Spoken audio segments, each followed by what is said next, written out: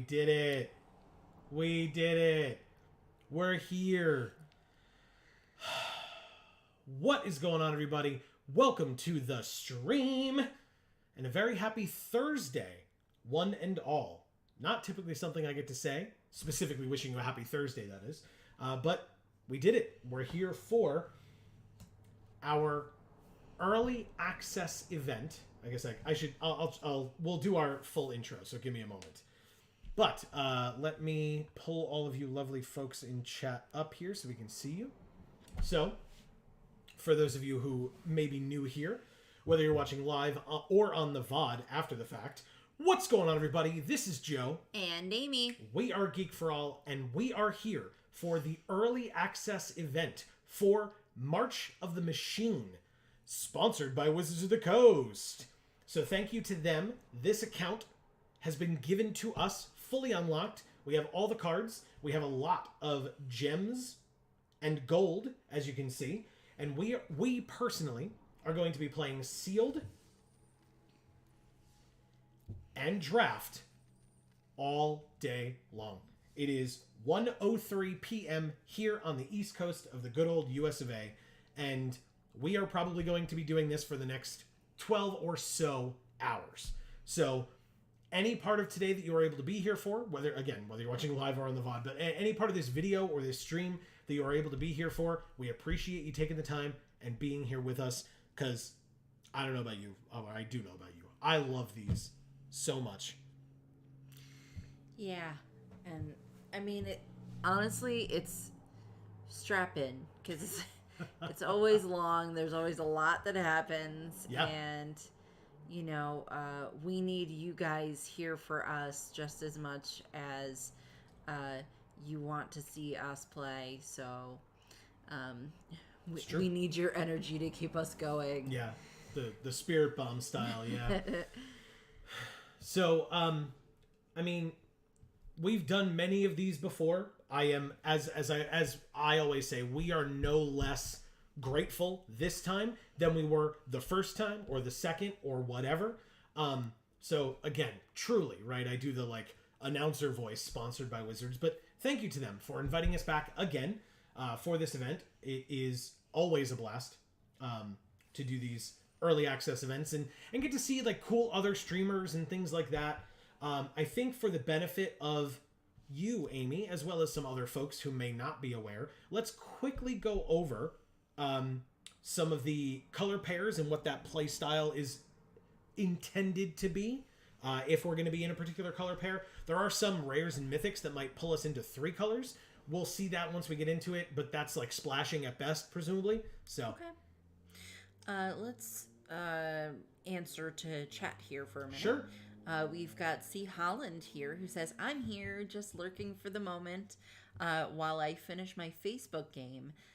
Good luck. Awesome. Thanks for the lurk, C. Holland. I'm sure we will see you later in a more forward-facing version, but thank you. Yeah. Greg is also here and says, maybe sometime you end up in the Wizards intro video when you make crazy plays. Big red dragon, maybe? So, yes, that's 2 big red dragons, thank you, as well as a big green mythic as well, sorcery, because we played all 3 of them in the same turn, thanks to that big red dragon mythic. So. He says LOL, LOL. Yeah. What a turn. It was an amazing turn. It was fantastic. And so rightfully so, when we shared that clip with Wizards, they then put it in their next ad. So it's definitely something that I'm, aware of. Yeah, he says, has there been a better turn? I would doubt it, especially because I think at the start of that turn we were at 2 and our opponent was at 18, and then we won the next turn. So yeah, it was pretty good. He goes, oh yeah. Yeah. It was so crazy. Yeah, it was ridiculous. Absolutely ridiculous. That clip exists on the channel somewhere, I think. So people can definitely go check that out. If at some point, not today, you are looking for that and can't find it, you're more than welcome to message us and let us know. I'll try to see what we can do. But also last night, for those of you who may be unaware, you can check out the channel. Yeah, exactly. Greg brought it up. Thank you. Joe crushed it at the store yesterday. Such a big help. and I got a hug. Yeah, I got a couple of hugs because it turns out when you're opening product for a store, you can read that last one too. What a day. Yeah, when you open product for a store, and I mean, like, help them by opening it up and filming it.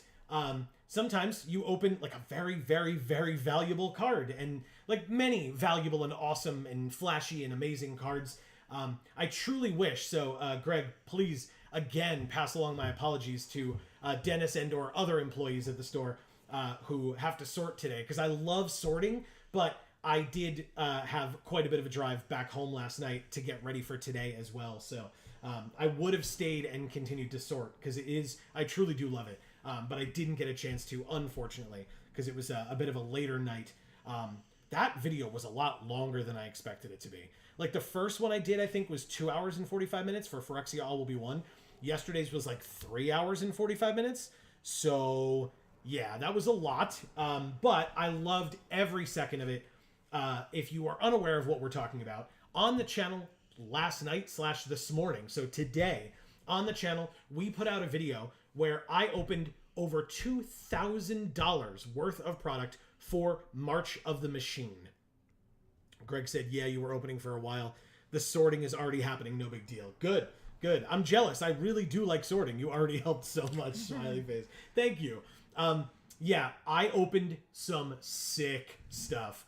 So, I mean, obviously, congrats to Greg and the entire Champion Card Collector team down there in Poughkeepsie, New York.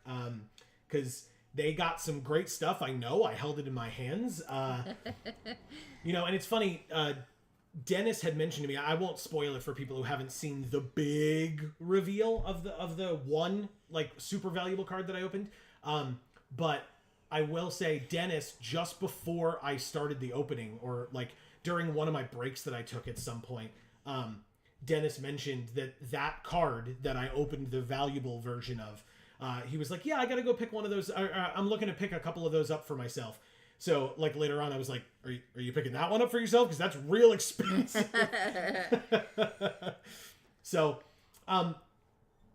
like I said, we've got all day for this. I encourage people to keep letting us know how you are, how things are going, what you think of the set, how your life is treating you, right? It doesn't have to specifically always be about Magic. In fact, when we stream, it isn't. So that's totally fine as well. Like, once we get into the games themselves, if people want to talk shop about the set and mechanics, God bless you. God bless you. About the set and mechanics and stuff, that's totally fine. But if you want, like I said, if you want to talk about life, I'm sure we will get into food topics, as we always do, as tends to occur in these streams. Or allergy topics, maybe? Allergy topics, yeah. I had a little bit of an issue this morning, a little bit, but I should be okay for the rest of the stream. But, as I was saying before, let's talk about the archetypes that we're going to be running into in Sealed and Draft. Obviously, in Draft, it'll be a lot easier to try to get these archetypes, hopefully, because we'll be kind of centering in more on what color or colors we want. Whereas, obviously, in Sealed, you kind of let the packs dictate what you're going to be in. So, but we have Azorius to start, which is blue and white, and that will be Knights. Including the new flip card that becomes Teferi, the battle that becomes Teferi. Knights have assembled from around the multiverse. Keeping a steady supply of these gallant creatures will help press your advantage each turn. So, by the way, that card that I'm talking about is a battle. It is a mythic rare battle, and it is Invasion of New Phyrexia. And so it is basically a bunch of knights storm New Phyrexia, and at their head or at their rear is Teferi, kind of championing the fight. So really, really cool. Next is blue-black or Dimir. We have Graveyard. Were you gonna? No. You're good. Mill everyone. Your forces will improve with more strategies and greater power as each graveyard fills. So there are certain cards that say that you can do a thing if your opponent has 8 or more cards in their graveyard. So, like, you're trying to fill their graveyard, but there are a lot of cards in blue and or black that say each player mills 3 cards or something like that. Okay. So you're kind of, what's the word? Like, evenly milling both of you. It's just that then you get benefits if their graveyard is a certain size. Okay. And then obviously, as black tends to do, There are then ways to get things back from graveyards. Doesn't have to just be yours, but it could. Right. But it could also be your opponent's, to the battlefield, to your hand, whatever, to attempt to recycle those resources that you may have lost in the milling. Whereas your opponent, if they're not playing that kind of a deck, does not get that benefit from your cards, obviously. So then we have a black-red sacrifice, as is always. I typically do not like that style of deck, like, at all. Really, really don't. But these cards kind of seem interesting, so we'll see. And again, especially in sealed, if that's what the cards dictate that we're going to play, we're going to have to play it. Like, I'm not going to sit here and be like, oh, but I don't like it. Like, if our rares and mythics are, like, busted in that deck, I'm just going to do it. Like, but it says, desperate times call for desperate measures. Sacrifice your artifacts and creatures to pave a path to victory. Then, Gruel, which Amy will be happy about, is battles. All battles cards. So battles are new cards. Are you aware of battles? A little bit. Battles are a new card style that when you play them, your opponent essentially gains control of them. They don't. They like protect them, but basically the battle becomes like a planeswalker on your opponent's side of the field. So when your opponent gets the battle or protects the battle, you can then attack that battle as if it were a planeswalker. So when you attack and there's a planeswalker on the field, you can choose to attack your opponent or the planeswalker. Now, you can choose to attack your opponent, the planeswalker, or the battle. In the battle, like a planeswalker would have loyalty points, the battle has defense points. And just like, or loyalty counters, defense counters, just like a planeswalker's loyalty counters, when you hit them, they lose that many loyalty counters, and or if it goes to 0, they die. With a battle, if you deal damage to them in any way, burn spell, attack, etc., they lose that many defense counters, and or if it goes to 0, they go away. And if a battle is destroyed or defeated, that battle flips, and on the other side it is a creature, an enchantment, a sorcery, something to that effect, like the one we were talking about before, a planeswalker, and then you get that card, because it's your card that you played. But just like a planeswalker, if you attack a battle that your opponent is defending, they can block to prevent you from hitting it. If you have a burn spell and you try to burn it, they can counter it, things like that. So it is another thing on the field for you to try to take down or whatever the case may be. Most, if not all battles, I believe it's all, when they hit the field as a battle, they still do something, and then when you kill them, they then flip over and do more things, so that even if you don't get to flip it, it still did something coming in and still exists on the battlefield. And there are definitely situations where you could realize that it's a better strategy to just like planeswalkers, to just attack your opponent and kill them, because then the game's over, and who cares if you didn't flip that battle? The game is already over. So Gruel, this time around, red-green, cares about battles. Get ready to liberate your favorite plane from the Phyrexians. Prioritize battles, Magic's newest card type, and smash through opposing defenses to save the day. And so you get benefits for attacking battles, having battles flip, things like that in red-green. In green-white, it is a +1/+1 counters synergy type deck, which we've also seen many times before. This is definitely kind of more up my alley than like the blue-red or the black-red sacrifice deck, for example. It's time to buff up. Arm your creatures with +1/+1 counters to outclass the opposition. Just grow your team. You get benefits sometimes every time a counter goes on something, things like that. Black-white or Orzhov. Oh, by the way, the green-white is Selesnya, but white-black is Orzhov, and that is Phyrexian. Looking to play the villain? Seek out Phyrexians of all sorts to take advantage of them and their swarms of little hatching incubator tokens. So incubator tokens are basically a token that's on the field that gets a number of +1/+1 counters put on them. And then for 2 mana at sorcery speed, at any time, I believe, you can flip that incubator token into a Phyrexian token. Oh. And then it becomes a creature with whatever power and toughness equal to the number of +1/+1 counters on it. So you get to decide how long it incubates. Correct. Okay. Correct. And there are some cards that say flip all of your incubator tokens, right? Like, you don't have to pay the 2 necessarily if you're in the Phyrexian deck. And there are a lot of cards that say, like, you know, like any other tribe in Magic, you would get to say, all your Phyrexians get this, or you get this benefit for each Phyrexian you control, or something like that. Then we have blue-red, which typically we would be in blue-red spells, right? Spells matter, instants and sorceries, etc. Here we're in Convoke. Your creatures are here to help withstand the invasion. Do you remember what Convoke is? No. Convoke is you can tap your creatures to help you cast spells with Convoke. And so each creature you tap adds either a generic mana or a mana of the color of that creature to the casting cost of the spell that you're casting. Okay. And obviously then, like, reducing it by that cost, but also, like, you've tapped it, so you've paid the cost. Right. And You're just so then, paying a different way. correct. And so then you'd have to tap that many less lands or create that much less mana. Cool. Kind of a thing. So it says build an army early, and they'll help you cast powerful spells with Convoke. So there are big creatures that you can cast with Convoke, obviously big spells as well, that would have Convoke. And so if you have 1-drops, 2-drops, 3-drops, etc., by turn 4 or 5, you can be playing things that cost 8 with Convoke and stuff like that. Cool.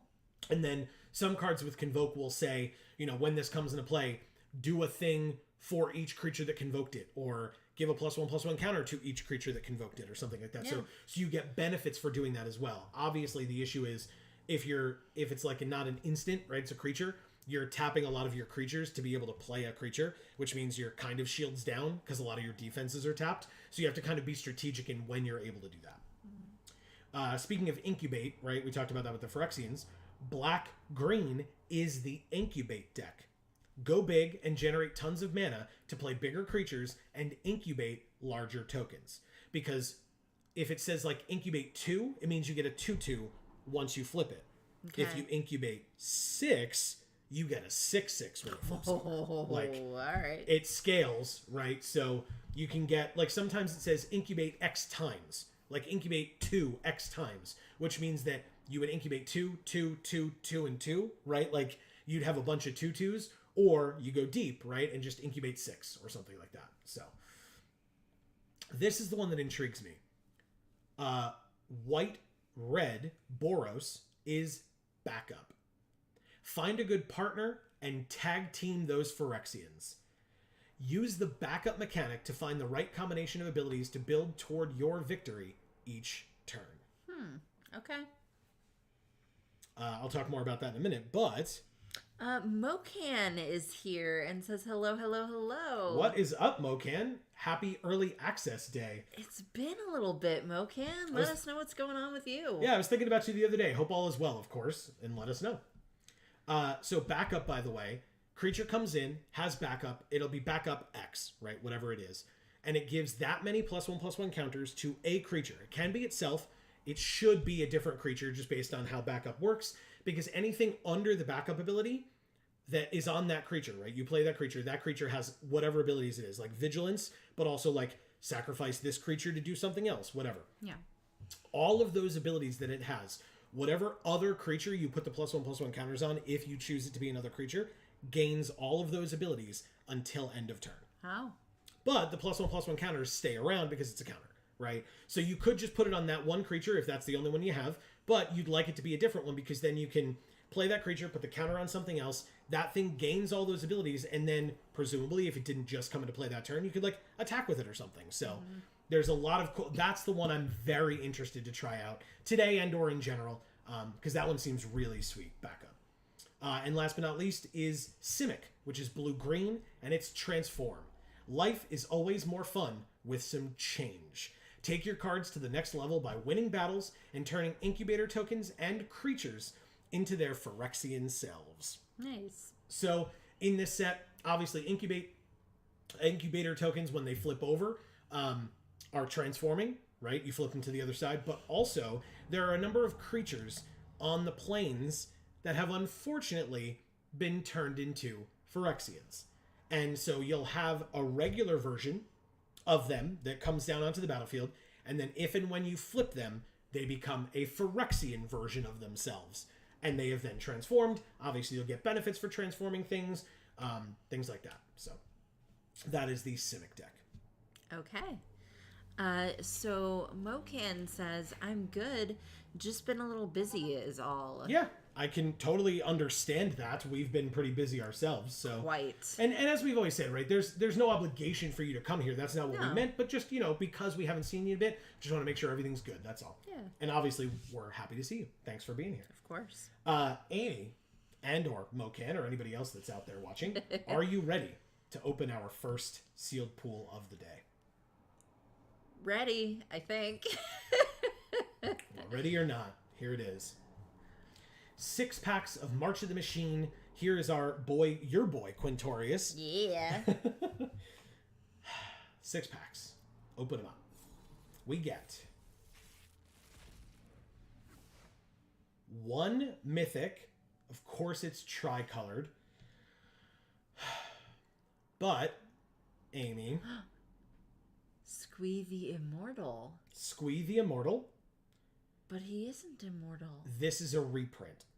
Oh. So if you look at the set symbol for this card. Yeah. Versus the set symbol for this set. Yeah. So, this is also one of them. This is Erixmathes Slumbering Isle. These are reprints of legendary creatures or legends cards from past sets.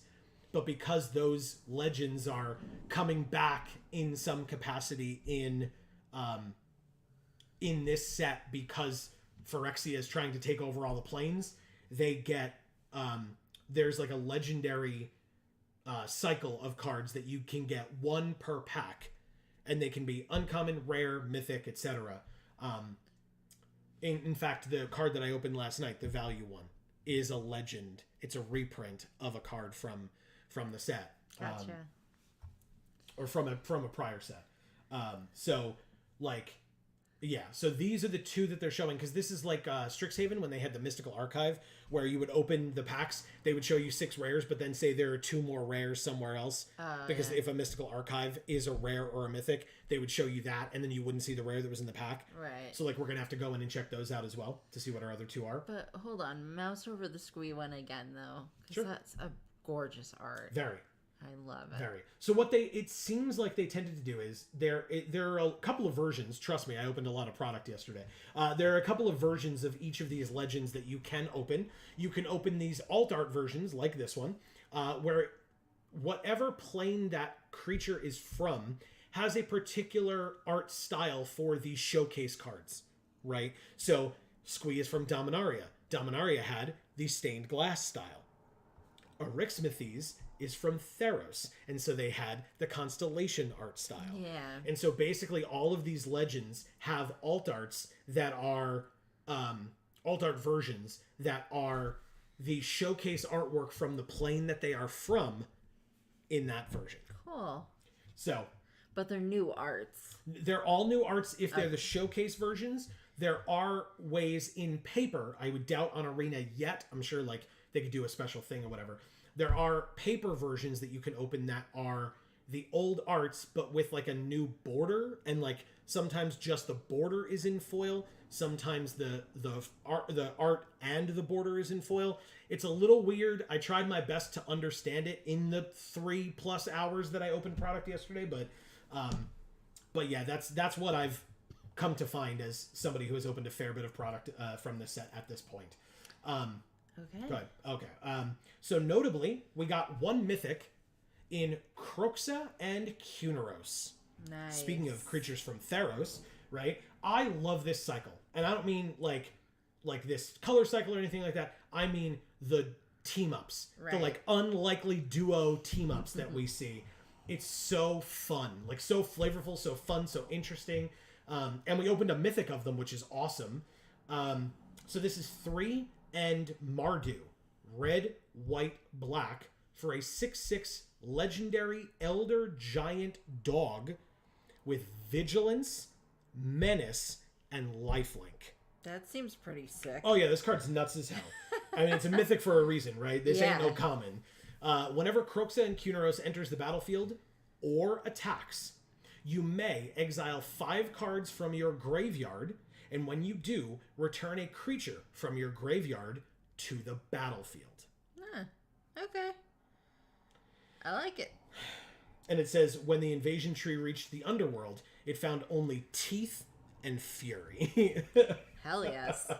Love that flavor text. Yeah, very, very good. Damn. Yeah. So, by the way, if, like, this pack is, like, Theros.pack. Because you have Cruxa and Kuneros from Theros. You have Eryximethys from Theros. You have Heliod the Radiant Dawn from Theros / Heliod the Warped Eclipse, by the way. Nice. Rest in peace. And you have Sunfall, which depicts Heliod from Theros. Oh my god, amazing. Also, this card, 3 white sorcery, exile all creatures, yours and your opponent's, incubate X, where X is the number of creatures exiled this way. So remember when I said you could have an incubator with like 6? Yeah. This is equal to every single creature that was gotten rid of. Wow. So you exile every creature, and then you have an incubator whose power and toughness, when you flip it, will be equal to however many creatures just went away. And they're all exiled, so they're just gone. Wow. Then you have Heliod. Again, some creatures that we have seen from prior sets sure do turn into Phyrexians. One of them is a god, and in fact, the flavor text for the card is different on both sides. On the front side, it says, complete the faith, complete the god. And then on the other side, it says, complete the god, complete the plane. If I remember correctly. But Heliod the Radiant Dawn is 2 white for a 4/4 legendary enchantment creature god that says when he enters the battlefield, return an enchantment card that isn't a god from your graveyard to your hand. I don't know how many enchantments we're going to have because there aren't going to be many. Spoilers. And then for 3 and either a blue or, because it's a Phyrexian mana, so it's either 3 and a blue or 3 and 2 life. It says so up here for what Phyrexian mana is. We transform Heliod the Radiant Dawn only as a sorcery. When he's transformed, he is a 4/6 legendary enchantment creature, Phyrexian god, which is a hell of a thing. Yeah. And it says you may cast spells as though they had flash, and spells you cast cost 1 less to cast for each card your opponents have drawn this turn. Okay. It's not an amazing card, but, you know, a 4-mana 4/4 sometimes ain't bad. And then if you flip it into a 4/6, sometimes your sorceries can have flash, or your creatures or whatever. But, you know, it's a 4/6 for 4 after you've paid 4 for a 4/4. Like, it's not the worst thing in the world. But those extra abilities of, like, returning an enchantment and then your spells cost less for each card they've drawn is, like, a little weird, but is fine, I guess. We can look at Eryximethys, I suppose, if we want. Eryximethys is 2 green-blue for a 12/12 legendary Kraken. It enters the battlefield... It's supposed to be a Kraken? Yes. It looks like a bug. Yeah, I think it's... Well, so it's coming this way, and then curving forward this way. So, like, this is its eye, right? This is its face with its little mandibles. And then it's got crab claws. Okay. Right, so it's like kind of facing this way. It's just that its body kind of curves behind it. Yeah, so it's hard to tell. It looks like a big, like, grasshopper with, like, pincers. Sure, yeah. So it enters the battlefield tapped with 5 slumber counters on it because it's a 12/12 for 4. So of course it does. As long as it has a slumber counter on it, it's a land, not a creature. And then whenever you cast a spell, you may remove a slumber counter from it. So when you first play it for 4 mana, it's a land that taps to add green-blue. Right. And then when the slumber counters all go away, whenever you cast a spell, it just becomes a 12/12 that still taps for green and blue. Okay. Squee the Immortal is just a 3-mana 2/1 that you can cast from your graveyard or from exile, which is still a great card. Yeah. Great card. Especially, by the way, in the sacrifice deck. That's what you want to be sacrificing, because then you can replay him for 3 mana and sack him again. Like, Mocan says, "Love my Kraken boy." Yeah, this is a great card. Very good. I mean, it's, it like you need the right things to be able to make this work to a degree, but like it's good. It's a very good card. Yeah. And then last but not least of these 6 is Bloated Processor. 2 and a black for a 3/2 Phyrexian. Sack another Phyrexian to put a +1/+1 counter on this Bloated Processor. And when Bloated Processor dies, incubate X, where X is its power. So, obviously, again, when these incubator tokens flip, they are Phyrexians. So you can just sack a bunch of these to it. And then if and when this dies, you get a big incubator token. Yeah. For whatever its power was. All right, let's check out our last 2 rares. They're going to be rares, I assume, because they would lean towards showing us mythics definitively. Oh, weird. They show the battles like upright in the preview, even though they're sideways cards normally. Interesting. Yeah. Okay. Anyway, so if we sort really quickly by rare and mythic, say okay. So the 2 cards that we did not see are these blue cards, apparently. Oh. Transcendent Message, which is not a card for limited, but it's gorgeous artwork. Hell yeah. It is X blue, blue, blue, blue. No. For an instant with Convoke, so you can have your creatures help you cast it, but you draw X cards at instant speed. This ain't it. Anyway, C double. This art is gorgeous, by the way. 2 blue, blue for an instant. This spell can't be copied. Choose 1. If an opponent has 8 or more cards in their graveyard, so that's the mill deck I was telling you about, you may choose both. So you have to choose A or B, but if they have 8 or more cards in their graveyard, you just get both. Nice. You copy target spell, and you may choose new targets for the copy. So when a card is on the stack, you can like counter it or respond to it or something. Sure. If a card is on the stack, you can play this and copy that spell, and then you can point your copy wherever you want. So if they're like, I'm going to kill your creature, you're like, okay, I'll play C double and I'll kill your creature as well. Like yours doesn't not die, it will still die. Yeah. But yeah. Okay. Mocan says, I am a commander player at heart. Give me stupid big cards. Like Erexmethes, yeah. Nice. Mocan, you mentioned being real busy lately. Maybe you don't want to tell us what's been going on with you, but we'd be interested in finding that out if you are interested in telling us. Sure. Greg says, I got it. We just make infinite mana, then make them draw their whole stack or their whole deck, then we win? I mean, this one says draw X cards, so it would only be us, but otherwise, sure, I guess, if it was like target player draws X cards, but... We mill ourselves.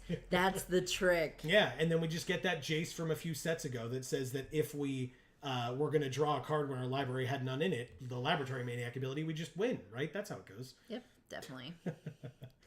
Well, that one word... Well, because he said, crap. Changes everything. It sure does. It sure does. Oh, I did miss where he said, crap. Or lack thereof. Exactly. Yeah. Okay. Well, this is interesting. I mean, obviously, we're going to have to, like, look at the rest of our cards and our uncommons and stuff. That's just how it goes, right? Because, like, Heliod, like I said, it's a fine card. Like, it's fine stats. But otherwise, it ain't it. Sunfall's great. Really, really good. But obviously, if we can play Mardu, like... Yeah, that's what I'm kind of hoping we're able to try and do. Seems pretty okay. Yeah. Or pick, like, 2 colors, and then we're just splashing for whatever the third one is on here that we couldn't really have enough cards for. Right. Now, thankfully, we do have 1 Wind-Scarred Crag. So we have 1 land in our 2 colors, but out of all the lands, because all of these 10 different lands are in this set, out of all 10 of the possible lands that we could have opened, in all 6 of our packs, we opened 2. We opened 1 Blossoming Sands and 1 Wind-Scarred Crag. And that's it.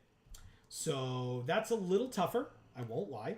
What's this cool thing over here, this black-red card? This is another one of the Legend reprints. So this is the alt art for Jury, Master of the Review, who I believe is from Ravnica. I mean, it's got like buildings and stuff on the side. I would have to take a guess that it's Ravnica. It says whenever you sack a permanent, put a +1/+1 counter on him, and when he dies, or when they die, they deal damage equal to their power to any target. Okay. Because, yeah, it looks like it's a Rakdos performer. Yeah, right? I was going to say it looks a lot cooler than it sounds when you read the card. And then there's Rayav, Master Smith, who is from Kaladesh, clearly, with all the filigree around the outside. Red-white for a 2/2, legendary dwarf artificer. Whenever a creature you control that's enchanted or equipped attacks, that creature gains double strike until end of turn. Okay. So that is in our colors if we go Mardu. Technically, as is Jury, by the way. That's why I asked about it. Sure. Otherwise, I wouldn't have cared. Sure. Skittering Surveyor might help us quite a bit. 3 mana 1/2 artifact. When it enters the battlefield, you may search your library for a basic, reveal it, put it into your hand, and then shuffle. So it could help us find our third color, or God forbid, our second color if we're like really screwing up. I don't think I want this. 2 mana, add 1 mana of any color. Seems awful. And then 6 mana, tap, sack, destroy target creature or enchantment. It seems quite expensive for that. We don't really know what the format is yet, and this feels like it's very slow. So if we're just looking at Mardu, let's go like this and see if this is viable. If not, obviously we can check out our blue and our green as well, but still. We have 2 Mirrored and Avenged. Look at this this art. I would definitely hang that on my wall. It's really cool. I mean, Elspeth's Smite is a good one. 3 damage to an attacking or blocking creature. If it would die this turn, exile it instead. It has 1 mana, and it's an instant. Seems pretty good. Alabaster Host Sanctifier is a 2/2 lifelink for 2. It's whatever. It's Phyrexian. If we have cards that care about that, it's a Phyrexian.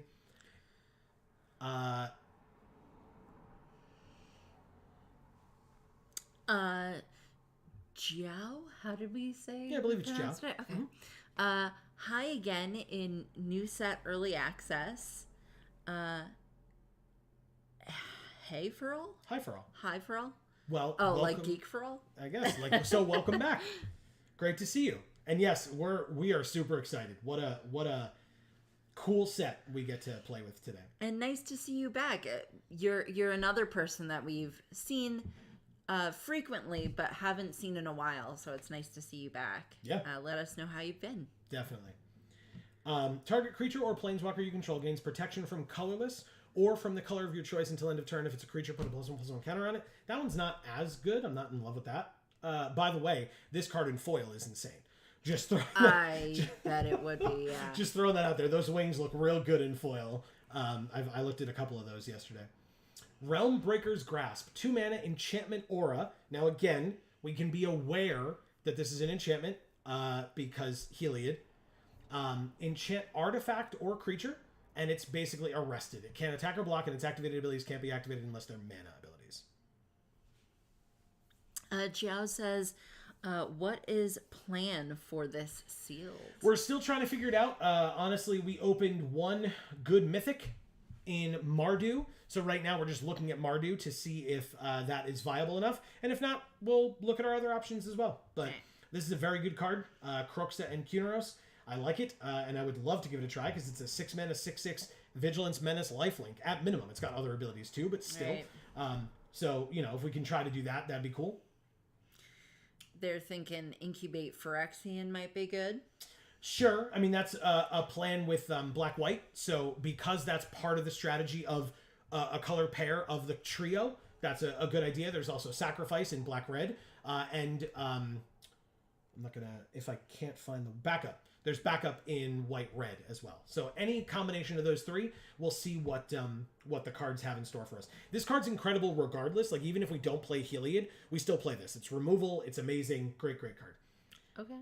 Sunder the Gateway is 2 mana sorcery, destroy a non-token artifact or enchantment an opponent controls, incubate 2, or incubate 2 and then transform an incubator token you control. So basically, this is a 2 mana 2/2 if you really want it to be, right? Because you incubate 2, you just make an incubator, 2 counters on it, and then transform it. So you flip it over and it's just a 2/2. Like, that's fine. And then if you need it, it destroys an artifact or enchantment. Okay. So, like, that's a good way to, in best of one, have enchantment or artifact hate, even though, like, sure, these incubators are artifacts, but, like, otherwise you wouldn't necessarily, in a typical set, main board artifact or enchantment hate. So, but I would play this card. Attentive Sky Warden is a Phyrexian core, 3 mana 2/2. Because if you notice, its wings are kites, like kite sails. Yeah. Like the core would use. So yeah, 3 mana 2/2 flyer. Whenever it deals combat damage to a player or a battle, transform up to one target incubator token you control, which is pretty good. Invasion of Dominaria. When it enters the battlefield, you gain 4 life and draw a card. And then if you can deal 5 damage to this battle, you get basically a Serra Angel. It's a Serra Faithkeeper, 4/4 flying vigilance. Nice. So you'd have to have ways of getting through this battle. It's 5 damage to get through it, so it would be a little tough, but it's a good card if you can make it work. It's an uncommon for a reason, right? Yeah. Kithkin Billy Rider, because it's a billy goat that it's riding. It is a 1/3 with double strike for 3. That's it. Wow. Seal from Existence is 1 white enchantment ward 3. When it enters the battlefield, exile target non-land permanent an opponent controls until Seal from Existence leaves the battlefield. Also, an incredible card and a very good enchantment to help us give a little bit more of a damn about Heliod's extra abilities. Or extra ability. But still, I mean, I will play this, and I will play this even if we do not play Heliod, because these cards are fantastic. Jiao says, have any battle in this combination? Maybe if it's mono red. Because battle was red-green, I believe we said. Battle, typically, but I mean, again, this is a battle in white, right? Oh, okay. So. You could still run into a few. There's one there's this black one here, and this black one here. And then this is red-green, so that doesn't count as much. And green-white, so those are part green. But so it looks like we've got 2. Yeah, 2 or 3. Well, the white one and the 2 black ones. But that doesn't mean 3. that they're necessarily good enough. We have to look at them individually. But and they also say double strike is good to back up. Correct. Yeah, if you put a backup counter on this with double strike, it just the bigger it gets, the better it is backup wise. Absolutely correct. Yeah, I mean, double strike is good regardless. Yeah. In my opinion. Yeah. Mocan says Heliod's backside is basically just your spells cost 1 less, maybe more. Correct. On your opponent's turn, and especially because your spells you can cast as though they had flash, you basically just stop playing spells on your turn, cast them on your opponent's turn, creature, etc. Because, like, if they're like, oh, I attack, it's like, cool, I'll flash in this big creature, block, kill it, like, you know, you get to, like, kind of get them, which is great. But yeah, like, again, it's a 4 mana 4/4, and then eventually, later on, you pay 4 and turn it into a 4/6 that makes your stuff cheaper and cast at instant speed. Like, it's not bad, it's just... It's a rare, so you would think it would have a little bit more impact than that. It kind of doesn't. Like, the returning an enchantment card that isn't a god from your graveyard, like, again, with this and this, we could get lucky, but we wouldn't count on that ability occurring at any given point. We just wouldn't. But, yeah, this is definitely good. I would put it in. We would have to pay the life, though, to transform him. Or we just don't transform him, and he's just a 4/4 for 4. Like, yeah. That's totally fine, too. And he still cares about the enchantments without being transformed, right? Well, yes and no. Again, it's only when he enters the battlefield that he returns an enchantment. So, okay. like, it's only when he hits the field. Gotcha. But a 4 mana 4/4 is just a serviceable creature. Like, yeah. I would play that if it was a common. And, like, if we don't have the 2 life to pay to transform him, that's what he would be. Is like a 4/4 for 4, which is just a fine card. Yeah. Mocan says, all your spells have flash. Sounds rare to me. Yeah, it's weird. Yeah, you may cast spells as though they had flash. So, yeah. Marcus is here saying, sup. What is up, Marcus? Happy early access day. Good to see you. How are you feeling? That's an important question. Yes. We have Sigiled Sentinel, by the way. 3 mana 2/2, backup 1, and Vigilance. So, like I said, you can play this, and when you play it for 3 mana, you can either make it a 3/3 with the backup ability, or you put the +1/+1 counter on something else, and that thing gains Vigilance until end of turn. That's how the backup works. And then the counter stays, obviously, because it's a counter. But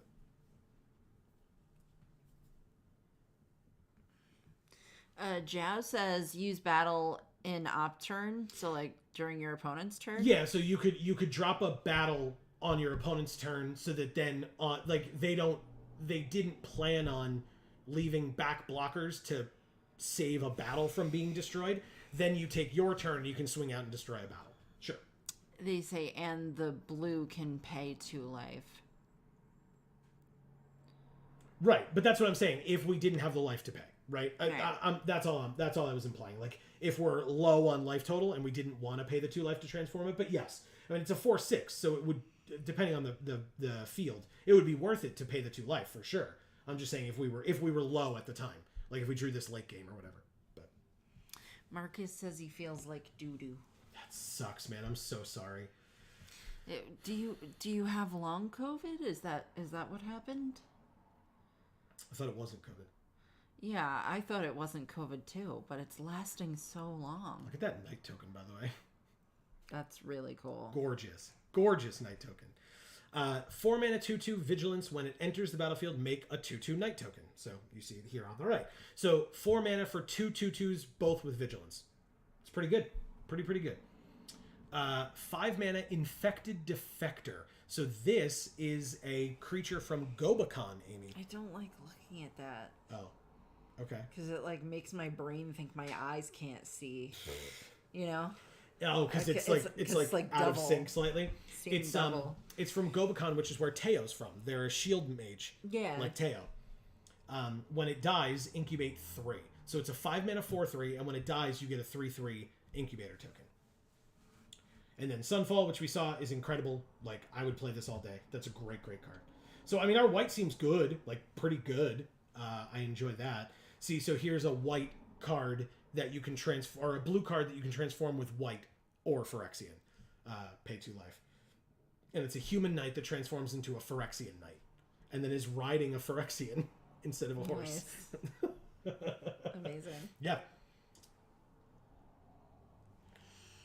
Jao says the 1 black mana vampire is good for early game. I mean, it's a 1/1 lifelink, and then you can, if and when it dies, which you want it to do, eventually, you can exile it from your graveyard to incubate 2 as a sorcery. So yeah, it just becomes like, you gain life early, you get to play it early, hopefully, and then late game you get to turn it into a 2/2, which is still perfectly serviceable, and if you have cards that benefit you for having Phyrexians, it's good stuff. Again, Mirrored and Avenged. I don't know like how good this card will be.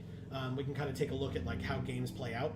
But 1 mana instant speed, destroy a creature that was dealt damage this turn, draw a card. We've seen this card in sets in the past, and it's been fine. Not that art though. That art is so sick. Very. I feel like it should be like on an energy drink, right, or something like an exercise like DVD machine or, whatever, something. I don't know. It says the flavor text is a quote from Karn. "You were my mistake. I will forever bear the weight of your horrors and of your end." Wow. Pretty great. Gift of Completion is 1 and a black for an enchantment. When it enters the battlefield, you incubate 3, and whenever a Phyrexian you control dies, you surveil 1. So again, benefiting us for a lot of these incubator cards that we have, and or incidental Phyrexians. Don't forget, this is a Phyrexian. Right? When this flips, it's a Phyrexian. This is a Phyrexian knight. Like, so there are incidental Phyrexians as well as incubator Phyrexians, and whenever any of them die, we surveil 1 while this is on the field. And when it enters, we get an incubator token that eventually becomes a 3/3. It's pretty good. Cool. Reprint Timoret, alt art. Right? So again, the constellation artwork because it's from Theros, but it's Timoret, chosen from death, double black. His toughness is equal to our devotion to black, and it's a 2-star. And then for 1 and a black, exile up to 2 target cards from graveyards. You gain 1 life for each creature card exiled this way. Cool. So I don't, like right now, I don't know that this is like the best thing ever, but it technically, like, it's an enchantment creature, so it doesn't count for Heliod, right? Because it says, oh, no, it does, right? Because this is a demigod, not a god. It says return an enchantment card that isn't a god from your graveyard to your hand. So it would work. We could get Timoret back as well. But yeah, you can go ahead and read that. We read our bloated processor before, so.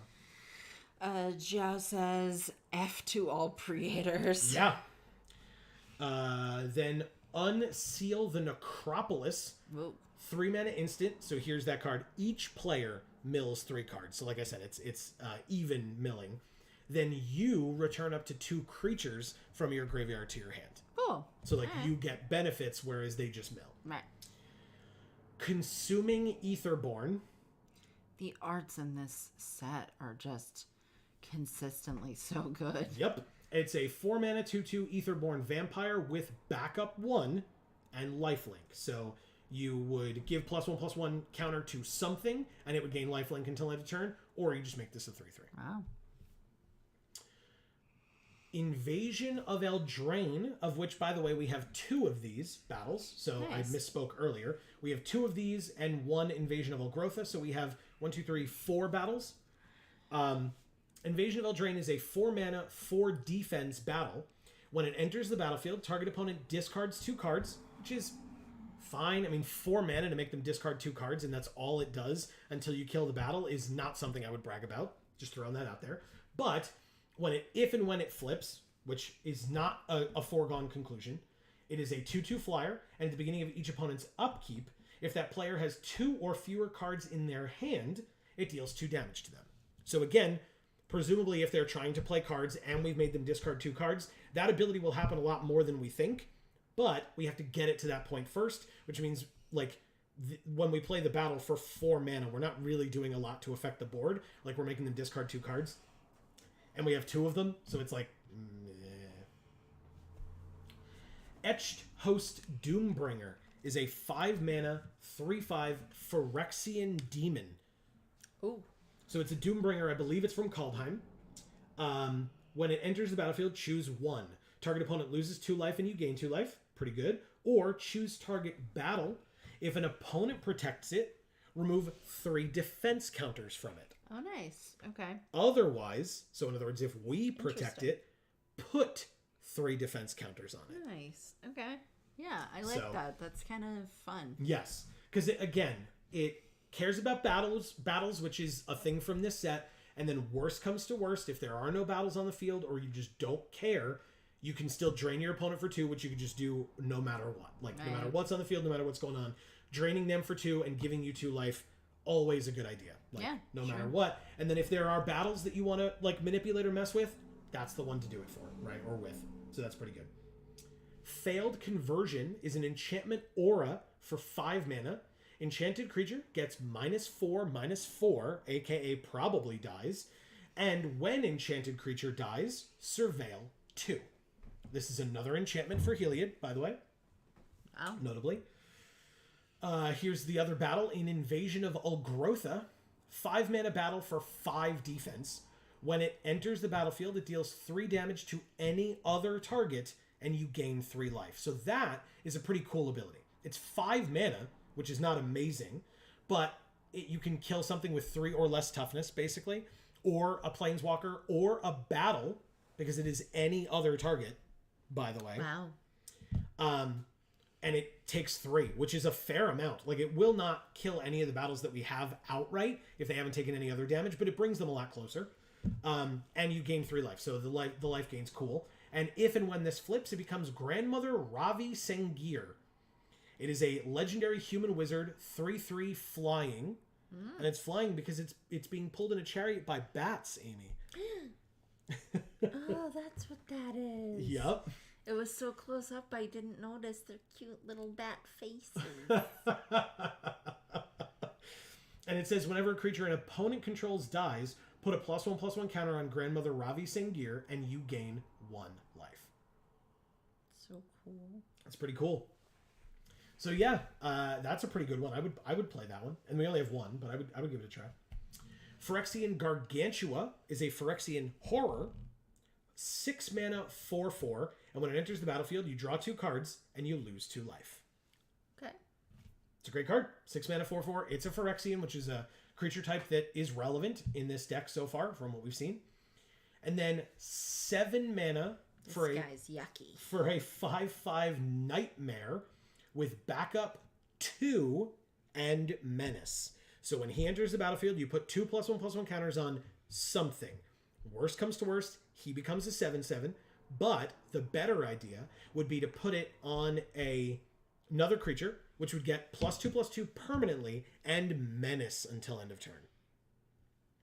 Okay. And this card gets in any deck that we play that is part black because it has swamp cycling for 2, which means for 2 of any color, you discard this card from your hand and you go search for a swamp and get it into your hand. So, or it means this big ugly thing has swamp ass. Which I would not be surprised. Yeah, I mean, it lives there, so it has swamp everything. I would imagine. Also, if you notice, it is stomping on incubators. Nice. Right? Yeah. So that one's being destroyed. There's another one over here that it's going to, like, walking towards or whatever, and it's mad about it. Oh, actually, it's on Ikoria. I thought it was Innistrad for some reason, but it's definitely Ikoria. You can see the gems sticking up out of the ground. So it's for sure on Ikoria, which again makes sense. It's a big giant monster thing. So sure, it's on Ikoria. So yeah, I mean, our white seems great. Our black seems great. I'm a big fan of both. Let's check out our red. Jiao says Muller is your big bum. Yeah. Any part of game is a good card. Correct. Because early game, you just swamp cycle it, get your swamp to help you like make sure you're hitting your land drops or your specific colors. And late game, you just drop a 5/5 on the battlefield that gives something else +2/+2 in menace until end of turn. Like, it's very, very good. And like I said, this gets in any black deck whatsoever. Like, it does not matter. But it's ugly, though. But it's ugly, though? Oh, no, not ugly. We have Burning Sun's Fury in red. 2 mana, instant speed, convoke. Up to 2 target creatures each get +2/+0 and gain haste until end of turn. Card's fine. I'm not in love with this one. Pyretic Prankster is a 2 mana 2/1 devil, and for 4 mana 3 and a black or Phyrexian, you transform it into a glistening goremonger. Ooh. Which is a 3/2 Phyrexian devil, and when it dies, each opponent sacks an artifact or a creature. Pretty great. I like it. Yeah. Especially with the black that we've already seen, the Phyrexian benefits that we've already seen in white and black. Really great. That works nicely. Thrashing Frontliner is a Phyrexian Viashino. Nice. It's a 2 mana 2/2 with trample, and whenever it attacks a battle, it gets +1/+1 until end of turn. Okay. Not bad. Trailblazing Historian is a 2 mana haste for 2 mana haste 1/3. Another target creature gains haste until end of turn when you tap it. This card is fine, I think. We have 3 of these, so I hope it's good. 3 mana 2/1 Dwarf Pilot with backup 1. Whenever this creature becomes tapped, you may discard a card. If you do, draw a card. I am not in love with that. No. Unfortunate that we have 3 of them. This is good though. Harried Artisan is a 3 mana 2/3 with haste, and then for 3 and a white Phyrexian, you transform it, and it becomes a 3/4 flying haste. Wow. Really nice. That's really nice. Karsus Depth Guard is 2 and a red for a 4/3 Viashino Warrior with Defender, and as long as its power is 5 or greater, it can attack as though it didn't have Defender. So this is the one that you want in the backup deck because you want to give it 1 counter so that it can attack. Yeah. That's not really what we're doing. Like, we have a couple of backup cards that we've seen, but I don't think we would get it consistently enough where I would be comfortable putting this in the deck. Yeah. Because a Defender with less toughness than power is very strange to me. So, Searing Barb. Look at that. Look at how sad that is. Yeah. That man's very dead because that is through him. Anyway, 3 mana sorcery. It deals 2 damage to any target. If it's a creature, it can't block this turn, and you incubate 1. Is that actually a guy, or is it like a puppet or like a mannequin? I think it's just the art style that makes it look like it's not a real person. Oops. I would play this. Like, it's not amazing. It's a 3 mana sorcery that deals 2, but it could end a game. Like, you just stop their best blocker or the only thing that can block a flyer or something like that if you needed to. Or it's 2 damage. It could kill something. It's any target as well, so it could be a battle. It could be the player themselves if they're at 2 or something. We have Squee. I feel like it's just Phyrexian Gaston, like, killing Cogsworth. Right? Wow. That's hilarious. I love that. Okay. Scrappy Bruiser is a 4-mana 3/4 Raccoon Warrior. So from New Capenna. When it attacks, up to one target attacking creature gets +2/+0 and trample until end of turn. Return that creature to its owner's hand at the end of combat, only if it's still on the battlefield. So, yeah, this thing at worst is a 5/4 trample when it attacks. But you could give it to something else that like might have an enter the battlefield ability, because then if you bounce it and then play it again, it re-gets the enter the battlefield ability. Jiao says this raccoon, it can return back up to hand. Like I said, enter the battlefield ability is exactly right. Onaki Javelineer, 5-mana 5/4 Ogre Spirit with Reach, and you can tap it to deal 2 damage to target player or battle. Nice. Now it's got Reach, so you're going to want to leave it back on blocks, and then at the end of their turn, if there's a battle, ping it for 2. If not, hit your opponent for 2. Every single turn. This card's nuts. Really, really cool. It is a spirit that can't fly, though. What? It's an Ogre Spirit, because it's an Onaki, right? Oh, yeah. I forgot they were all dead. Yeah. Furnace Host Charger is a 6-mana 5/5 haste with Mountain Cycling. Same as the Gloomfang Mauler. It has Mountain Cycling. It gets in the deck, no question, no matter what. Incredible. And especially because, again, it just helps us get our 3rd land or hit a land drop or something like that early game, or you play it as a 6-mana 5/5 haste late game. So they just don't expect it at all. Shivan Branch Burner. I love that art so much. So do I. It is a 7-mana 4/4 flying haste, and that's a little expensive, but it has Convoke. Okay, then we are on to, like, you know, this is here because it's got black in its casting cost. This is here because it's got red in its, not its casting, in its abilities. Jury is probably not it. I don't think we have one way of sacrificing things. Agreed. Windscarred Crag definitely gets in. Rayav does not, because we don't have anything that's in like enchantments or equipments on our own creatures, right? We have like enchantments that go on our opponent's stuff. And we'll play Crooksay and Kuneros because it's incredible. Right. So, okay. So that seems good. Let's start assembling the deck. So this was a yes. This is a Phyrexian, so yes. Angelic Intervention I didn't love. This definitely gets in. Sort of the Gateway is a good one. This is a Phyrexian that gets in. Gain 4, draw a card, and we can get a 4/4 Flying Vigilance. Yes, please. 1/3 Double Striker I'll come back to. Seal from Existence definitely gets in. This backup Vigilant guy is fine. Heliod is a yes. I'm iffy on Inspired Charge. We'll have to see for this particular like set/deck. I'll take the Knight of the New Coalition. Why not? Infected Defector is probably fine. It's Incubate stuff. Sunfall is good. Ichor Drinker's good. Mirrodin Avenged is a no. Gift of Completion is a yes. Timoret's a no. Bloated Processor is a yes. It cares about Phyrexians. Unsealed Necropolis, I'll say no for now. Consuming Aetherborn is a yes, sure. Invasion of Eldraine, we had 2 of them. I did not love this one. Etched Host Doombringer is a yes. That was a great card. Failed Conversion is definitely a yes. Kill Spell, essentially, hopefully. Invasion of Olgrotha, I definitely play. Phyrexian Gargantua, yes. The Mauler, yes. The Prankster, yes. The Frontliner, yes. It's a Phyrexian. I don't love this one. Don't love these. Love this one. It's a Phyrexian on the other side. You got it. Karsus Depth Guard is a no. Searing Barb is a yes. Squee is probably a no, unfortunately. I'm sorry, Amy. Oh. Scrappy Bruiser is fine. Onaki Javelineer is a yes. Furnace Host Charger is a yes. I am iffy on the Branch Burner. Yeah. I expected it to be cooler than it was. It's a 4/4 Flying Haste, right? So, like, that's good because you can just kind of, like, ambush your opponent with a 4/4 Flying Haste. It's just that, you know, it's 7 mana, and I know it has Convoke. I'm not so sure. Let's put everything that we know is a slam dunk in first, and then see if we need more cards. We do not. We have 46. So, yeah, I was going to say, we definitely don't. Yeah. So, let's split this up like so. And we'll see what we're getting rid of. How many creatures do we have? We have 19 creatures, 10 non. First of all, while we're here, Amy, are we Nissa? Are we Nissa? Or Fibblefip? You want to be Fibblefip? Or... Who else do they have? Do we have people? Jesus. Sorry. Yeah, any people? I think we have everything. Oh, we don't have everything. I mean, there's Elspeth.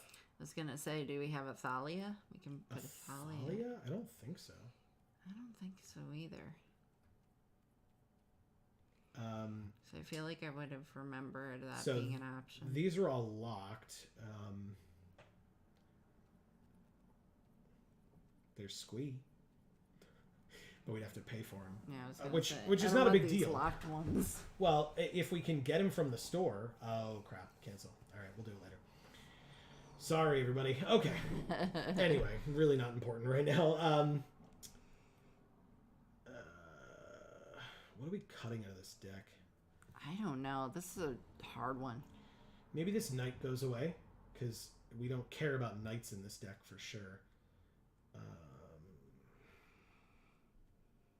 if that's the case, maybe that one goes too. Like, we care about Phyrexians, so we keep Phyrexians that are on either side, like this. This is a Phyrexian vampire.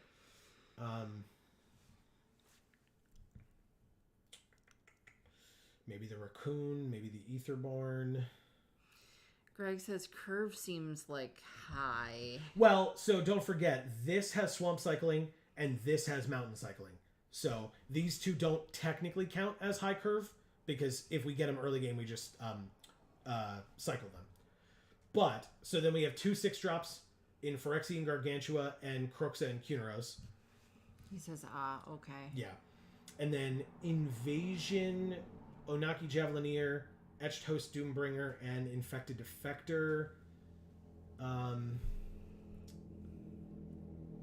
Are our 5s with Sunfall, which we definitely want, and Failed Conversion, which we definitely want.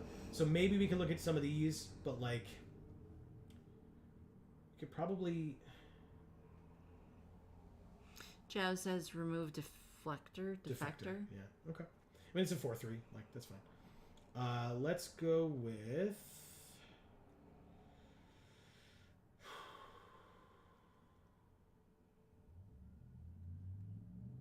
It's probably...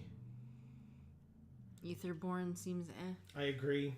As does probably Scrappy Bruiser at that point, but maybe not. I mean, +2/+0 and Trample is pretty good. Like, obviously it bounces it, which is kind of annoying, but we have a fair amount of haste stuff, and like some things might have ETB effects, but you're hoping that, like, you know, it doesn't really matter. You just make something big enough to bring it up, to get rid of it.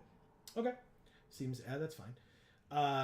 We are at, unless we have ETB to reuse. I mean, incidentally, but not like, you know, nothing that like stands out. Stu Holland is back. Welcome back. And happy early access day. Yeah. Yeah, like there's like this has an ETB, like some of the battles don't count, but yeah. Okay. No worries. And this like technically has an ETB, but like it also gets that ability when it attacks, so. That's the one we take out of the deck. The Croxa and Kuneros, the one that we base the whole deck on. You're so right. God, I know. You're so smart, Amy. I know. Aren't you glad you have me here to help you? Literally every time. I never don't. Zhao says, 2 creator is land. Try remove 1 land. I would doubt it, because we have 2 6-drops. I would rather play with 41 than go down a land, to be honest with you. Let's see. Yeah, I'd rather play 41 if that's the case. If we're like considering getting rid of a land here. Okay, so if I go like this, and then really quickly, Amy, because we're not, you know, we don't have... that one. No, it's gone. That one. This one? That one. This one. Yeah. Okay. So that's pretty sick, right? Change the equation. That's a Quandrix card, Amy. Yeah. Quandrix. What? Greg says maybe the white 2-mana spell that kills artifacts. So the reason I kept that one, Sunder the Gateway, the reason I kept that one is because you could also incubate 2 and then transform an incubate token which you control, which we have a lot of those. And it cares about artifacts or enchantments. And don't forget, incubators are artifacts. So if they have a big one, incidentally, we could get rid of those, or any other artifacts or enchantments, like, then we can just adjust if we see a lot of targets. I mean, that's up to you. I kept it in there because it was good on, like, even if it didn't have an artifact or enchantment target, we can still incubate, which we have incubate stuff in the deck. So, like I said, that was kind of why. But sure, I can get rid of it. Like, we literally haven't destroys non-token. Look at you. Thank you. Thanks, Mocan. Okay, it can go away. That's fair. Do we have any sleeves? We have some sleeves, but only up to Vivian here. So we have Vivian, Teferi, this awesome one, Arena, or Jace. Teferi, Dodoy. He's but yeah, it's a bear. Yeah, exactly. It's a 2-mana 2/2. So, but I can cut it. That's fine. All right. Avatars. So we're just doing Nissa for now. I guess. Or do you want to be like we just, like I said, we don't like, this is not the important part of it. because I mean the Vorthos thing is locked, so we can buy it from the store later if you really want. No, who cares? So do you want to be Fibblethip, Dina, or Nissa? Nissa. Okay. Nissa. Set the profile default as Nissa with Teferi sleeves. Go back. Say done. Pointing at us shirts left and right. Oh yeah, I forgot. Thank left you. and right. Wow. Good job. I don't think it's left and right for them, but it's left and right for us. Yeah. Wow. Okay. First game of the day. Here we go. God. Rins. Or Rhines? Something like that. Okay. I mean, we don't have black, which is fine, I suppose. This is 5, so we're not going to get there anytime soon. And we have the double white that we need for this. We have 3 mana for this and 2 mana for this. Okay. I'll keep this hand. I'll definitely keep this hand. This field is awesome. Yeah. So this is the field for ooh. Yes, open. Incubators. Open them all. Okay, that's cool. Thrashing frontliner. Well, we didn't have any black, and then we drew 2 in a row, so I guess there's that. Jesus Christ. Okay. So right now they're at least red-black. Valduk, Keeper of the Flame. Whoa. At the beginning of combat on your turn, for each aura and equipment attached to it, create a 3/1 red elemental with trample and haste. Exile them at the beginning of the next end step. I love that art so much. You know, this one? Yeah, there is not a ton of bright yellow magic art. Because it isn't one of the 5 colors, you know. There's like yellow in some like flamey pictures, right? But it's not like bright yellow. Wow. Trade. Hell yeah. Nice. Okay. Works for me. And, you know, there's like beige yellow in a lot of white cards, but that's a nice one. Yeah.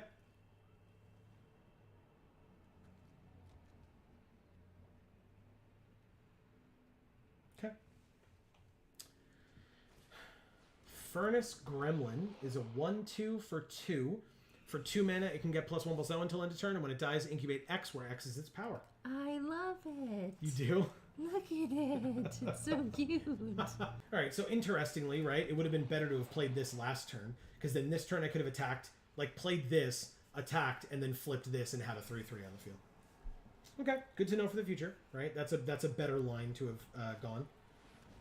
Rankle and Torbrand. Oh. Flying first strike haste. When it deals combat damage to a player or a battle, choose any number. Each player creates a treasure. Each player sacks a creature. Or if a source would deal damage to a player or a battle, it deals that much +2 instead. I'm going to... I guess if I take it, they make me sack anyway. But I'm still going to take it. I know we have enough things to like make it not be a thing anymore that we care about. So they can make us sack. They'll sack their Furnace Gremlin. We sack our Attentive Skywarden. It's fine. But I'll at least make them do it. Then they lose a creature in the exchange as well. And we get to Surveil 1, because it was Phyrexian. Do I care about this land right now? I don't, right? We have a 5-drop and 5 lands, so Graveyard it is. Thank you, Surveil. Awesome. Sunfall. Okay, that's cool. Well, this is a 3/5. This is a 3/4, but it's a flyer. So I guess we have to steal their thing. This is 3, and that's 2 to flip. So yeah, we can do that. Seal from existence. I'll take that. And then I'll flip this up now. It doesn't have haste, right? Or it does. It does. Hell yeah. Good. I'm learning. All right. 17 all. Let's do it. Marcus says the most recent episode of Diamond is hilarious. Oh, good. I'm so glad. Our Pokemon playthrough, our playthrough of Pokemon Diamond is what he is referring to. Yes. Which is great. All right, so they... I'm glad you like it, Marcus. Yeah, very glad. Okay, so...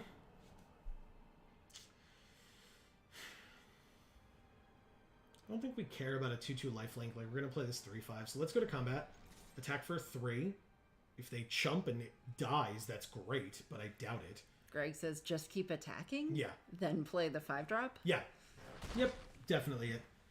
And then we drain them for 2 because there are no battles on the field. So you lose 2, we gain 2. Fantastic. So we basically just reverse what this thing did last turn with the backup. So works for me.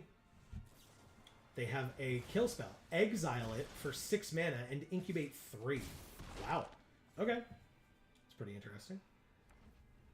Ooh, 1 card left in their hand. Intriguing. The issue is they're hitting us for 4 and gaining 2 a turn, which means they net lose 1 a turn. So, I mean, let them overextend, play defense. Okay. Into our Wrath? Sure. Yeah, that's fine. That's fine. Because basically they're just going to like turn their Phyrexian token into a 3-3, attack us maybe with just that. 5-5 Menace with backup 2. So they attack us with a 4-4 Menace lifelink. Cool. Well, at least we have this. Or play a huge guy, lol. Alright, so now we do this. Because we can't attack now. But yeah, we'll just get rid of everything and we... Yep, incubate 4. And I guess we just play this, right? Or we could just flip this. Yeah, it's a 4-4. And we just leave it because if their thing attack then incubate, we... What?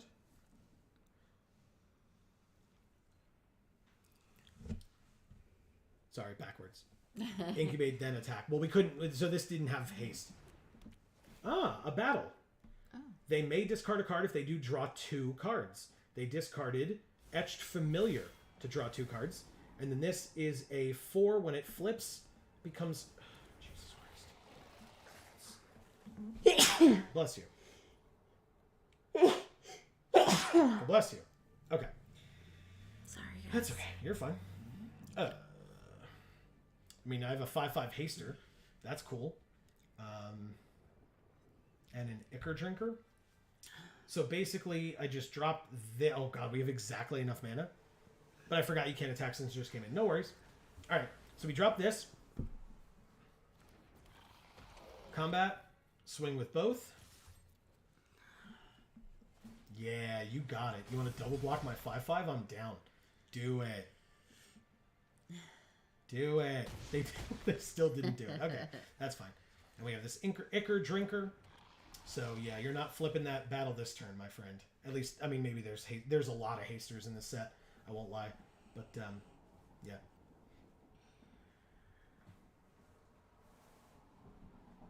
Yeah, I mean, we have to do this right. Like, so we can't block the frontliner. We have to block the token because it gets +1/+1. So it would exactly kill after trample, or it would kill by a bit after trample. But yeah, land in the graveyard. Hell yeah! Thank you, Surveil again. Beautiful. Okay. Nezumi Freewheeler is a 3/3 menace that we each mill 3 cards. So I milled land. I had 3 land in a row on top. Son of a bitch. But I did draw this 5/5 backup 2 menace. So, you know, there's that, I suppose. Sure. Yeah. Hit them, Greg says. like a truck. Yeah, we're gonna try. This doesn't have haste, but it's back up 2, so we go like this. And then we put the tokens here. It gives menace to the guy. You're right. Okay. The counter's gone. You're absolutely right. So then, yeah, I'll still give it to the smaller one, because now we have a 6/6 and 2 5/5s. Yeah, that's instead pretty good. of 2 5/5s and a 4/4. And yeah, that's fine. Then you can flip your battle and do whatever the hell it does. 3 mana, tap, discard a card, create 2 1/1 blue and red elemental creature tokens, and then creatures they control get +1/+0 and haste until end of turn. It sounds like a whole lot of nothing, because they have to attack it to kill it unless they drew a burn spell off the top. Yeah, there's the concession. Oh, wow. Thank you, Brins. Yeah. Greg says, good thing we didn't cut those high drops. No clue who said to do that. Hashtag facepalm. Amazing. Yeah, we drew both of them late, right? So if we'd drawn them early, we could have cycled them, but again, our first 2 or 3 draws were land anyway, which, sounds about right. And then we had those 3 land in a row. Thank God they milled us. So thanks, opponent. All right, 1-0. Let's keep it going.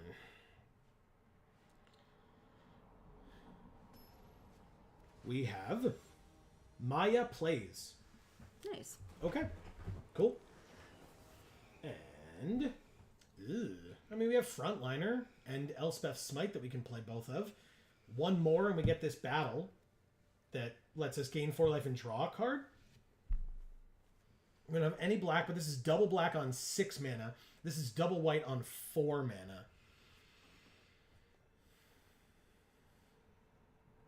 I would think this will be fine.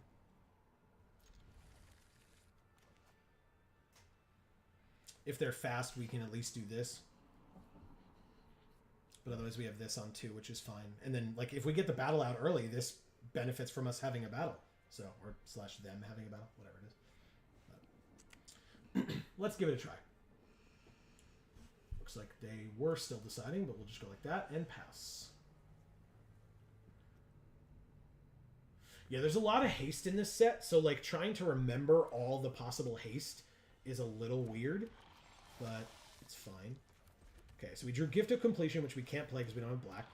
We also have not drawn a land yet. We need it this turn before it gets a little awkward. So we'll see. Okay, Jungle Hollow. First tap gain land that we've seen. I would obviously block here. They didn't. Swamp Cycling. That works, but also doesn't. We don't get to keep up this, but we get our land. But we can do it at instant speed, so we just wait and do it on their turn, so that if we have to use this, we can. Is it worth attacking them here?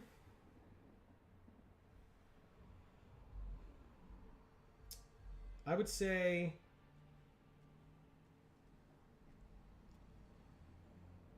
I'm going to pass. Maybe it was worth the attack. I think basically, if we attack, if they don't block, they obviously attack back, and then, we have to decide whether we're using this. I don't want to use it on this thing at all, but they, bring it back. Oh, this is a hilarious card. It's a Fungus Rabbit. Placid Rottentail instead of Peter Cottontail. Nice. And they can exile it from their graveyard for 3 mana to put 2 counters on a creature as a sorcery. That is hilarious. Oh, Jiao says Big Bomb win the game. Oh, okay. Pass to attackers. They don't attack. They end their turn. We swamp cycle and get the swamp that we need. There it is. Thanks. And we drew a plains, but that's fine. We play the swamp. Gain 4, draw a card. Seems good here. Excuse me. We can play Heliod next turn, actually. It's pretty good. Yeah. Loaded Processor as well. What a draw.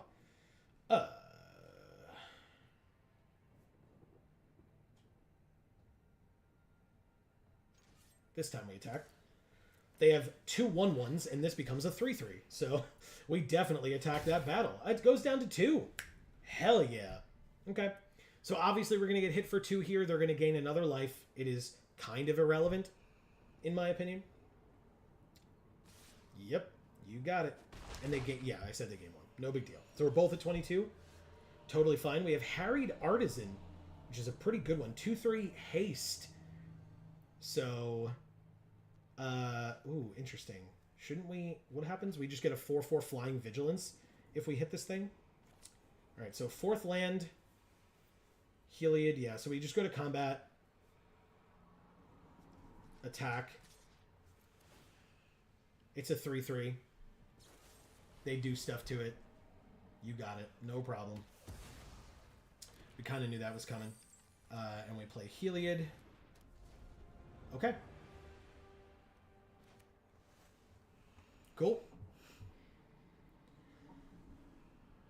Alright. 2 more land at any point, and we eventually can get the Gargantua. Obviously, one of them needs to be a swamp. But for right now, like, we can play literally anything else in our hand. That's nice. Yeah. And I feel like that's not something I've heard you say very frequently while on Magic Arena. Yeah, yeah. All right, so for 5 mana, they can transform this thing, or 4 and 2 life, into a 4/3 trample. They just do it right out. Okay, it's a 4/3 trample. You got it. Greg thinks you should have played the 2/3 haste last turn. Okay, fair enough. But this looks really cool on the field like this, you know? I mean... Well, basically, here's what we do, right? We play this now, go to combat, swing them both at the battle, and then when they block with that 4/3, we just use Elspeth's Smite to kill it. Nice. They block Heliod with the 4/3, and then they block that with the 1/1 that they want to die, right? Like, that's fine, but yeah, we just kill that now. If it would die, exile it instead. So, sorry, we exile that now. My bad. Nice. He says, expected, take that. Yeah, exactly. Exactly. I mean, like, obviously they were going to do it, right? Like, it would be stupid not to do it on their part, but thankfully we had the smite. So, yeah. We don't destroy the battle, but we kill 2 of their creatures. So, totally worth it. Marcus says, I found who you're playing against on Twitch. We're listening. He's listening to Seether. Holy shit. What?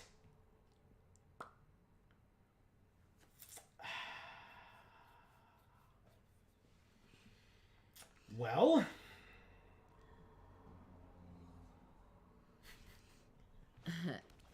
Greg says, good God, 12/12. Correct. This becomes a flying haster, though, so we can still kill the battle. Which is not necessary, but 1, 2, 3, 4, which would leave us with 1, or we could pay the life. But there's a 12/12 trample on the field. Yeah. We just don't have any of our removal.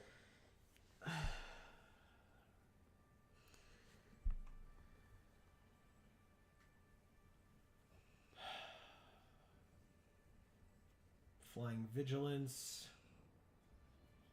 Like, what does the battle flip into? A 4/4 Flying Vigilance. Transform and get an angel. Okay. Yeah, we can do it. Sure. It's not like I'm gonna... like, doing this and paying the life isn't really relevant when they have a 12/12 out. So, let's do that. Get our 4/4 Flying Vigilance. Yes, please.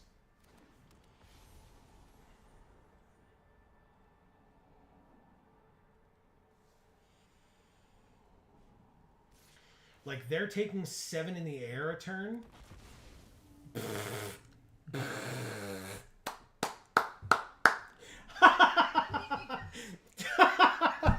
That was awesome. So they chose to create a tapped and attacking XX green dinosaur creature token with trample, where X is the greatest power among other attacking creatures. And since there were no other attacking creatures, the dino hit the field as a 0/0 and died. Or they could have made 1/1 vampire with lifelink, where X is the no. Oh, it's other attacking, so it's the same thing. Never mind. No blocks. That was still hilarious. Like, they had to do it, but that's so funny. That's very funny. Greg says, yes. Got there. Super funny. Need 2 attackers. Yeah, it's fine. Oh, Jazz says that. Yeah, that's super funny, though. Like, they just had to do it, so they had to do something. Right. We discard a card here. We still don't have the black. Draw 2, lose 2. It's probably this. We are at 11, so, like... We did not draw removal. Jesus Christ. Loud vehicle. 1, 2, 3, 4, 5, 6, 7, 8. 2, 3, 4, 5, 6. So we can do 2 cards. I mean, these are like, blockers to get the hell in the way, I suppose. You're not a Phyrexian. Incubate 3. Whenever a Phyrexian we control dies, surveil 1. Alright, so we have to try to kill them as best we can here with flyers. Greg says the gift. Yeah. Then incubate. That was my thought. It's just that, like, we then go to what? 1? Can we flip Heliod? We need to pay 2 life to do it, but yeah. He becomes a 4/6. We're not going to be able to get up to 12. So that's 3 mana, which would leave us with 3 more. So we wouldn't be able to then do this and flip. So we could then play this flyer to try to get more flyers on the field to kill them with, I suppose. So maybe that's the line this turn. Like, I don't really know how the life works out. We don't have the blue. So this.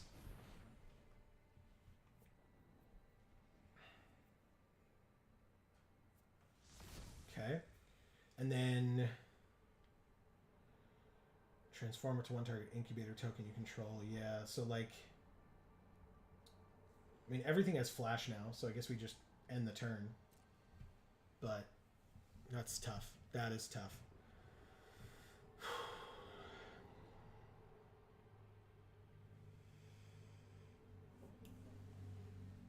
Because basically, like, we can flash something in and then block if we have to, or like transform the incubator. You got it. Play a land. Yeah, like, we have a lot of removal in the deck, but oh right, and they drew a card, so this is all cheaper. 1, 2, 3, 4, 5.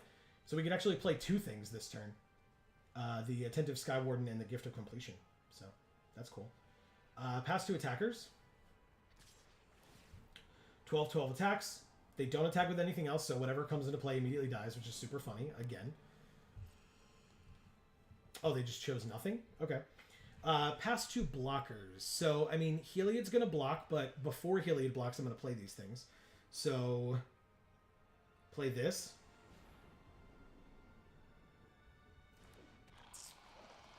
Play this. Incubate 3.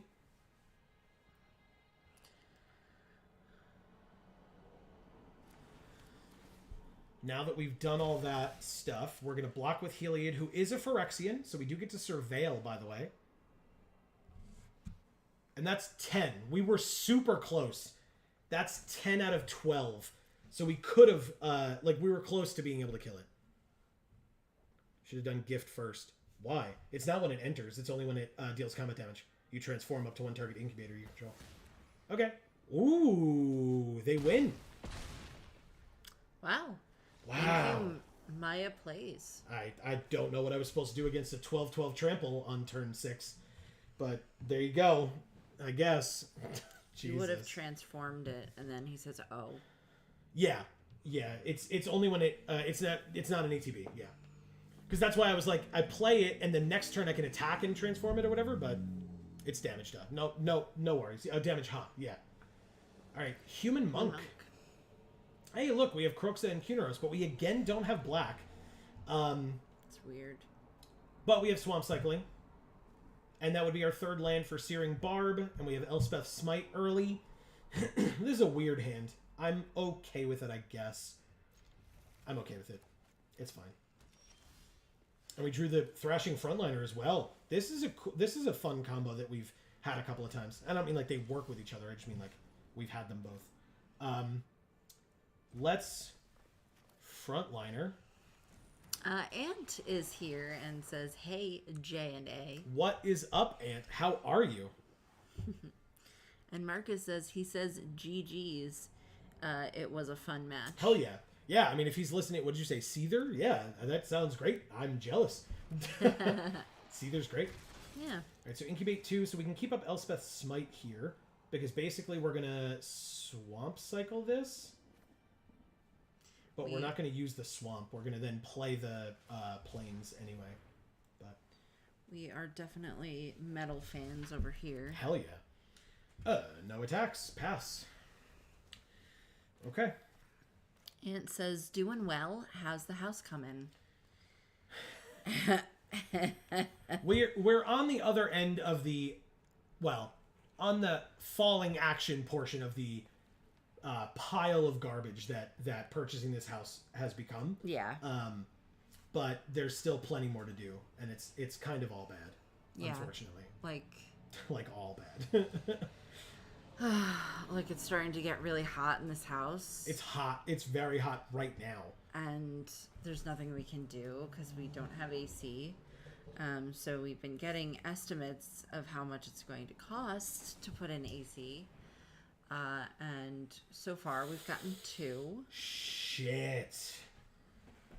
And neither of them are anywhere near affordable. So...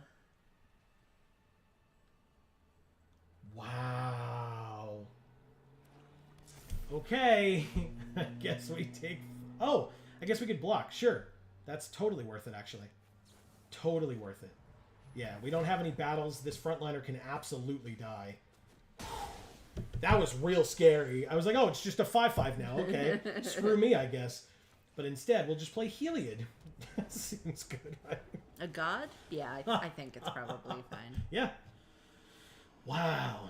Okay. Yeah, I mean, we like, they went and got a land, but otherwise we 2-for-1 to them, which is cool. Or 2-for-2, right? So never mind. Never mind. We used 2 cards. It's fine. We still got rid of their stuff. It felt good. They have a 2/2 if they want. They have 5 mana in 3 colors. Ant says a crying face. No worries. Like, it's fine, I suppose. Like, we still get to build equity in the house instead of throwing money in a hole in an apartment, so... Gotta take it where we can get it, I guess. Correct. Amy, there it is. It's a pest. It's an overgrown pest. Pretty big. It's gonna be big. Alright, so they got a and double... ticklish. Oh, shit. That just happened to be in your top 5 cards, huh?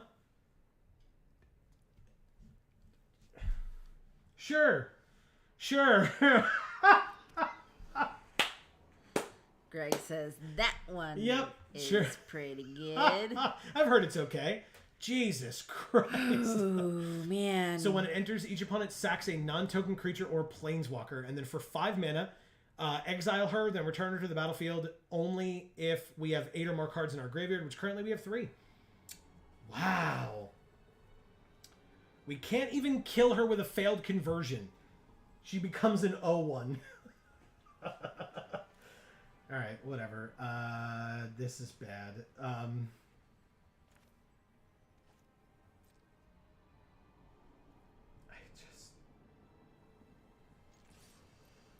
Greg says play another guy so we don't have to sack Heliod. Yeah, sure. We just play this 5-drop, 5/5 reach that hits them for 2 every turn. Or 5/4 reach that can hit them for 2 every turn. Why not? Oh, okay, never mind. Cool.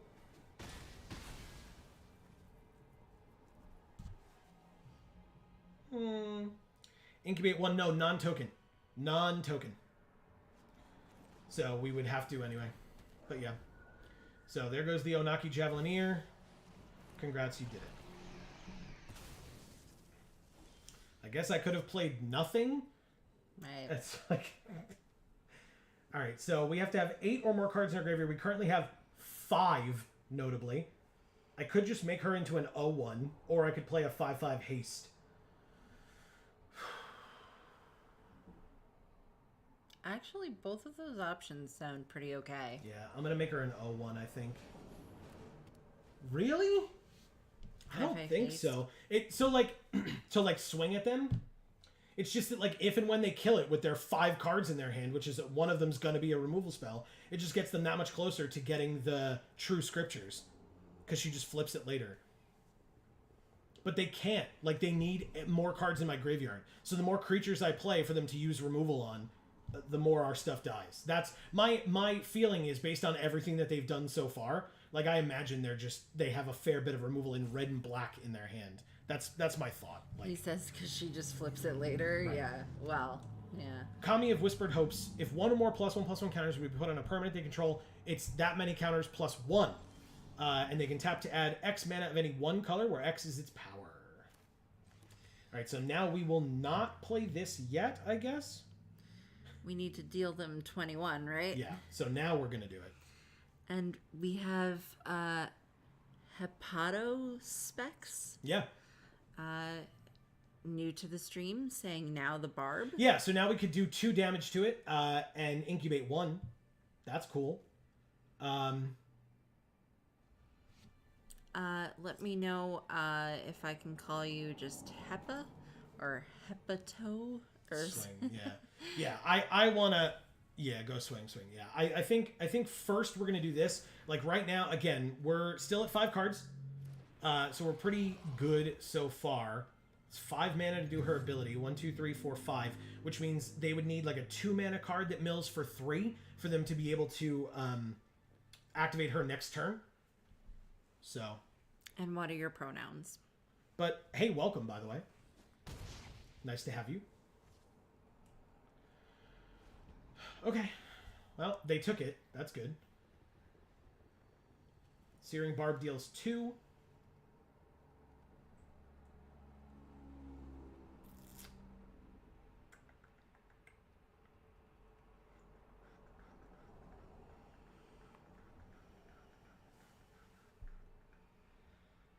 Let's see.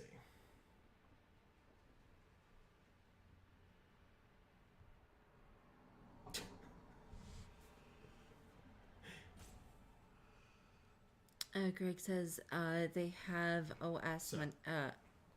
so many cards. What could be in their hands? Yeah, no. That's why I'm saying it's like very like scary. Jiao says kill Shieldred. Yes, now we can, because we have the Searing Barb, but we wanted to get it, like, just killing Shieldred and then not building out the board at all was not, Jesus Christ, was not really what we wanted to do. Put it on the Kami. Do it. Yes. Okay, good. Good. Okay. 3 and 3 means we can kill Shieldred here. Surveil 2. The Gargantua... We do not have double black. 1, 2, 3, 4, 5, 6. We do not have double black, so... kind of have to do that. It's either way, it's the same thing. So we'll go like that.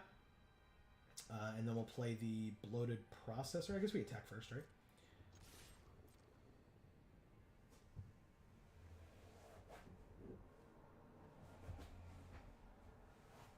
They're debating on the trade. I'm down because it's a menace. Like I'm not playing the Bloated Processor and like double blocking. Yeah. Okay. They're tapped out, so we know that works. Amazing. Okay. And they'll play the Bloated Processor. Cool.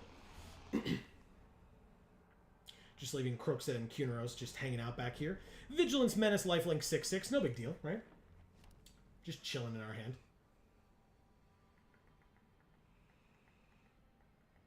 Hepa, if you didn't hear me, please leave your pronouns and just let us know how your week has been. Look at that, Amy. It's Rada. Oh, is it? Oh, yeah. It's kind of hard to tell. So this is the reprint Rada Coalition Warlord. When she becomes tapped, another target creature you control gets +X/+X, where X is the number of basic land types among lands you control. And they convoked, so they made their creature massive, to deal 4 damage to any target, and they made their creature into a 7/7 until end of turn. Okay. Well. That's one of the few stained glass arts where I've had a hard time telling what was in the picture.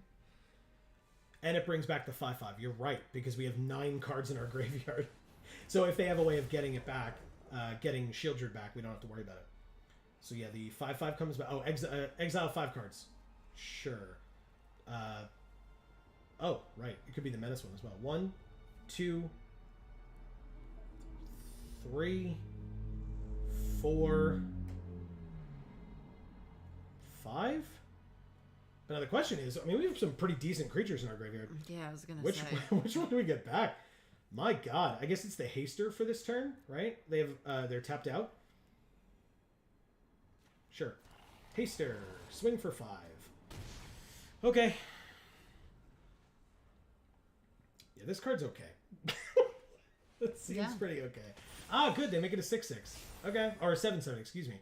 And then Rada, I guess, can attack. Oh, they have a fight spell. There you go, Greg. You're answering the question of what cards they had in their hand. Exactly what they needed is your answer. Is your answer. Exactly what they needed to do exactly 13 and kill us. Exactly what they needed. Thank you, human monk. Sure. I guess. Like, get the hell out of here, man. Okay, fine. They are getting out of here because we've lost to them. And so we're moving on to our next opponent. Sorry, I asked, Greg says. Well, clearly it's your fault. I mean, like... Obviously. We're playing against Freakle. Oh.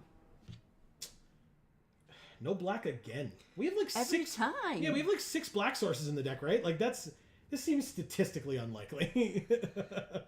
Joe says backup changes all math for this game. Correct. As does haste. Like, there's a million haste creatures. Like, it's just, hey, by the way, do you like getting blown out? Because that's all you're going to do in this format all the time. It's just like, you're not going to be able to anticipate anything, so congrats. Here's like a million things. Hope you don't die. Merry Christmas. I mean, it's probably like attack. Like, we're not going to transform it now. So let's go to combat. Attack for 2. Play the flyer and pass.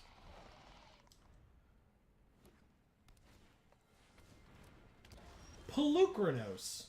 Ah. For 3 green and you drop it on turn 3? We're having a bad time, y'all. This is bad. Everything is bad. Like, what the hell? Everything is awesome. I promise. It really is. Everything is awesome. Oh my god. So, let's do this, I guess. And like, it's a 4/5 reach too, so I can't even attack. I just. And you are playing multiple colors, and you just had the 3 green in your opener.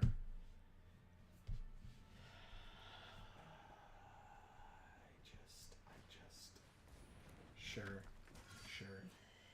First strike as long as another knight entered the battlefield under your control this turn. Okay.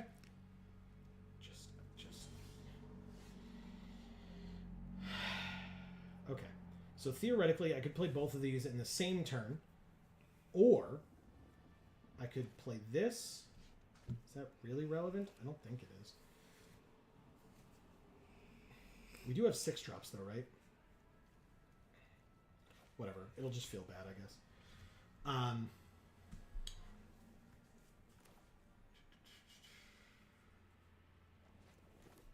2 for this.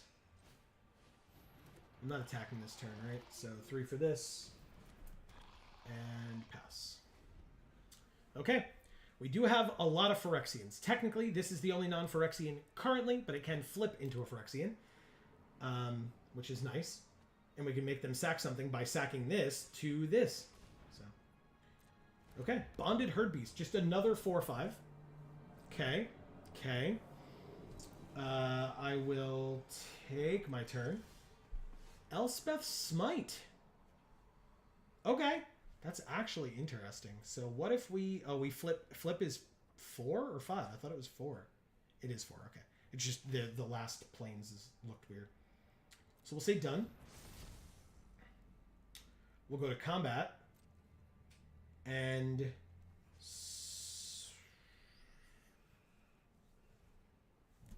swing these 3 at the battle. And see what happens.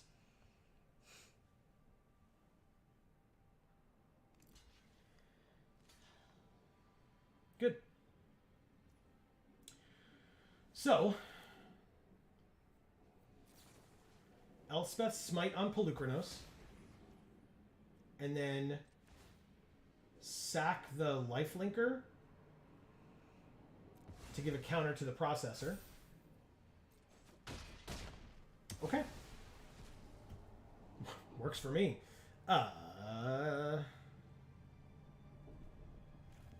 am not Dave's not here, right? I'm not going to hold this patented Geek for All hand land this time because if we draw a 6-drop, we wouldn't be able to play it that turn because it enters tapped. So now if we draw a 6-drop, we can play it this turn. So Fair enough. it's my thought process. Portent Tracker. 1 mana, 1 or 2 mana, 1/1. Tap it to untap a land. Tap it. Choose a battle. If we protect it, if they protect it, they put a defense counter on it. Okay. Well, that sure can happen, I suppose. So this gives +1/+1 and Vigilance if they equip it for 1, which they have the mana to do. Zhao says you win for this backup and lose for same. Yeah, because it was talking about they were talking did about. you read that? No, I didn't read it out loud. I'm just saying they were talking about backup changing math for things, and it's true. 5/6. I would basically need to block and sack both things, and so we'd lose all 3 of our creatures to kill 1 of theirs, which is not how this goes. I guess I could have chumped with the Ichor Drinker. Maybe I should have done that.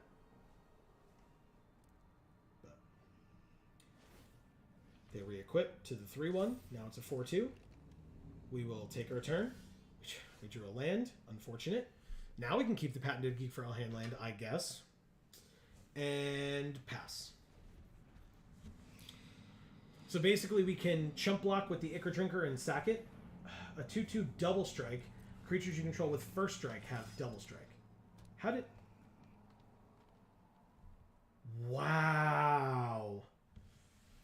I mean, wow. And they untap a land and play a backup card as well. Thankfully, it doesn't have trample. Why would you? Okay, that's fine. Backup when this creature dies, put its counters on a creature. You got it. All right. Pass to attackers. I mean, obviously, I'm going to chump here. Does not have trample. So... 1 blocker, then sack it because it's a Phyrexian. We wouldn't have even gained the 1 life anyway, but even if we did, I wouldn't have cared. Pass to first strike damage, no damage. Pass to regular damage, nothing. So we're good.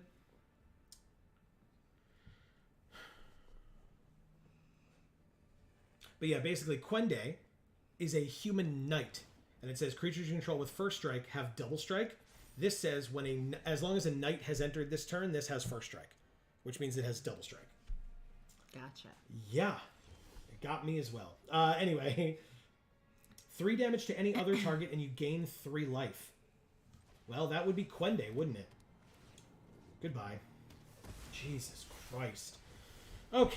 Well. Exile it from our graveyard to incubate 2. Well, I guess we'll do that. Okay. Cool. Let's, pass, I guess. Interesting. 1 white, untap the land for a 2nd white. You got it. Seal from Existence. Damn it. Oh no. And it sack another Phyrexian, so ain't no worth in it. That goes away.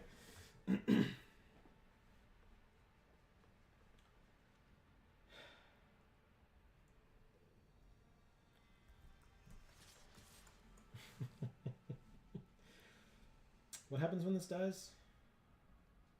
They sack an artifact or creature. They're just going to sack the O1. Because it literally is doing nothing. So, no problem.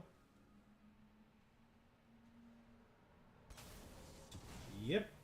And they put its no counters on a creature. You got it.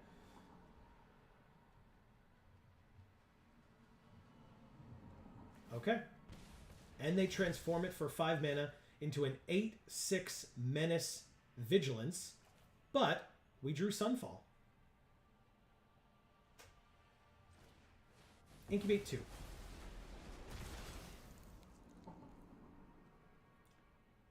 This one would be able to attack this turn, so I will attack. In fact, I get a 4/4 flyer. Yes! Amazing. Oh, wow. That is awesome. Greg says, boom, take that. Wow, what a draw. Backup 1 on itself. So it's a 3/3. Whenever it attacks, tap an artifact or creature. He says, let's go. Well, he said battles. Let's go. Oh, sorry. I missed battles. It's fine. We have some creatures here, but this is also when it attacks. So I'm not going to worry too much about this. I'm going to go to combat. And I'm going to attack this way. Mocan says, I look away for a second and suddenly you're winning. I know. It didn't seem like it would happen that way anyway, but I will decline because we don't have 6 cards in our graveyard, which is what you need for this ability. But we could later. That's what matters. Invasion of Muraganda. Put a +1/+1 counter on a creature you control, and then it fights. It fought our 4/4 flyer. Well, there goes that. Searing Barb. 2 damage to any target. If it's a creature, it can't block this turn. What do we get? A 3/3 flyer. Whenever a creature an opponent controls dies, put a +1/+1 counter on it. That's a sorcery, though.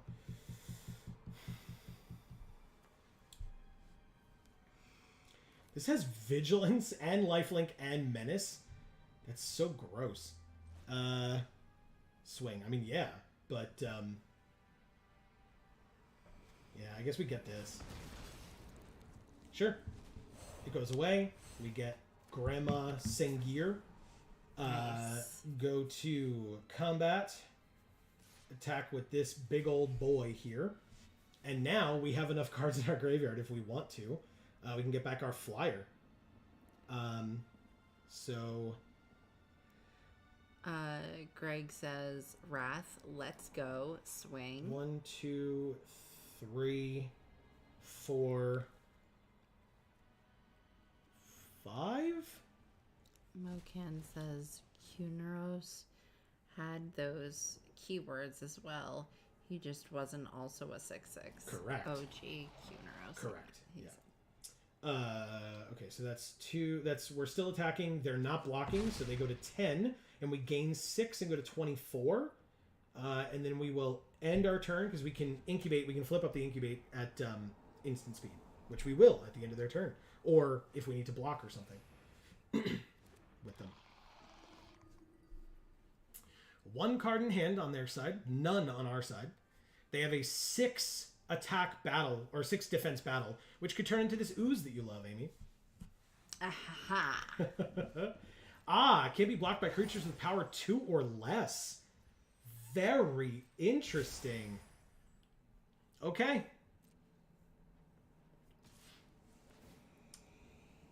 Tap target artifact or creature an opponent controls. Okay. So what does it become? A 4/4 at the beginning of combat on your turn. Another creature gets +2/+2 and loses all abilities until end of turn. But this is only until end of turn that it can't be blocked by small stuff, right? So just block with the Grandmother Sengir, which is the only thing we can block with right now, so that they don't kill the battle. And then before our turn, we flip this one and this one, and we drew a land. God damn it! It's fine. Let's go to combat and attack with both. Okay.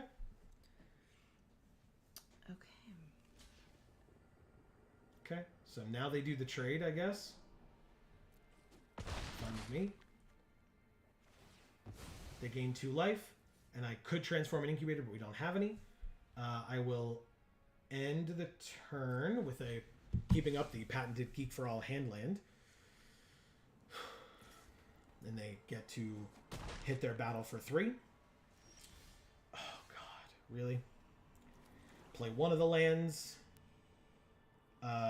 Swing, swing, swing. Because I can't block the 3/3 anyway. They could gain 2, but they're just going to take it all and go to 4. Wow. Cool, cool. That works. They flip their battle if they want. I mean, that's fine. I'm just going to block it. Like, I was going to block it regardless. They gain 3, though, so that's something. But I definitely block here. It's a 1/1. Like, I just couldn't care less about it, to be honest. All right. And they get this thing that at the beginning of combat on your turn. Why? Come on, man. Seriously? 3 land in a row while they're dropping bomb, bomb, bomb on the field. Like, I'll play this. No, this. Thankfully, we're at 30, but that's not going to help us for much longer. Doesn't matter, man. You can read it. We aren't dead yet. Yeah. Correct. Yeah, you bring him back. And then we just double block this thing. Only one of them dies anyway, and it's same as chumping, but actually we kill it. So, yeah, it's a 1-for-1 trade, which works for me. Then they re-equip. You got it. Congrats. Gift of completion. Incubate 3. And then combat. Attack for 2. Put them to 6. And flip my incubate token. Thanks. I mean, I had the mana anyway, but, you know, flashy stuff. Like, yep. It loses all abilities, so we do get to chump it, which is fun. Oh. I mean, why would you let me do that? I'm so confused. Okay. I mean, now I get to surveil 1 twice? Oh, I'm keeping that one. Okay. Sure. We drain them for 2 and we get a 3/5? Works for me. Yes, we just keep it there both times. No problem. Certainly have the mana for it. Right? Alright. Dusk Legion Duelist is a rare 2 mana 2/2 Vigilance. Whenever 1 or more +1/+1 counters are put on it, draw a card. Only once a turn. Alright. No battles on the field, so we just drain them for 2. They go to 4. We go to 27. And then they can't block flying, so they go to 2. Which means this creature is lethal next turn. Fingers crossed. Okay. 2 cards in their hand. Anafenza, Kin Tree Spirit. Ooh. Whenever another non-token creature enters the battlefield under your control, bolster 1. Oh, they said good game. Good game. Also, we'll do this. And flip it. And go to combat. And swing in the air for 5. Thank you, Freakle. Amazing.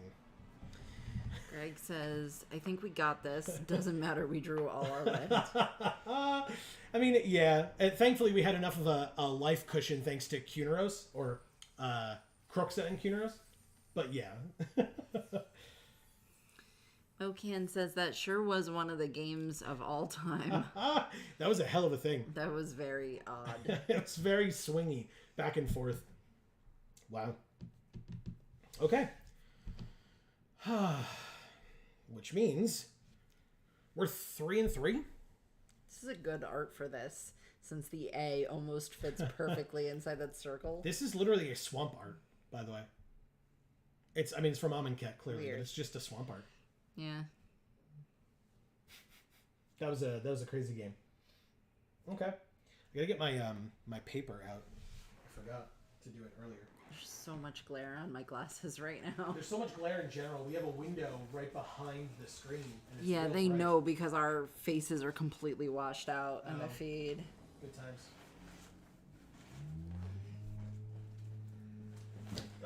We found have an our opponent. cards and we go first, so. Okay. Where is it? Is it this one? Is it this one?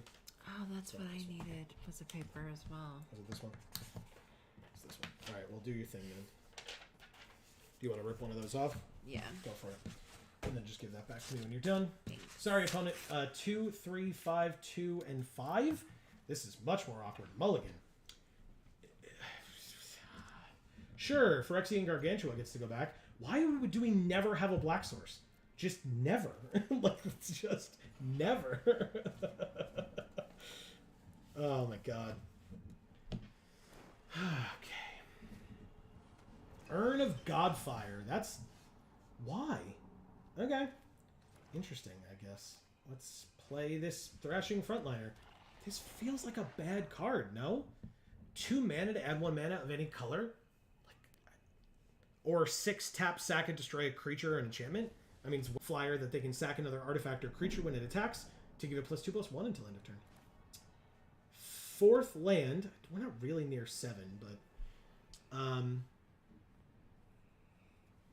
let's play this Ichor Drinker.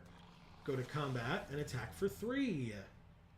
Can you just go back to the beginning on here? Oh, yeah. Good call. Thank you. You're so good. I had forgotten. Good memory. End the turn. Okay, you can put it back. You got it. Thanks. I've got everyone. Good. Perfect. Do you? Mm-hmm. You got this one? Mm-hmm. Wasn't there one other rando? You got the, yeah, Ants. anyway. Pass to attackers. They don't attack. And then I think I cycle this. 1, 2, 3, 4. 5, 6, 7. We need 3 more land. I'm gonna swamp cycle this. We know we have ways of getting stuff back from our graveyard. So let's swamp cycle this, get a swamp. Then we take our turn, draw Sunfall, but it lets us play the Etched Host Doombringer. I guess we go to combat first, right? Combat. Attack with both.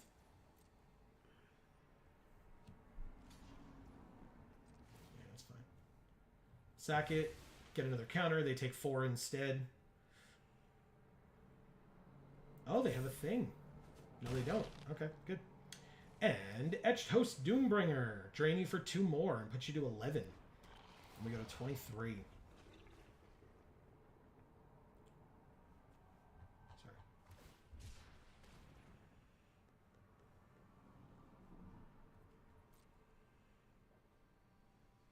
You can read those things.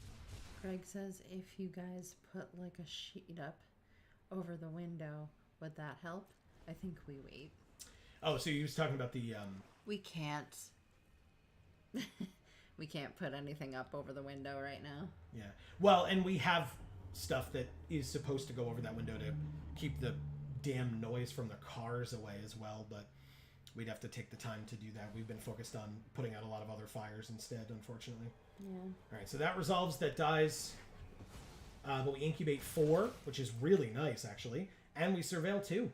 Or they surveil 2, excuse me, sorry. Because they used the failed conversion, and they surveilled 1 plains to the graveyard and kept the other one. Okay, well, this actually has reach, so let's go to combat. That's sick. Why didn't this get any counters? Why didn't this get any counters? Oh, because it was -4/-4. It had 0 power when it died. Son of a bitch. Wow. Okay. So we just have this random incubator token that if it flips, it dies. Yeah, Greg's right. When it died, yeah. Well, he said it had no power when it died. But yeah, unfortunate. But it's fine. We have a 5/4 reach. Okay. I mean, if they have like a burn spell, that's fine. But maybe they forgot it had reach. We'll find out. They could have the 1 mana deal 3 damage. Don't? Why? Who cares? If it dies, it dies. I don't mind. It's a trap, he says. Yeah, it's fine. It's fine if it's a trap. 3 damage and we gain 3 life. They gain 3 life. You got it. Not a problem at all. Ichor Drinker. Okay. Hey, look. We have Invasion of Olgrotha. That's funny. Incubate 2. But it wouldn't work this turn, but that's fine. To any other target and you gain 3 life. Does that matter? I guess we could do it anyway. We got nothing else going on. We're not going to use the Sunfall, obviously. So 3 to you, gain 3. Attack the battle for 3. Why the hell not?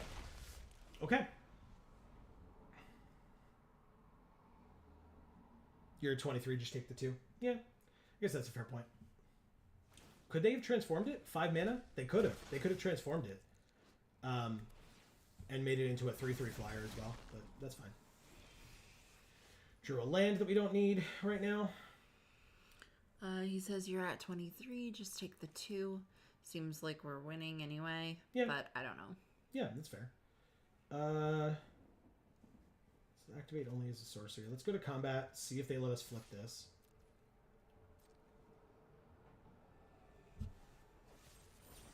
They use Cut Short. Destroy target planeswalker that was activated this turn or tapped creature. Got it. Okay. That's fine.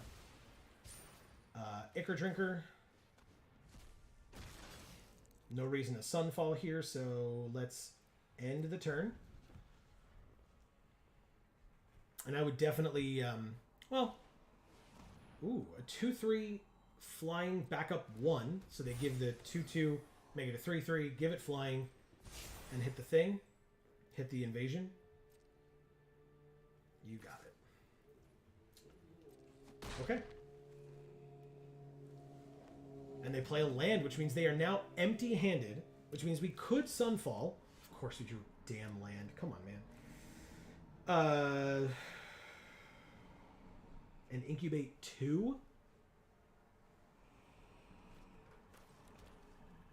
Seems like we do, yeah.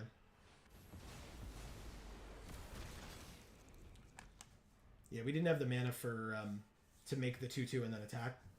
Or flip it into a 2/2 and then attack.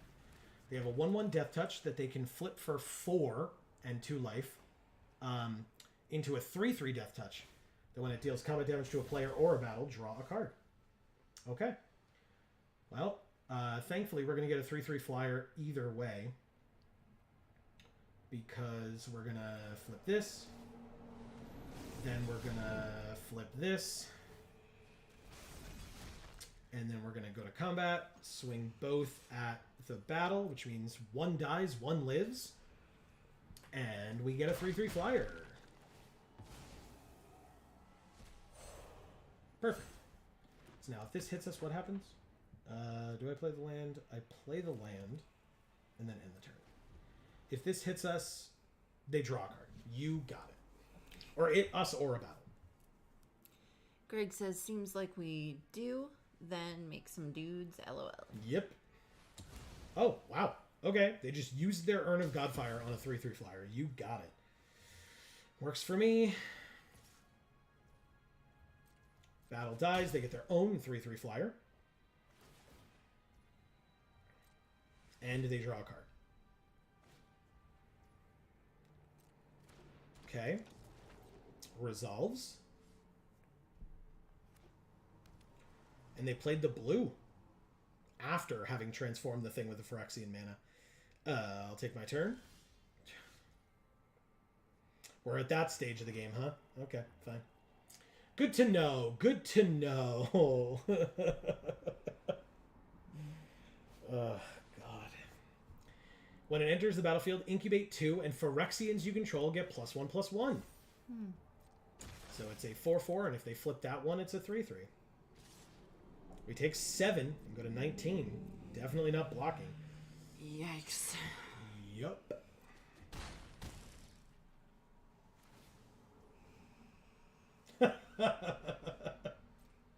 Ant says you definitely don't have enough lands in your deck. That's the issue here. Trust me, my friend. If and when I removed a land, we would never see one again. Nope. That's exactly how that would go. Yep, there it is. Well, at least we have wallpaper for the house. Oh my God. Jesus Christ. Oh my God. Yeah, this is magic. That's hilarious. Oh my God. We can just take 10 and go to 9. What do we think? Do we do it? We already used our Sunfall. Sure. No blocks. They draw another card.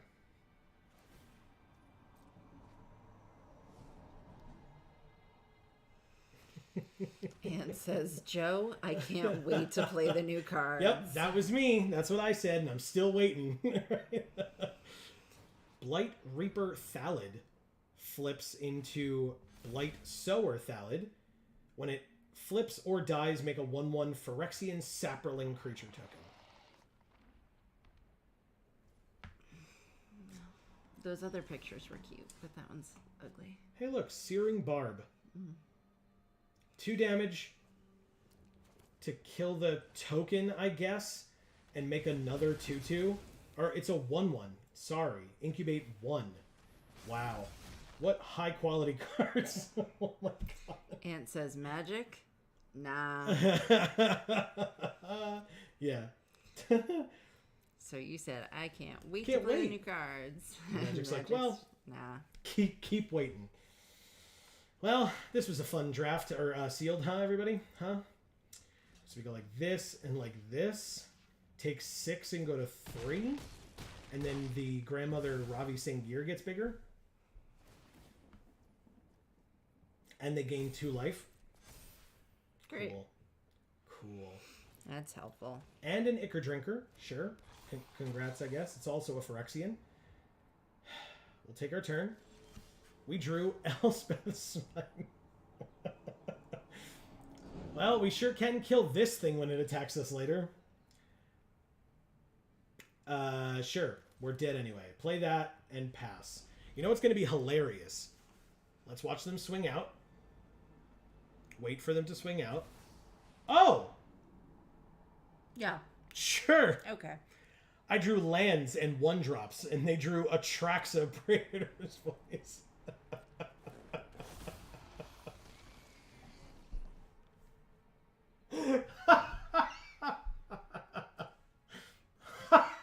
Oh my god. Alright, so watch this. This is going to flip and die and make their grandmother Ravi Sangir bigger. Ready? Perfect. Also, this. And then otherwise, good game, opponent. Thank you, Gato Bros. Negative 13 to 14. That game definitely took a turn. Because we were doing better than them for quite a while. Yeah. Greg says, where's the wrath when you need it? Right? Guess we should have held it. Not a crying face, but like a very sad face. Yeah. I'm going to make my notes here because March of the Machine early access. Didn't. Okay. We did our first sealed. I'm getting a phone call. Okay. You can step away. Sealed 1. We went 2 and 3. Some reason I thought we were 3 and 3, or 3 and 2, but I guess I mixed it up. But that's fine. Let's claim our prize. 600 gems and 3 packs of March of the Machine with Jin Gataxius on them. And then we'll just do another sealed for now. Obviously, we can do draft in a bit. But we'll do another sealed. We open our 6 packs. Oh! Okay. I mean, this is awkward. 5-color Niv Mizzet Reborn. But we have Invasion of Tarkir as a mythic.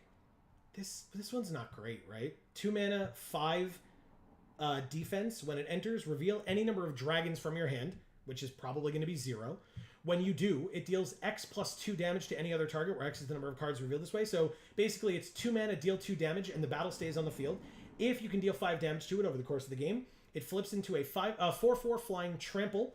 And then the other ability, which will likely not happen, whenever a dragon you control... Okay, I guess it's itself, sorry. Whenever a dragon you control attacks, it deals 2 damage to any target. So it's a 4/4 flying trample that when it attacks, deals 2 damage to any target.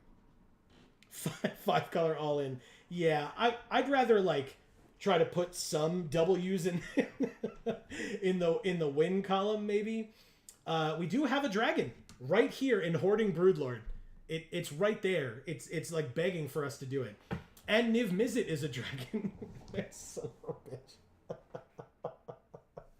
bitch. Our rares are like, come on, you can do it.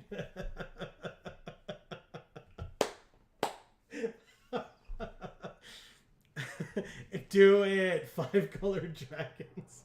Yeah, it's not at all going to be difficult to hit this 5 triple green. It's got Convoke, but come on. Wow. Fairy Mastermind and Baral and Kari Zev as well. Interesting. Let's see where our other 2 rares are. Like Rampaging Raptor, Invasion of Tarkir, and Hoarding Broodlord seems like it might be fun. Palpatine voice. Do it. Yeah. Just be corrupted by the dark side. Alright, so firstly, let's sort rares and mythics so we can find the other two that they didn't show us.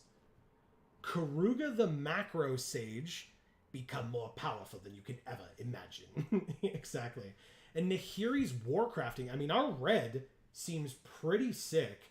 Invasion of Tarkir, Nahiri's Warcrafting, Rampaging Raptor, Baral and Kari Zev, and then if we're going that route, we can also take Fairy Mastermind.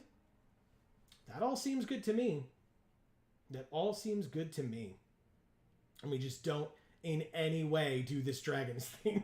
Because we don't need it. Like, this is just a 2-mana deal 2 to any target, which is great. Niv Mizzet's also red.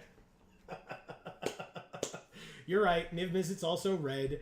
He's a pretty good card. It's just not what we're doing in this deck. Raptor is a questing beast of March. Correct. Yeah. Sorry. The Rampaging Raptor. Yeah, it's amazing. 4 mana, 4/4, trample, haste. You can tap 3 to give it +2/+0, and then whenever it deals combat damage to an opponent, it's got trample, so any damage, it deals that much damage to target planeswalker they control or battle they protect. Rob Schneider voice. You can do it! Exactly. I'm still not going to. I love you all, but I'm not going to succumb to that peer pressure. This deck seems cool. Like, it seems like we could do something really cool with this. And it's not going to be what you all want it to be. Which is very unfortunate, I'm sure. But, mono red? I mean, we could. But I don't think we have to. Is it? Yeah, I think is kind of the way to go. Oh, I was like, it's a dragon. It is. It's a Phyrexian dragon. So there you go. We can do it with a dragon anyway. Don't take that out of context. Anyway. Moment of Truth is a great card. Gorgeous artwork, too. We do not have a lot of blue, notably. Let's check our gold cards, though. That's probably important to look at, huh? Oh! We have another dragon in red. This is the, like, really expensive one, but, I mean, we probably have to try to put it in, right? Is it, though? Damn it, Ant. Ooh, we got Agar the Freezing Flame as well in red-blue.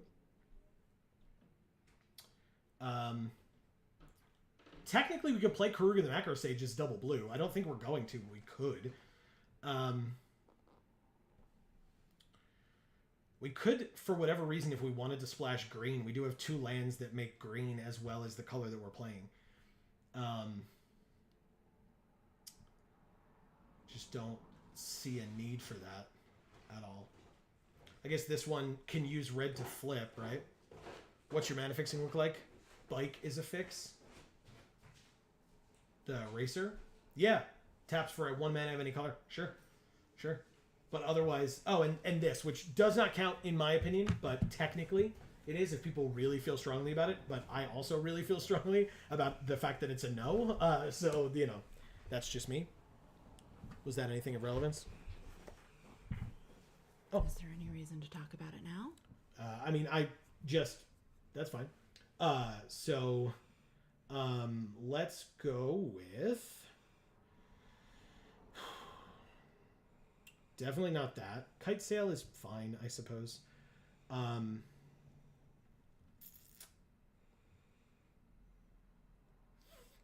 Let's see. Amy, look. I see it. Vertex Paladin is cool. I love this artwork a lot. Yeah. Equal to the number of creatures you control. I mean, whatever. That's not really what we're trying to do here. Halo Forager. You may pay X. When you do, you may cast an instant or a sorcery with mana value X from a graveyard without paying its mana cost. If it would be put in a graveyard, exile it instead. An Invasion of Amonkhet.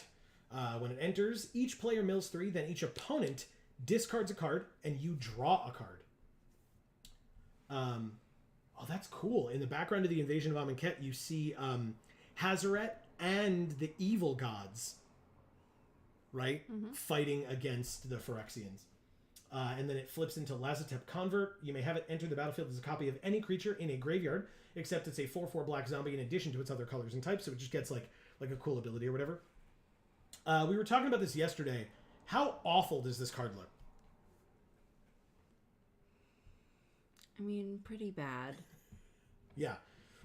But you know what? They were like, oh, but, you know, it's the it's the frame. It's like that special frame that is just so cool, and everyone loved it. So we should definitely do it again. Nobody, not literally everyone, shat all over it when we first made it. So let's just use it again. Well, I mean, in real life, it's like copper colored, not this like weird beige. And I guess they just like made the little corner piece copper. And like slightly bled into the bottom, but yeah, you're right. Just the like the power and toughness spot, and then a little bit above it too. I don't know, man. Mocan says, I love the Invocation frame. Which is this one. I hate it with the Bellerin font. Which is this font. And then Ant says the proxy version is super cool. Yeah. Correct. Yeah, I mean, obviously, you know, proxy folks that do proxies do a great job. Here's Invasion of New Capenna as well. Black, white, 4 defense. When it enters, you may sack an artifact or creature. When you do, exile target artifact or creature an opponent controls. And then if and when it flips, whenever it's an equipment, whenever equipped creature attacks, put a +1/+1 counter on that creature and each other creature you control that shares a creature type with it. So this is black-white, so this would go in the Phyrexian deck, and you just get a bunch of +1/+1 counters on your Phyrexians. Seems really good. Really, really good. And it's an equipment, so like if and when that creature dies, you just put it on something else. Plus, it's called the Holy Frazzle Cannon, so I mean, what else could you ask for? Okay. I mean, I do like the name of it. Yeah. It's not really what we're doing today, though. Like, we're probably still in these colors. Oh, we have Niv Mizzet, too. I know, but it's 5 colors. Trust me. Oh, it is? Yes. Ah. You missed it earlier because we have a... where is it? We have the Invasion of Tarkir Mythic Battle that cares about us having dragons. Yeah. And so many people, namely Ant, but many... Oh, there we go. He's ratting on me. There you go. Joe wanted to do 5-color dragon, but we talked him down. Not for nothing, Ant. She can see up above. I mean, I can, but I wasn't checking. I was just going to listen to whatever Ant said and obviously take his side. That sounds right. That sounds right. He's doing a laughing face. Brutal Fisher is here, saying, "Screw being dazzled. I want to be frazzled." I agree. God, my life is being frazzled, my man. I Brutal Fisher. Let me know your pronouns because I just called you a man, but I don't know. I don't know you yet. You're new, so yeah. please Welcome to the stream. Pronouns. By the way, so yeah, talking about 5-color dragons, we have an 8-drop dragon right here in black, but it's triple black to play it. Okay. We have another dragon here in red.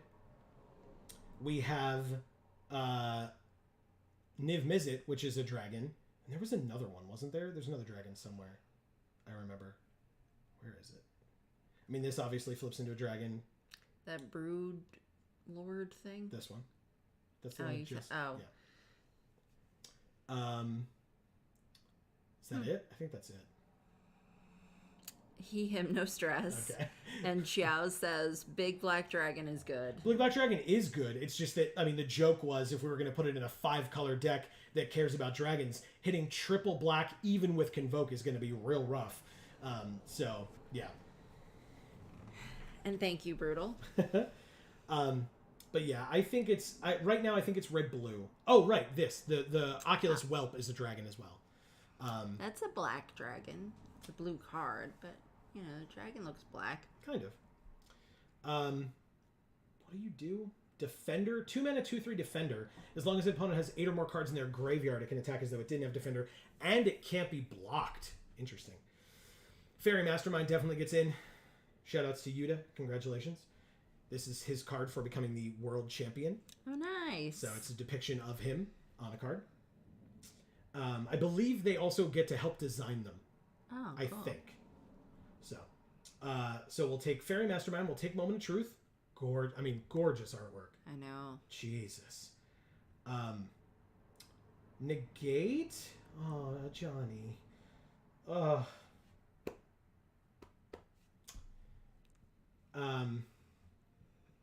Oracle of Tragedy.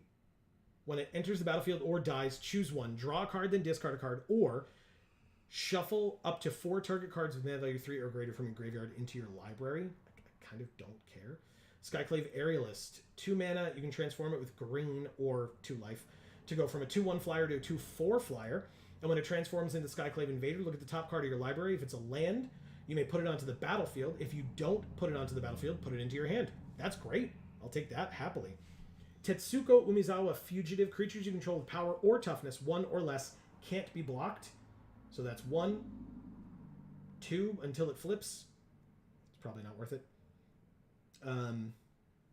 2 mana, tap, draw, then discard. And it's a 1/4 Vigilance. No thank you. Preening Champion. 3 mana, 2/2 flyer. When it enters, make a 1/1 red and blue elemental creature token. Okay, that's fine. Oculus Whelp is a dragon. We'll take it. Corruption of Tawashi.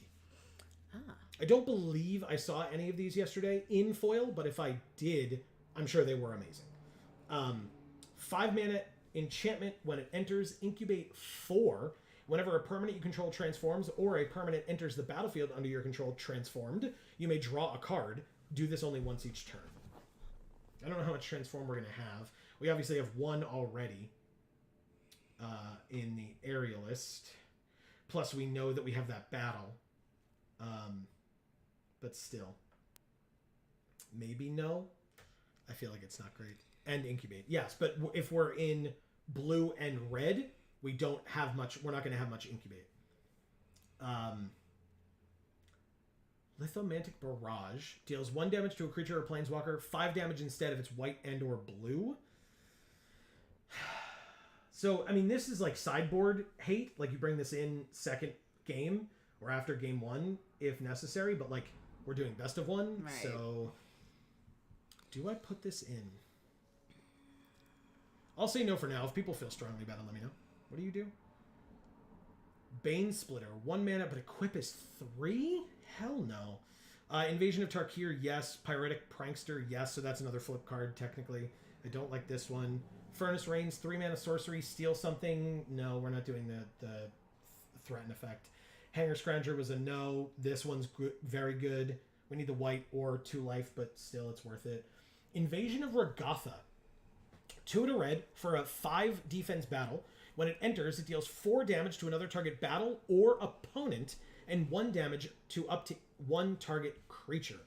That's a good one. And then when it flips, if it flips into a 4/4 Prowess. If a non-creature source you control would deal damage to a creature, a battle, or an opponent, it deals that much damage plus 2 instead. I'll take it. Why not? Marauding Dreadship. 3 mana, 4/1 haste vehicle, crew 2, and when it enters, incubate 2. Still probably a no. Greg says, hang on, read that equipment again. Where's the equipment? When it enters, attach it to target creature you control. Equipped creature gets +2/+0. It has flash, and it equips for 3. So I know that like it attaches automatically, but then you got to equip it for 3 afterwards. I don't know. I just didn't feel strongly about that. For +2/+0.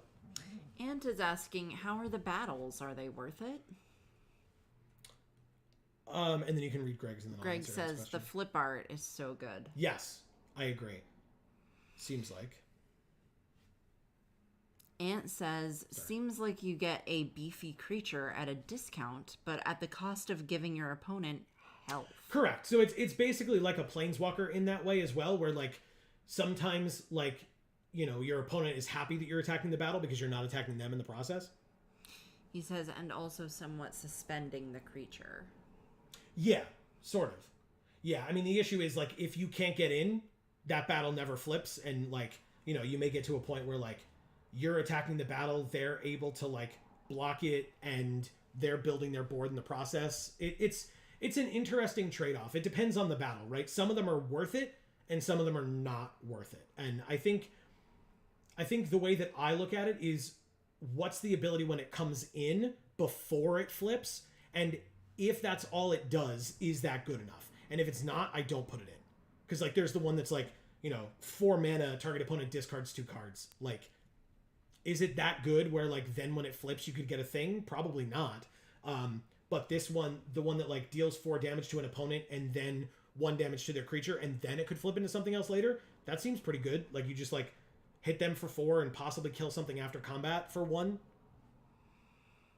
Jiao says, equip is a good trick. Kind of. Like, I guess if you look at it as, like, a 1 mana +2/+0, but, like, it doesn't give first strike. It's just, you're not, like, your opponent is only going to be, like, blocking or attacking into it if they know they're going to kill your creature. So, like, they're going to kill your creature anyway, and then you're going to later on have, like, a 3 mana +2/+0 to something else. Like, it kind of makes it a good threat, but... Greg says, Flash seems not bad. I guess. I mean, again, you look at it as 1 mana +2/+0 until end of turn. Would you play that? I wouldn't play that. And, like, I guess late game 3 mana to give +2/+0 to something along the way to make it bigger, I guess. But, like, again, 1 mana instant speed +2/+0 to a creature seems fine, I guess. It just doesn't feel that strong to me. That Nahari card Nahiri is insane, I think. Yeah, I agree. It's definitely getting in. I just hadn't gotten to that point yet because we were chatting. But yes, this card 100% gets in. So it's a 1 red for a rare sorcery. Deals 5 damage to a creature, a planeswalker, or a battle. Look at the top X cards of your library, where X is the excess damage dealt this way. This I don't care as much about. It's literally 3 damage to do 3 mana to do 5 damage to a creature or a battle, basically. And if there's a planeswalker, congrats that one as well. I don't care about the rest of it, but it says, look at the top X, where X is the excess damage dealt this way. You may exile one of those cards, put the rest on the bottom of your library in a random order, and you may play the exiled card this turn. So you need to have more mana left over after having paid 3 to be able to play something out of the top, which is probably not going to happen, but I don't care. It's just 3 mana, deal 5 damage, which is good. Ant says, that's a good point. The backside is just gravy then. Exactly. Erica says, sorry I'm late, everyone. No worries, Erica. Welcome. Yeah, no reason to be sorry. Unless you're just trying to make a dramatic entrance, in which case... Open the, sorry I'm late. Sorry I'm late, everyone. I know you were all awaiting my arrival. I mean, she's not wrong. Yeah. C. Holland says, I should think so. Hope you bought pizza for everyone. And she says, nah, I just suck. Hard disagree. We ordered pizza for later, but that's just for us, unfortunately. Yeah. Sorry, guys. Again, I'll just shove it at the camera and see what happens. And just fold it in half and just... Yeah. Brutal says, the only time I see the equipment being good is if you go in on a battle with 2 less damage and the opponent doesn't block and you need the flip side. That's a pretty cool one. Yeah. I mean, again, like I said, that's why I'm literally only looking at it as a 1 mana instant speed +2/+0. And then, like, again, late game, it could be cool. I'm just not, like, if we get to the end of putting in all the good red and blue that we have, and we're missing a card, maybe I'll come back and consider it. But, like, on my first pass, it's not up there playable enough. Like, it's just not. But I'll take Nahiri's Warcrafting. I'll take Searing Barb. I'll take Rampaging Raptor. Card's insane. I'll take Backup 1 First Strike for 4 mana. Red Cap Heal Slasher. But, yeah, it's a 2/3 First Strike with Backup 1. So you just give something +1/+1. And First Strike until end of turn. The First Strike is the only thing that's until end of turn, but still. It doesn't look like a goblin. It looks like a cat. It's from Tarkir, right? The red caps are from Tarkir, I think. I remember the red caps, but they don't look like that. I'll hold off on this thing. I mean, maybe, right? Do we have ETB? I mean, we have the 1 backup here. That's got haste anyway, I guess. Those aren't creatures. That's got haste 2. That's got an ATB. That's nothing.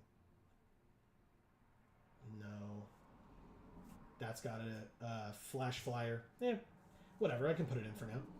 War Train Slasher. 4 mana, 4/3 menace. When it attacks a battle, double its power until end of turn. It's fine. It's a 4 mana, 4 powered menace creature regardless, so I'll take it. Shatter the Source. 6 damage to a creature, a planeswalker, or a battle, or destroy an artifact. But it's 6 mana, but it's got Convoke, and it's at instant speed, so it's definitely getting in. And then we'll take the dragon as well. Greg says, wait a minute, no pizza? Now I'm sad. On a second note, your red rares are really good. Agreed. Agreed. And then Ant says, red caps are from Lorwyn and Shadowmoor. Bogarts. Gotcha. Okay.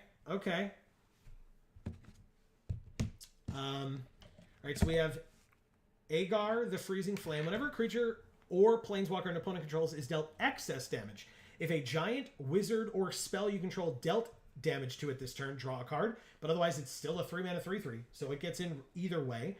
And then our other red rare, as Greg was pointing out, is Baral and Kari Zev. 3 mana, 2/4, first strike menace. Nothing's happening.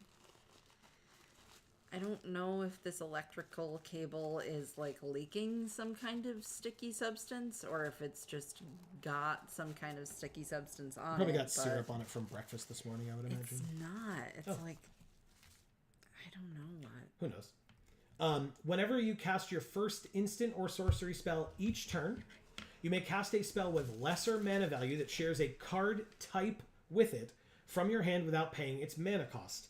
This is unlikely to occur, but still fine if it works. But if you don't, so there you go, create First Mate Ragavan here on the right, or Ragavan, a legendary 2/1 red monkey pirate creature token. It gains haste until end of turn. It's pretty cool.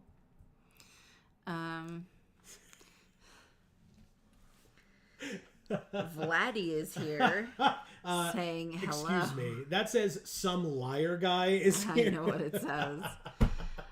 Saying hello. I can't change my name for another 11 days. ... Still worth it. Don't forget to update that for yourself as well. And yes, welcome, some liar guy. It's good to see you. But yes, Baral and Karizev gets in. Again, the vanilla test is it's a 3 mana 2/4 first strike menace. Seems pretty good. So do we want Emoti? 5 mana 3/1 Cascade. Spells you cast with mana value 6 or greater have Cascade. We literally have 2. Doesn't seem worth it. This is a 5 mana 3/1 Cascade. And then there's Karuga the Macro Sage. Whenever draw a card for each other permanent you control with mana value 3 or greater. Which is, I mean, a number of them. What, 4 and 5 or something? So 9, 10 in the deck. I don't know. I don't feel very strongly about it. We do, unfortunately, only have 36 currently. So I guess there's that. What else do we want to put in then? Is the question. Let's see how many 1Xs or X1s we have. 1, 2 until it flips, 3 until it flips, 4 with the token. This, no. Ragavan, 4. Yeah, I mean, it's obviously not a lot. Okay. Probably not worth the, whatchamacallit? The Tetsuko. I have to sneeze. Go ahead. Greg says, doesn't seem great. Karuga is kind of cool. And it's a 5/5, right? And it counts it's himself, I think. Each other permanent with mana value 3 or greater, and it's a 5/4, but... He says, wait, sorry. No worries. Erica says, "Me too, Joe." Me too. What? Which thing that I said? And then some liar guy Oh. says, Did you sneeze as well? Is that what she's saying? That'd be hilarious. and then some liar guy says, "I'm not seeing a lot of Omnath cards. I need to be able to make a Commander Omnath deck with individual Omnaths." There is an Omnath in this set. I think. Do you know that? Is that why you mentioned it? Omnath is in this set. He is the 5-color Omnath. What fixing do we have? Greg asks. So Thornwood Falls for green and blue. Rugged Highlands for green and red. And then this Flywheel Racer is a 2-mana vehicle that taps to add 1 mana of any color. And again, I don't consider it fixing, but this 1-mana artifact for 2 mana can filter into 1 mana. So, which is just bad in my opinion. Also, technically, if we were heavily green, this Fertilid's Favor for 4 mana at instant speed can go get a basic. It also gives something 2+1/+1 counters, and we do have 3 of them, but still, it's not really fixing. It's not early enough. But Erica says, "I didn't also sneeze, but about 10 minutes ago, I did sneeze 12 times in a row." Wow, yeah, I sneezed this morning like 3 or 4 times in a row. It's that time of year, unfortunately, for me / us, I suppose. Oh, is that all it was? Yeah, it wasn't too many. I was like, oh, great. I guess leaving the windows open because it's 80 degrees in here was a bad idea. Brutal says, "What's the blue enchantment and the 1-cost red sorcery?" Yeah, so the blue enchantment is Corruption of Tawashi, 5-mana enchantment. When it enters, incubate 4, and whenever a permanent you control transforms, or a permanent enters the battlefield under your control transformed, you may draw a card, but you only do that once a turn. It's like a 5-mana 4/4, but like you have to pay 2 mana later to get it. So it's like a 7-mana 4/4, which is real bad. And like you can draw a card when you transform it. So it's like 7-mana 4/4 draw a card, which is just bad. Like that's just a bad card. Some liar guy says, "I completely pulled Omnath out of my booty. It actually has one." So, as you may know, or probably know, Omnath was originally a mono green. Then it was, I believe, green-red. Then it was green-red-blue. Or green-red... Yeah, green-red-blue. Then it was green-red-blue-white. And now it's green-red-blue-white and black. But the black can be paid as a Phyrexian mana. So either as black or by paying 2 life. Because he's Phyrexian now and not my flubber anymore. Correct. So in other words, he's dead to me. But he's also like a rare or a mythic, so it'll be less likely for us to see him today. But while people are here, you could at some point after this is over go watch the video that I made yesterday where I opened over $2,000 worth of product at Greg, who is leaving comments in chat right now. At Greg's store, Champion Card Collector down in Poughkeepsie, New York. I opened a lot of product, and Omnath may or may not have been among those cards. It's a long video, but it is definitely worth it because there is at least one real big hit in there, and it is really nice to see. Really, really cool. And a lot of those cards are so pretty. Gorgeous. And in foil, look really sick. Really sick. And there are a lot of foils open because I opened 6 set booster boxes, so a case of set booster boxes, and 6 boxes of collector boosters, so a case of collector booster boxes as well, which was awesome. Mocan says 5-color Phyrexian Omnath. Yeah. Yep.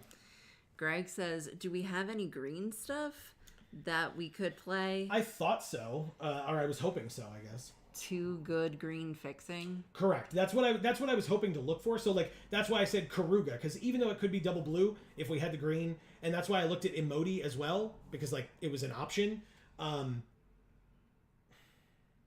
Tangled Skyline. No, that's Phyrexian stuff. Like I talked about the Bonded Herd Beast because it's a 5-mana 4/5, and we could transform it with the red that we have. So that would be 4 and a green to play it, 4 and a red to transform it from a 4/5 into a 7/5 menace. So I would play this one. It's a good card. It's also our first 5-drop, to be honest. We can do Probably not a Traxxas Fall, but maybe. Like, it's kind of removal. Destroy target artifact, battle, enchantment, or creature with flying. And then Cosmic Hunger. Instant speed. Target creature you control deals damage equal to its power to another target creature, planeswalker, or battle. So it's a bite spell, which is very good. I mean, that's solid removal. So we can put both of those in. It's a good one. That's black to transform. It's green to activate. Cares about counters. Add X mana of any one color, where X is its power. So this would be a 3 mana tapper, but it's in our splash color to hit our splash color, which seems odd. There's Overgrown Pest, which I know Amy loves a lot. Yes. And our opponent sure did play this to get a Shieldred off the top of their library the first time and last time that we saw one, but I don't think we're going to get as lucky since we don't have a Shieldred in the deck. Greg says Bonded the Pest is really good. Erica says Flubber, except now he's coated in oil. He's coated in metal, so he's not Flubber anymore. Vladdy says, Amy, take that back. Omnath is the best goo ball. He was the best goo ball when he was a goo ball, but now he's metal. And so it doesn't even look like Omnath, and it's just terrible. So... You want the pet. So 3 mana, look at the top 5. A land or a double-faced card, put it into your hand, and the rest in the bottom in a random order. So it's a 3 mana 2/2 that gets us most likely a land. Because, like, double-faced card was the other option. So, like, 1, 2, 3, 4, 5. It's probably not terrible, but still. 5, 6, 6. Okay. Maybe the 6 targets, I guess. It's a little bit more of a splash than I'd want, though. So, but we only need one more card. So, like, maybe we can just... How many flip cards? Yeah, that's what I just counted, like 6. Do we have to hit? Yeah, 6.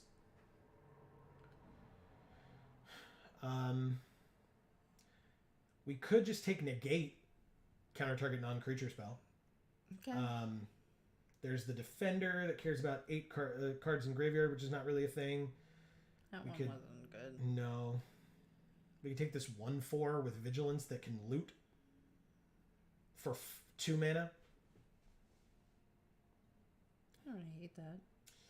I don't either. We have no 1-drops. So, I mean, that equipment everybody loves so much. Or we could take the Lithomantic Barrage, but that's turn 1. Like, cares about white and or blue? I don't know.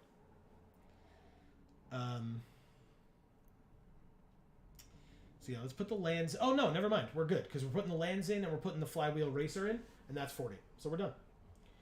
Okay. Oh, we didn't put the sleeves as the default. Are we defaulting to Teferi for today? Yeah. You got it. Confirmed. Back it up. Okay, so that's the deck. I guess we can look at it this way. Wow, look at our 5-drop slot. So voluminous. I mean, the head of the thing, yeah. Oh, you know. Or is that its ass? I can't tell. Some liar guy says, back to work, enjoy the set. Thank you, Vladdy. Maybe we'll see you later, but regardless, thank you so much for stopping in. We, as always, appreciate it. Yeah, its head's up here. Yeah, and its butt's back there. I know. I was just saying that because I think it's an go. Actually... Wow. I actually really like how the art is just mirrored, but Phyrexianized on the right. Like, that's pretty cool to me.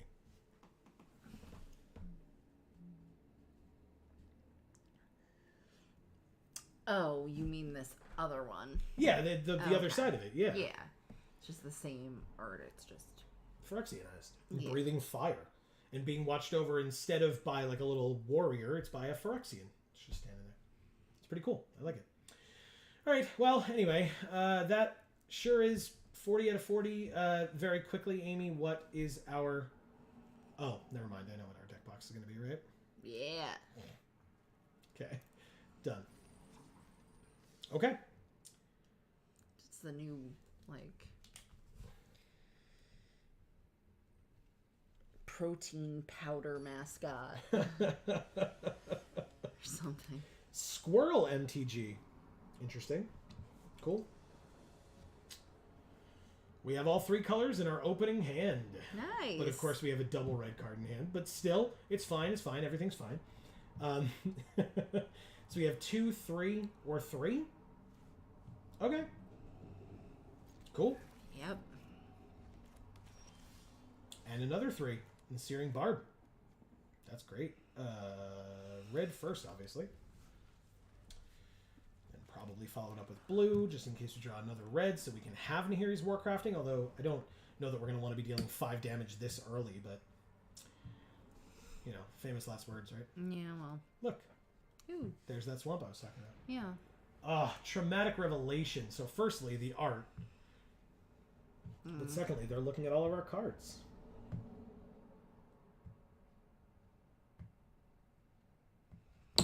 Whoops, sorry. They made us discard our 2-drop creature, but thank goodness we drew another 2-drop that makes mana. So now we can ramp into a 4-drop next turn. We'd have to draw it, of course, because we don't have any. Well. But still, it's fine.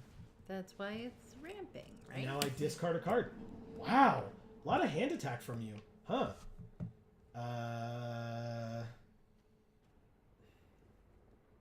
That's really annoying.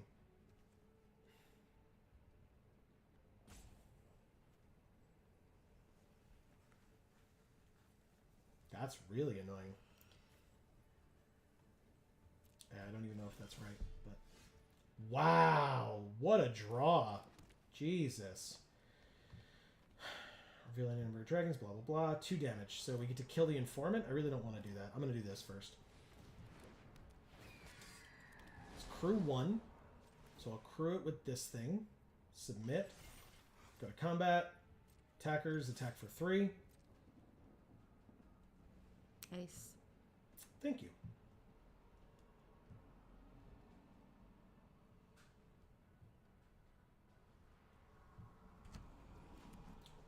Go to damage.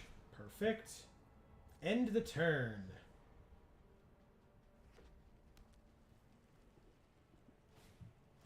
Invasion of Eldraine.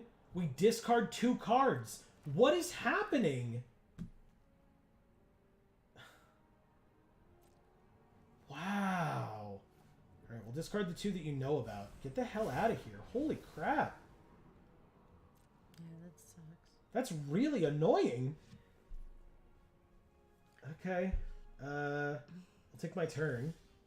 Fairy Mastermind. Alright, I mean, one good, you know, thing deserves another. But let's play Invasion of Tarkir first. 2 damage to any target. Any target. You. Crew 1 with this thing again. Combat. Attackers. Swing at the invasion. And see what happens. There's the block. Hell yeah. Nice. Amazing. Then we will end our turn because this has flash.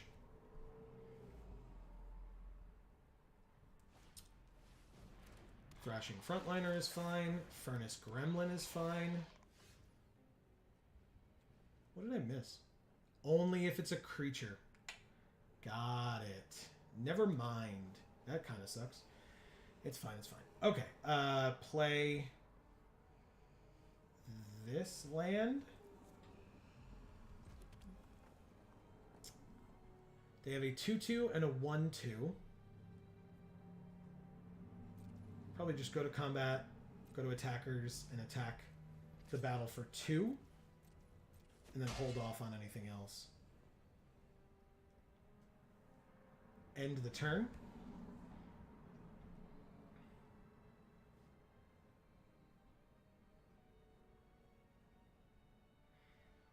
Okay, so they're looking at it. What happens when it flips? It becomes a 2/2 flyer that at the beginning of each opponent's upkeep, if they have 2 or fewer cards in hand, it deals 2 damage to them. So it seems like that may be what they were building a lot of their deck around, because basically if that flips, we're screwed, because they did like 3 cards that attacked our hand. So, oh, does that count? What does this say? How does Mountain Cycling read? Reveal it, put it into your hand, and then shuffle. That does not count. That's not drawing a card. Damn it.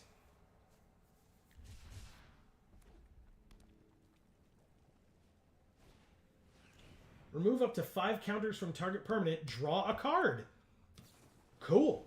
Nice. So they're going to draw their second card. Like, they get their thing that they want. But I get to also draw a card.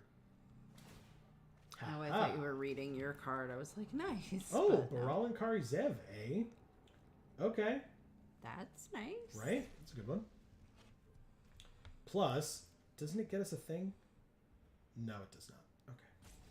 Greg says attack battle for 2, then leave back the block. Yeah, I sure did, which is good.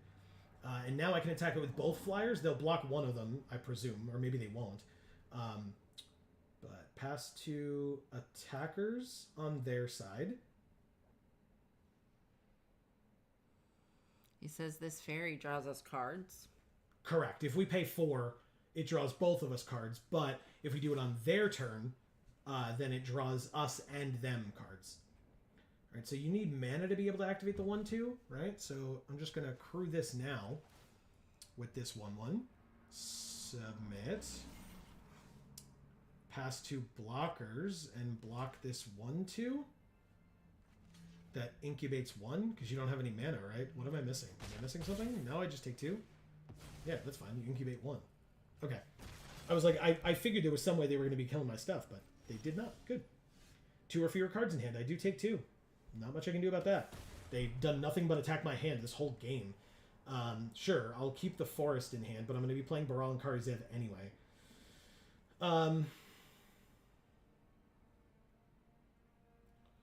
So, crew here. Combat. Attackers. Both of the flyers attack the invasion. And this attacks you for 3. And we'll see what's most important. I assume they just kill the racer now because of that. But it means my flyers live and your flyer dies. So I'm okay with no matter what they do here. Like if they trade off their flyer for one of mine, great. If they trade it off for the racer, fine. Yep, that's fine. So they protect their life total, but we get another 4/4 flyer. So this works. Incredible. Yes, please.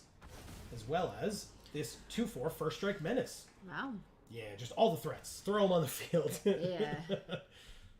Okay. Greg says attack. I sure did. In the 2/2 flyer. At the battle. Yeah.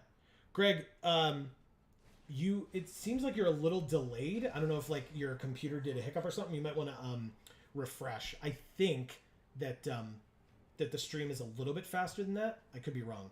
But try to refresh the page. Maybe it'll jump you ahead a little bit. Yeah, because literally I just read you say at the battle as soon as I saw it pop up. Yeah. So... okay, so I'm not going to have people draw cards here, but Obosh the Prey Piercer is a 3/5. If people are unfamiliar, if a source they control with an odd mana value would deal damage to a permanent or player, it deals double that damage instead. This is 2, so it's not odd. This is 5, which is, as we know. So we're going to go to combat and swing in the air for 8, excuse me. 8 is how math works.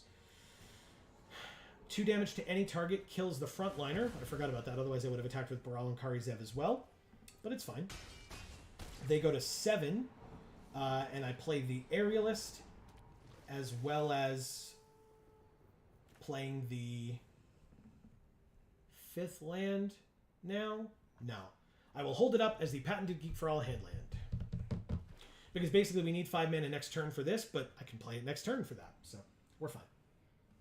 Greg says, yeah, it was a little behind. Good call. No problem. Ooh, a 5/5 haste and a 3/5. And this is 6, which is not odd. and this deals double. So that would be 6 and 5 is 11. So we win because they're tapped out. So no blocks. Good game. I feel like Obosh just looks the same as Obosh always looked before being Phyrexianized. Yeah. 2 damage to any target, so it'll be them. They're at 5.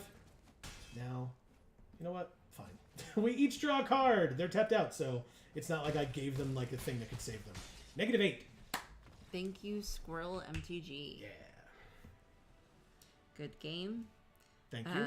Mocan says Obosh wasn't Phyrexianized. So Obosh is from the Legends, which means that it's the, if you look at the set symbol, it's different from the regular set symbol. There are cards that are just reprints of Legends from previous sets. So a lot, if not all of the companions have been reprinted in the set as Legends only. So this is not from the main set itself, despite the artwork looking very strange like that.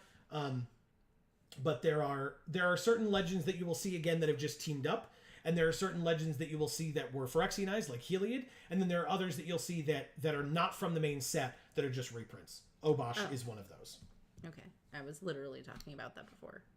I was saying that the Obosh looked like the same as it did before it was Phyrexianized, because it's not. Oh, I'm so sorry. I didn't. I was focused on the game. I'm sorry. I didn't catch that. Yeah, no, it does. I agree with you. It looks like it's been Phyrexianized in that art, right? No, I think it looks the same as it did before. You do? Much. Okay, Yeah. Well, fair enough. Or at least I don't think it's enough of a difference for them to try and say it's Phyrexianized. Fair enough. But they're not trying to say that. So. No. Mocan says, I know about Mull. M-U-L. Is that a set? I'm not sure. It's just Amy said that he was. Oh, I see. Oh, it's something Legends, I suppose, is what MUL stands for. You can let us know. Can't see. Mocan, because I'm not sure. Zhao says, Crystal of Ikoria have another mutation. This protect for Phyrexia lore. Okay, so in other words, according to the lore, the crystalline creatures are protected. Oh, okay, that's cool. That is cool. That's good to know. C. Holland says, love the companion art. Hope I can get a Kahira. Yeah, the Kahira looked very cool and interesting. You even saw that one last night, I think. Yeah. When I was showing you on the video of me opening stuff. 2, 2, 3, and 5 seems fine. Mocan says Mull equals Multiverse Legends and the bonus sheet. Gotcha. Cool. So thank you. Thank you guys for clarifying all of that. And yeah, and giving us that info, absolutely. Okay, so in other words, we could play this, then the next turn play this or this, and crew it, and then yeah, okay. This is a 3/2, but this is a 2/3 with haste. Zhao says Magic needs a return to Ikoria and return to mutation mechanics. I agree. I like mutation mechanics as well. I really like this plane. We are returning to Ikoria, right? Is that one of the ones that's soon? I know we're going to Eldraine, but the other one is, there's another plane as well. I thought it was Ikoria. Maybe I'm wrong. I think you're right. I think it is. I don't remember. All right, so they have a 2/2 Anafenza Kintree Spirit. Whenever another non-token creature enters the battlefield under their control, bolster 1. So this is another example of a returned legend. Reprint. Bolster is choose a creature with the least toughness among creatures you control and put a +1/+1 counter on it. Okay. I'm just going to play this hasty 2/3 and attack, I guess. Combat. Attackers. Swing. Perfect.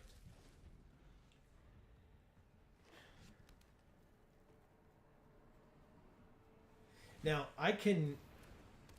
Okay, 2/2, back up 1, which gives a counter to Anafenza. And it's a 3/3 Vigilance now. And then the Bolster gave the counter to the Sigiled Sentinel. That is crazy. Good combos. All right, basically, I'm going to do this, and then if I crew this with this, I can then play our 5-drop as a 4/5. Seems good. And So basically, now if they play something that doesn't have backup and it just has bolster, or they just use bolster, I can still kill something on blocks with my 4/5. But if they have backup, there would have been nothing I could do regardless. So, you know, good. Jiao says combo backup with a shocked face. Yeah, that's a lot. That's a very good combo with backup for sure. Quite scary. Shauna Sisei's Legacy gets +1/+1 for each creature they control. So it's a 4/4, and it can't be the target of abilities we control. Wow. And it's bolster again. Okay. So they can't attack this turn, and they won't. We take our turn. Agar the Freezing Flame. Whenever a creature or planeswalker is dealt excess damage. Okay.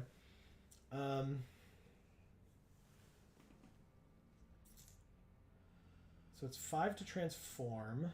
I don't have my 5th land yet. That's annoying.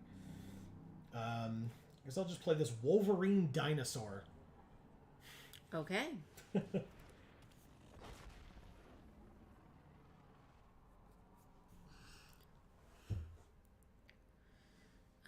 Jiao says this card from Tarkir get a lot of value. Yeah. Yeah. For sure. Yeah, I mean, again, Tarkir is the plane that I want to see them return to. It's been a damn long time. It was a fan favorite set, or trio of sets, I suppose, and plane, and they just, like, it seems like they haven't done much with it besides this since then. Right. It's just like, we could go back there, you know, that'd be fun, going back to all these places, like, let's find out what's going on in Tarkir, huh? So now they get to put a +1/+1 counter on each creature they control. We're going to get so blown out this game, it's not even funny. This person is destroying us. Holy crap. Yeah, I mean, I think the problem with going back to Tarkir is they basically gave it 2 different endings for the 2 different sets that they did. So, like, it makes it hard to, like, necessarily know what's coming next. Alright, so they want to gain 5 life. They're going to do it either way. But I might as well go to blocks and block like this. Oh, that's stupid of me. Why would I do it that way? Greg says double block? Yeah, I'm going to have to. But I got to do it this way instead. So they get their pick. Either my vehicle or my 4/5. But why would I almost double blocked very stupidly where they just would have been able to kill both of my creatures and stuff like that. You have a 4/5. Just like, why? I'll take my turn. Drew a tap land for my 5th land. Great. Cool. Which means I'll play this 3/4, I suppose. Helps me out a bit.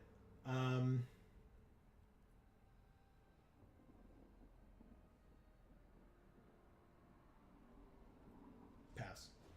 I was like, I could attack with my menace creature. It's like, but that's my best blocker right now. So, because it can, like, trade with anything, or even if they bolster by playing something, thanks to Anafenza. Yep, there it is. Okay, so it's got to go on the new thing. Oh, but Shauna gets bigger, of course. All right, well, you know, there's still a 5/5 on the field, I suppose. Be curious to see how they do this attack. If they do this attack. They don't. Good. Very good. 6th land. This time I'll play it.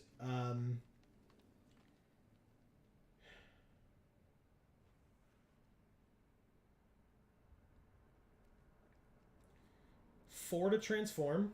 Oh, and I gotta pay the 2 life regardless. I didn't even realize it. I forgot I didn't have the white. So pay 2 life.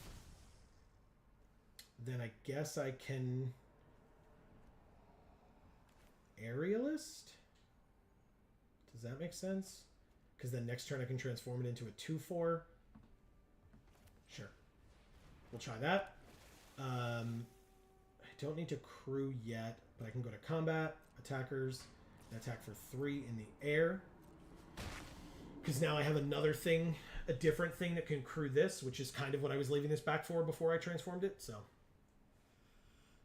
Erica says, I'm so sorry. I keep getting distracted. I love you. Oh. Crying face with a heart. We love you too, Erica. It's okay. Yeah, no worries. You do what you like. Are you getting distracted by stuff that is cool? Because then congrats. Like, there's nothing wrong with that. All right, so this thing wants to die. Yeah, when it dies, incubate 3. So they're going to probably do that now.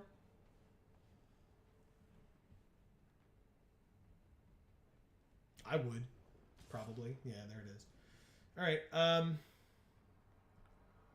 So before passing to blockers, let's at least crew this. Even if I don't use it in blocks, it gives me the best, like, opportunities here.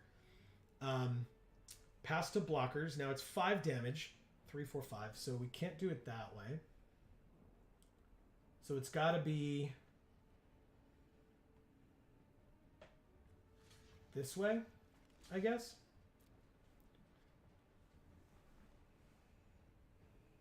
Makes Shauna smaller, which is nice.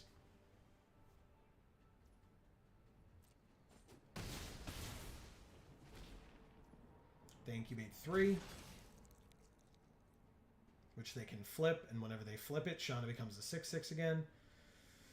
Take my turn. First strike.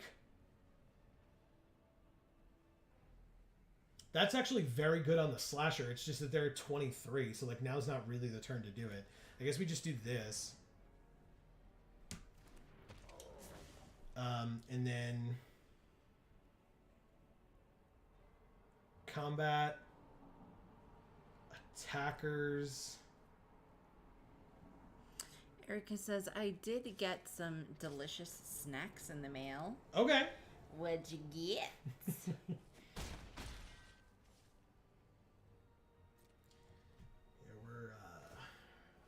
We're getting in worse and worse positions here as the turns go on. I'm not going to lie. This is bad. The Shauna and the Anafenza are putting in real work against us here. They only have 1 card left in hand, but so do we. What does this even flip into? I haven't even really cared. I've just been stopping their creatures because they're big and they're getting bigger. At the beginning of your end step, put a +1/+1 counter on target creature you control. Yeah, their deck is insane. Okay. Transform. Target creature an opponent controls gets -0/-X, where X is its power. So they just get to kill any of our creatures that they want. Literally anyone. Take your pick. Holy crap. Oh, I guess I should have crewed first, huh? Before it died. Oh well. Guess they get to flip that thing and just keep winning. Win more. Jesus. I mean, if you're going to flip it anyway, I'm not going to block you from attacking it. That just doesn't make sense.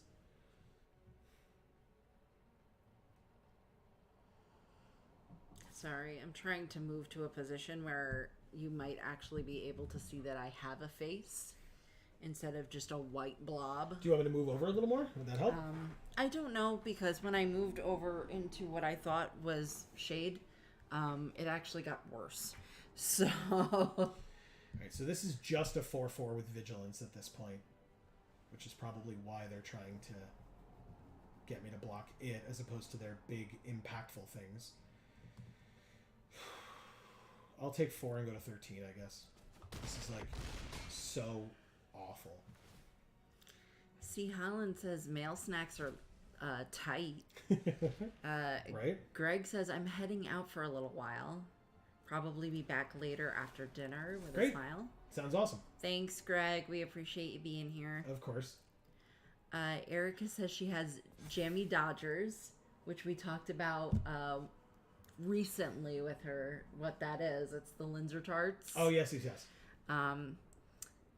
Yeah, she says it's basically Linzer cookies, but they're incredible because they're not too sweet and the cookies have a good hit of salt. And then C. Holland says Jammy Dodgers are awesome with a cool face. All right, well, we drew our 4/4 Flying Haste with Convoke. It will not help us. We are losing this game. Like, there's almost no question in my damn mind about it. They have a 7/7, a 4/4, a 5/5, a 4/4, a 3/3, and a 4/4. And we have a 3/4, a 4/3, a 2/1, and now a 4/4. But, yeah, that's really stupid. There's, like, just nothing. Like, their deck is so synergistic for sealed, it's disgusting. Like, I don't understand how that's even an option. I don't even know why I'm bothering trying to attack. Like, that's just stupid. C. Helen says we have them in the UK. Where did you order them from, Erica? Did you order them from the UK?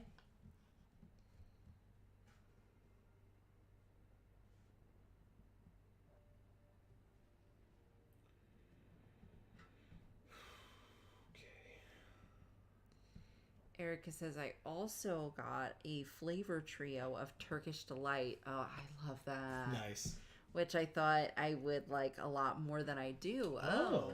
Okay. Okay. I love Turkish Delight.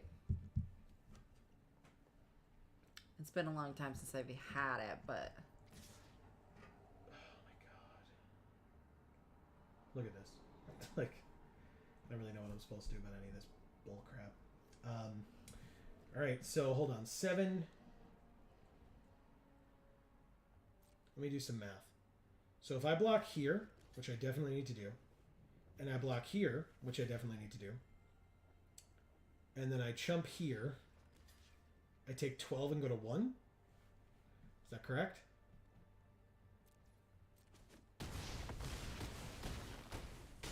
Sure is. Sure do have one creature, one vehicle, and one card in hand. And one life. Mm-hmm. One life to live.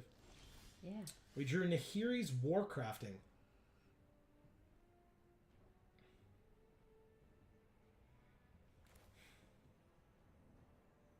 5 damage. Somewhere. But where?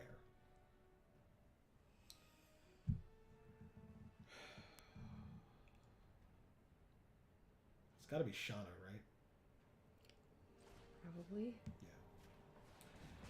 So Shauna dies. There's no excess damage, so I don't get anything off the top of my library.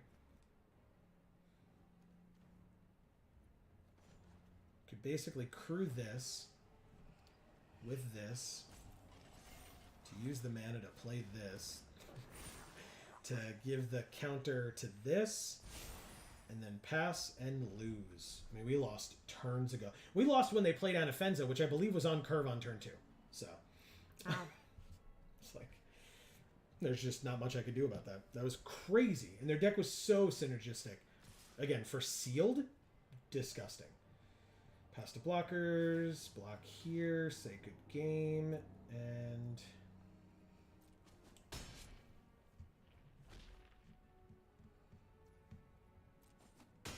okay. We're at -6. Oh, thank you, J.A. Flame Dash. I was like, why are you looking at me? Because I was like, otherwise I gotta click this button. If you just do it now, I won't have to. But he's looking at me so I can thank our opponent and then read chat, which says I just got them from Amazon. Actually, hell yeah, that's cool. Ugh, I still have to wait another hour plus for dinner. See, that's why I was hungry an hour ago. Yeah. I mean, I'm not hungry, or I wasn't not hungry before. It's just whatever. That's why, like, when we try to plan ahead of time, it's like not perfect, and that's not on you. I'm not saying anything about that. I'm saying like because we talked about it, and it was just like, oh yeah, whatever, we'll do that. And it's like it doesn't really work out that way. Yeah, it's not really whatever. No. Because like before, because we had just finished eating brunch or breakfast when you asked. So even when we ordered the food, I was like, whatever, I'm not hungry. Like, so it's like, whatever, this sounds good, right? You're not hungry, but it's not coming till 6:15. Yeah, I just mean like, knowing what I was going to be hungry for or whatever, like. Mm-hmm. Yeah. We are playing Kuro Oto Kurenai. I hope that was pronounced correctly, and if not, I apologize. Of course, we're missing one of our actual colors and have our splash color, but we have 2 and 3, which we have the land for, so I'm going to keep this hand regardless.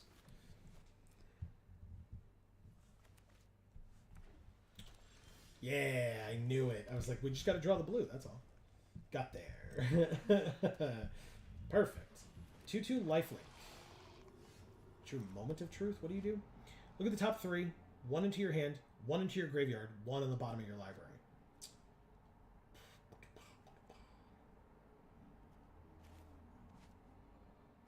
This one? If they offer the trade, I think I take it. AKA, if they attack, I think I block. By the way, do you have the list of names next to you in front of you? Yes. Can I see that? 2...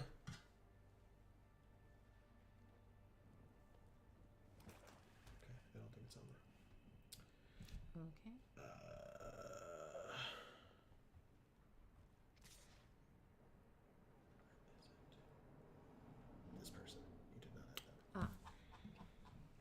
To Brutal Fisher, I wanted to thank you because I saw an email that you subscribed. And thank you so much. As a reminder to all of you out there, this is YouTube, not Twitch. And that's not to throw shade, just stating a fact.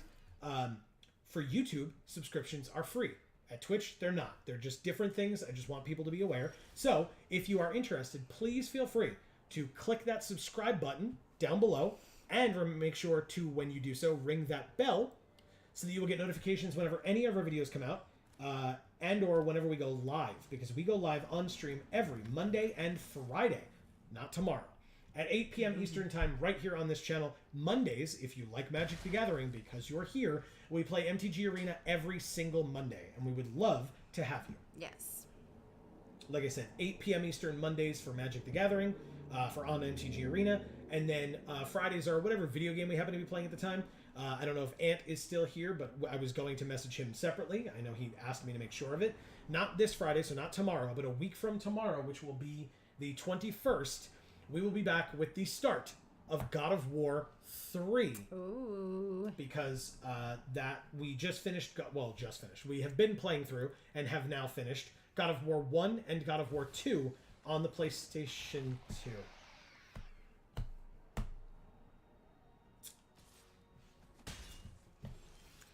How much does Elish Norn cost? 4. She is a 4-mana, 3/5 Vigilance. And whenever a source that we control deals damage to them or a permanent they control, we lose 2 life unless we pay an additional 1. And then for 3 mana, they can sack 3 other creatures, exile Elish Norn, and bring her back as the Argent Etchings, which allows them on Chapter 1, when it comes in, to incubate 2, right? Make the 2/2 incubator 5 times. So they get 5 2/2s. And, by the way, right, they're just the incubator. Then transform all incubator tokens you control. So they just get 5 2/2s by sacking 3 creatures. Let's play this land. We do have Cosmic Hunger, but that ain't it yet. Let's go ahead and pay the life and flip this thing. Brutal says ding ding. Yes. Thank you. Because he rung the bell. Yeah, amazing. That's awesome. Thank you so much. Thank you. And Erica says, so I like the flavor of the Turkish Delight. It's a 3-pack of lemon, orange, and rose. But I'm very sensitive to sweetness, and it is just several amplitudes too sweet for me. Okay. Wow. And those are like sour flavors. I've never even heard of those flavors. I've only ever seen the chocolate, the vanilla, and the strawberry. Those are the ones I've tried.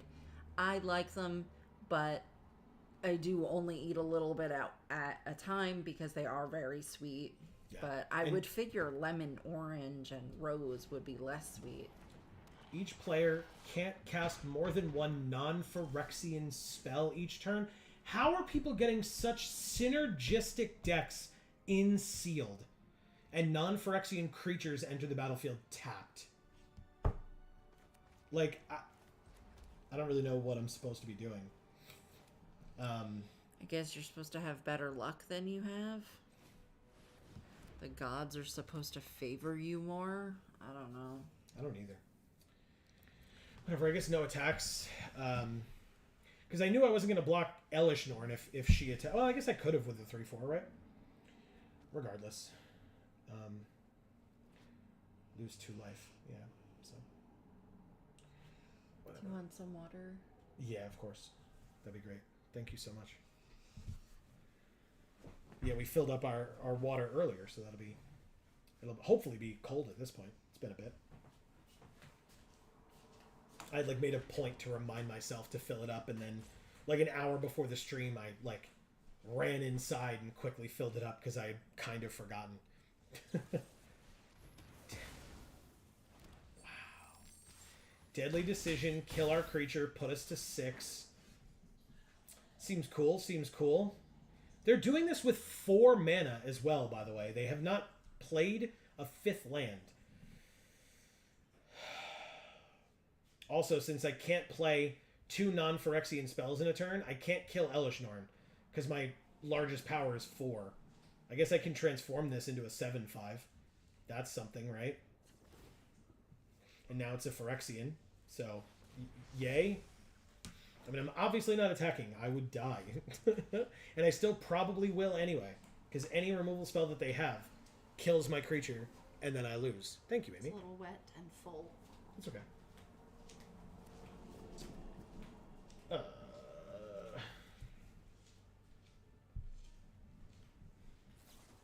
There it is. They win. They literally needed one piece of removal. Like, it's just... this is stupid. Stupid. Thank you, Koro Oto Kuranai.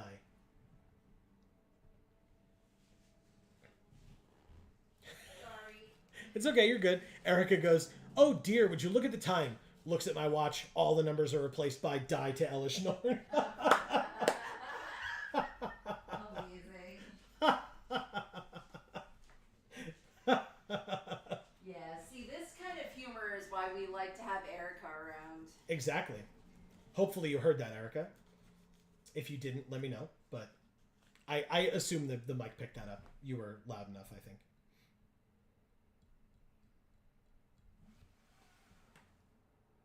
People might be able to see you. You should wave. I'm probably not all washed out. Maybe I should just do the stream from back here. Hi, everybody. Oh my god. I'm Amy's floating head. I can't read chat, but I'll pretend I know what you're saying. Well, later when your phone's done charging, you could bring your phone over there and just read your phone. Like read chat on your phone. Oh, yeah, I guess I could. You're just like, Erica says! You're like screaming from the other room. Erica says, Yeah. maybe I should move out from behind this desk so you can actually see and hear me. 4 land, 2, 3, and 2. I'll keep it. It's not the worst. Thornwood Falls, gain a life.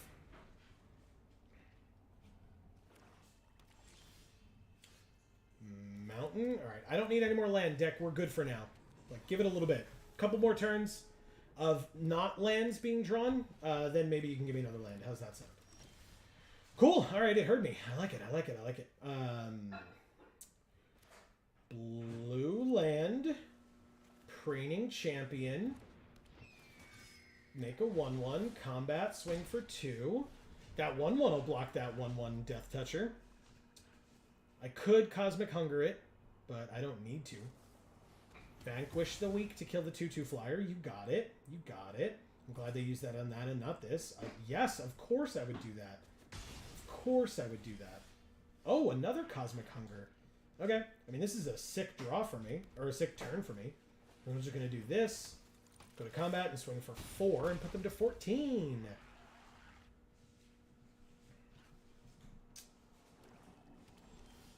They played nothing. We do have Shatter the Source because we have Convoke. 6 damage to a creature, a planeswalker, or a battle at instant speed. I'm probably just going to go like this, pay the 2 life, transform it, and swing for 5. I clicked that like 4 times, I feel like, and it didn't do anything. Alright, so I can Cosmic Hunger to bite something after they play it at the end of their turn, as long as it has 3 or less toughness.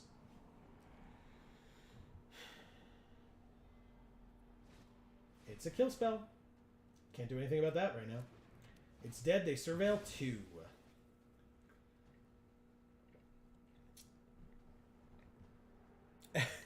Elish Norn, more like Elish Morn. And Erica just gives 3 hearts. What did they do? What did I miss? Oh, they surveilled 2, so they put 1 swamp in the graveyard. Got it. I figure things out sometimes. Alright, combat. Take 2, go to 7, and pass. I sure do have a lot of removal for the nothing that they've been playing.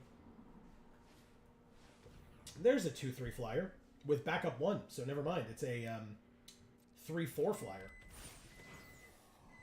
with backup 1. Sorry. Apparently opening it just to make it stop. I learned that. Yes, actually.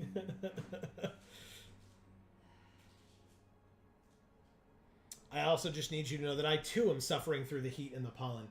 Sorry about that, Erica. It sucks. I know. Do I just do both of these? It feels bad, but I think I'm going to have... Oh, no, we don't have double green. Don't make that mistake, Joe. Do this. I don't know if it's worth it, but I guess we'll see what we draw. Baral and Kari Zev.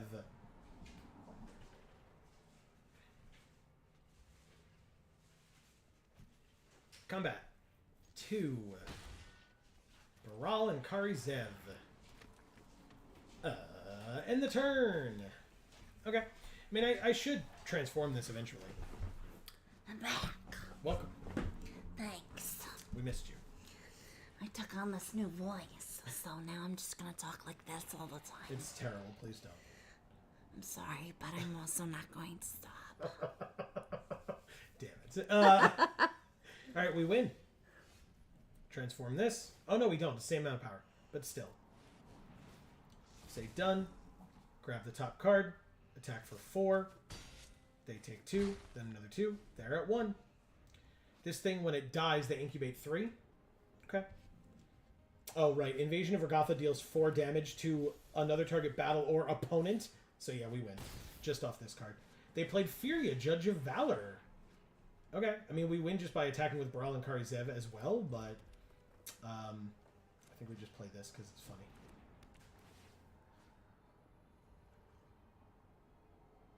One damage. Sure. We win! Thank you, Scott. That was good. Like, yeah, that felt like our deck can do things. That's the first time that this deck has felt that way. Okay, good. It is our second win, but still. Erica says Kari Zev is the top. Change my mind. Oh, for Kari Zev and Baral. So in other words, she's the top in that relationship. Oh, okay. I thought you were just saying that that card is good. No. I mean, so it really is probably that situation, right? Where Baral's like the cop, right? So, like, when they go home, they're like the submissive, you know, because they're like power tripped all the time. Sure. Iron Wolf underscore. Okay. Yeah, this hand's fine. Oh. Is this hand fine? Is it, though?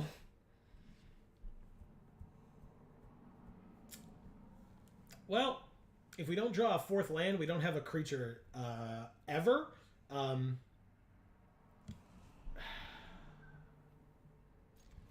keep it. We have all 3 colors. We can play this on 2. We just can't crew it because we don't have anything to play. Invasion of Tarkir does do 2 damage to any target. So let's not play that first. We'll play this first. At least I feel like he definitely does wear the hood in the bedroom. Like, he never takes it off. And the mask? Yeah. He's kinky like that? Yeah. Hey, we drew the 4th land. I thought it was, like, all one piece. Oh, I'm not sure. That's a fair question. Erica says Baral is the cop, but Kari uses the handcuffs, if you get my drift. I do get your drift, yes. All right, I guess we do this just because we know next turn we have the 4-drop, and so we want to get this out now while we can. So, sure, take 2. It's literally all we had, so deal with it, I guess. All right. They got to play something here, right? For 3? Zalfirin Lancer 3/3 Knight. Whenever another knight enters the battlefield under your control, it gets +1/+1 in Vigilance until end of turn. That's a thing. You play a 3/3. I play a 4/3 with Menace. Pass. This deals 6 damage. I guess I could. Oh, it's to battle. I could kill this battle and get a 4/4 flyer. Oh. Hell yeah. Seems good. 1, 2, 3, 4, 5, 6 if we crew this. Be interesting. Inga Runeyes. Ah. She's the multiverse legend card. I remember her. So they This is not the same art at all, and this art is gross. Yeah. Oh, you don't like it? No. I think it's cool. Don't kill battle. They aren't even here yet. Crying face. Nice. They aren't here yet. You're It's right. It's very true. Pass to attackers. If you attack here, I crew and block. Good. Take my turn. Drew Harried Artisan. Okay, still don't have a second red, notably. Ah, but of course we have, this is Convoke. So we could do this if we wanted to. Is he that hairy? Maybe on the right, you just can't tell. It just made me think of that wrestler guy that we saw. Oh, George the Animal Steel, Amy saw for the first time. For those of you who are old wrestling fans. I was like, oh my god, is that really what he looks like? It sure is. And he just eats turnbuckles and then leaves. Yeah, he kind of did. He was a little wackadoo. All right, what are we doing? You know what? Combat first. Attackers. Attack a battle, double its power, because if they double block, then we get to kill both of their creatures? Ooh. Amazing. That sounds lovely. They get to draw 3 cards, by the way. But I don't care. That's great. Erica says, also, while I have a moment, Final Fantasy XIV is a good video game, which you probably didn't know, since I definitely haven't made it my whole personality. No, what was it again? Final Fantasy? Is that what you... I've never heard of it. Could you maybe talk about it? Because I feel like you've been holding back on us. I thought it was Final Fantasy V you were talking about. When Invasion of Segovia enters the battlefield, create 2 1/1 blue Kraken creature tokens with Trample.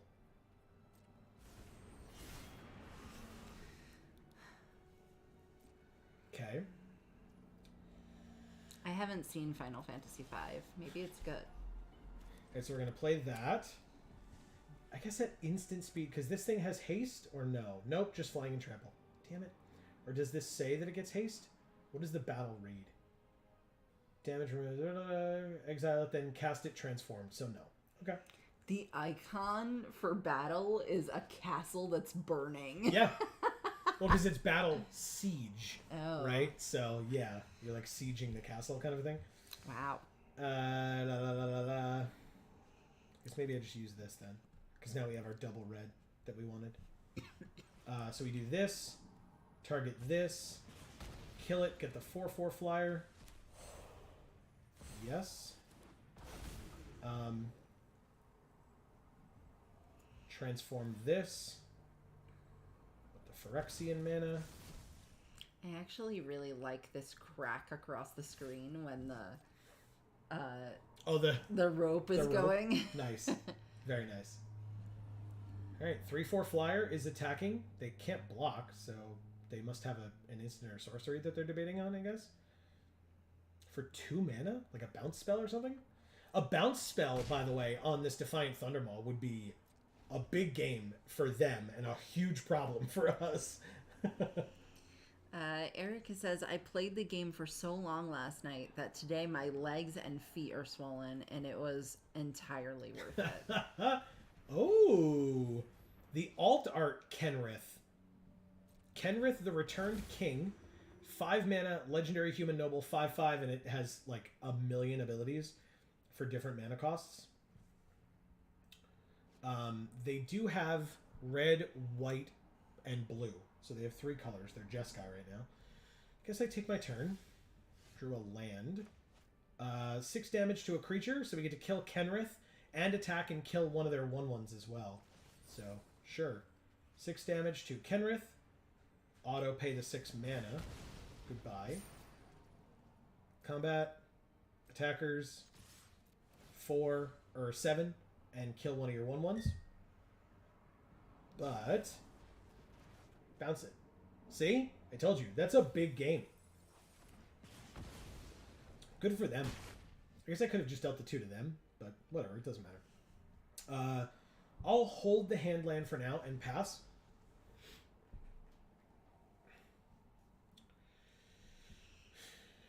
Besides, Erica, you will always mean more to me than Final Fantasy XIV.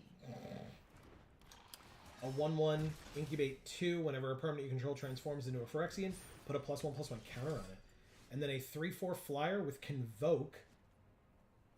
Okay. So you may think you've made it your whole personality, but Combat. Attackers. Attack for 3 in the air. They did not block. It's very smart of them. I'm going to play this. And I'm going to play... Erica says, "You killed Kenrith! You boop!" And somebody pulled her off the stage with one of those canes. Because it's the South Park reference. Oh, it is? Yeah. Oh my god, you killed Kenrith! You bastard! Oh. Yeah. Okay. End the turn? Yes. Okay.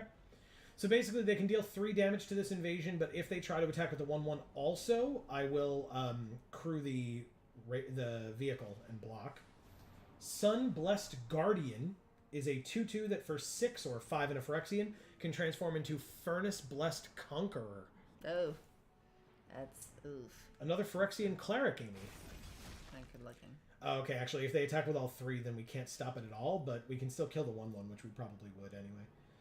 That's fine. So, oh, it's not that. Interesting. Okay, so they did. Which is good. I mean, I'm just going to kill the 1/1 for funsies, because they flip the thing regardless.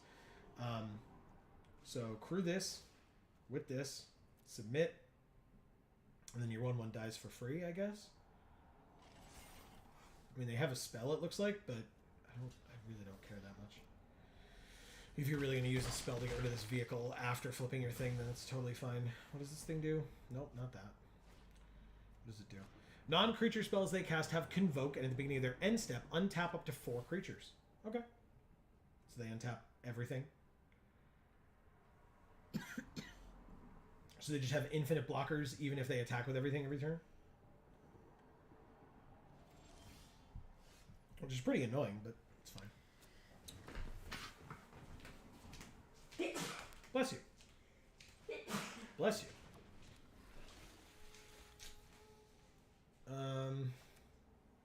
Land.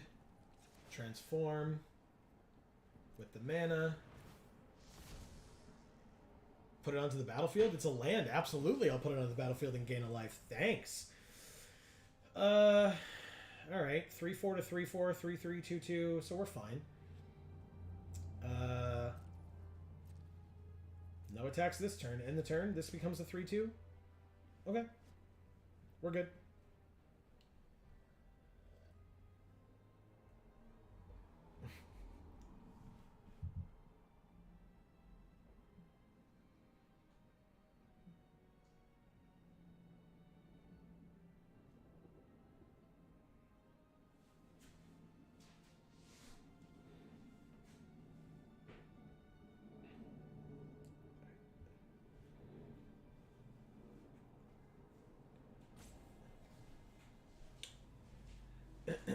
Okay.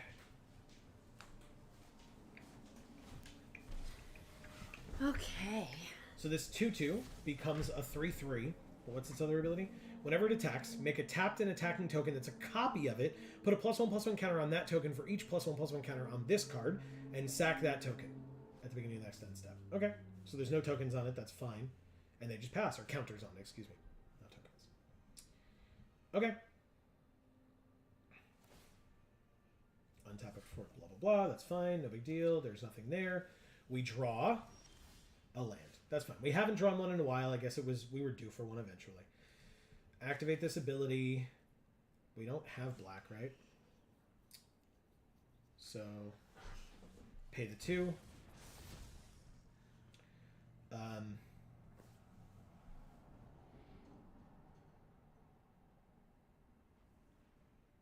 Combat? That has to work, right? Combat. Attackers. Attack both of these at you. You're going to take 2.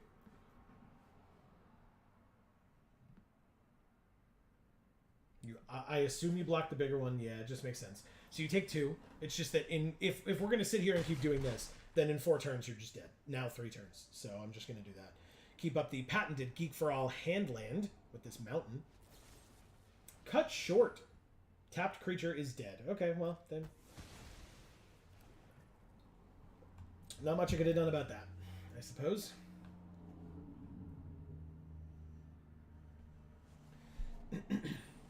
stasis field. Our 2/4 flyer becomes an O2 defender with no abilities. Okay. Cool. And a mythic Invasion of Ravnica. So you played removal spell, mythic battle. Which exiles target non-land permanent we control that isn't exactly 2 colors. So removal spell, mythic removal spell. Sorry, my mistake. Cool. Right?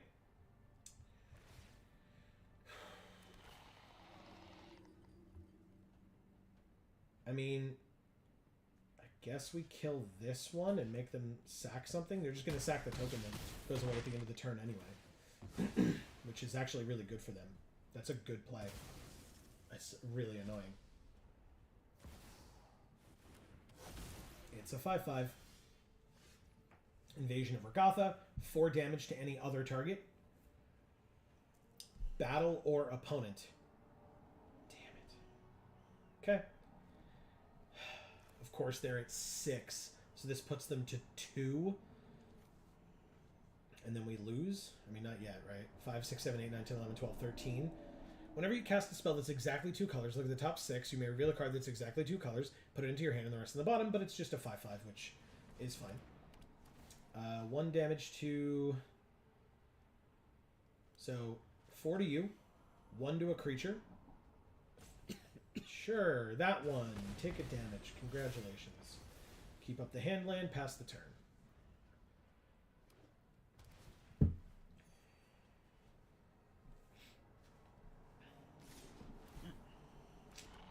Okay, we block the biggest one. We're at 6. Xerax Strobe Knight. This looks like a Yu-Gi-Oh card, doesn't it? Yeah. Like the art, at least, and an attentive. They're just dropping 2 cards a turn. I mean, we got this sick Trample Haste, which is close. Wait, is it close? Or is it... It's blinking your graveyard. What does that mean? No, they are looking at my graveyard. Oh. This is so close, it's insane. Yeah, it doesn't matter. They still go to 1. Hepa Yeah. said pump it. Yeah, it doesn't matter. They still go to 1. Like, I couldn't have 1, 2, 3, 4. Even if I played this, that's 5, and it's 6. It's 3 to activate. So yeah, they go to 1. Literally to 1. And then a battle they protect. So this one. Yeah. No, I'm keeping it up. Be afraid of this card and my 1 mana open.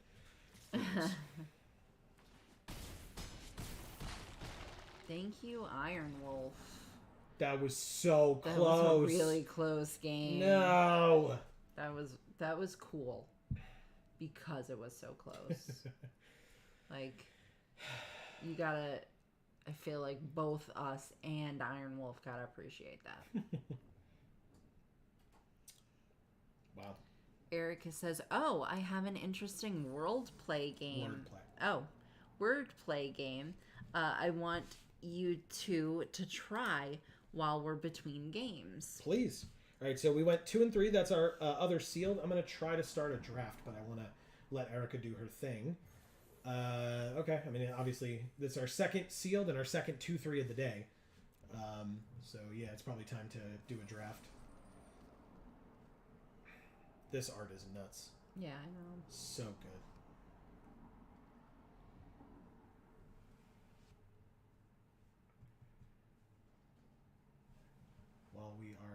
While Erica is typing out her thing here, I'm gonna open some packs of March of the Machine. I know that's typically your thing when I go to take a bio break, but we'll still have other packs, don't worry. Gens. Oh no. I'll be so sad if I can't do that. I know. I actually hate it. I hate it so much. Fair enough. She says, so I'm going to give you a clue that is the plot of 2 movies or TV shows or games. And the answer is a portmanteau of the titles. If that makes sense. Oh, if that makes sense. So, Erica, you are talking about the movie game created by Joe Beretta of the Valley Folk. We own that game. It is upstairs, and it is awesome. So, yes, I love that game. Please feel free. Oh, is it the same? Yeah. Okay. She says you are correct. Ha ha! Yeah, we own that game. I love the Valley Folk. But you're more than welcome to hit us with one. I watch all their videos. I watch all the videos that they do. In fact, I should say, watch all the videos that they do of it, where they like have other people on, other YouTubers, etc. And I'm usually pretty good at guessing the stuff. Amy is quite helpful for areas where I'm deficient, I will say. I feel like that is correct in life as well. Yes. Yeah, we are a great team for that and many other reasons. We're extremely different. And therefore it helps. Yeah. She says, I just didn't know if you knew it. I wasn't trying to plagiarize, etc. No worries. I wasn't thinking you were in any way. No. All right, let's do a draft. And Erica, you are still more than welcome to put those clues in. I love that game. Hit us. Yeah. Hit us with it. Yeah, we actually have not gotten an opportunity to like crack it open yet. Yeah, There were a couple times where we were like, oh, maybe, but it just didn't come up. Like, it's a cool party game. Yeah, we haven't had any parties in a long time.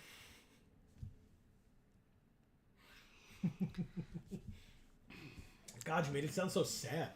Yeah, I am sad about it. Yeah, that's fair. We are sad.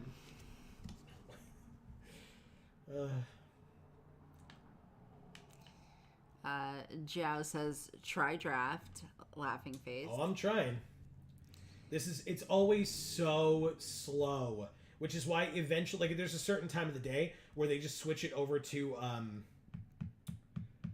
bot drafts, because otherwise you sit in a queue forever, and it's like such bad content. And actually, not for nothing, it kind of makes Wizards look bad too. And it's not about them. I'm not saying that it's because they are. I'm saying, like, they create this event, there are so many creators, but like, because there's so much that you could be doing, you could be playing standard or like other constructed formats. You could be playing sealed. You could be playing draft. That like the pool of creators isn't large enough to consistently get this going. Like, this has to be what you do right at the gate, which I think is really stupid, because and it's, again, that's not on Wizards. It's that's how I guess the creators feel about it. But it's like, the first time you get to play a set, it's sealed. Like, that's what pre-release is. That's the point. So why wouldn't you play sealed right off the bat to like take the time and read the cards and stuff?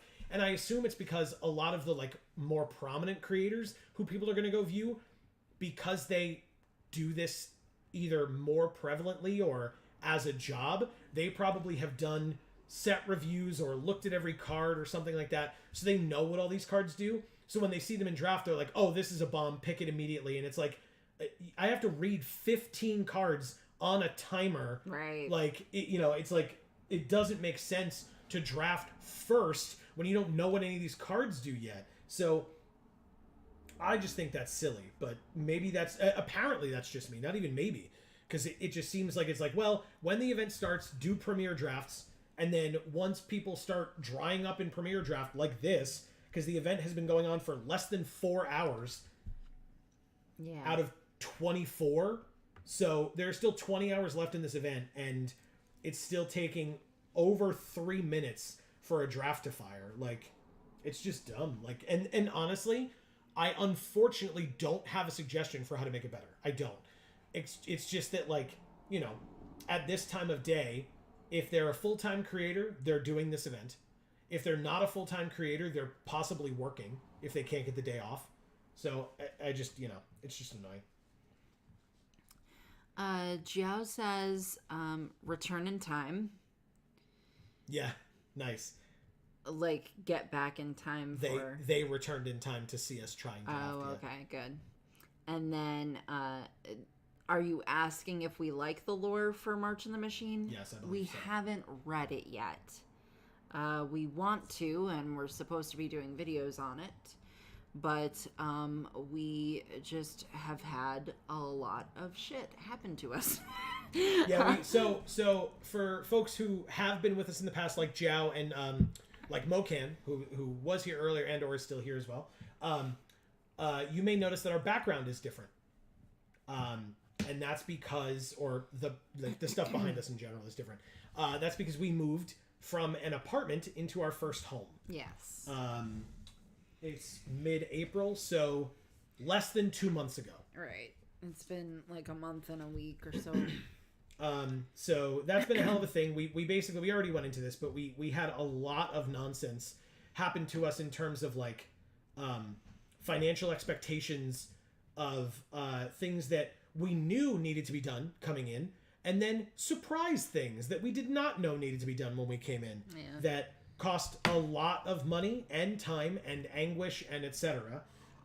And so we spent some time without power. 2 days. A long time without this setup of being able to stream. And we're still at a point where a majority of our boxes are not unpacked. And we're still trying to figure out where stuff's going to go. Yeah, we just keep moving things into our attic, hoping that it gives us enough extra space to be able to, like, clear out stuff that we have in places and, you know, be able to, like, finish painting the rooms because we didn't have enough time before we moved in to, like, actively paint like we wanted to, and rip up all the carpets because we have allergies and carpeting is fucking disgusting. Yeah. And I don't know why anyone ever has it ever, but maybe I'm wrong on that. I just don't think so. Like, it's so stupid. Well, some people don't have allergies, and so Still, it's like, hey, let's to just them it doesn't matter, but like let's keep all these allergens and filth trapped in like frilly, you know, carpets as opposed to just a solid wooden or tile or whatever floor that you could just wipe up with a mop or something and clean up very easily. Erica says, here's the first one.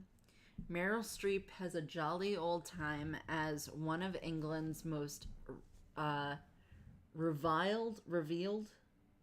I think it's reviled. Okay. Political leaders, while a young woman named Constance has an absolutely scandalous affair with her gardener.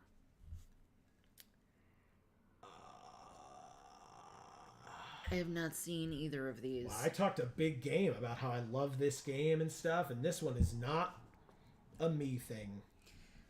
Not only have I not seen either of these, I haven't even seen previews for either of these. Constance has this scandalous affair with her gardener. Yeah, most reviled political leaders. Meryl Streep. Wow. What a stumper, Erica. Very nice. I mean, I know there are hints. I don't know if you're actually looking at a card in front of you. Maybe you give us a hint. Ooh, we did it. Uh-huh. As long as everybody's actually ready. One more person. Do it. Do it. Your chat's screaming at you right now. Click ready. We did it. Nice. That was a weird noise I made into my glass. I'm sorry, everybody. It was awesome. Invasion of Fiora. When it enters the battlefield, choose one. Destroy all legendary creatures, or destroy all non-legendary creatures. Or you can choose both.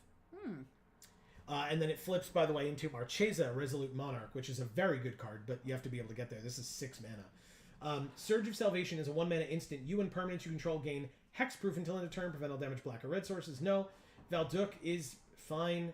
Tangled Skyline is fine. Sculpted Perfection, Incubate 2, and Phyrexians you control get +1/+1. Maybe we just do that. Maybe we just take the rare. I think Mocan says Marchesa is insane. I agree. It's just going to be tough. Thankfully, it's only 4 defense. So hopefully that helps. Space now. The sun is moving. Yeah, thank God. Yeah, I'll take the Invasion of Fiora. I mean, again, it's a 6 mana board wipe as well, which is a good one. Like, that's really nice. So. 4 defense and a wrath. Exactly. So, good times all around. Knight Errant of Eos. 5 mana 4/4 Convoke. When it enters the battlefield, look at the top 6. You may reveal up to 2 creature cards with mana value X or less from among them, where X is the number of creatures that convoked the Knight Errant. Put those revealed cards into your hand and shuffle. That's fine. I'm not in love with that. Omen Hawker is a blue mana for a 1/1. Tap it to add colorless and blue. Spend it only to activate abilities. Furnace Gremlin, 1 in a red for 1/2. 1 in a red to give a +1/+0. When it dies, incubate X, where X is its power. We could just take this sweet Aetherblade agent. I really like this card. Unseal the Necropolis is fine.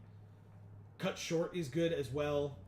I'm going to try this agent, I think. Scroll Shift. Exile to 1 target artifact, creature, or enchantment you control. Return to the battlefield under its owner's control and draw a card. I'm not a fan of that art. This one? Yeah, it's weird. It's very I don't weird. know. It's very weird. It's like mazy. Erica says, I'll give you a hint. What's the opposite of Tony Stark's superhero alias? Oh, is it like Iron Woman or something like that? Then? Because the opposite would be like, what's Iron the opposite Man of iron? Like Rust? like balsa wood? Like You may cast sorcery spells this turn as though they had flash, but it's 6 mana. When you next cast an instant or a sorcery spell this turn, copy that spell twice. You may choose new targets with the copy. And it's got Convoke? Hell no. Astral Wingspan, Convoke enchant creature. When it enters the battlefield, draw a card. Enchanted creature gets +2/+2 and flying. That's pretty damn good. Invasion of Kaladesh. Powers equal to the number of artifacts you control. Create a 1/1 Thopter. It's an X4. Angelic Intervention, no. Golden Scale Aeronaut is fine. Backup 1 flying. I mean, that's pretty good, actually, but it's 5 mana. This is also 5 mana, but it has Convoke. is it a movie where Meryl Streep plays like Catherine the Great or something? Where maybe she's in Russia? Because the Iron Curtain? No, she just said it's England. Jolly old England. Oh. Invasion of Olgrotha. As opposed to Render Inert. Yeah, it's going to be... Invasion of Olgrotha is actually great. That's a good one. There's Scoured Barrens, which I wouldn't hate picking up here. Corrupted Conviction is 1 black instant. My boy. As an additional cost to cast the spell, sack a creature to draw 2 cards. We're not in the red-black sack deck. I mean, we could still be, I suppose, because like we're not married to this card. I barely picked it in time. But I actually really like this one. This one's cool. So. She says not Iron Lord, but Iron... Lady. Got it. And then Lady something for the other movie? Or like D something? D's nuts. Seraph of New Capenna. Transforms into Seraph of New Phyrexia. Sure. I mean, it's a 2/2 flyer for 3, but then for 5 you can transform it into a 3/3 that when it attacks you can sack another creature or artifact to make it a 5/4. Fallen Angel, as Erica correctly pointed out to us. So yeah, I'll try that. There's like 1 black card here, and Vanquish the Weak is fine. But I'll take this white card because I think it's pretty good. This card is definitely not good. For limited, at least. Artistic Refusal. Okay. Errant wouldn't allow anything to stop her from decorating the streets of New Capenna. Amazing. Amazing. Errant street artist. God, that card was so bad. Anyway, ooh, there's another one. 2 in a row. I'll take it. It's not legendary, and the flip side isn't either. Cool. She says, we'll call this one a wash because I maybe went too hard, but the answer was Iron Lady, Chatterley's lover. Yeah, I've barely heard of Iron Lady, and I definitely haven't heard of Lady Chatterley's lover. Ever. I've heard of both of them, maybe. like my brain doesn't get repelled by them.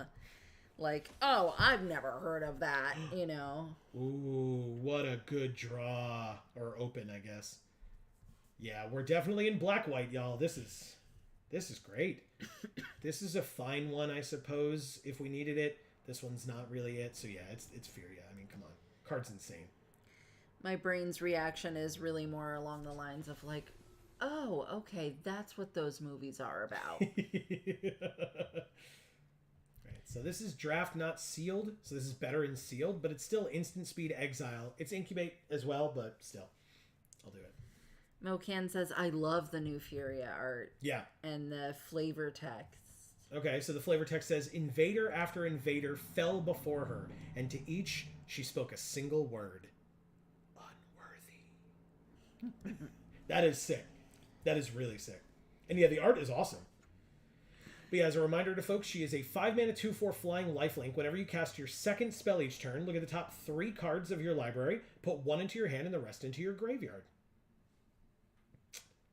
I mean, yeah, we're in these colors. I debated picking this the first time around because this is our opening pack. 4 mana enchantment. When it enters, incubate 2, and all of our Phyrexians, which is what black and white want to be, get +1/+1.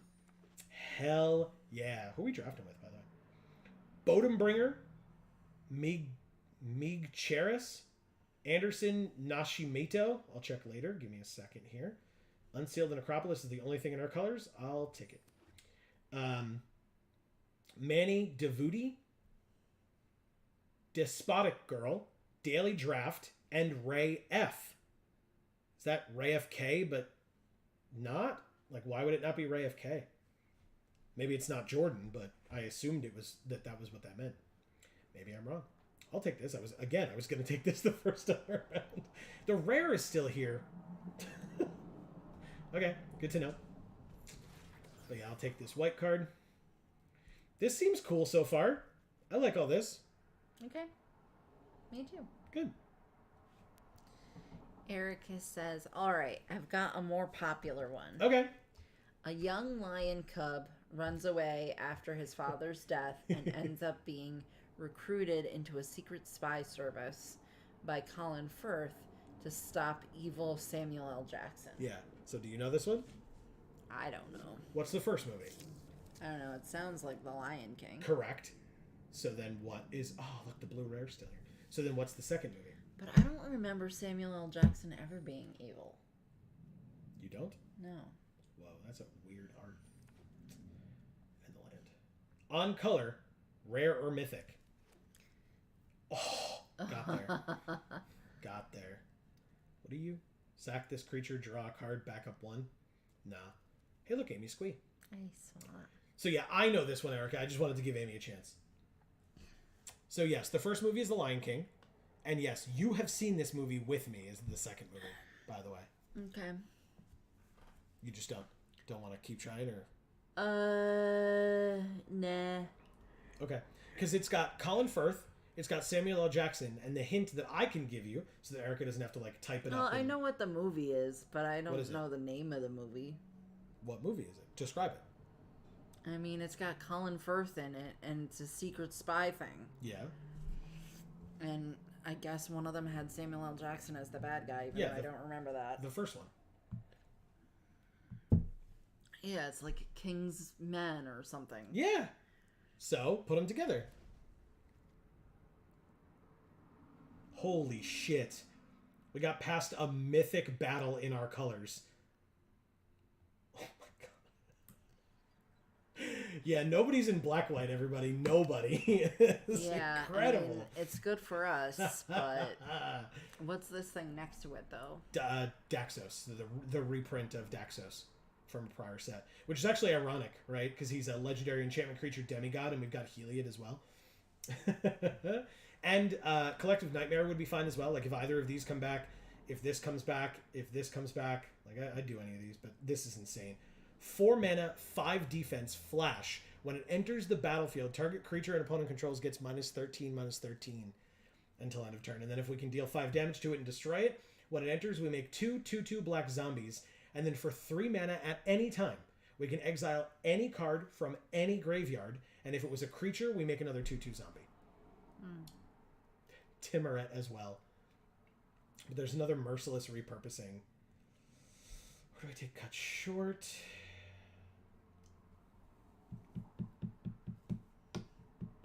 Interesting. Do you want to try to put it together, or you're done? Okan gives a bunch of sideways eyes. Yeah. Just getting a mythic invasion passed to us. It's like, oh, okay, cool, sure, that one, thanks. Yeah, we're gonna have a lot of choices here because nobody's in our colors. Yeah, I mean, that's good, I guess. Yeah. But it means we're going to be reading a lot of cards if we don't know what they are already. Look at how cool this art is. That is really cool.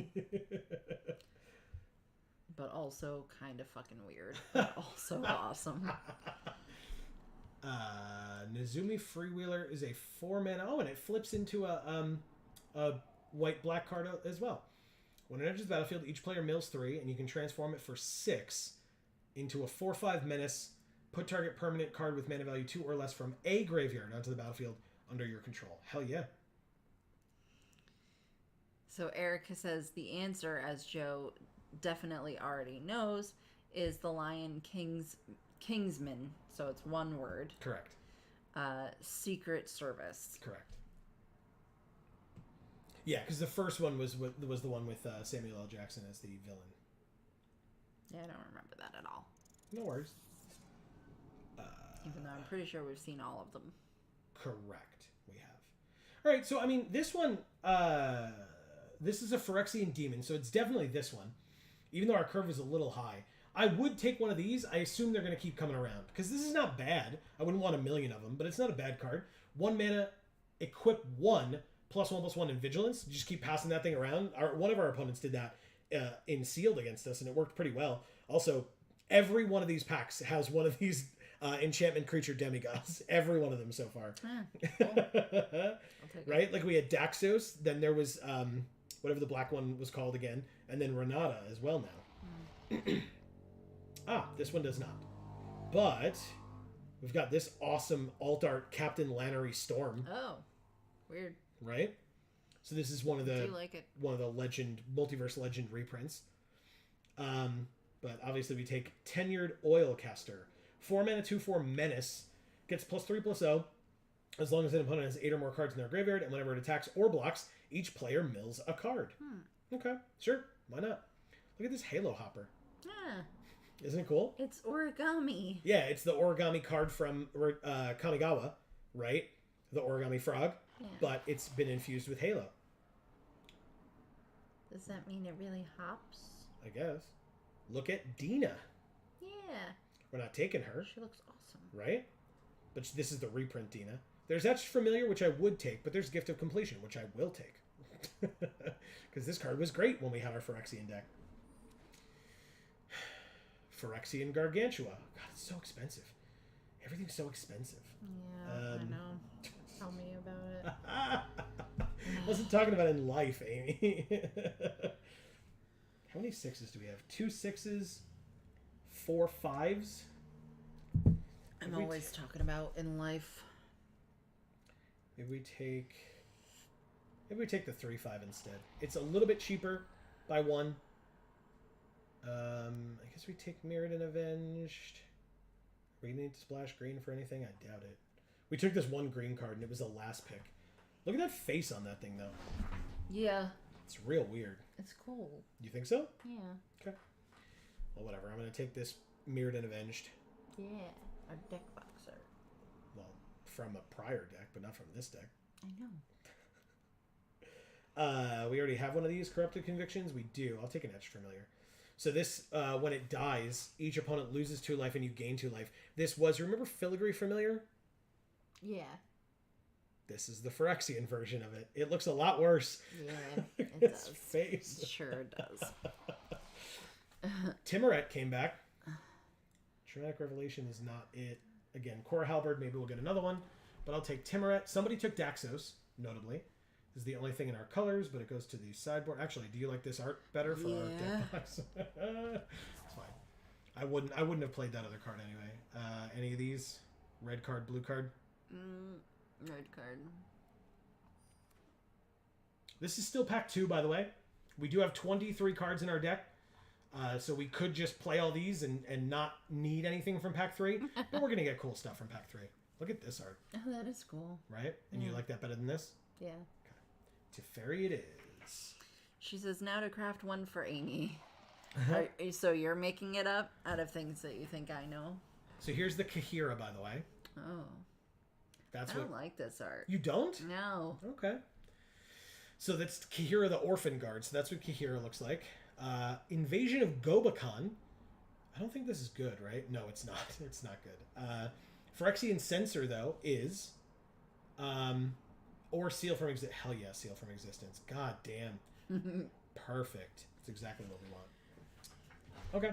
So movies I've seen are movies no one else has seen, or movies that are so bad they make you hurl.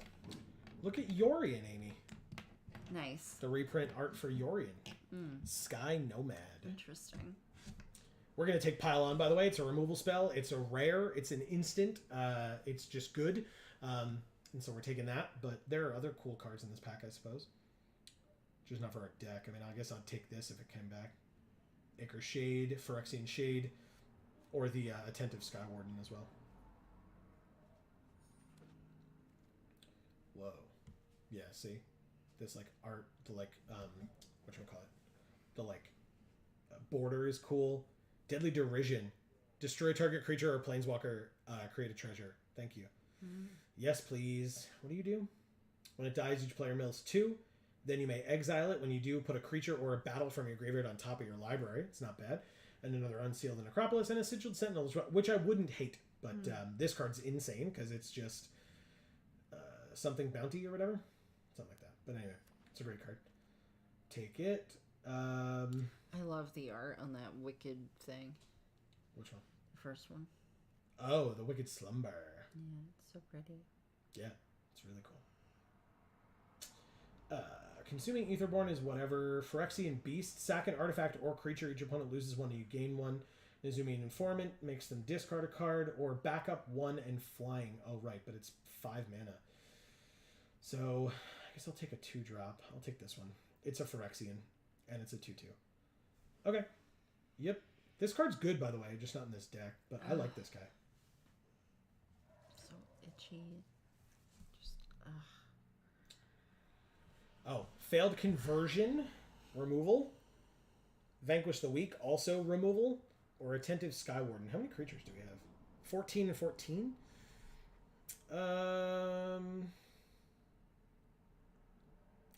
It's probably Failed Conversion. It's a good removal spell.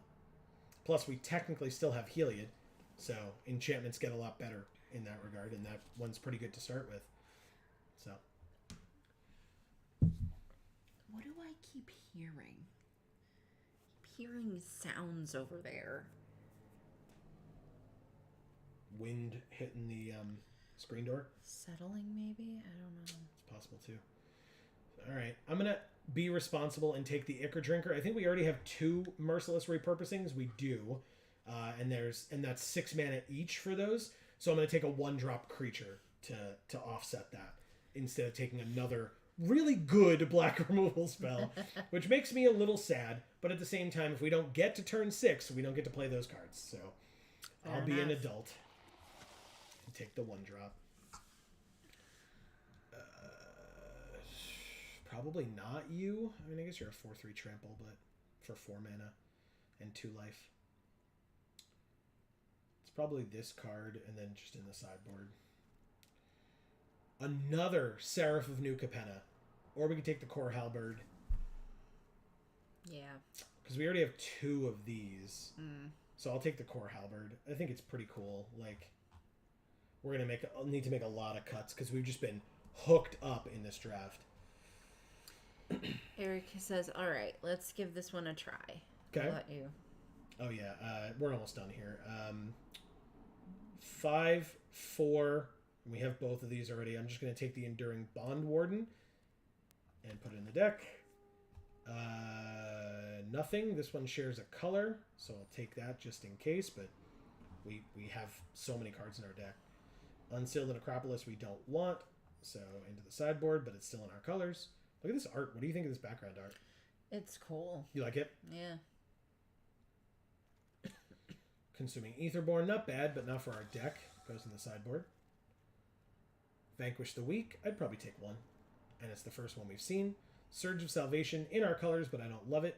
And then we'll take a basic as in the last pack, unless this had one of the gain lands in it, and then this will be a card instead of a land. Ooh. A card. I lied. It was still a land and not a basic. Interesting. Why? Okay. Guess nobody was splashing anything. What the hell? Oh. Ew. Ew. Why is it like that? That's so awful. Oh my I god. can't even read what those say. Yeah, that is what a gross That's design so bad. choice. Ew. You're gonna fix that. Oh god, it stretches so much. Oh, It's so bad. bad. Ugh. That's really gross. Look at that. What Stop. awful. Stop making them look at it. It's so ugly. Oh my god. All right. Wow. All right. What's our deck box art? Teferi, Agar, Arachnoid Adaptation, Astral Wingspan. I do like that one, but I think it's Agar. Agar. Not the Flying Rhino. Oh my god. Are you kidding? What? It's on here too. What? The templating thing. Look Oh, underneath the deck God. box. I didn't even notice it. Why'd you have to show me? It's so bad. It's so bad. All right, go ahead. So Erica says, Michelle Yo. won an Oscar for this alternate universe action drama. Meanwhile, a former Western actor is out of a job, but Roman Polanski lives next door. Sweet. I don't know who Roman Polanski is. Look it up. Look it up. I'm not allowed to look things up. That's cheating.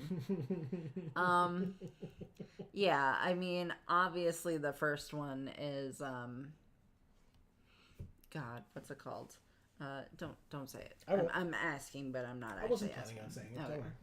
Don't worry. Everything Everywhere All at Once. You got it. And then former Western star, I have no idea. I mean, I guess like Clint Eastwood or something.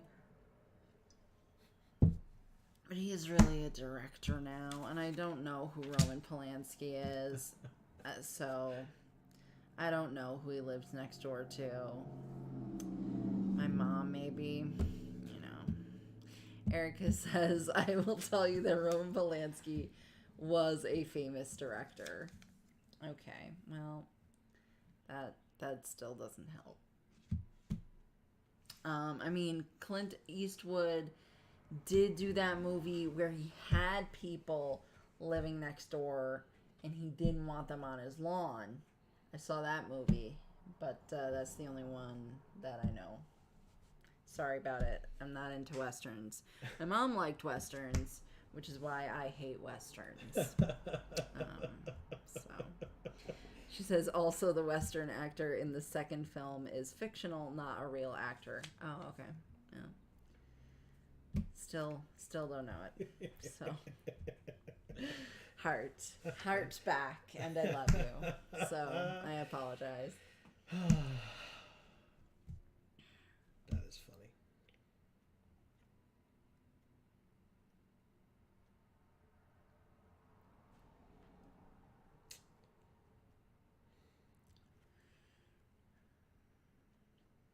All right, I need 5 more cuts. You can go the hell away. I know you're a 1-drop, but still, I need you gone.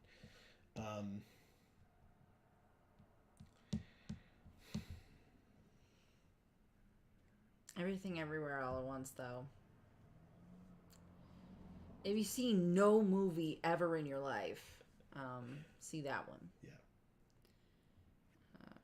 Like just decide that there should be one, and that will be the one. Erica says, so here's one hint. What phrase do we often see at the start of a fairy tale? Once upon a time. So everything everywhere all at. Once upon a time. Is that what it is? I actually don't know. I'm not familiar with the second movie either, unfortunately. I feel like with a title like that, it could really be anything. but it could be like Once Upon a something. You know what I mean? Like sometimes movies do that where it's like you recognize Once Upon a Time, but like Once Upon a Western. Once Upon a Midnight Dreary. You know, all that fun stuff. Once Upon a Miss Muffet's Tuffet. Yeah. No. No. It's not that. What? I need like 1 or 2 more cuts out of this deck. Erica, please keep going. Because I love this game. But, Or tell us what cards to cut. well, other people can also tell us what cards to cut. No, it has to be Erica. Obviously, I'm joking. Oh. Yeah, we never saw that movie. The answer was Everything Everywhere All at Once Upon a Time in Hollywood. And I am bad at this game. I don't think that's you, Erica. So, Once Upon a Time in Hollywood was... us. Once Upon a Time in Hollywood was Leonardo DiCaprio and Brad Pitt. Is that the one I'm thinking of? Is that correct? I think. I have no idea. You know they can hear that, right? It's like... Oh, sorry. It's like looking over, I'm like, what is she doing so close to the microphone? Nothing.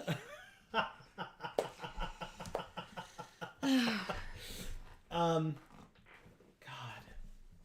I cut basically everything that wasn't like a Phyrexian or a removal spell or... I see a bike. That doesn't look like a Phyrexian or a removal spell to me. It transforms into a Phyrexian, actually.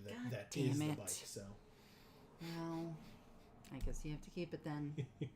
It's got like octopus arms that are teeth instead of suction cups. Whoa. It's really gross. Like really gross. Molars. Oh, I hate it. Yes, that's correct, Joe. Hell yeah. See, I know things sometimes. Yeah, I don't watch movies with popular actors in them. For the most part. You watched the movie The Departed with me. Like, I did. Like 10 years after I was forced to do that. And it was an experience that I had. Come on. We watched it with Dave, our friend Dave, not from Final Fantasy VII, but from twitch.tv/DAM314. We watched it with Dave and his lovely wife, Claire. And Dave and I still joke about it to this day. I guess you and possibly Claire were not as affected by it. But... Or we were much more negatively affected by it.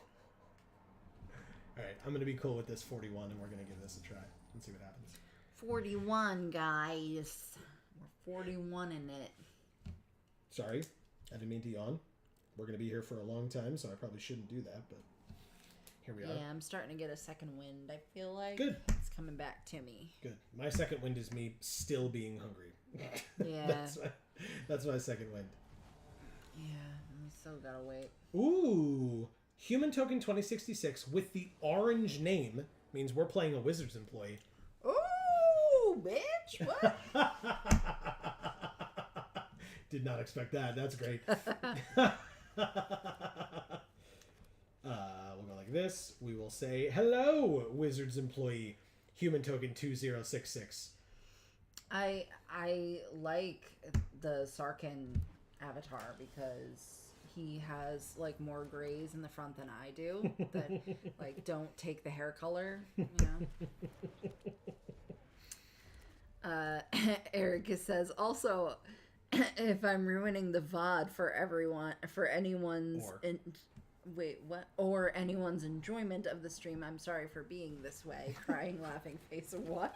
I'm enjoying myself. Why would you ever, one, be sorry for being this way, and also just no? Yeah. I don't know. Just no. Pass. So at any time I can do that and make them lose one and we gain one. It's another though? No, it can be itself. Okay. So this card's ability says sacrifice an artifact or creature. Each opponent loses 1 life and you gain 1 life. So basically, if at any point this is untapped and they try to target one of our creatures to steal it or bounce it or something or kill it or something, we can just sack it and drain them for 1. Hear it? Yeah. Told you. Hey, it's a removal spell. instant speed as well. And next turn we have this battle, which is good. My nose is tingling. Combat. Attack for 2 in the air. What does this cost to flip? 5, but really 4 because we don't have any blue. Okay. She says, as a special challenge for Joe, I'm going to do one that's 2 video games. Ooh, hell yeah. Video game, movie game. We have that and TV movie game as well, by the way. Yeah, but video game, movie game is still a video game and a movie. It's not 2 video games. Look, don't... So this is Erica game. This is Erica Does It Better game. Great. Sounds good. They gave our creature haste until end of turn to give them something to do. You got it.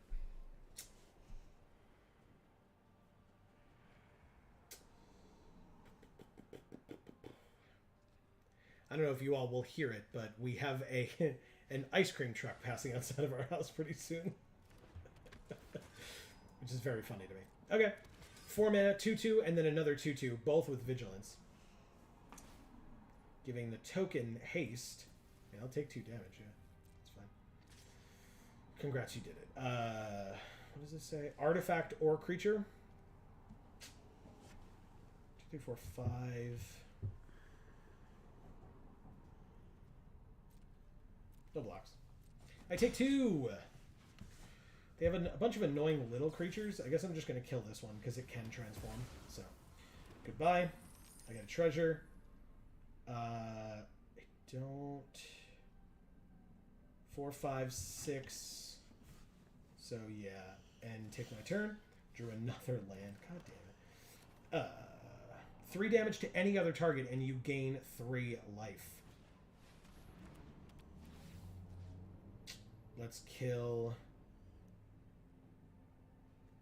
this one, I guess. That makes sense, right?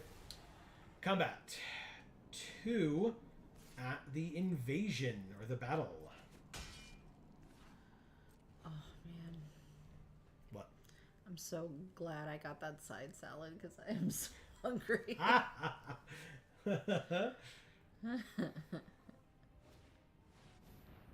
Ooh. Onaki Javelineer. That's scary. I don't like it. It's probably too quiet. They probably can't hear it. Well, it's not here yet. It's like it like drives around. It like drives me crazy during the day. I won't, like, yeah. Because it like stays in the area. I've never noticed it. Yeah. You're usually not here, right? You're usually at work.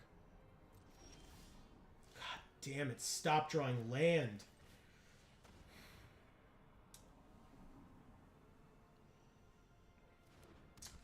Okay. Combat. Oh, right. I can't. It's got reach. No attacks. End the turn.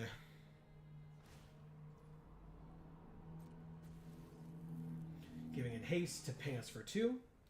You got it. Could have targeted the battle if you wanted to. Could have pinged that battle. They didn't want to. Nope. They sure didn't. City on Fire. If a source they control would deal damage to a permanent or player, it deals triple that damage instead. Huh. Oh, jeez. Which means that Onaki Javelineer deals 6 damage to us a turn. Okay, I guess.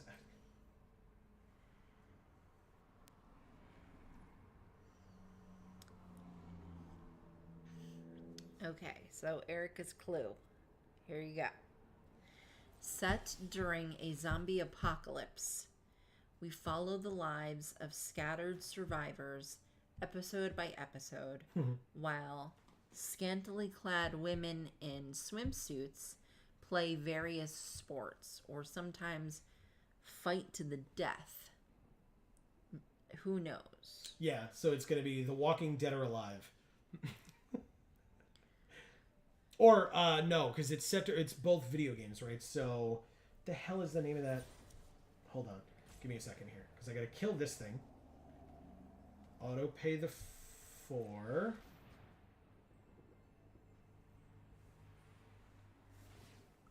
Sure, I take 6. Go to 11. Heliod or Merciless Repurposing. I will take the Merciless Repurposing. Land. Activate. Do that with the... Oh, I don't have it. Shit. Cancel. Active. Just fucking stop at the rope. Timeout used. Yep, I'm at 9. Now I'll auto pay the 4. That thing is 3. Combat 3 at this. And that's it. That really is quite annoying. I know it is. Yeah, it's fine. Let's end the turn.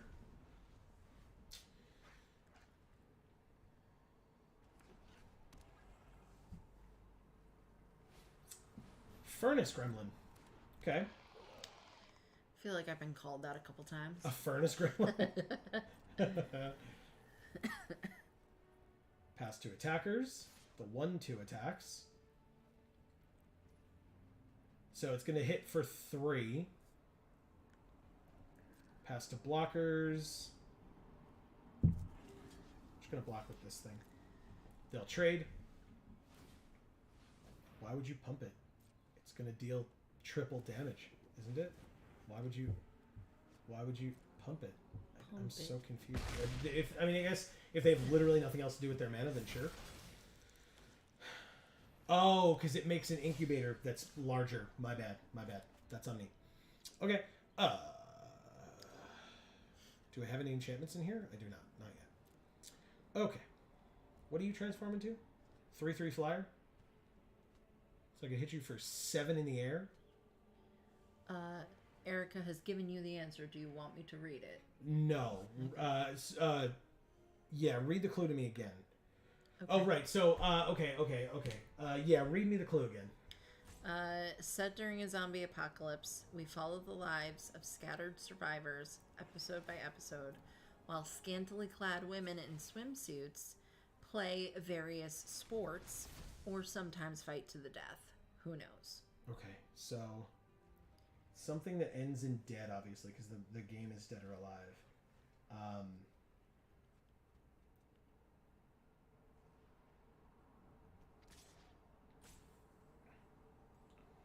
Triple would be 6, triple would be 3, but they can flip this to be 12. So stupid. Just that one. They take 4, go to 14. Sorry, I need to focus on the game first. You got this already. I did? Yeah. It was The Walking Dead or Alive? Yeah, it's Telltale's The Walking Dead or Alive. Gotcha, okay. So specifically Telltales. I don't know why I was thinking of I was trying to think of Dead Rising. That's the game I was thinking of, which obviously isn't it either, but yes. Telltale's The Walking Dead or Alive. And there are like a million Dead or Alive, so there's like random things at the end. Target creature or planeswalker you control gains protection from black. So I can't block it anymore. And then they transform it? I guess. We lose. We take 15, by the way. Ooh. And lose. Okay. Thank you, Human Token 2066. That's some crap right there. Okay. It's getting louder. It drives me... Well, that's because, again, they just drove by. That drives me crazy. All right. Well, that was our first game with this deck. Wow. Great. I don't know which Wizards employee that was, but thanks, I suppose. But they won. Well, I mean, yeah, like... They're Wizards employees, so you kind of expect that. Kind of. So it depends, right? Like, there's the salty answer, which is like they've seen the set before and played with it many times, presumably. Right. Maybe they haven't, right? Maybe they, like, are an arena employee that, like, doesn't have anything to do with the creation of the set, and so they don't get to play the cards. In that case, they need to fix those frickin' stretchy suns, because that was hideous. It's really gross. All right, this is a fine hand, actually, so...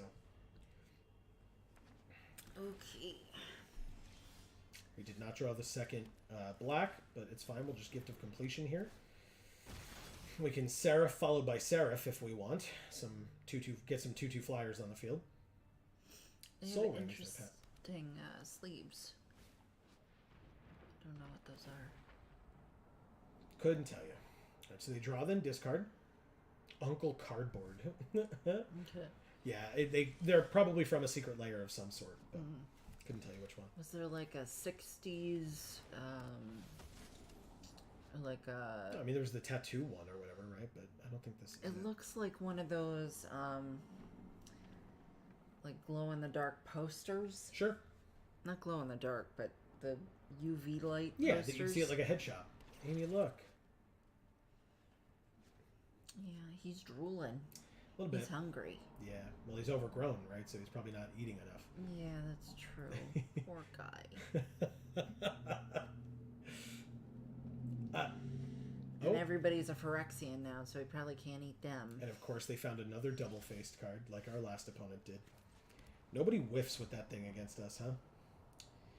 Alright, next turn we can play our battle. For now, I'm going to go to combat and attack for 2 in the air. Well, Joe, it's not a Winota.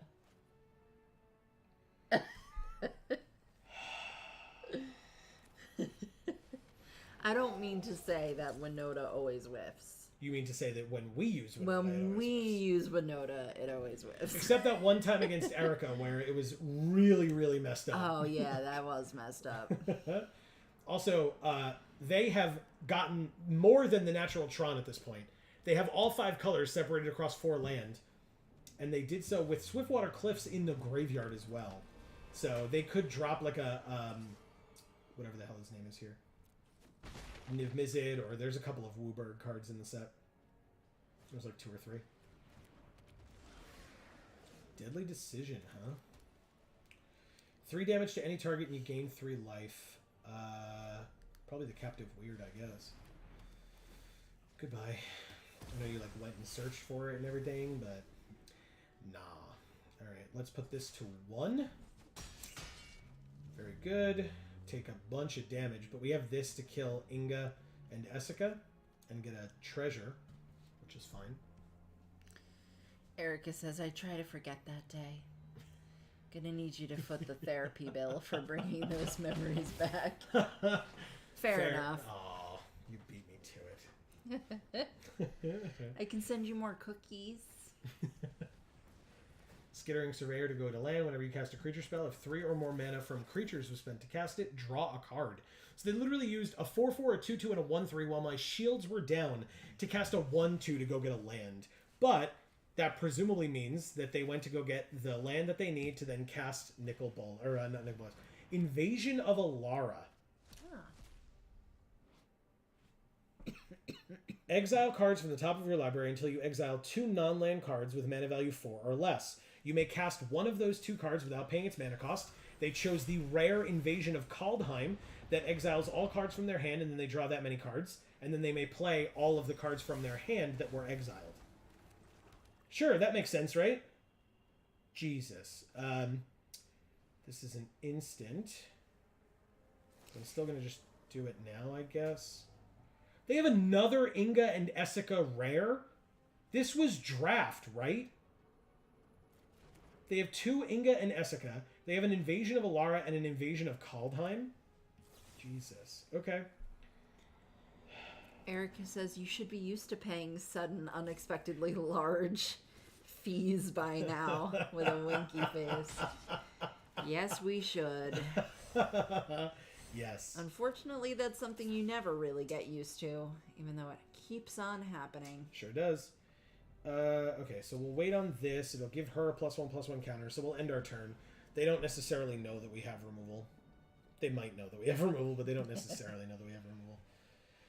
But we'll wait till, like, they go to combat or something. Like, this is insane. What the hell does this do when it flips? Like, everything. Target player draws 2 cards. That would be themselves. You may then put an artifact from your hand onto the battlefield, make a token that's a copy of a permanent you control, distribute 3 +1/+1 counters among 1, 2, or 3 creatures you control, and destroy target permanent and opponent controls. Do you think that's enough things? Well, yes, because I can't think of anything else. Blighted Burgeoning, incubate 2, and whenever it's tapped for mana, its controller adds an additional 1 mana of any color. But it doesn't matter. They literally hit, like, just 4 different colored land in a row in their opening hand without any fixing whatsoever. Okay. I'm so hungry. Uncle Cardboard. Be the cardboard of a pizza box? Is that what you're going to tell them? No, Oh. it definitely was not. Stasis Field on Grandmother Ravi Sangir. Cool! All I was gonna say was, don't win. How could they not win? They got 5 colors on turn 5. Well... And then dropped 2 rare battles in the same turn. Oh my god.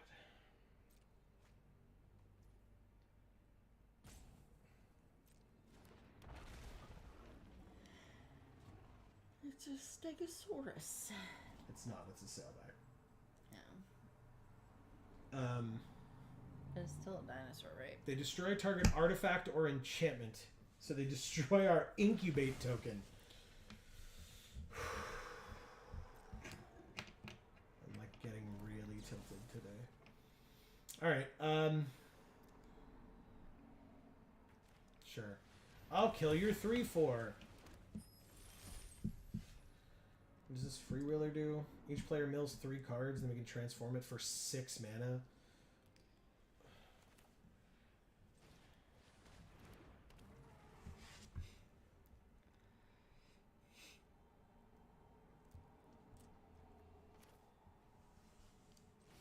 Seriously, the sounds are starting to freak me out.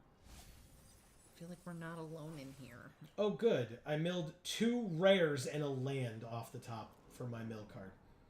That's always fun, right? Ugh, I'm so annoyed. Sorry, everybody. This is probably not very entertaining television. It's a good thing we're on the internet and not on TV.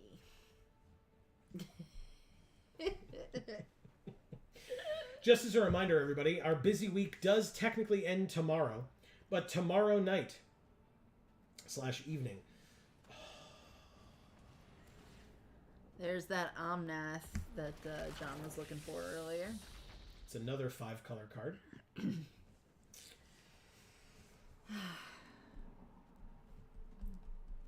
This isn't even like... Okay. Anyway, it's fine. See, he's not flubbery at all, Erica. And he's literally dripping with the oil that she was talking about. Well, yeah, but...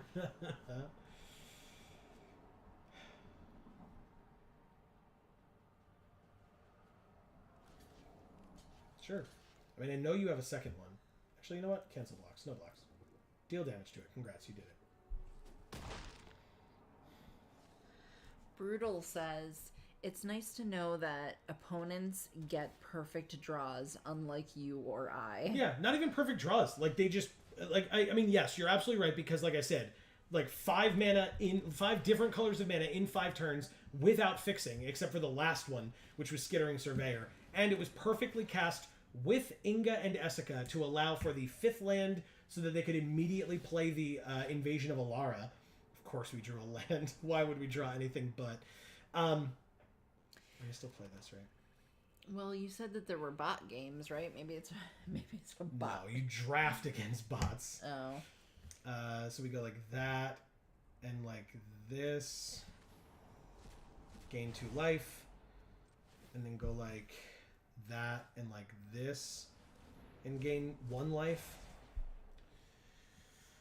Still nothing to block flyers. So go like that. Okay. End the turn. So yeah, they played the other Inga. Oh no, the first one had Vigilance. Silly me. Okay. So let's look at the top card of your library.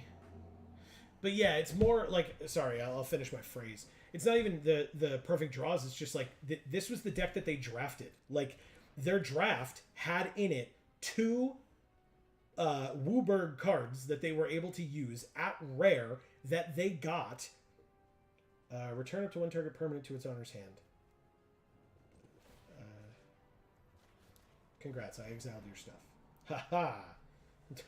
Brutal says, even a bot draft wouldn't provide you that many rares. This draft is insane. Yeah, it's stupid. It's actively stupid. Like, they have 3 battles on the field that are all rare. No, this one's an uncommon, excuse me. But they have 4 rares on the field right now against us. And technically one of them is in exile that they played earlier, or could have played earlier, or whatever.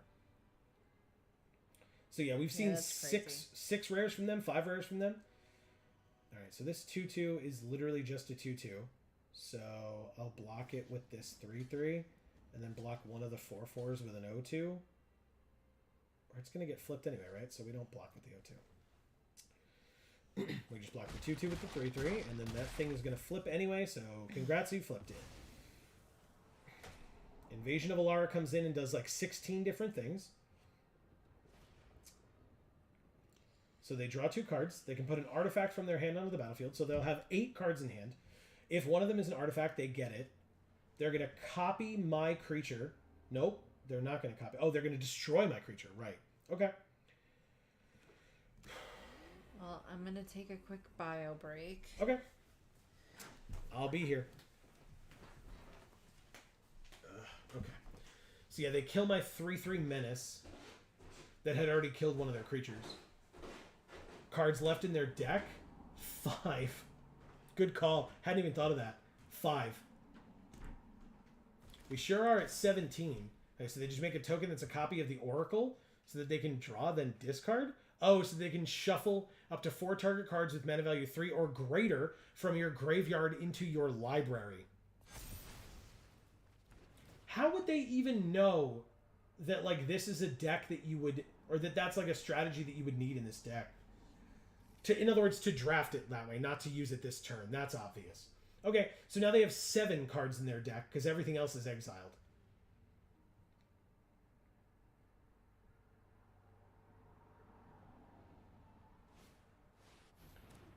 Tidal Terror, 6 mana, 5/6. That when it attacks, they can tap 2 other untapped creatures they control. If they do, it can't be blocked this turn. Cool. Incubate 2. And pump Phyrexians +1/+1. We don't have any of those until we flip the flyers.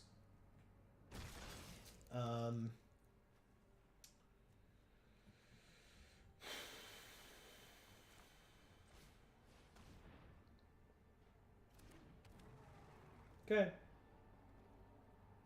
No attacks. Omnath.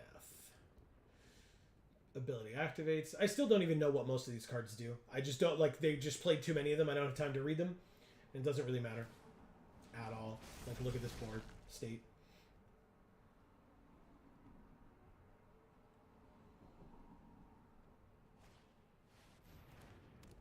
Another Invasion of Xerax. They get to bounce Timoret again. Oh, actually, that means that Timoret was doing its job. I was just doing it because, but they could have put more cards back into their library if I hadn't exiled them. That's pretty good. So maybe that's why they did it originally. I thought it might, like, I mean, it was a blocker, right? So that's what I assumed is why they were doing it, but not necessarily.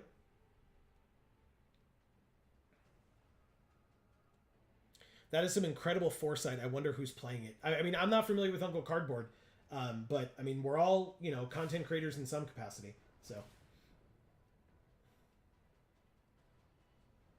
where is everything getting vigilance from? What gives everything vigilance? Is it these 2? Yes, it is. It works really well with Tidal Terror. Thing can't be blocked now.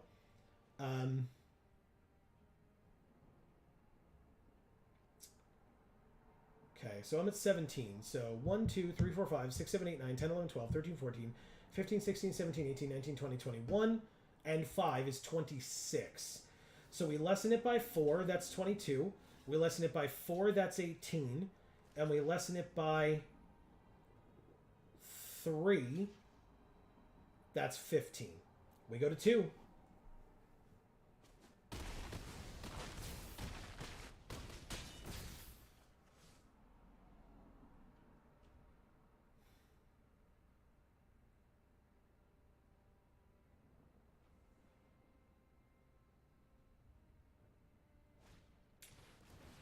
and they play a 7 mana 5/5 menace with backup 2.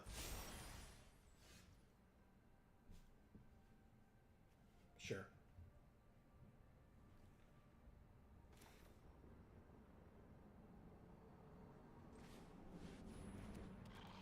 Play this.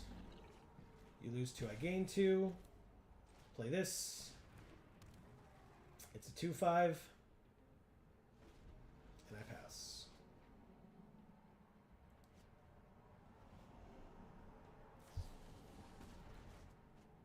They just have a bounce spell as well. They literally didn't need it. Like, I'm at 4. You could just swing, but sure. Insult to injury and the removal spell for my other creature.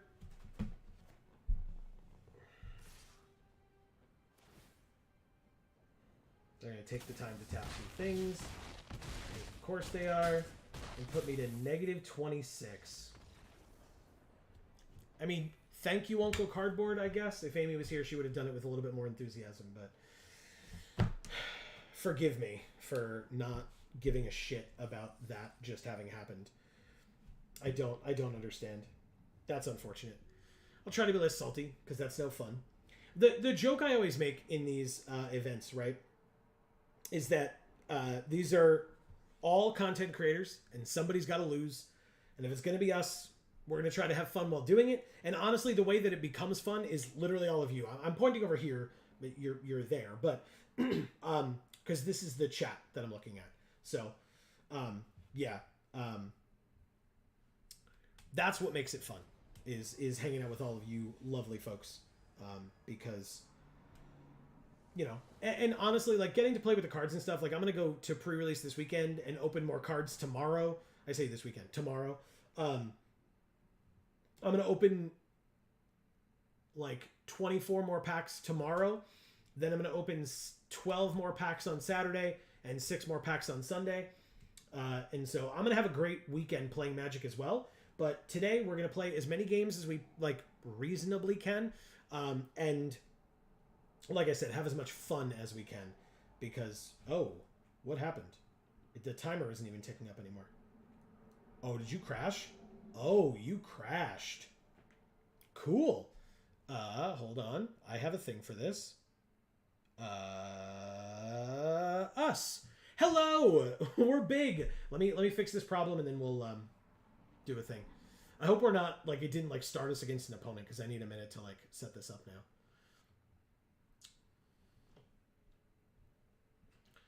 See if it comes back quickly enough. Seems like it will. Okay.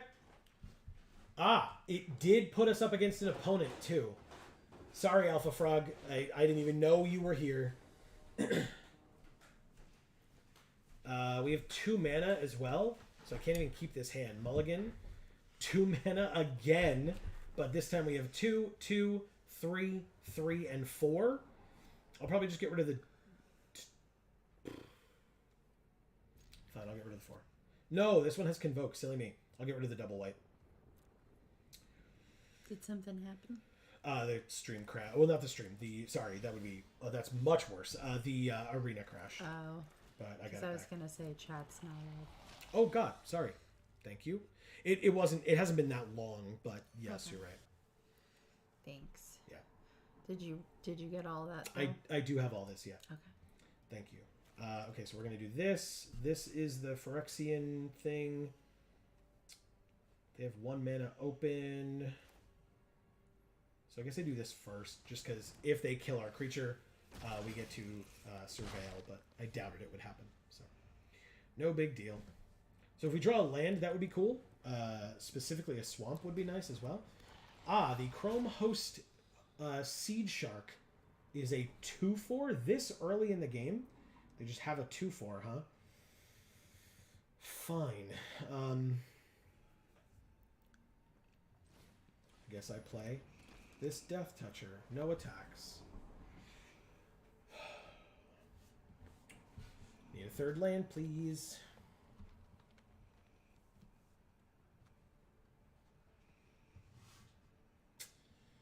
Maybe.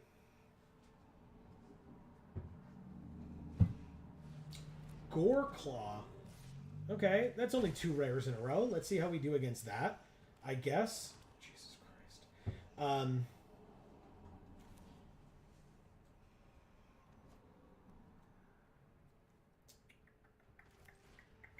It's actually pretty good. We can use Pylon to kill their flyer later.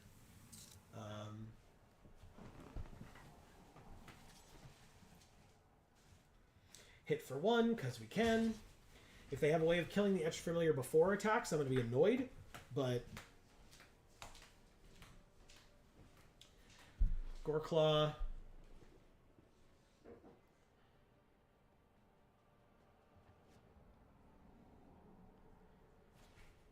Botanical Brawler is a 2/2.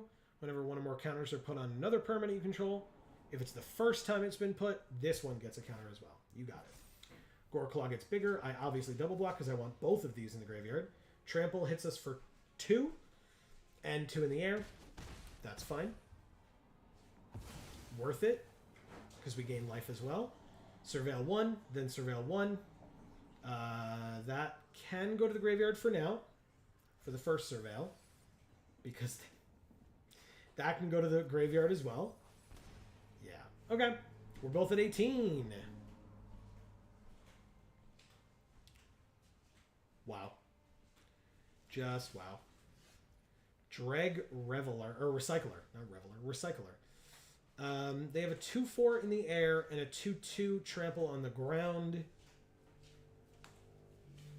Think I'm gonna... just pass.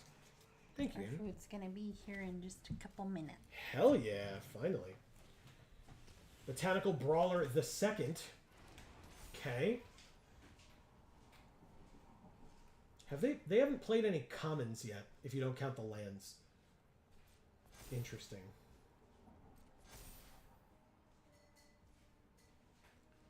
Okay. Pass to attackers. Just the flyer attacks? Okay. I was going to wait, because like, if I had to block here and use it, then I'd be able to do them both at the same time. But yeah. Kill that, and Surveil 2. Invasion of Innistrad on the top, and Invasion of Olgrotha underneath it. Notably, cannot cast Invasion of Olgrotha. I mean, can't cast Innistrad either, but Olgrotha is 5. We need 1 more land after this, so I'll just hope we get it soon. They have 2 3/3s with Trample. 1, 2, 3, 4. Sure, I'll play a 4/4. Or a 2/4, excuse me, sorry. I know what cards do, I promise. And by that I mean I don't know what all the cards do, I promise.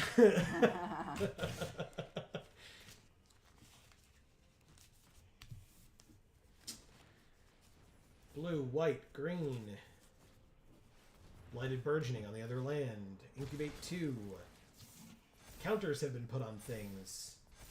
They work off of each other, and they now have 2 5/5s. Okay.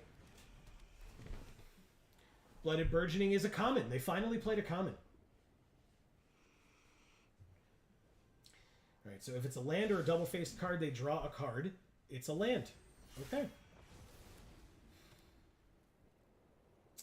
Whichever one attacks the Invasion of Pyrulia doesn't get blocked, FYI.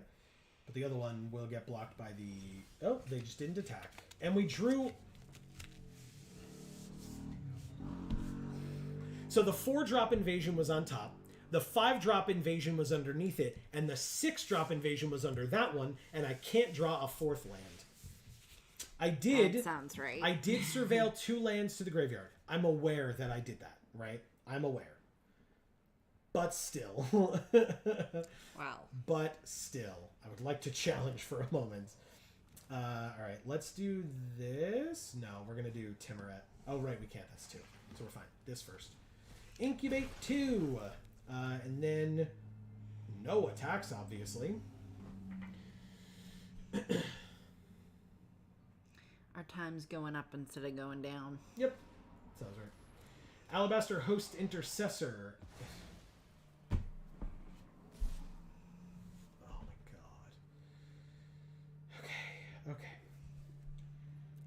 It's going to flip anyway, so both of your 5/5s that are attacking this 4 defense battle can kill it. Now they have a 4/4 trample ward 2. Because what I definitely need is for things that cost mana to cost more mana. Drew another 4-drop spell. That makes sense. It's also 81 degrees in here. Sure is. So. Oh well. We never brought that fan down. And it would have been real loud right about now, so.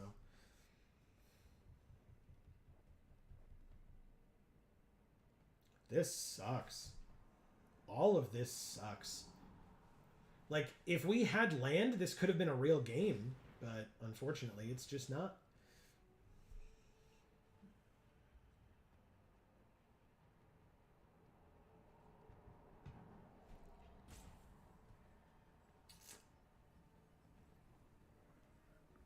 Okay.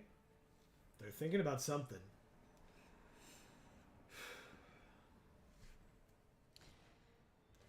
Ah, the gross emoti. Let's see how good you are. Cascade, top card is Angelic Intervention to give something protection and a +1/+1 counter.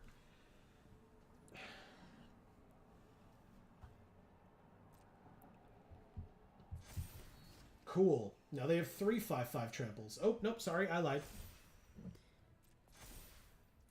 2 6. How is it the first time? I'm so confused. Okay.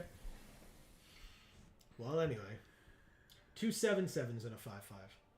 I don't get it, man.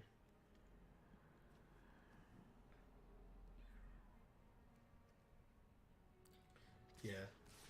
Like, this cascaded, but they cast 2 commons this game out of everything that they've played. Wow. That's kind of insane. Sure is. Nothing we can do about that. And they got rid of our Death Toucher that could have killed all their stuff. Like, alright. So, 14, 19. We could bring it to 11 damage, which puts us to 7. Seems fun, right? It's all the same. So, let's just... Oh, protection from black. I literally can't even collectively kill something. Single block. Single block. Single block, I guess. There's probably a better strategy of like, but technically, Joe, you could blah, blah, blah, blah, blah, and like do this thing and try to live. And it's like, yep, I sure could. Surveil 1. That's a 4-drop. And you know what? It's not a goddamn land. Neither is that. That's a 6-drop. Concession. Cool. You should do the thing. Thank you, Alpha Frog. Oh, and we're a Johnny because the arena crashed as we were trying to play them, too. Yep. We went 0-3 in our draft that took us 5+ minutes to get into in the first place. That feels good. That feels like it was worth our time. All right, 0-3. Let's collect our prize. Prize. Let's try another draft. See what happens. We're obviously, as Amy said, presumably going to be getting some food soon after this. Oh God, no! I'm so sorry. Erica says. Yeah, it's all right, Erica. No worries. And it was, again, as we always say, right? When we draft perfectly and get hooked up in our seat, right? But let me just make sure that they're here. I can't greet them without a mask. Oh, so hold on. I'll just have to peek. Hold on.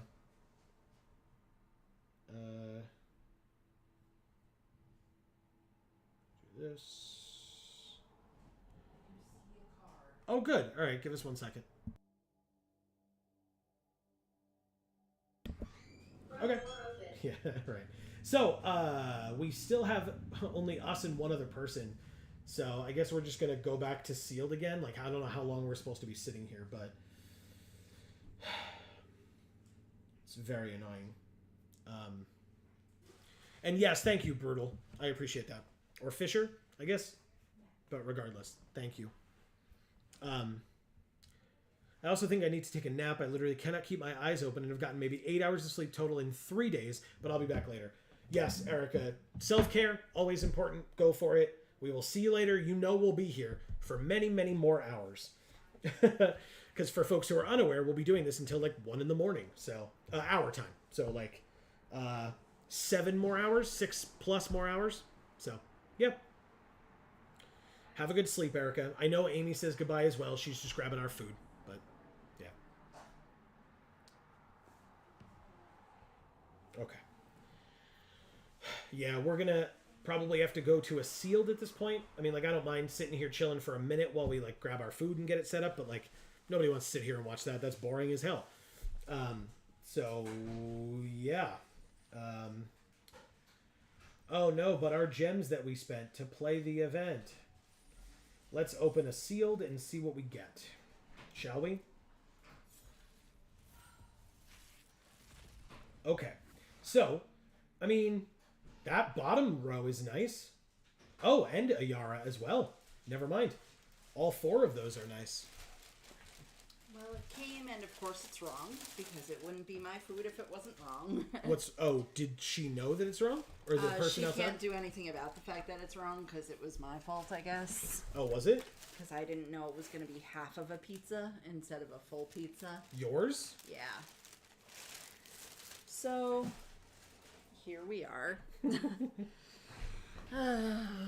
Yeah, I guess so. The game really does. Yeah. Oh, do you want me to get plates and stuff? I'm sorry, I didn't mean to just, like, hand you a box of pizza. I mean, I can eat it out of here. I don't care. Oh, okay. That's fine. Again, don't take that out of context. Let's, I mean, I think you should. I think you only should. Yeah. My pizza also has, like, no cheese on it whatsoever. Yeah, weird. It looks like they, like, went like this with, like, a little bit of Parmesan for, like, a half a second. But it was, like, humidified, so none came out. It's really dumb. I'm so mad. Yeah, you should be. I wish I ever didn't get so mad when I ordered food. Literally ever. So we got Transcendent Message, which is bad, and we got Quintorius Lore Master, which is not bad, but it's not really, doesn't really go along with the other, like, rares and stuff that we opened.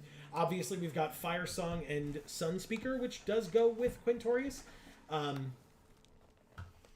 But, like, then we can't play these 4 Golgari rares. Well, there's so much cheese on my salad, I guess I could put it on my pizza. There you go. That's something. Sure. We'll pretend like it is.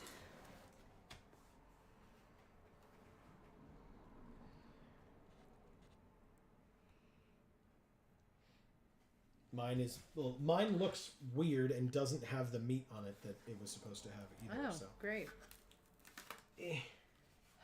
Okay. Well, we're not going there again. Literally ever. Which is fine, right? We got to learn. We're new to the area, so now we know. But yes, Fisher pointing out, game really wants us to play Black Dragons, which... Did I read that already? So we have 2 cards with triple black in their casting costs. Just one of them doesn't have anything else in their casting cost. And they didn't put a fork in here, even though I got a salad, so I guess I'll have to get one of those too. Good times. All right, so yeah, I'm gonna probably be green-black, but mostly black.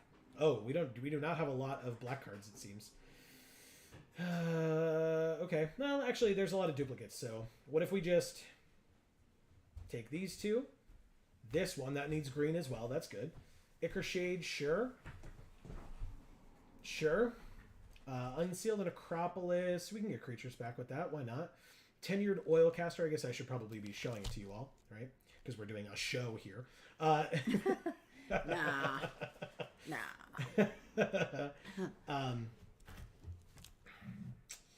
What else? We want this guy? Sure.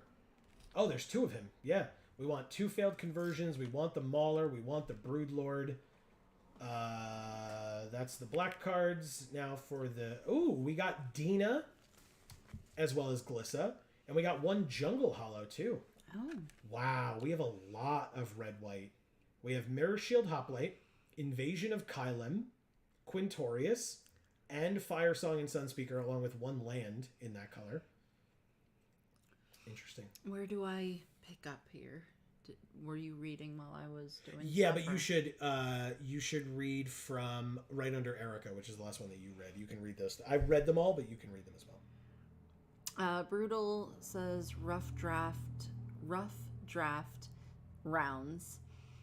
Here's to the next going better. Agreed. Hopefully. Erica says, I also think I need to take a nap. I literally cannot keep my eyes open, and I've gotten maybe 8 hours of sleep total in 3 days, but I'll be back later. Definitely go get some sleep, Erica, for sure. That's what I said.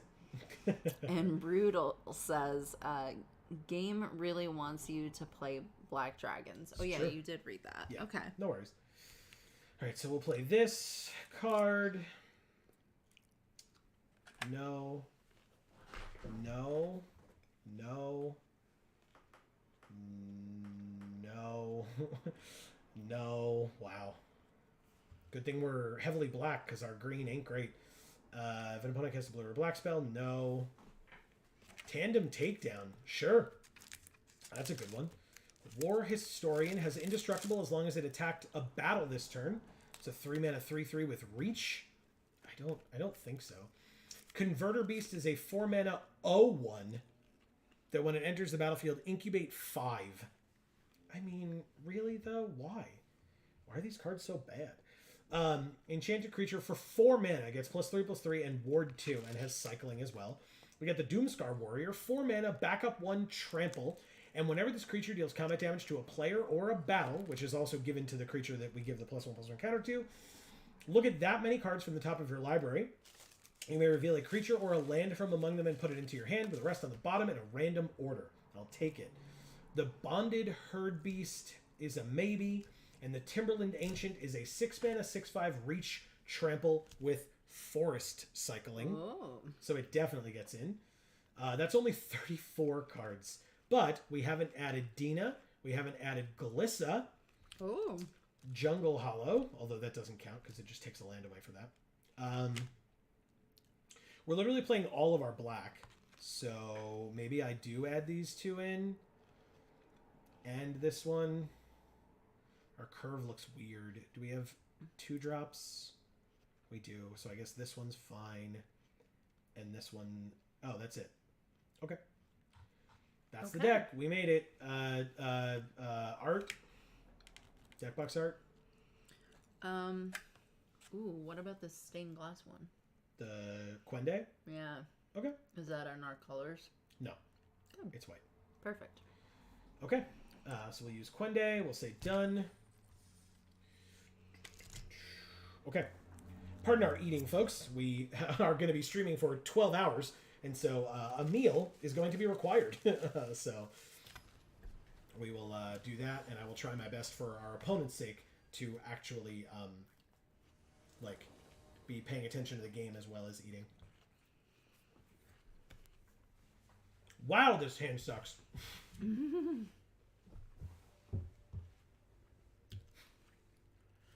I'm so sorry. So this card needs triple black. And we sure do have triple green. Mm-hmm. All right. Oh my god, this hand is awful.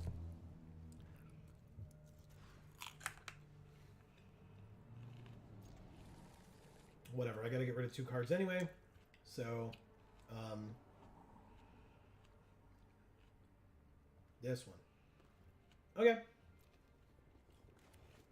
Went to 5.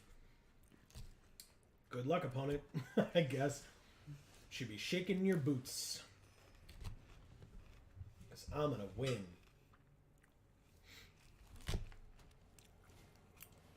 Expedition Lookout is a 2/3 defender. I'll play a 2/2. I mean, we keep drawing land. That's a thing. Sure.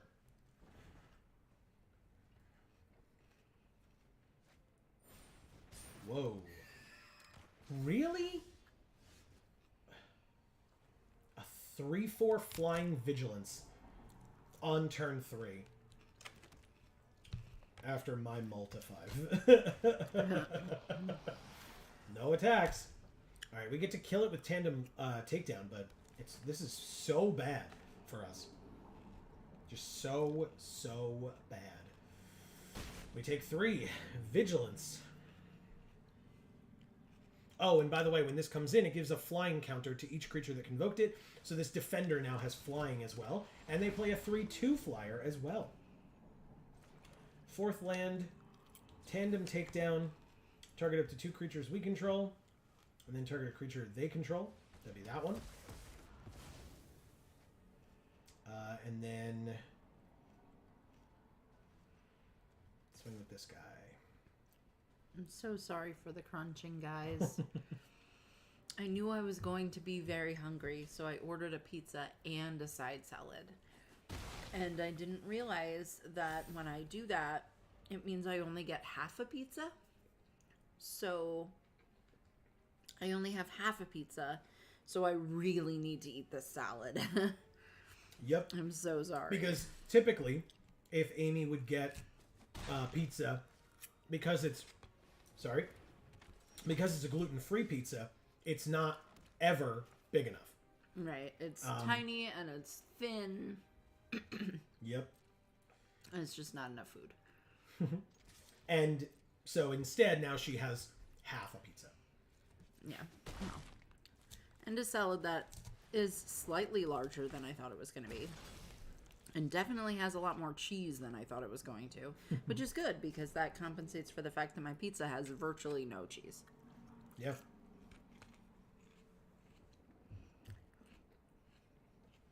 And Joe's order is also wrong. My order's wrong, and the first bit of pizza that I bit into, because this is my preference, I have black olives on my pizza.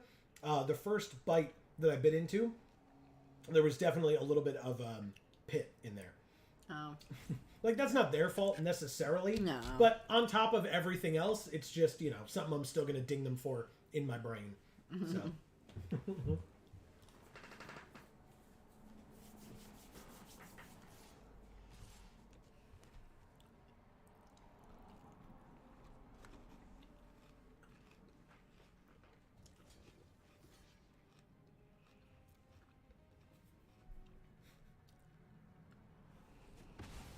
All right. We take 3, go to 12.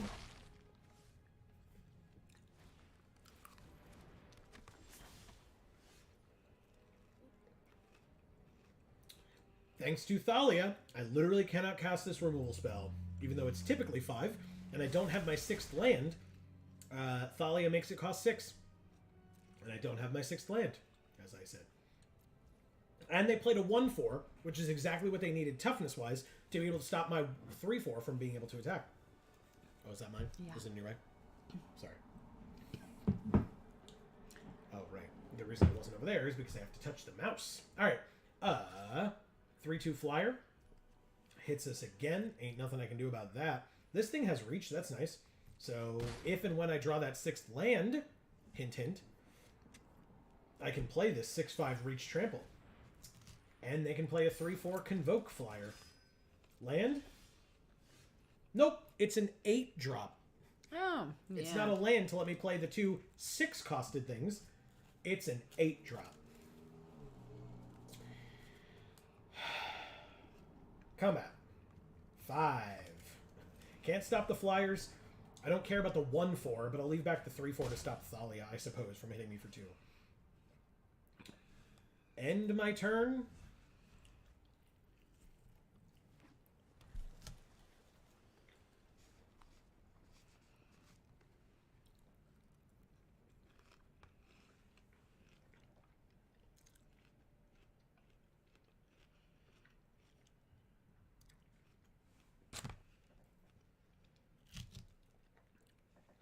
I mean, this hand is fun if I had more land, right?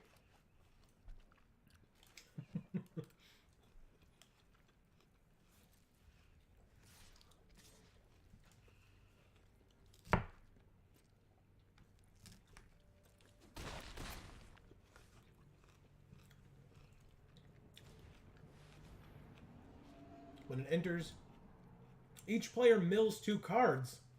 Please don't be land. Please don't be land. Please don't be land. Please don't be land. One of them was a land. Alright, it was only one, though. Land off the top. Nope. It is something that I can play, but I am dead in the air. So, guess I'll forest cycle this thing that I could have killed you with if I had one more land. And get a forest. Wow, look at that. How great is that? Awesome. Thank you, opponent, that we don't know whose name it is, I guess. Thank you, opponent.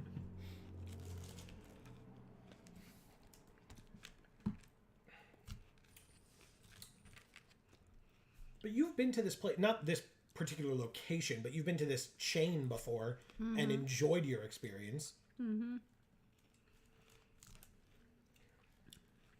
This would be the type of situation that would mean that I would just literally never go there again. It's just like, it's just not worth my time. But, Yeah, I don't necessarily have that luxury because there's only so many places I can go.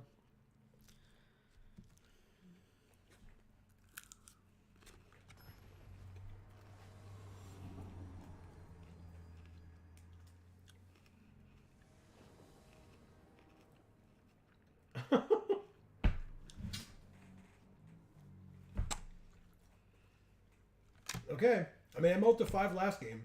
Hey, I can multi 6 this time. What a treat. Guess I get rid of failed conversion because I want to be able to swamp cycle this guy. So, wow.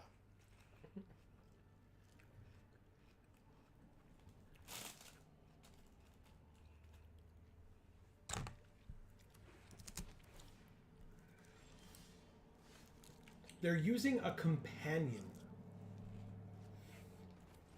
Okay. They are using a companion. Wow.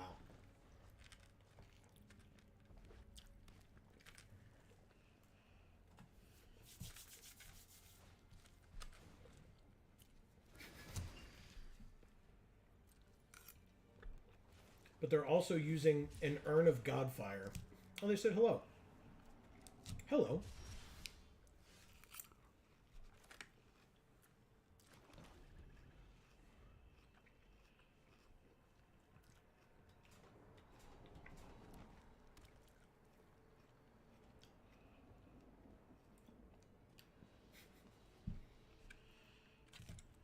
That's very scary.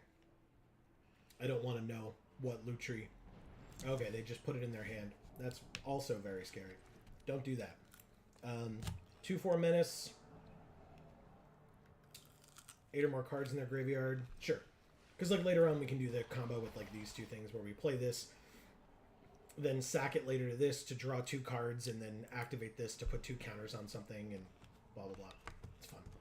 1 more land and we have either Glissa or a removal spell if we need it. Lutri would die to this failed conversion.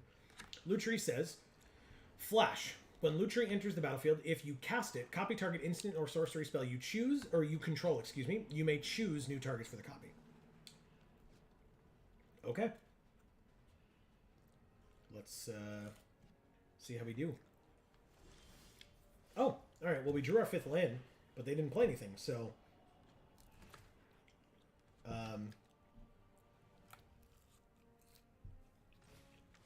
I'll play Glissa.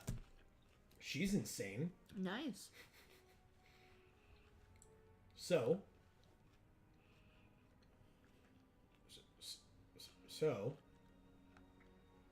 Glissa comes into the battlefield. There we go. Glissa enters the battlefield. Then we go to combat. And at the beginning of combat on our turn, Glissa lets us do a thing. As long as she lives long enough. She doesn't. Okay. Well. I still get to attack for 2, and each of us mills a card. Oh, good. I milled my other tenured oilcaster, and they milled a land. My phone is overheating. Sounds right. So... Yeah, probably because it's plugged in while doing other things. yeah, I have to turn it off.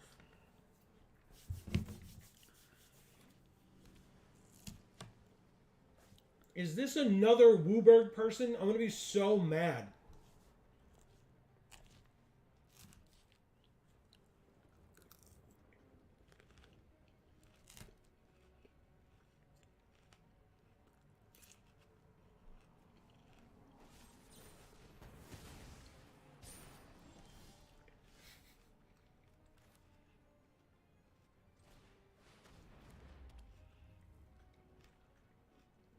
Okay.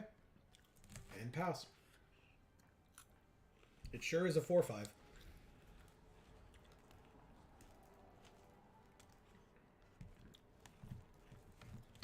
What do we got?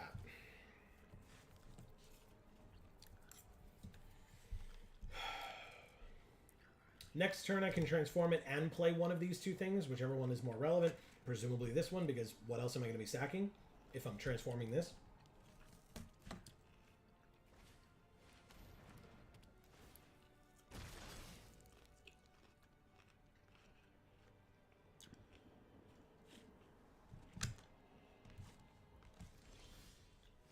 Huh.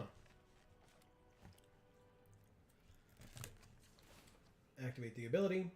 Pay the 2 life.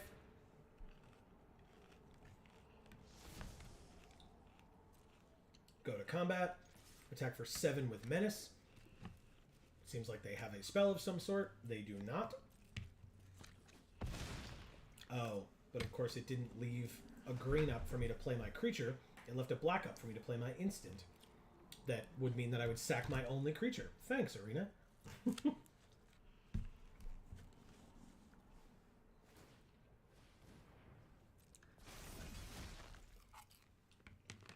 I guess it sure was a 50-50 shot, so what can I say? They have a lot of land, a lot of colors. This makes 2 or just an additional 1 mana of any color. Okay, 3 damage. You can put a card from your hand on the bottom of your library if you do draw a card. Oh, and then they'll Lutri it, right? Mm-hmm.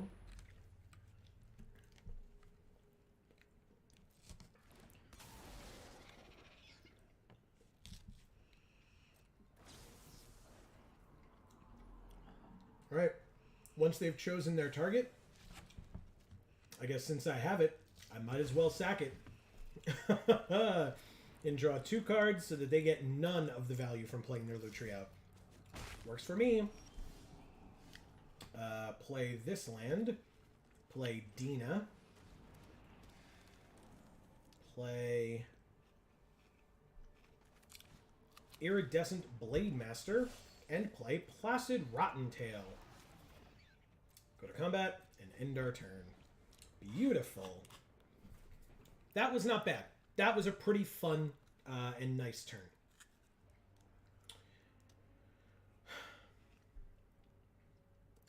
They have 3 cards left in their hand. We have 2. But one of them is a patented Geek for All hand land. Whereas one is an actual decent removal spell, too. What does Lutri do on the field? Anything? No? Okay. Incubate X twice, where X is the number of lands you control. So they have 2 7/7 Phyrexians that they can make right now. Or really at any time. Which is a huge problem. Okay. Oh! Look what we drew. Wow. Autopay. Hoarding Broodlord 7/6 flyer. That we actually get to play somehow. Wow. Don't ask me how, but we do. Now they have 2 7/7s, but they're on the ground. Now I get to get any card, exile it face down, and then shuffle. Who do I want, or what do I want? Not that. That won't help. That won't help either. No. No. I mean, that's not bad. There's also Tandem Takedown. That's probably not it, but maybe.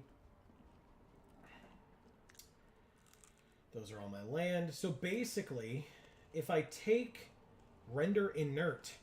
I can make one of those things a 2/2, and the other one will stay a 7/7. That might help. And it's got Convoke. This is a sorcery, though. So then we go to combat.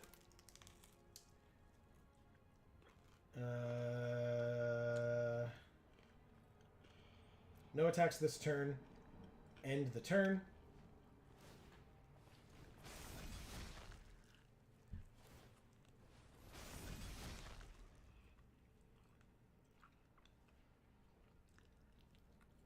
Alright, so...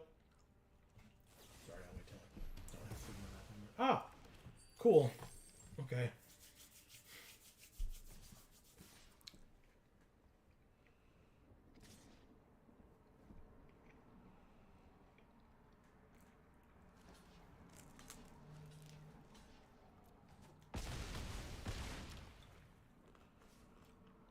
Kill Lutri, chump block, take 7. Go to 9, they're at 12. We lose this game now. You know, whatever. No big deal, right? And they have a Death Toucher. That's irrelevant. And we drew a land. Cool. Okay. Well, we can make one of these into a 3/3. And we can make one of them into a 2/2.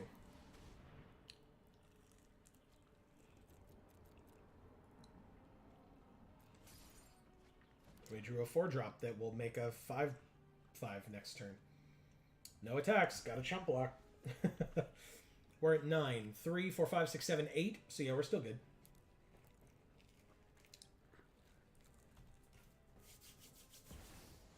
Oh!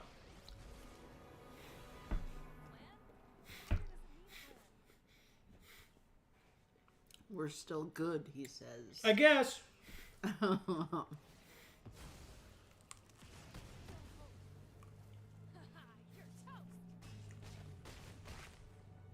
Thank you, Fire Shoes.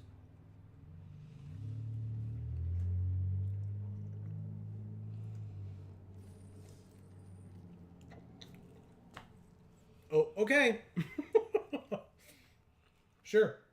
I guess.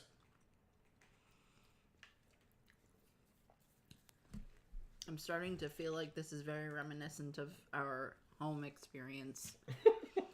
I just keep thanking people for screwing us.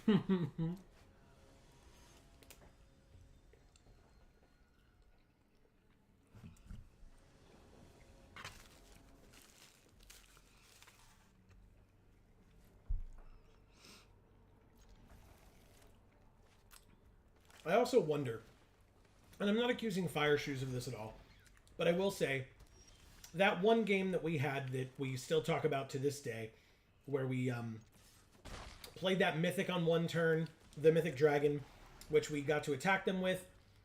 We made a bunch of treasure, which let us play our second Mythic, which let us like play into our third Mythic, all in the same turn.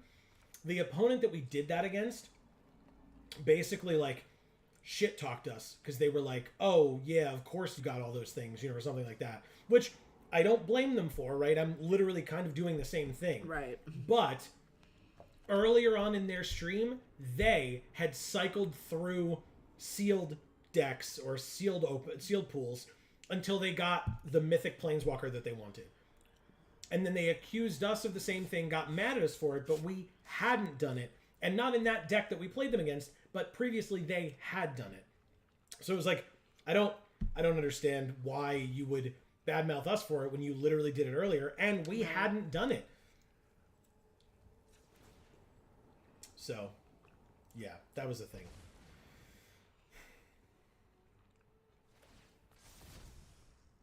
Okay. Sure, I attack with it. Why not?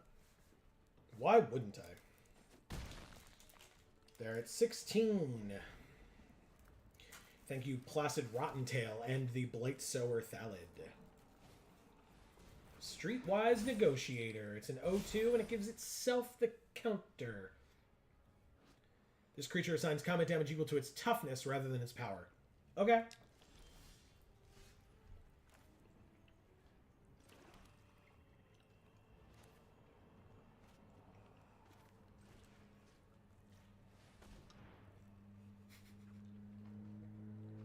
they would have to double block here. We drew a land, of course. They can, like I said, they can double block. They do not. Okay.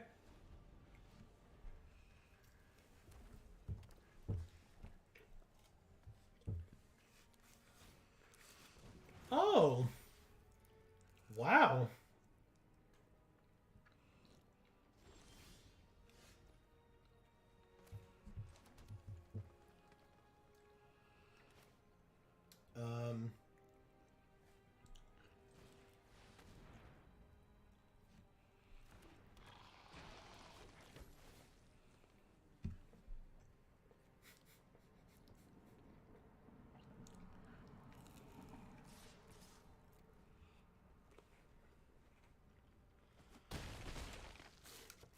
Yep. So, Glissa says at the beginning of combat on our turn, we can choose any of these things. One of any of these things. Incubate 2 twice. Transform all incubator tokens you control. Or, Phyrexians you control gain First Strike and Death Touch until end of turn. Now, we had 2 Phyrexians. First Strike, Death Touch means if it hits you with its First Strike damage, you die from Death Touch, right? Yeah. So, I used First Strike and Death Touch on our 2 Phyrexians, a 3/3 and a 1/1, and was able to make it so that they didn't block me because of it. Now I'm going to stop Rada, because they do have 2 colors of mana, which still, whatever, but it's pretty annoying. So Rada goes away. We surveil 2. They conceded. Wow. I don't blame them. Oh no! They were Sir Cerberus. Thank you, Sir Cerberus. I clicked view battlefield, but then I guess I clicked twice, and so Yeah. I clicked leave match. I'm so sorry. Inscribe tablet, I don't care. Excuse me. All right, we're 1-2. We actually won a game with this deck so far. That's something. That art, though. I was literally crap. gonna say, isn't that art awesome? Air Bubbles cosplay, Amy. Oh. Amy's been known to do cosplay on occasion as well. Yeah, I would do it a lot more if we actually had the ability to go to anything where anyone would know what I was dressed as. But unfortunately, we live on the East Coast. And wizards being wizards of the West Coast.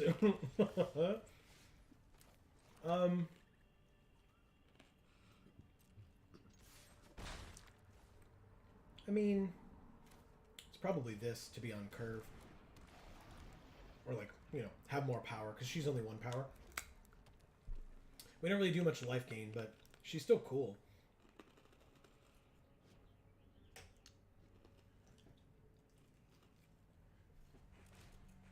So crunchy. I'm so sorry.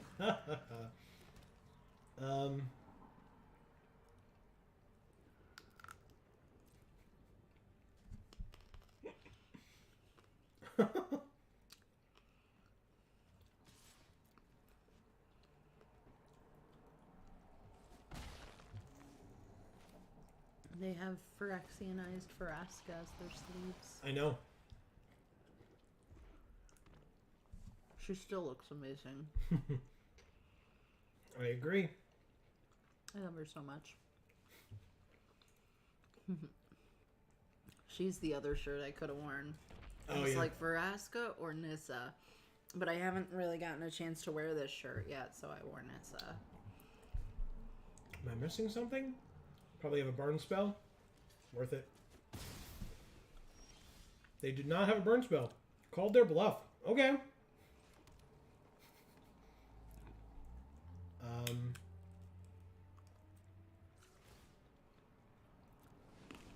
Transform this. Make a 1/1. Attack with all 3. This is working out. Let's see. So far they're either mono red or they're missing their second color. And they notably did mull to 6. So it's possible that they kept a subpar hand because it was 6 and they didn't want to go to 5. God knows I've been there multiple times today even. So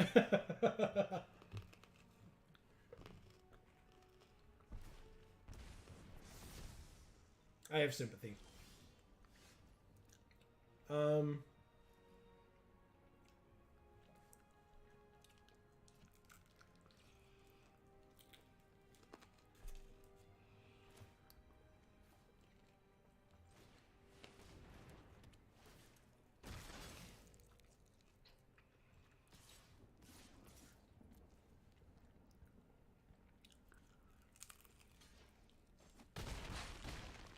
Trade with that, take 2.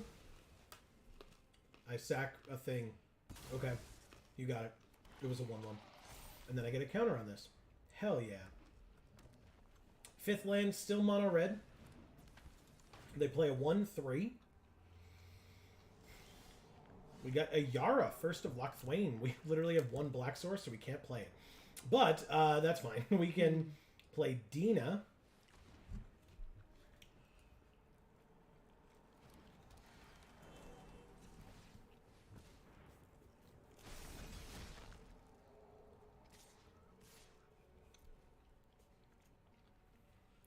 An attack for 8, lethal. Wow, they just take it. Okay. Okay, thank you, Air Bubbles Cosplay.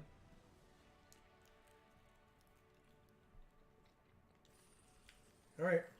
Well, 2-2. Let's keep it going.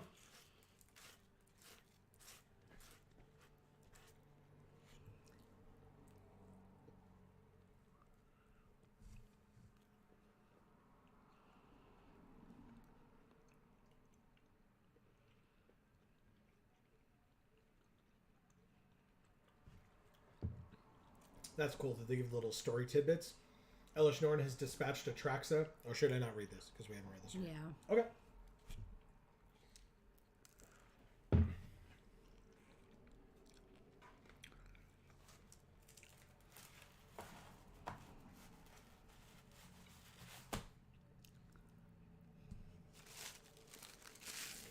Thank you for the napkins, Amy. We are playing Hayue U.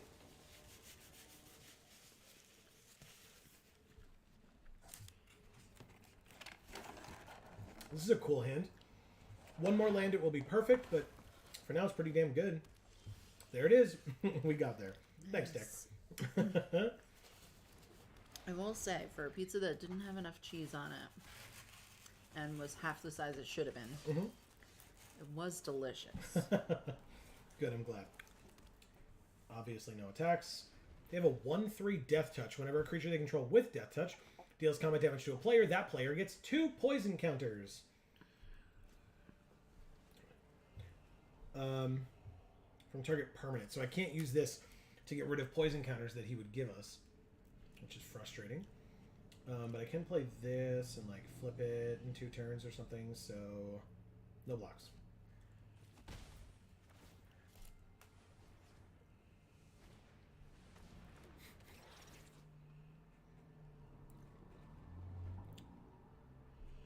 Hungry boy. Yes, I am. Thank you for noticing. Yeah, that's just because there's no meat on your pizza. I know. Like you ordered. I know. Why would there be? They put like 3 pieces of leaves on there. Yep. Yeah, there haven't been much. And it's not, like it says fresh basil. This don't look so fresh. Oh. I mean, look at it. No attacks.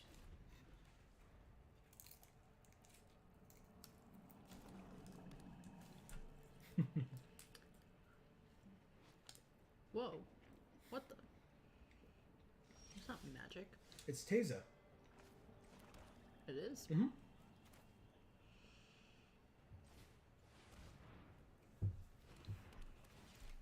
Okay. So we have an 0-1, no attacks, and pass.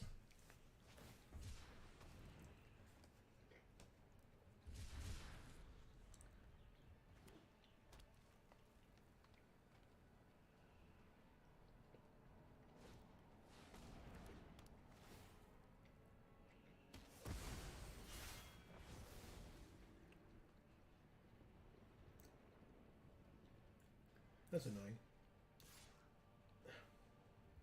I don't care if it deals 2 to that. I'm just gonna stop this thing.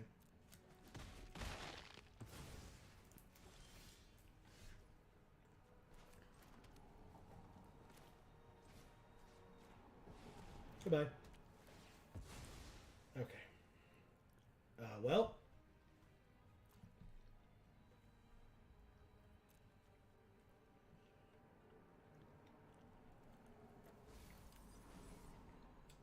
I'll keep the tenured oil caster, I suppose. It's got vigilance, so I was able to attack them with this thing. For 1. So now they're at 23. Oh. Oh. Oh. Oh.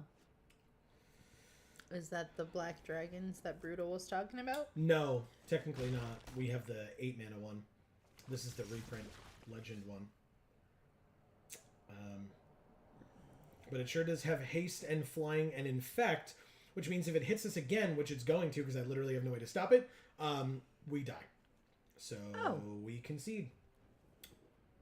That's the end of this draft. That was sealed. quick. Mm-hmm. Thank you. How you?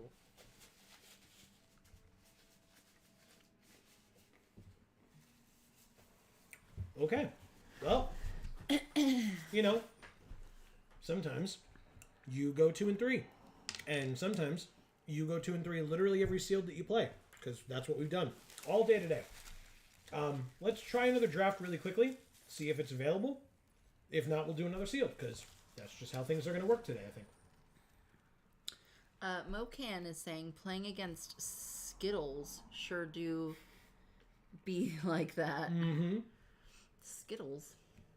I mean, hey, we sure did taste the rainbow previously when that opponent had 5 colors against us. And then that next opponent that we played also kind of had 5 colors against us, although didn't play 5 colored cards. That first opponent sure did, though. Mm.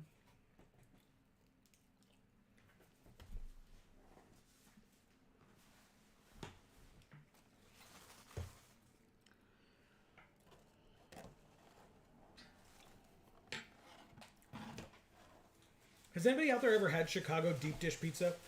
I never have, and I'm curious to try it because, I mean, we're from New York, right? So we have to like this particular kind of pizza, and I do, don't get me wrong. But, you know, I've never tried Chicago deep dish. I've been to Chicago once in my life, and I was very young, so it wasn't something where I was even aware that Chicago deep dish was like a thing, and nor did I have control over where we were going enough to be able to say that I wanted to do that, so... I used to have like the frozen deep dish pizzas that you could buy at the grocery store all the time. Mm. That used to be like one of the things that we would eat a lot as kids. Okay. Or the like French bread pizza, where it's like a quarter Of a half baguette. and a quarter, yeah. Yeah. Mm-hmm. And then it's got like those thick like triangles of pepperoni on it. I loved that shit. Even though it's like the worst. Mocan says Skittles is a nickname for Skitherix, which was that black dragon. Skitherix. Yeah, yeah. Sorry guys, I can't see worth a damn. I gotta go to the eye doctor. It's bad. Not for nothing. I mean, the screen is a little far away considering, but Still. yeah. Like, it's getting to a point where like it's hard for me to put my makeup on because I can't see when my glasses are off. And I can't put my makeup on if my glasses are in the way. So, I don't know. Wow.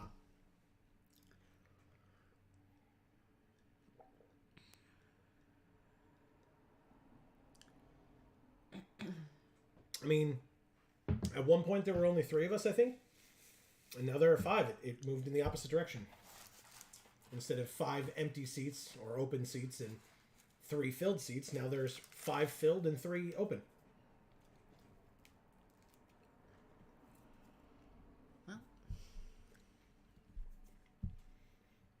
Yes. 6. Go. Well, so now that I'm done eating, what else can I have to eat is the question. 7. One more. Man. One more. One more. One more. It's close. My favorite thing is for these events, we have a Discord that we join. Like all the creators get to join a private Discord where we talk about the event and get info from Wizards about like what's coming up and stuff. My favorite is that like people go into the one of the channels and are like for the limited channel that Wizards puts up, and they're like, hey, we need one more for draft. It's like, I'm not in the Discord if I'm streaming. Like, Yeah. you know, like, and if I'm not streaming, I'm not jumping in to be your last. Like, whoa. Oh, did you see who we're drafting with, Amy? No. Of course, they're all the same, so it's hard to find him. There he is. Nice. Hello, James. James from Loading Ready Run. Awesome. Is it James or is it somebody else from Loading Ready? Presumably, if it's that, it's either James or at that point it might be Adam. Okay. Well, either way, They're glad awesome to be regardless. drafting with them. Right? Broody Clad, my boy. I don't. Is this one Ah, good? yes. Create a I mean, 2/1. it's an awesome art. Then you may choose a token you control. If you do, each other token you control becomes a copy of that token. That's 6 mana? I don't know that I like that. What is this? 5 mana when it enters, return a non-battle from your graveyard to the battlefield. Creature tokens you control get +1/+0 and have lifelink. At the beginning of your end step, create a 1/1 black and white spirit creature token with flying. I think it's going to be that one. I'm sorry, Mocan. Is this card very good? I don't know if he's good and limited, but God, I love him. Okay, good. I didn't want to feel bad about having you be like, this card, I love this card, and me being like, cool, taking this other one instead. Right next to it. I'll take another battle in Invasion of Dominaria. Let's invade the shit out of Dominaria. Mocan says, I run him as one of my main commanders. What do you think of this art? Will you be like switching out to try to get this art instead? Okay, so we're white-black currently, possibly, but of course, like if there was something better here, we would just take it. Raph is fine. What do you do? No, that's the stealing effect. This one is Phyrexians. Meaning of Minds. Mirror and Bane Splitter again. Let's not get on that conversation. Flitting, it's fine. I actually don't mind. Like I like talking about people's opinions about things because sometimes I learn stuff. Like I'm not a limited master over here. That's not how this works. Definitely not. I mean, yes, you are. I mean, that was so fast. I mean, I'm sorry.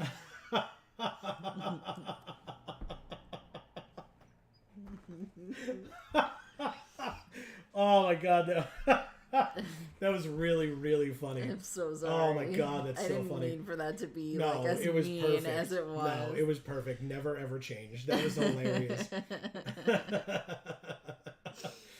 Oh, we're definitely taking this, dude. This card's great. Yeah. And this one's not as good. What is that? Is that like Brimaz or something? It's somebody drowning. It looks in like a Johnny. sludge. It looks like a lion creature of some kind. As oil began to pour from Icoria's crystals, some monsters developed strange mechanical mutations. Others were simply pulled under. Okay, so this is just from Ikoria, like a big monster in Ikoria. Okay, fair enough. So Mocan says, if I happen to get it,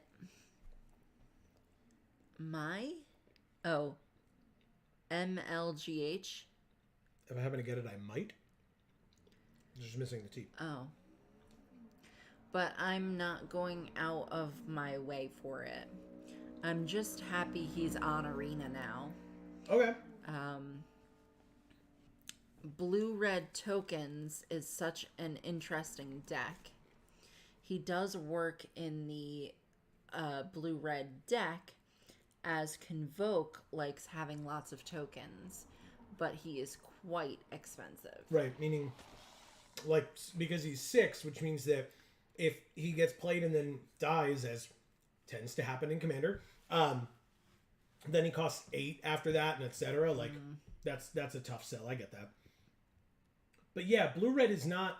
I mean, like, in Commander, you have a lot more freedom, I suppose, to try to do a lot of different things, but blue-red in so many different limited formats is spells-based, right? So to try to do it as, like, I guess, I mean, you can play spells that make tokens, I suppose, but to try to specifically say, like, no, I want to be doing blue-red tokens, like, that's much more interesting to me. So...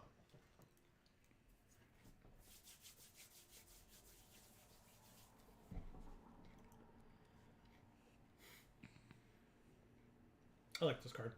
Yeah? I think so. Mocan says the whole point of the Brutaclad deck is make a token copy of a big guy, then turn all your treasures and stuff into an army of big guys. Nice.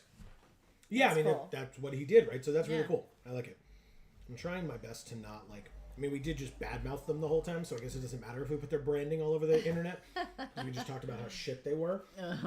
But I'd still rather not, like, blatantly give them publicity. Is the bottom kind of not them? I can go like that. Sorry. That's fine. I'm sure people really don't give a damn. Fair. Now I'm gonna have to make myself a pizza. Oh man. Yeah, that sucks. Yeah. All right. So is black white bad? Like, do people just, like, know this as a fact? Because, like, I know black is good in this set, like, very good.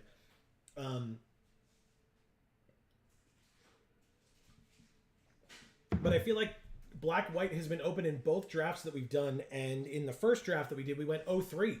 So, you know, and I feel like we got more hooked up in that draft than we have been in this one. But I mean, black, black, black, white, one random green card. Like, it just feels like this deck is wide open, and it makes me nervous.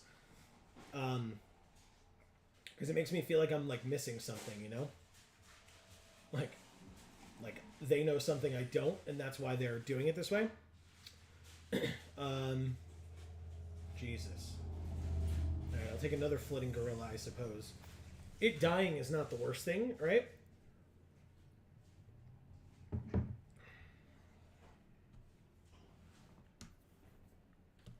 Black White's a tribal deck, so you generally have to have an early payoff to make you want to go into it. Okay.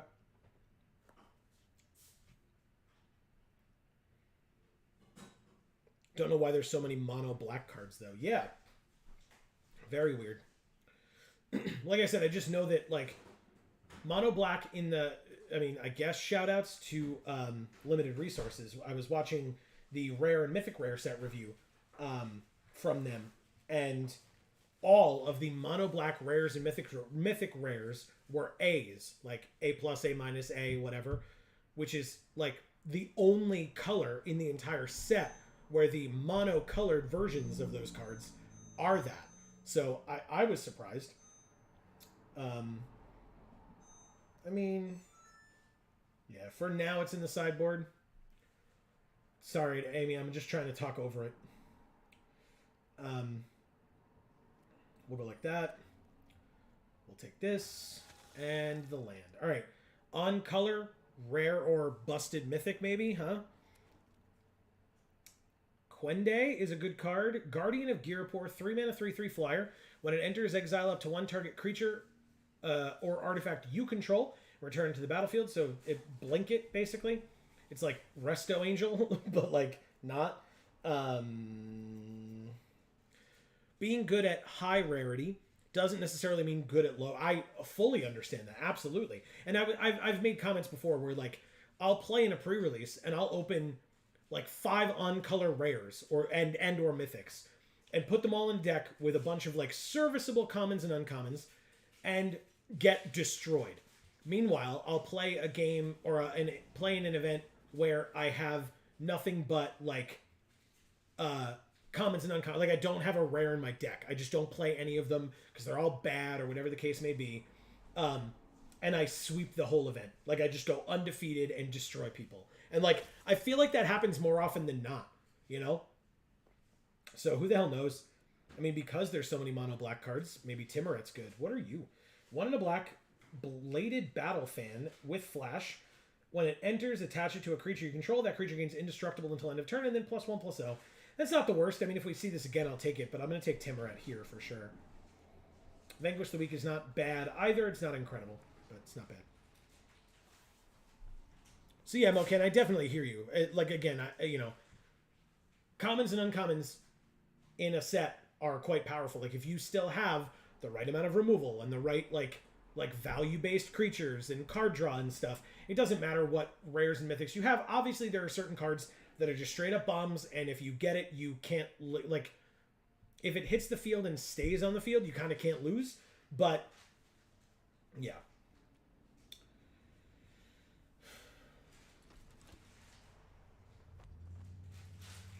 You know, cards like Coma, or there was the Sphinx from Theros Beyond Death that was just like, if this card hits the field, you basically lose. Because you have to, like, 3-for-1 yourself to kill it, because there's, like, no single card in the set that does a good enough job. So you have to target it with, like, 3 removal spells at once. But, like, why the hell would you have 3 removal spells on you unless your opponent's, like, so far behind that, like, them top decking that and playing it is their, like, desperation play regardless. So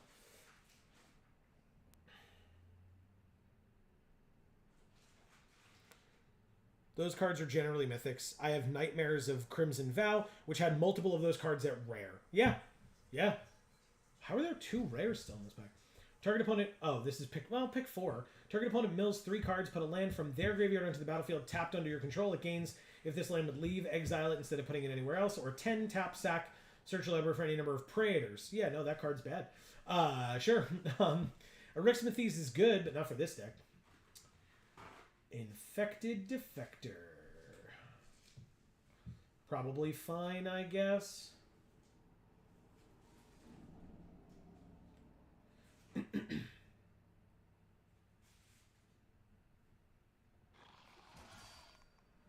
Okay. Sure. I'm going to try this card. I don't really think I like it, but I'll give it a try. I mean, our opponents have used it to pretty good effect against us.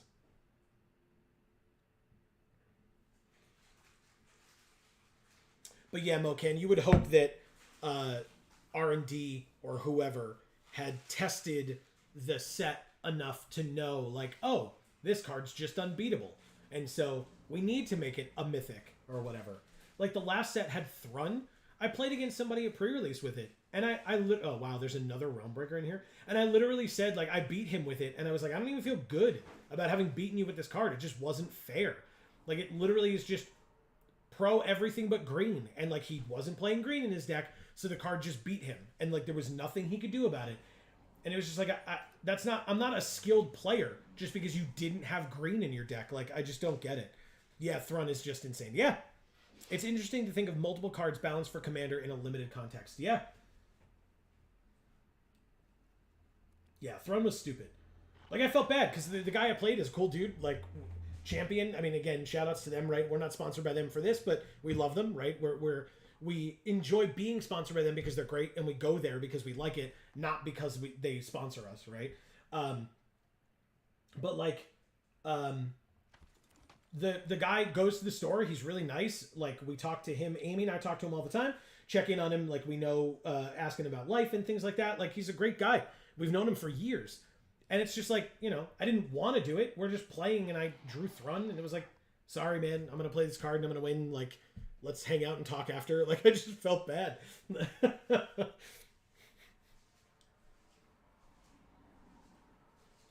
And it, like, doesn't have vigilance or something, too. So, like, they can't even attack you if you, like, are shields down when you attack with it or something. I don't remember exactly what it does, but It's something like that. Or it's just dumb. It's just a dumb card.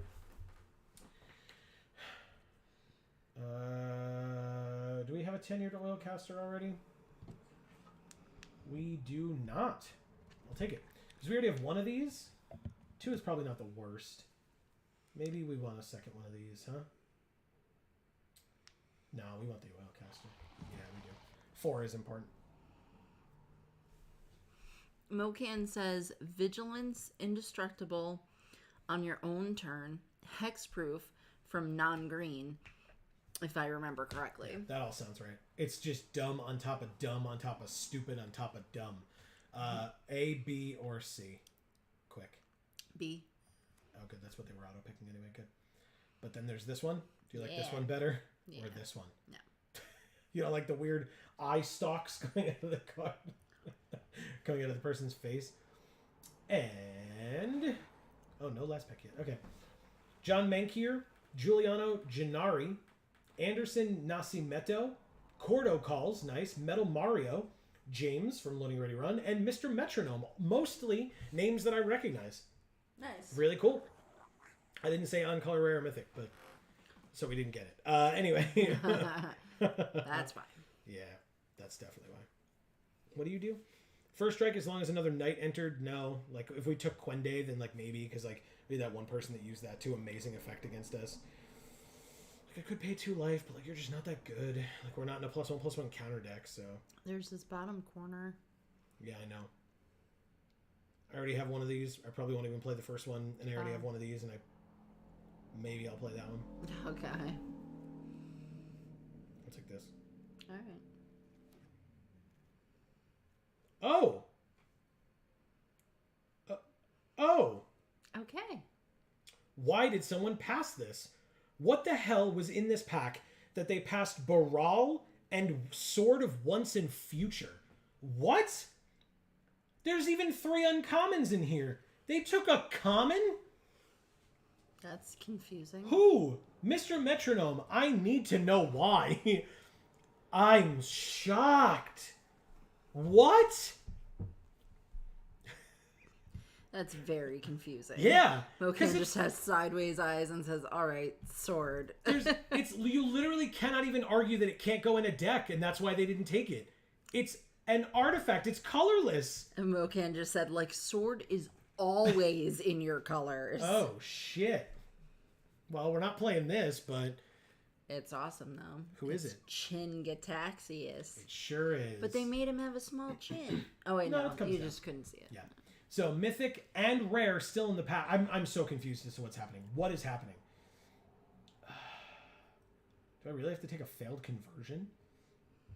Like, I can't... after the sword, are you really going to be that butthurt about it? Like, they handed you the sword. Oh, hi, Jen. What is with the oops, all blue bombs this pack? Yeah, right? Okay. Whatever.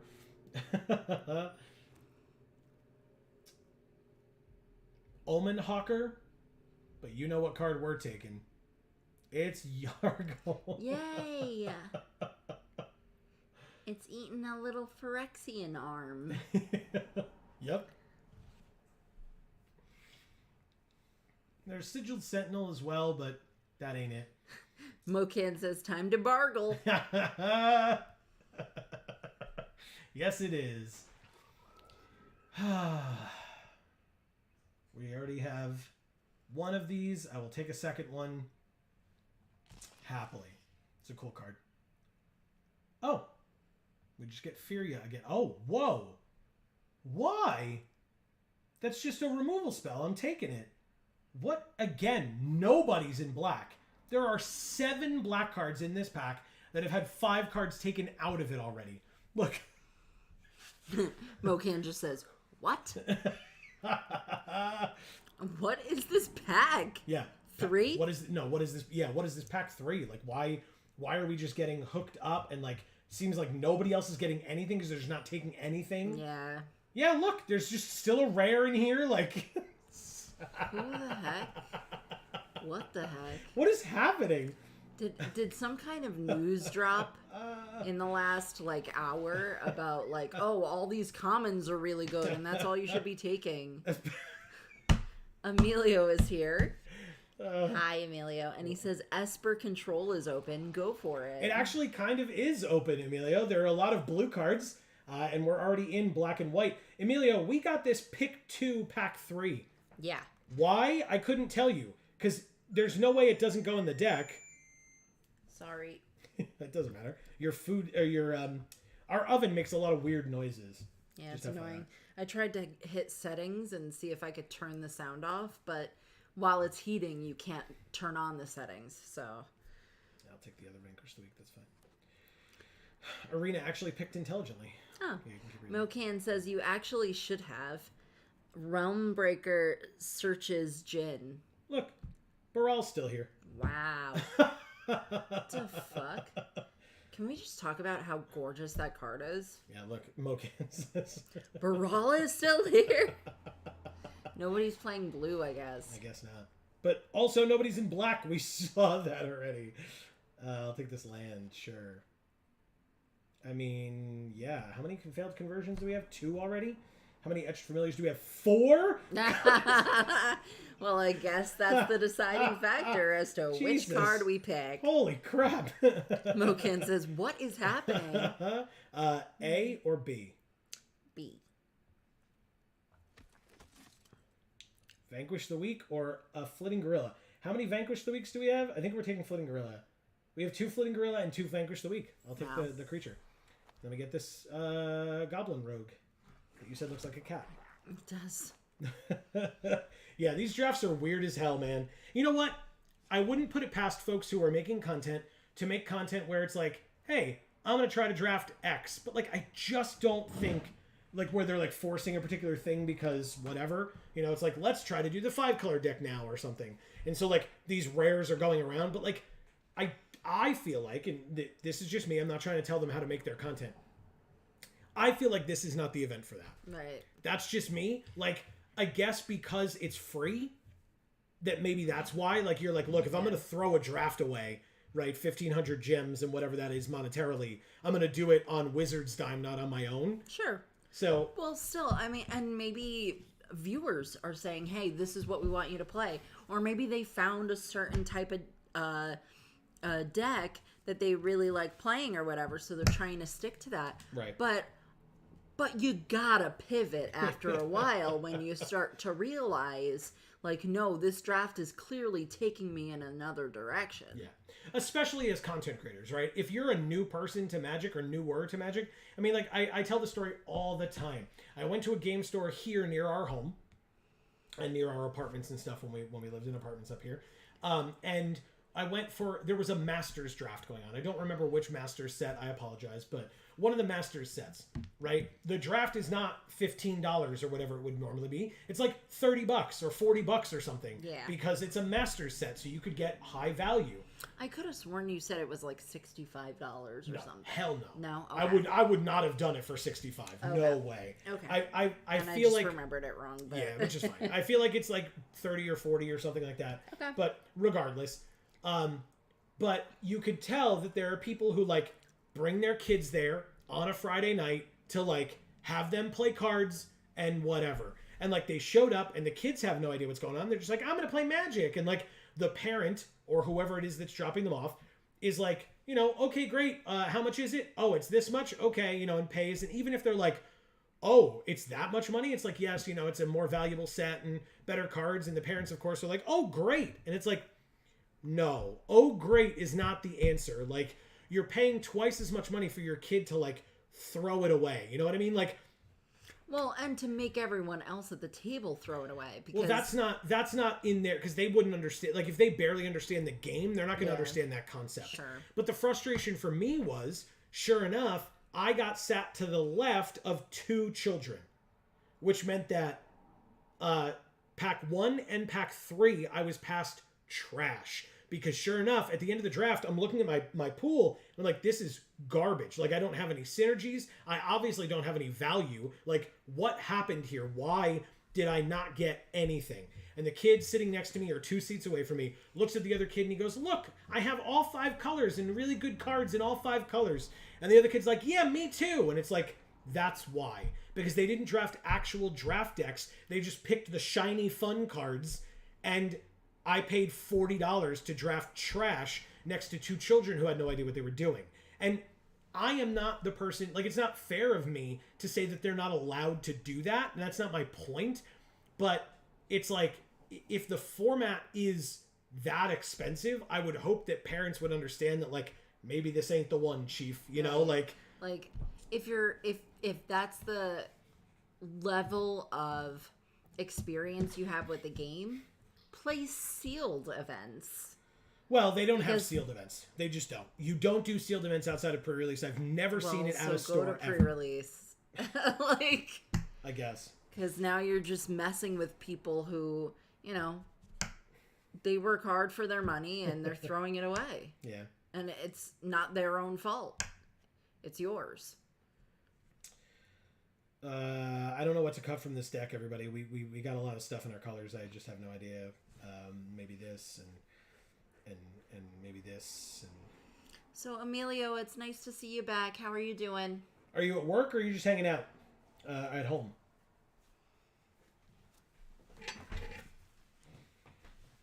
Oh, damn. Okay. Oh, you want some water? Yeah, of course. Thank you. I really appreciate it. I just didn't set a timer because I didn't want it to make a noise. noise. But it so I beeped gotta anyway. check on it. Yeah, please do. Make sure.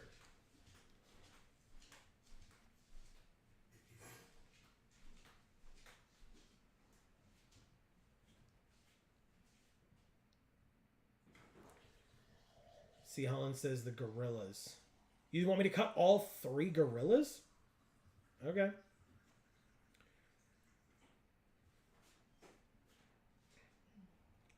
many creatures do we have now? 14 still? Seems fine.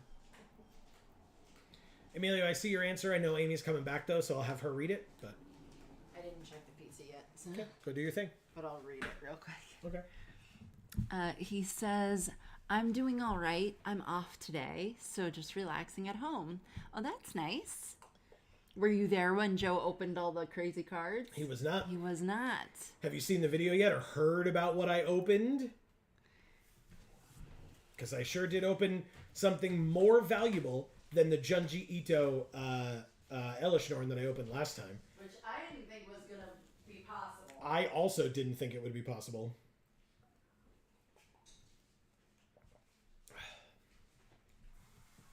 All right. I mean, I feel like it's probably Yargle, right? Like, it's like, it's a cool card, but...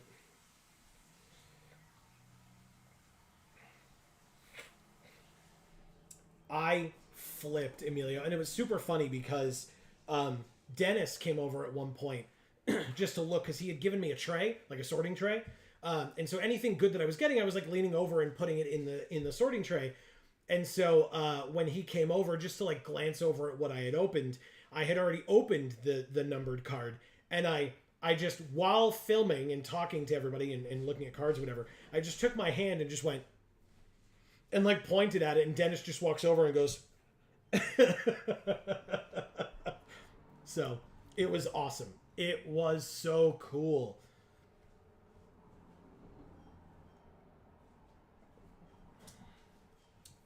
All right.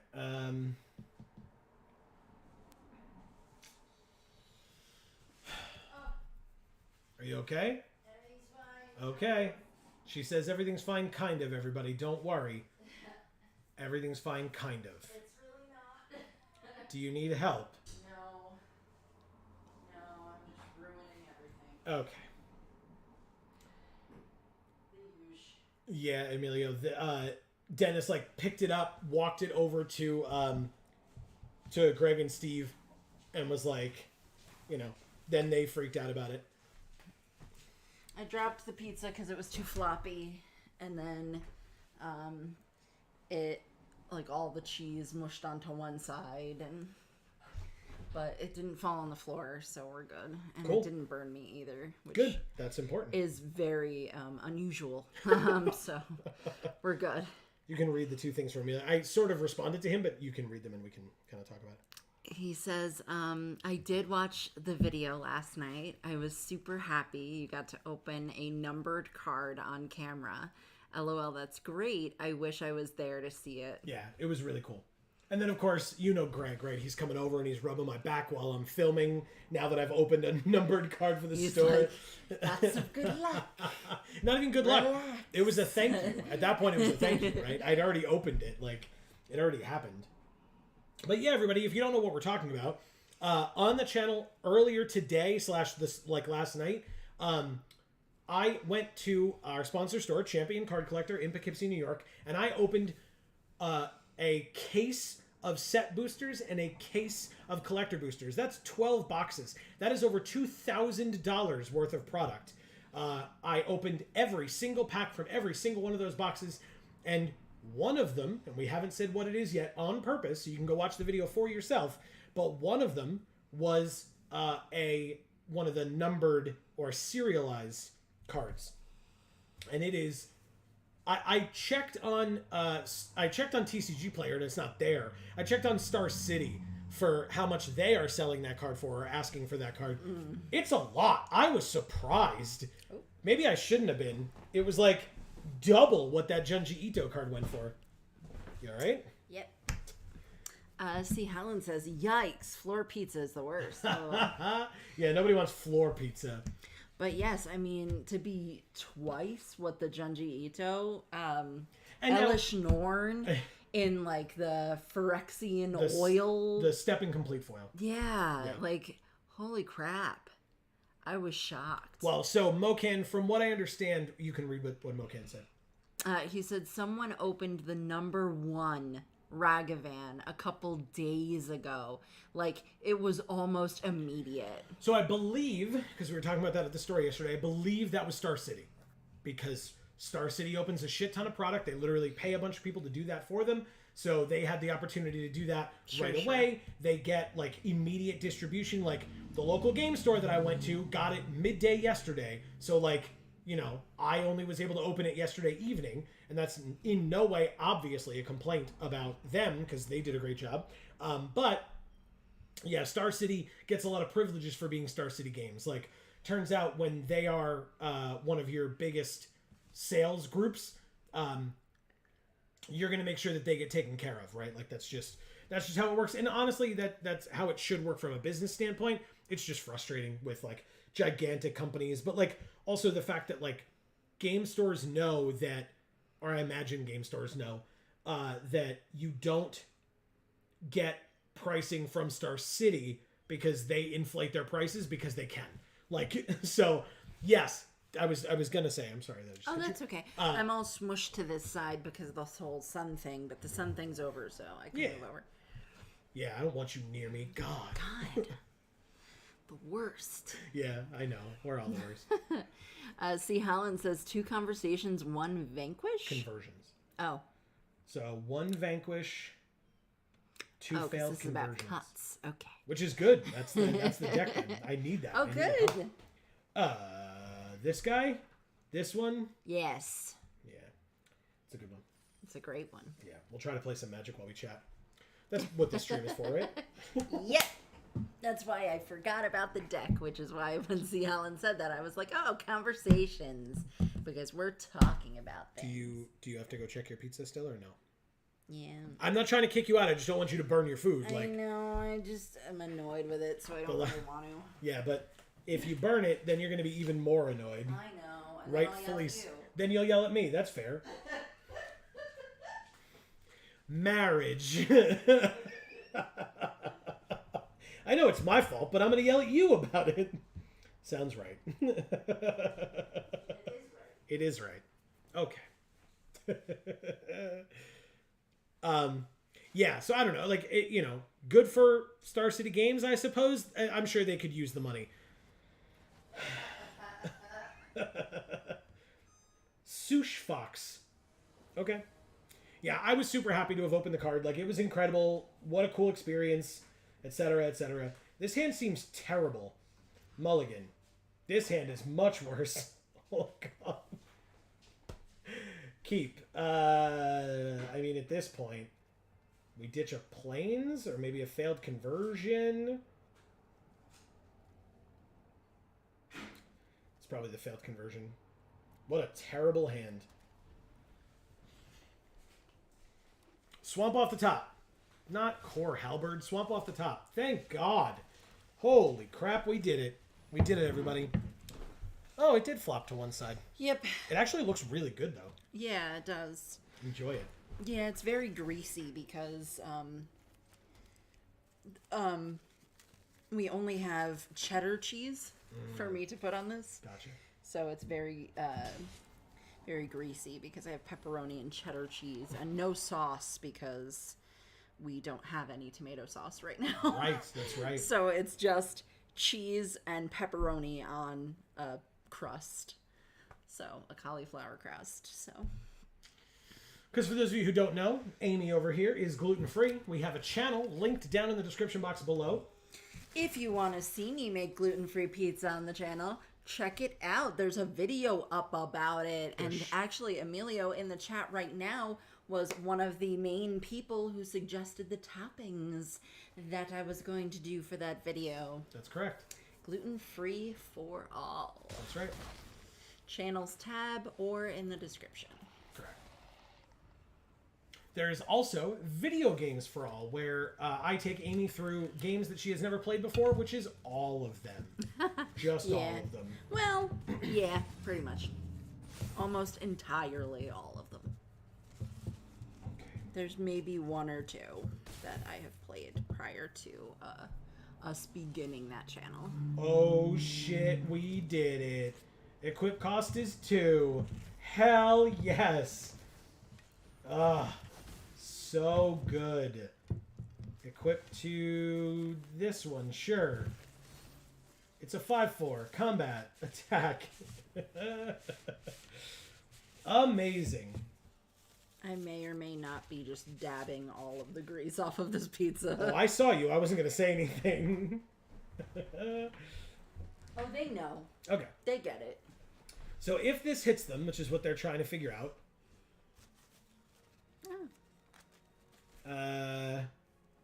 we can surveil 2, and then we can cast an instant or a sorcery with mana value 2 or less from our graveyard without paying its mana cost, which we don't have, but we could out of our surveil. We'll have to see. That's if they don't block with something that they literally Voltroned onto. Hell yeah! Ah, that feels good. Bring it. Okay. What do we got? Hi, ha. Sword is just great for the +2/+2 and surveil in limited. Like, a cheap +2/+2 is killer. I agree. Because, like, bears are just good in limited, right? Like, we know this. And so, double that or being able to add that onto something for 2 mana, incredible.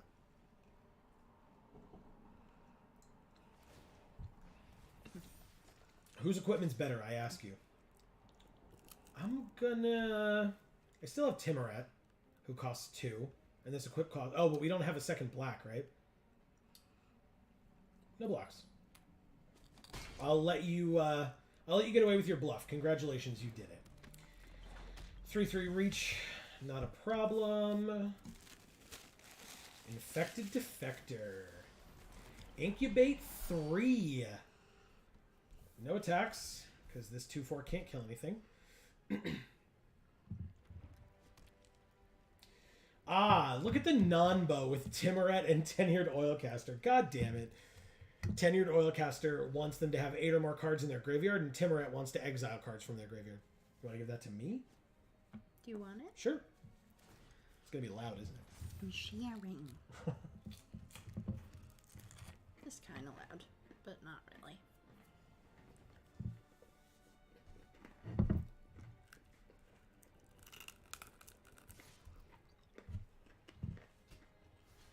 Thank you. It was delicious. Oh, good.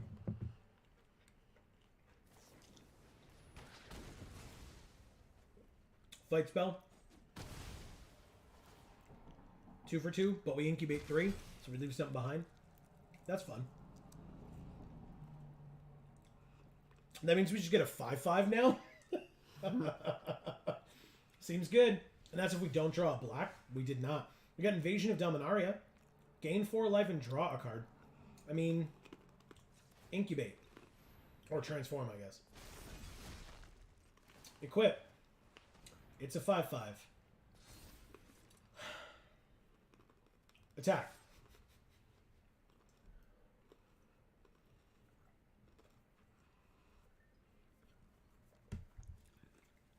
Still, the bottom of this like didn't cook enough. Which is just how I like it. Surveil 2. I'm not going to be able to do anything with the casting an instant or sorcery, so I will just put the land in and keep the Etched Familiar on top. I guess if I want it to be cooked enough, I'm gonna have to literally put it on the floor of the oven. Which they... No, they don't tell you not to do. They tell you not to line it. Oh, shit. It's Flip Vorinclex, everybody. Oh shit.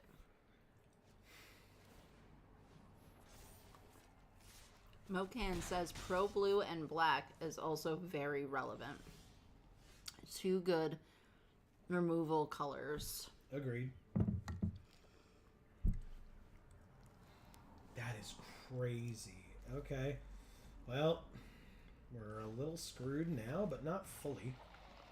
A pass. We'll obviously have to double block Vorinclex if and when he attacks. Oh, they just had the mana to flip him. Oh shit. Uh-oh. Uh-oh. How do they have so much more mana than us? Elish Norn, Grand Cenobite, off the top. Jesus. And the card that exiles our token as well? Of course I lost! Thank you, Shush Fox. That is ridiculous. Mocan says, God. What the fuck? They literally played Vorinclex, got the lands, dropped a land, because Vorinclex only costs 5 mana, but they had 8, which is what they needed to flip him. He flipped, they milled 10 cards, and one of them was Elish Norn, Grand Cenobite. Ow. And then they attacked with a 7/5, a 4/4, and they still had a 4/7 and a 5/6 on the field. Mocan says that was a game of rocket tag. Yeah, that was a game of thanks for coming here, take this fist up the ass, and leave. Thanks for showing up. Yeah, you like walk in the door and you're like, I am in the wrong place. I think you just may have walked in the door with your cheeks already spread. Doubled over. Just waiting. Oh my god.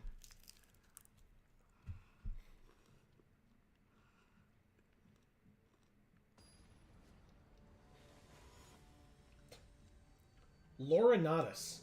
Or Lornatus. Something like that. Laurinaitis. Nice. This hand's bad. It's literally 1 white card and then otherwise all black cards and 2 plains. I almost clicked keep. Worse. Infinitely worse every time. That's better, but it's 5. We went to 5 for this pile of trash. Down and Etched Familiar down. Okay. All right. Yeah, that's fine. Totally fine. We got it. There we go. Okay. 4th land, of course, we don't need it right now because we kept a hand with enough land in it. But whatever, I guess. Come on, man. Yeah, it's traumatic, all right. Creature or battle. It's 50. It doesn't really matter. Like, whichever one you take. I'm just... Of course.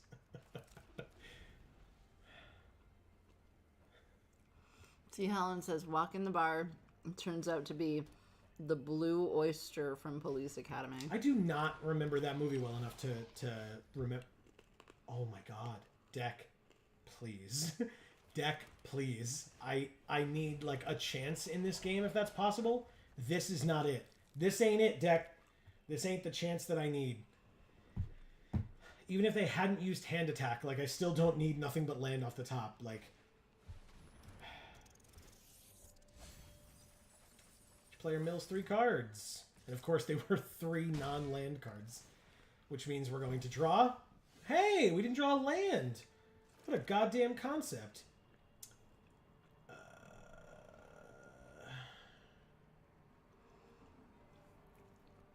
Okay. All right, so we're going to play... Oh, we played a land already.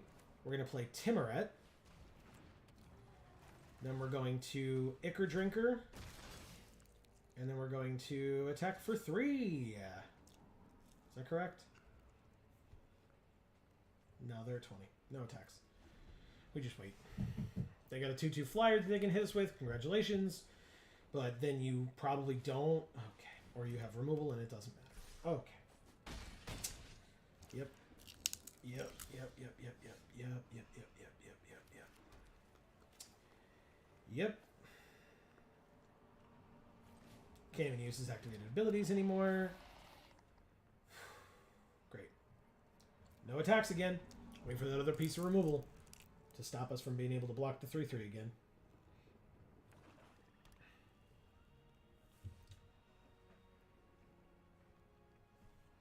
So they're going to transform it. They're just looking for the thing with mana value 2 or less to put on the field. There it is.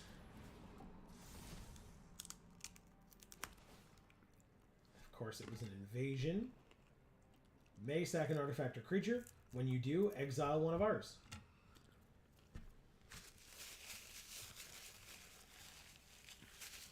See, Holland says it was the gay bar. They repeated that joke for about... That joke.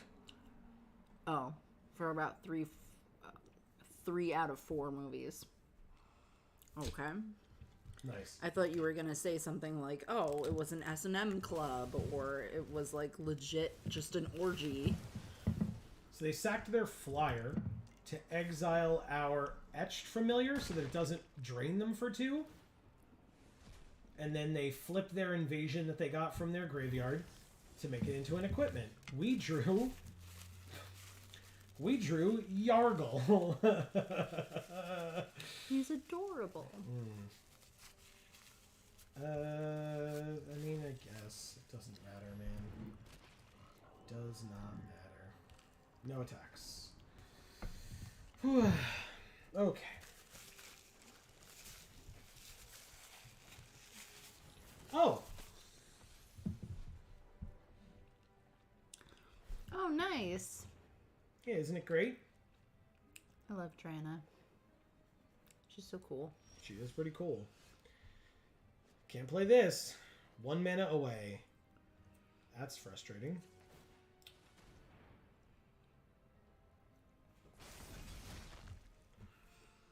Flyer or Menace. Combat. Yargle. Get in there, buddy. Yeah, tradesies. Get the hell out of here. Amazing. Look, if we had the mana, I would have put 2 counters on it. That would have been so cool. God, it's so loud.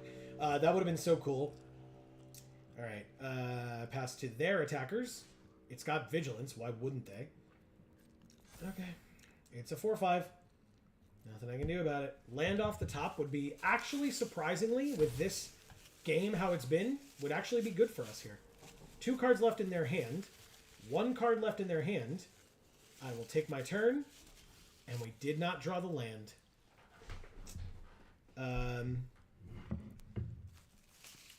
What do you guys think about just turning Gluten Free for All into like a mukbang channel? Jesus, please. That is not what we need. Oh, wait, this is white. So this would fall off. That's great. Give it pro white. Pro white. Go, go, go. What are they looking through my graveyard for? What does this do? Oh, they're using Timuret's abilities to exile some of my stuff so they can gain life. You got it. Congrats, you did it.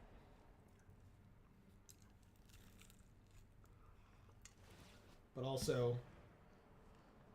Oh, I can't do it anyway?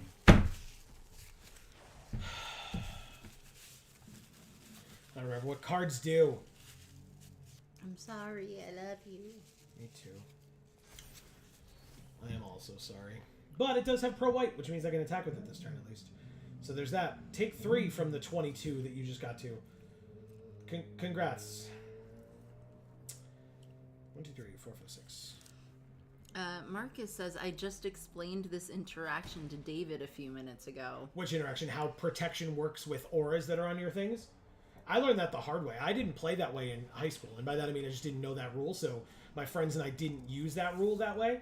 So I had a deck that had a lot of protection in it.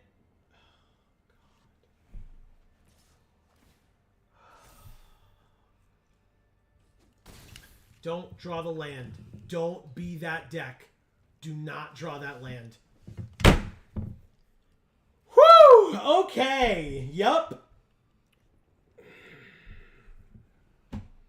I knew it was coming too.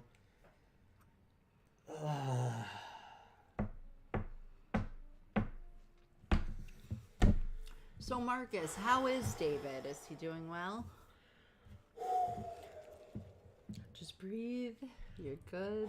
Everything's fine. Yeah, I wasn't. Mocan, you're absolutely right. I just wasn't paying enough attention. Like, I just wasn't. Like, I'm facing an. Like, just fucking. Oh my god. Yeah, I just wasn't paying enough attention.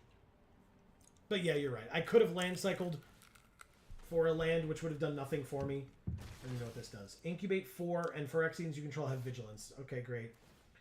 They need that. Here's the thing. Thank you, Lauren Otis. Unbelievable, dude. Unbelievable.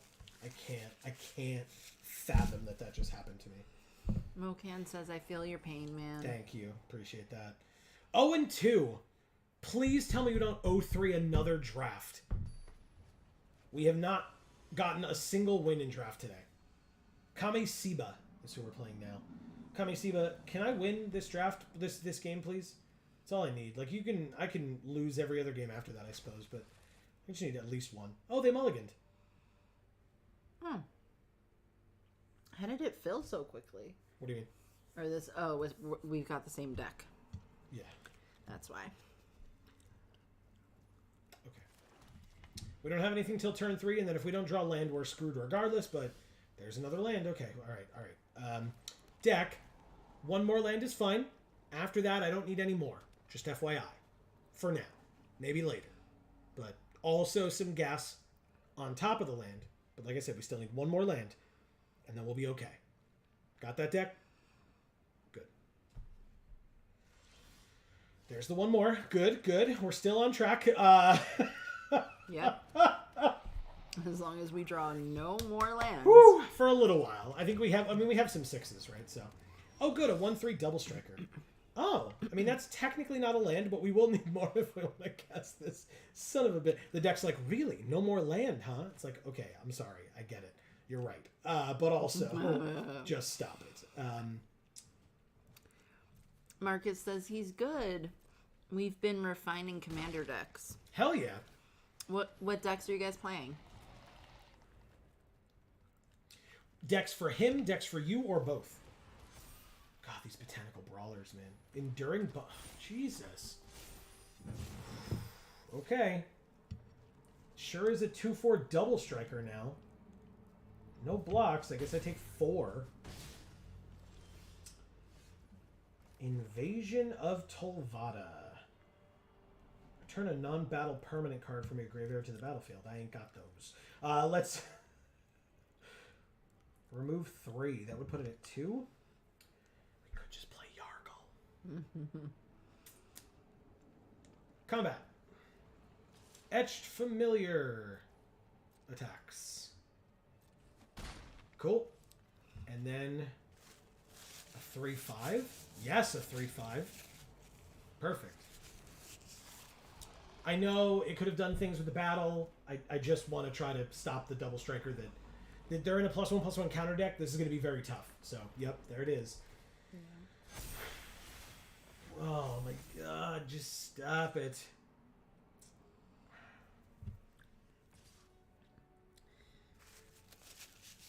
Well, Marcus, of course, let him know that we say hi and we hope he's doing well. Agreed. And his daughter as well, of course. Hell yeah. All right, so we kill the double striker. It's literally our we need to make sure it's our opportunity to do that. Okay. Yep, we're good. Okay, double striker is dead. They have a 6/6. It's going to just get bigger, but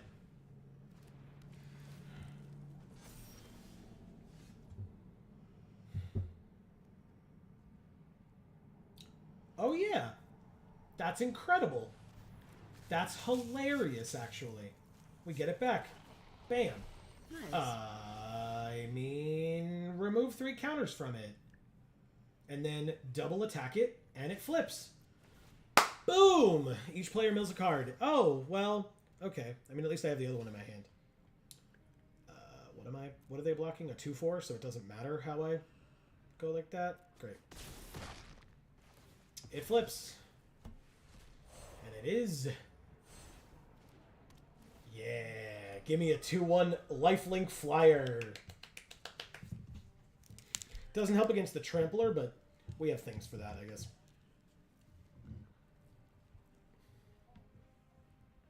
Yargle next turn makes sense to me. Every turn we make every one of our turns we make a creature token, and all our tokens get +1/+0 and have lifelink. Wow. Okay. That was worth it. It was worth it. Okay. Interesting stuff here.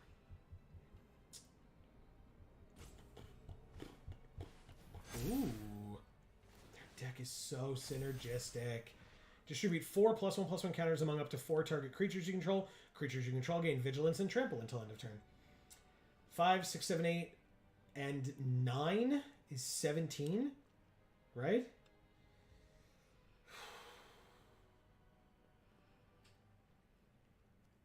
I mean, I go like this, I guess.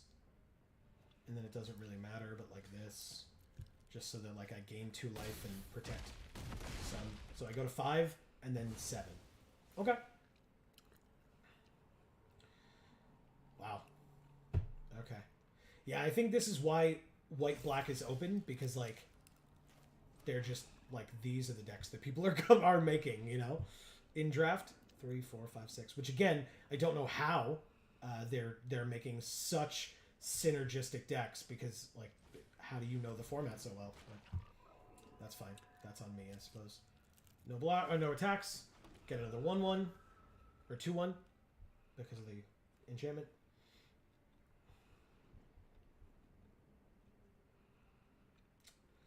All right, Yargle, you're gonna kill this botanical brawler. They've done this with 4 land. They have a 9/9 trample on the field with 4 land on the field as well. Just insane.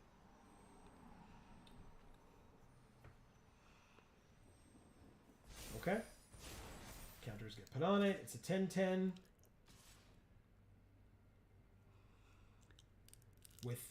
With trample and a 5/6 without trample. Yargle and the 2/1 are going to block the 10/10. That's going to be how it works. And then the Etched Familiar is going to block the like Bond Warden or whatever. Is it's 2 or less? Yeah. So actually we could double block, but then they'd just kill the Doombringer. Oh, so now we have to block the Dryads, right? Alright, let me see how I want to do this then. There's a couple options here.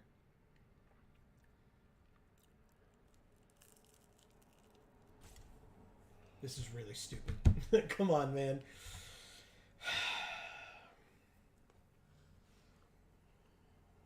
I'm fighting a constructed deck with a thrown together 2-color draft deck. All right, there we go. Okay, so that means we're gonna use this to block here, and these to block here. Stop 4, take 6, go to 1. Oh, and then gain 2 and go to 3. And then gain 2 more and go to 5. And they go to 10. Okay. You get another counter. Congrats. Drew the 7th land. Back up 2. Okay. It's a 5-7. No attacks. And I get a 2-1. Let's go. No more trample on their side. Super relevant. Invasion of Muraganda. A +1/+1 counter. And then it fights. Fuck. Shit. So they have to do it on the 5-6 if they want to kill the 5-5. Without it being a trade. Oh no, I guess not. Right? They could do it on the 5-6 or the 5-5. They can't do it on the 4-4. But fuck, that sucks.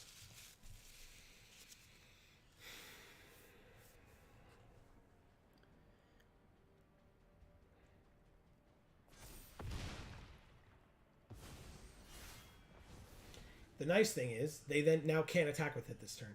Because I would just block it with the 2-1 and they'd trade. So they could attack with the 5-6. Wait a minute. What are you doing?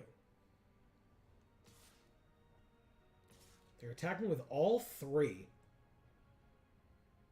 Oh, okay, because they know that now they're making it so I can't block.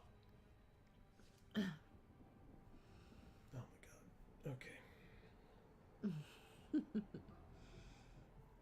Never mind. They just passed. Something gets a +1/+1 counter. The 6-6. No, yes. Mocan says opponent dot execute is not responding. Yeah. Yep. It's just like they're just like glitching out like crazy. Seraph of New Capenna, which we could then also transform, or no? 5, 6, 7, 8, and we have 7, so we can play both of these. We just can't do much else. So Flyer, Etched Familiar, attack for 2, Lifelink. They go to 8, we go to 7, and we get another Flyer. Okay. Okay. We can do this. We can do this. I think we can. I'm actually genuinely surprised that I think we can.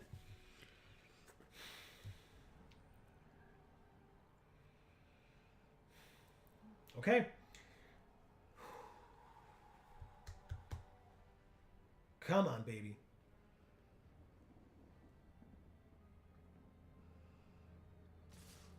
Yeah, desperation attack. Either that or they've got like inspired charge, but Mocan says you stabilized. Sorry, I can't see. You're good. So now the broken sky will give you a good chance to win. Yep. Yeah, so good. Like once we actually can like start getting rolling with it, right? All right, so 5-7 blocks the 4-4. 3-2 blocks the 6-6 and 2-1 blocks the 6-7. Let's see it. No inspired charge. I really thought it was coming. Really, really did. They lose 2, we gain 2.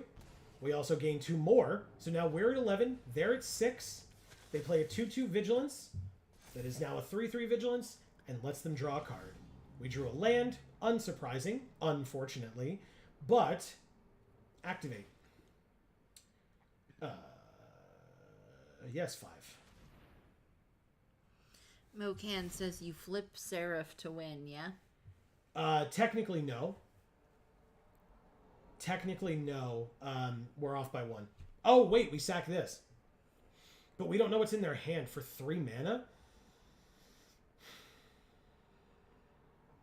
You can sack the host to buff it. Yeah. They have 3 mana, though. Guess we try. We'll try it.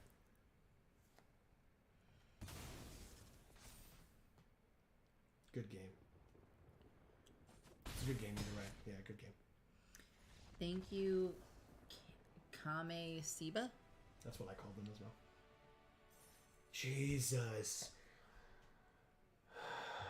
How did we win that game? That one was like tense. Holy shit.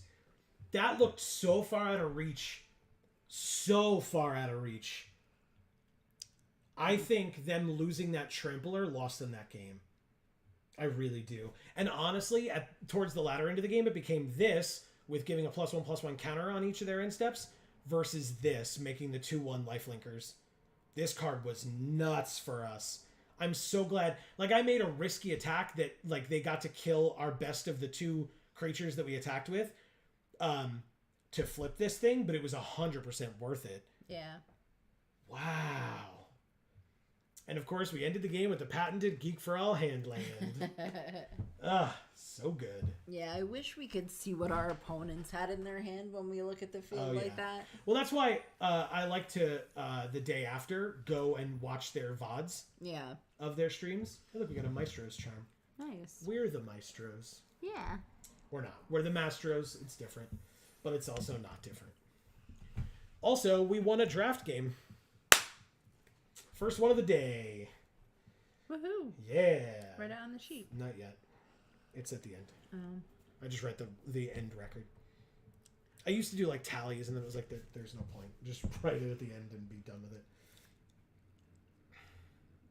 Hey everybody, I was talking about video games for all before. Just as a reminder, Marcus mentioned way earlier in this stream. Way earlier. By the way, have you been updating this? Yep. Are you lying to me? No. Yes. I know. TechRaptor02 is what we're playing against. Marcus mentioned it earlier that he saw an episode of Pokemon this week that he thought was incredibly funny, or the episode of Pokemon this week that he thought was incredibly funny.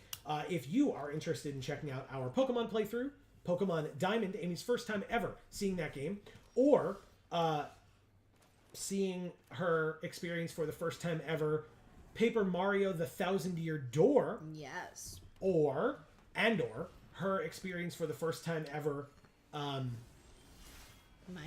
thank you, I don't remember, that is on that channel, and we highly encourage you to go and check it out. Yes. Pokemon is every Tuesday. Erica told me a thing about this, and I have to make sure to do it, but Pokemon is every Tuesday, Paper Mario the Thousand-Year Door is every Wednesday, and Minecraft is every Sunday. That includes this Sunday, and today is Thursday, so yesterday there was a new Paper Mario. Tuesday there was a new Pokemon as well. So this would give -2/-2. I think I'll just do it. Like, I know that... Because I think they would do it to kill the Etched Familiar, so I'm just going to kill their thing. Swing for 5. And then second main, Aether Blade Agent. Death Touch. So what did Erica tell you? That she recommends that we somewhere on the channel put like a is it always besides content? Okay. That we put somewhere on the channel what shows are come out what days. Oh, I see. Okay. Because she said sometimes she forgets, and she is one of our most loyal viewers, and so if she forgets, it would make sense that other people would as well. Which makes perfect sense to me. When it enters, return a creature or a battle from your graveyard to your hand. Well, conveniently, you ain't returning shit from your graveyard to your hand, because I'm going to take them both and eat them and gain 2 life. And now you have a 3/3. I'd eat that pest. It's so cute.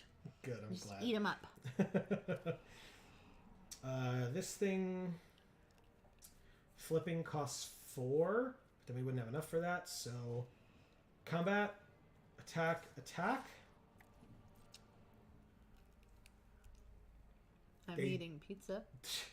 They are thinking of a trade. It would be a trade either way, no matter which one they blocked, because the little one has Death Touch. And I could just do this and give it a +1/+1 counter. Yargle's eating limbs. I guess I should, because I have 3 mana here. So sure, let's give it pro green and see if they concede. Yep, there it is. Wow. Yep. Did you see it? Thank you, Tech Raptor. TechRaptor02. Ah. Oh, look, we ranked up to bronze tier 3. It's about damn time. Yay. That means we won twice. We did it. All day, we've won twice. Okay. Now, I know it was a lot to ask for 1 win, and now we've gotten 2. We need at least one more. Why 1? Because we have not gotten more than 2 wins in an event today. So we need 1 more. Just 1.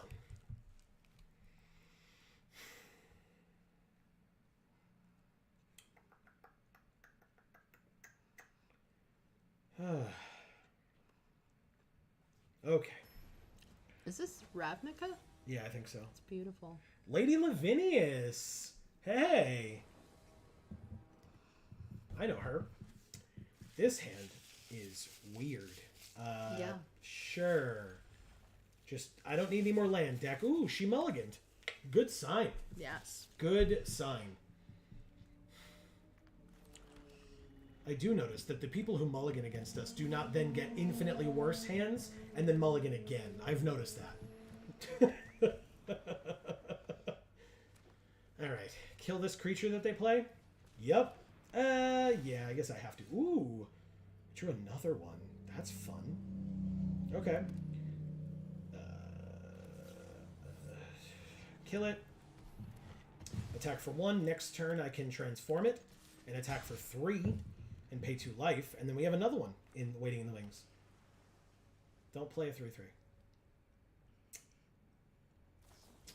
It's an 0/1 with backup 1 and hexproof. So it's a 1/2.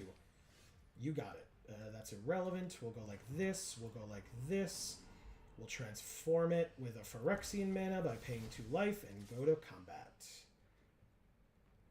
Now, if it hits them, we get a benefit. Yeah, we draw a card. Nice. Yeah, we do. It's Amazing. another land, but okay. Doesn't matter though. If it's an extra card that we've drawn, I don't care. If it's when it's our card for the turn and we just don't get to do anything because of it, that's when it's a bit of a problem. True. Like Yeah. that. Yeah. See, that's annoying. Okay. Well, we can play. There's so many swamps right now. Play the Aetherblade Agent. Go to combat. Attack with this one.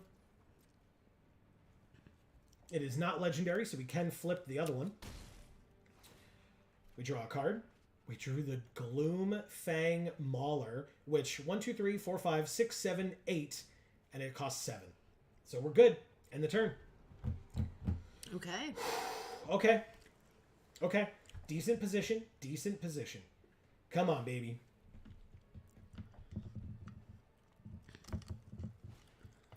Invasion of Ikoria. Search your library for, and or graveyard for a non-human creature card with mana value 3 or less and put it onto the battlefield. If you search your library this way, shuffle. And if they can deal 6 damage to this thing, it becomes an 8/8 reach. Oh, sick. Zilortha, the apex of Ikoria. It's an 0/5. Pass to attackers. It's an 0/5 flying vigilance. It gets +1/+0 for each transformed permanent they control. Okay, so these can't be blocked. So that takes 2, goes to 4. I'll take my turn. Drew a failed conviction. That helps a lot. Tetsuko's dead. Ooh. Mokan says, Zilortha, who finally got their own card, they were the canon name for the Buy a Box Godzilla card. Gotcha. That's cool. Okay, so I'll play this since it would let us play this if we really needed it. Combat. Swing with both? I don't know if that's actually correct, but it's probably fine. They go to 9, and we get to draw another card, which we know is Timuret, because we put it there. And in fact, we know that our next card that we're going to draw is Etched Familiar, because we put that there as well, or kept that there. Okay, it's got 3 power. That's not enough to stop invasion. Incubate 3, still not enough. They draw a card, though. How does this get power? Transformed permanent. Got it. Okay. I was gonna guess electricity. Damn it, Amy. Yeah. Nicely done. All right. 4, 5, 6, 7, which means they're 3, 4, and they're 0/5. We're just gonna play this 5/5 with Menace. We're then gonna give this 3/3 plus 2 plus 2 and Menace and attack them for 5. And if they block, both of their creatures are dead. Hooray! And ours is not. So, I mean, yes. That, please. Both did. Goodbye. Amazing. Yes. A 4/4 that can transform for 6, which they definitely don't have. And a 3/3. You got it. We drew another land, which I guess we'll play. That's not a huge deal. Let's transform this. Pay the life, of course. Ooh. Okay, that's fine. We'll do extra familiar later. Combat. Swing with everybody. Oh, she just takes it all? Oh. No. Thank you, Lady Lavinius. Yeah, she could have gone to 4, but it's not a great position to be in. Like, because, so, this has Menace, right? So that she either double blocks this or really, theoretically, can't block it. Because what was she at? If she's at -4, then +5 is 1, +5 is 6, 9. So I thought so. She was at 9. So she could have double blocked this, taken 8 and gone to 1. But we would have drawn 2 cards, which is a huge problem for her. She could have blocked here and here. Both of her creatures would have died. She could have traded here. And she would have taken 5 and gone to 4. But again, not great. We don't draw any cards that way. But still, not ideal. And then obviously she doesn't know that, you know, we have these things and we would drop these later or whatever. But yes, I echo Amy's point. Thank you, Lady Livineus. That was cool. But we did it. We won our 3rd game. I asked for it and we got it. I would love to keep winning, but, you know, my, like, crusade for particular games or whatever is now done. Now we're just playing for funsies. Yeah. It is 8:19 already. Time really flies, for me at least. I don't know if you feel the same way. I don't, but... Okay. That's why I asked, right? This section of the day, like, once the sun started going down, it did feel fast. Well, it was hot before, really hot. Well, it still says it's 81 in here, but it feels cooler.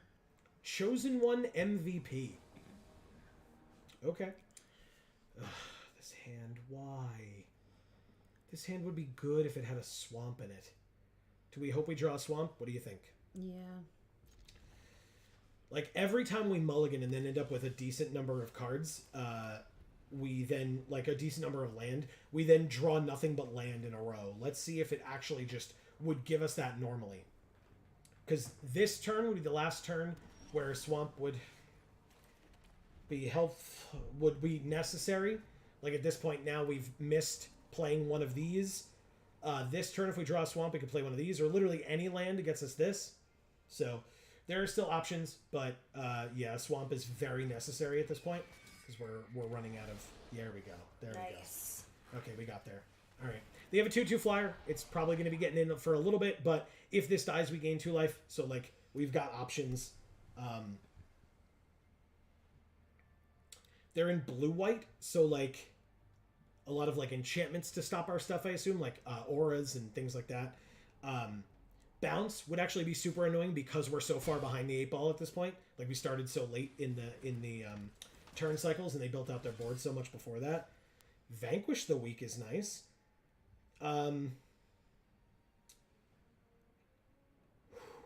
Okay. We just trade this off. I guess we don't. Like we transform it first, but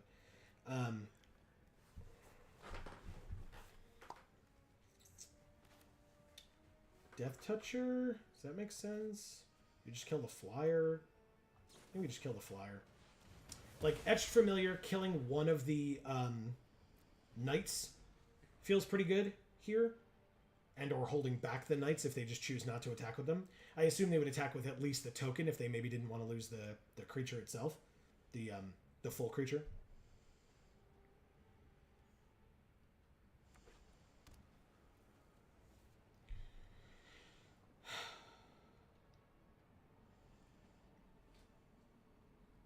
Four cards in hand, 5 land on the field. We don't actually need our 4th land yet because we have literally 4 cards that we can choose among to play. But, you know, eventually 1 or 2 more land would be nice. Okay, that's annoying. They do attack with all 3. Wow. Okay. I mean, I definitely blocked the real one instead of the tokens. And then we take 4, but gain 2. 18 to 16. Pretty good. Jesus. Okay. Angelic Intervention ain't it. 3 mana 2/2 Flying Vigilance, and they can tap it to make a knight only if they've cast 2 or more spells this turn. Wow. Well. Etched Familiar it is. We used to have 4. We cut at least 1, if not 2 of them, but we have 2 we had 2 in our hands, so. Stop the knight, I guess. Take 2 in the air and 2 on the ground, and then gain 2. So only lose 2, go to 14, and they go to 16. 1/3 double striker. Draw 5 drop. Unfortunate.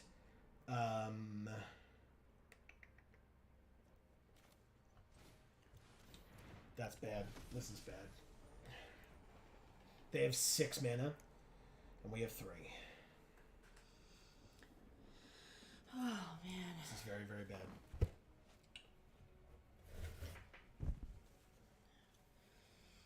We definitely should not have kept that hand. We got the 3rd land, and we had so many things that we could play. Like, I do not think it was the wrong choice. There's the land. Okay, that's a 4th. That's good. And this is a 2/4. Which, yeah, that's a good one to play. I mean, like, if they have another removal spell like they did, that's a problem. But you're going to want to move that off of there. Oh, jeez. I didn't realize it was on it. Yeah, I thought you saw it, which is why I was like, oh, she's just waiting until she's done. But no worries. All right, good. They're thinking for a long time. Like, when they knew what they were doing, they were playing stuff out one after another. The fact that they, like, took their time, yeah, perfect. Okay, good.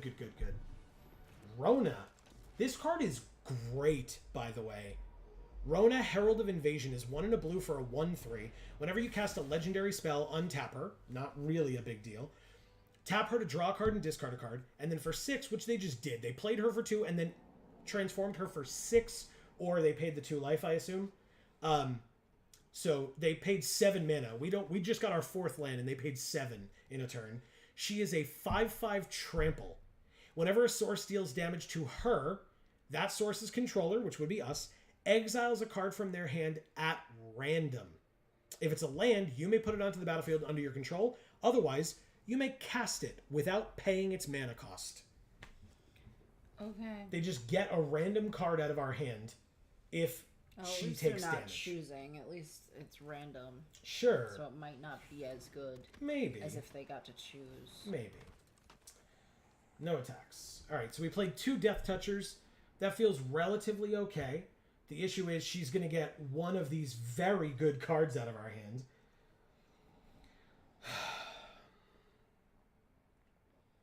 A land off the top means we can play literally either of these or both of these. Alright, 2/4 stops the 1/3. 1/1 stops the 2/2. Oh no, we lose if I do that, right? I have to do it this way.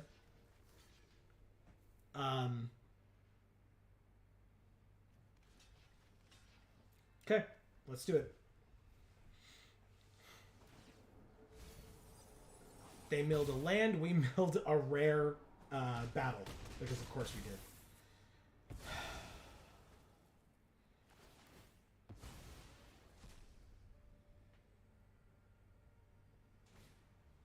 They got our battle.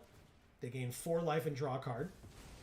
And they got, in that order as well, they got this card that can either drain us for 2, which kills us. Thank you, Chosen One. MVP. Sure. Okay. Hey, you know what? We went 3-3. Like, I guess I can't complain. It's our best record of the day. So. sealed again, I guess. It's like apparently, if we don't know the format, we're not supposed to draft. Like, that's what it feels like at this point. Because, like, we're like, wow, this deck is so wide open. We get so many great cards. I mean, we won 3 games, which is important. But there's a reason why it's open. Croxa and Kuneros again. Which is kind of annoying. Like, we've already had this card today. There's Pelucranos. There's Jin Gataxias.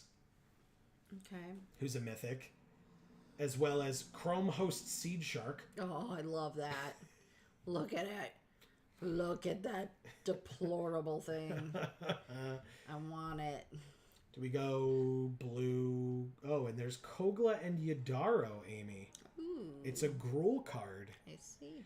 Yadaro, if you remember, is the really slow turtle. Yeah. And Kogla is the big ape. The, like, King Kong, basically. It's Shark Typhoon as a creature. Correct. It is, yeah. Yep. Yeah, But it's in fact, got lots you can... of udders. Well, because it's a seed shark. So it spits out seeds. Because whenever you cast a non-creature spell, you incubate X. So it pops out an incubator. Whereas the Shark Typhoon popped out sharks. And you can see the Shark Typhoon in the background. Right? Because it's a flying shark. But it's Phyrexianized, so it pops out incubators. It's amazing. It's very cool. Fucking amazing. It's very cool. I love it. Now, Kogla and Yadaro is 2 red, red, green, green. So 2, 3, 4, 5, 6 for a 7/7 ape dinosaur turtle. What? When it enters the battlefield, choose 1. Either it gains trample and haste until end of turn. Yes. It's a 7/7 trample haste for 6. Or it fights target creature you don't control. So it just kills something on their side of the field, which is what Kogla did. Or, oh, and then, it's one of those. Either trample and haste or fights target creature you don't control. And then, no matter what, it has 2 red-green, discard this card from your hand, destroy up to 1 target artifact or enchantment, which is what Kogla did, and shuffle Kogla and Yadaro into your library from your graveyard, and then draw a card. Oh, okay, so yes. And that is what Yadaro used to do, was you would cycle it, shuffle it back in, and then if they said it, like, if it was the 3rd time that you did that, you would just play it for, like, 2 mana or something. Yeah. So, really, really cool. We also have Ancient Imperiosaur. 7 mana, 6/6 dinosaur with Convoke, so your creatures can pay it or play it or whatever. I don't know why I stuttered so much there. Anyway, Trample, Ward 2. It enters with 2 +1/+1 counters on it for each creature that convoked it. Ooh. So if you tap 3 creatures to lessen the cost of this thing to 4, by the way, it then comes in as a 10/10 Trample Ward 2. Jesus. Okay. I will take that. And we have Pelucranos Reborn, which is triple green for a 4/5 reach. Oh, a 12/12? Did I mess it up? Because I said 3 times 2? You're right. And Mokan says Kogla uses Yadaro as something to impale Phyrexians on. Yeah, look. Because it's got the spikes, and so he's just picking up the Phyrexian and slamming it down. That's hilarious. It didn't have spikes in the original picture. Yeah, I don't think it did. I think you're right. Okay. Oh, right. Yeah, Pelucranos we were looking at. Sorry. No, you're fine. 3 green for a 4/5 reach. 6 and either a white or pay 2 life. To transform it, it becomes a 6/6 reach lifelink. Whenever it or another non-token Hydra you control dies, so it will be itself, it becomes a 3/3 green and white, or you make a 3/3 green and white Phyrexian Hydra with reach, and a 3/3 green and white Phyrexian Hydra with lifelink, aka its Wormcoil Engine, which is an old card, but Nice. Wormcoil Hydra. Yeah, exactly. Mokan's saying. yeah. And C. Holland says red-green? Red-green seems like it would be it. I mean, Jin Gataxias is here, but it is 10 mana. Yikes. No, thank you. It also says at the beginning of your end step, draw 7 cards, Ooh. and each opponent's maximum hand size is reduced by 7. Jesus. So they literally cannot keep any cards in their hand at the end of their turn. They have to discard down to 0. And you draw 7 cards a turn.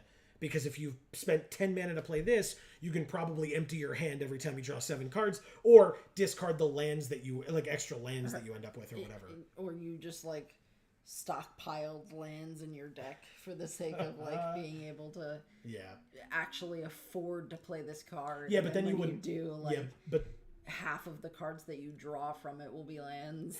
yeah, but then you wouldn't get it, right? Like you dilute your deck so much you'd never see this card anyway. So, but yeah, I would definitely. I mean, like instead of putting real cards in. Great. That seems better. And then they just remove that, and yeah, exactly. Jin-Gitaxias, how to deck yourself in 1 easy step. Yep. Every turn you have to. You were required to draw 7 cards. Oh. Yep. It's not not a you May. can. Oh, nope, wow. it's not a May. Okay, then. That is a very loud siren. Yeah. Oh, shit! One of the other rares was Galta and Maverick. Okay, well, I guess we know we're playing green at least. I forgot to check our Holy other... shit. Oh, and the other rare was Obosh, Oh, the Prey Piercer. cool. Wow. We got some sick rares this time around. Sorry, everybody. Rare and Mythic. Let's take a look. So, yeah, we can actually play Obosh, because we can just do it as double red. Yeah. Obosh, Kogla, and Yadaro. God, Galta and Mavrin. 7 mana, 12 trample. Yeah.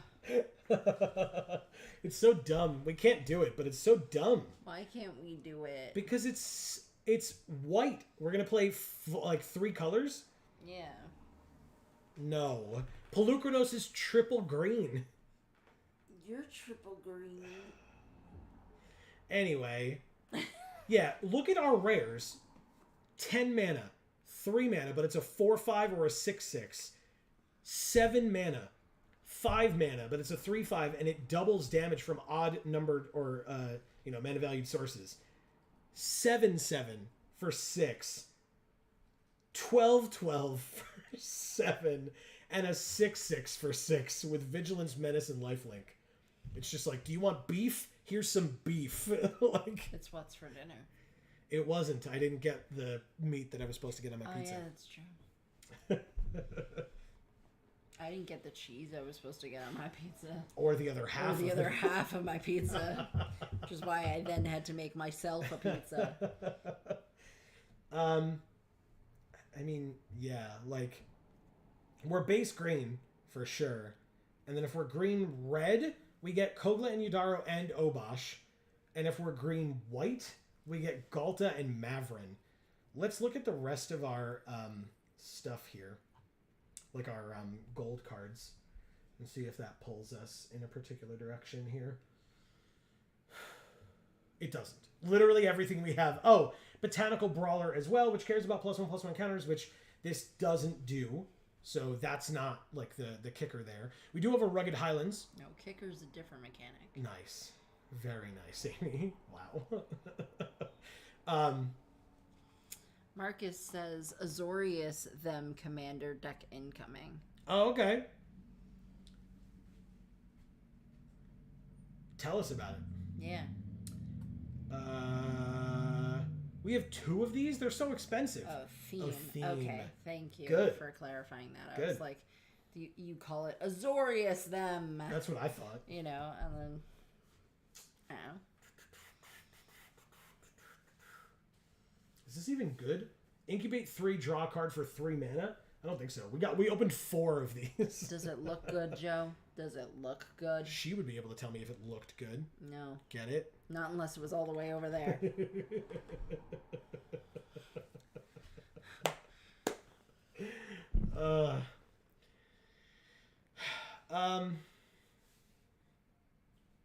What are we trying to do here? Red? Yep. Red or white? Ugh, we have no white cards at all. We have 7 white cards versus, look at our blue. Look at all our blue versus 7 white. Sorry. No, it's okay. Oh, Amy, we could play Beamtown Beat Stick just to be able to say Beamtown Beat Stick over and over Hell again. yes. Hell yes. You can beat the Beamtown out of me. That doesn't make sense. I know it doesn't. Okay. Volcanic Spite. It's a good one. Ren's Resolve. The art is sick, but... I was gonna ask, does 7 survive when Ren detaches? So if you recall, right, when she detached from 6, she brought 6 back home. Or, not back home, but to Innistrad to, like, let it live out the rest of its days in that area or whatever. Just But it's a tree. Yeah, but it kind of like takes a lot of... Sorry, everybody. Sorry. Yeah, it kind of like lives out its days, you know, but I feel like I remember reading that Ren being like fused with the tree kind of drains the tree a fair amount. Yeah. I feel like I remember that. Maybe I'm wrong, but Like, she essentially brought it home to die kind of thing. well, but again, because it was, you know, she tried to give it a nice place to rest though. Right. C. Holland says, Has. huh? Oh, sorry. Go. Jesus. Defo red green then. Yeah. Like, definitely. Definitely, yeah. And then, yeah. Marcus says, Azor as commander includes Lavinia, Augustin, I believe. and Isperia. Only creatures and spells from the guild. Is that what that says? Mm-hmm. With nondescript, planeless others. Okay. And Azorius guild basics. Awesome. That is very Azorius themed. I love it. It's very fancy. Did you see our sleeves? We've had them all day. Teferi. Yay. He looks awesome in these sleeves. He really does. I don't like the art of him on the new cards. I feel like they made him look weirdly young. I feel like that's a little rude. Beamtown Beat Stick is fine. C. Holland says, as no decent white. Yeah, I think it's has. Yeah. But yeah. I mean, there's, like I said, 7 cards. So, yeah. No. I'll take Invasion of Regatha. It seems cool.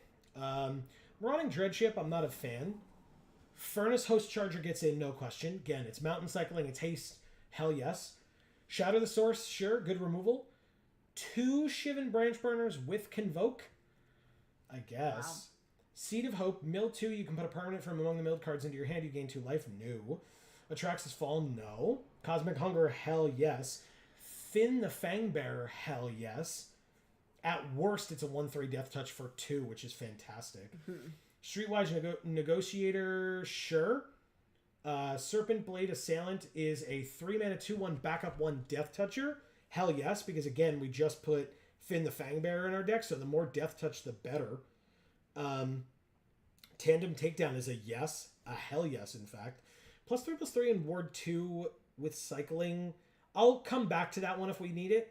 Fertilid's Favor is definitely a good one. Yeah. We have a lot of high-costed things, and this gives +2 or 2+1/+1 counters on something as well. Yeah. Which is important. Renata. Cool. Called to the Hunt is a *3, star equal to our devotion to green, and each other creature we control enters the battlefield with an additional +1/+1 counter on it. Ooh. Really good.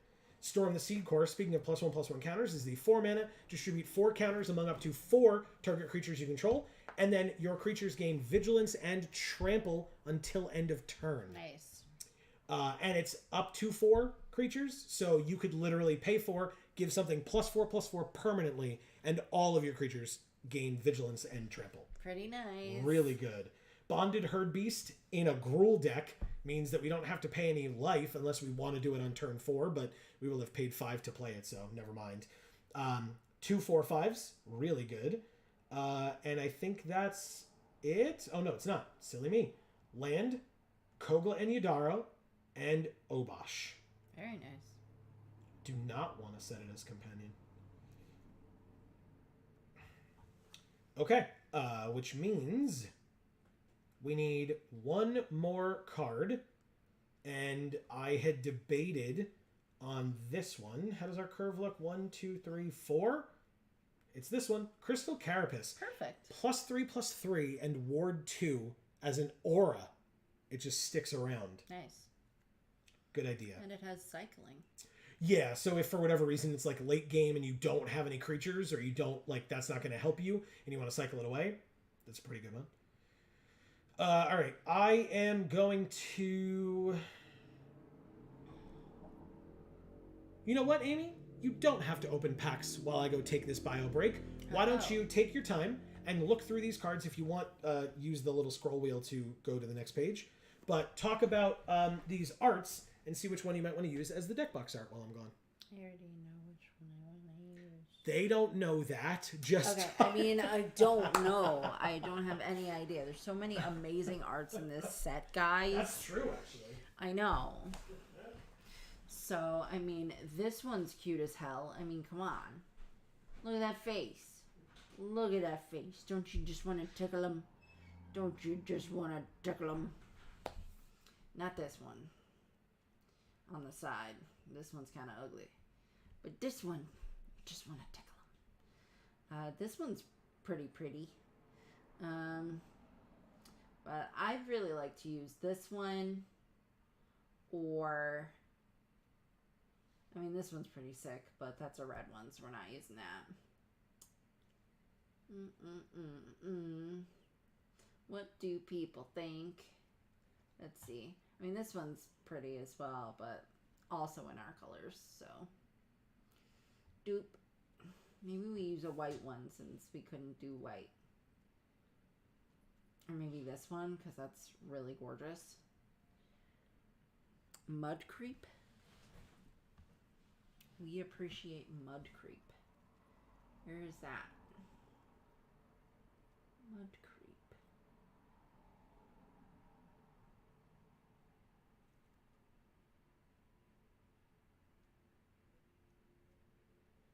I can't see, guys. My eyes don't work anymore. Ugh, it's really bad.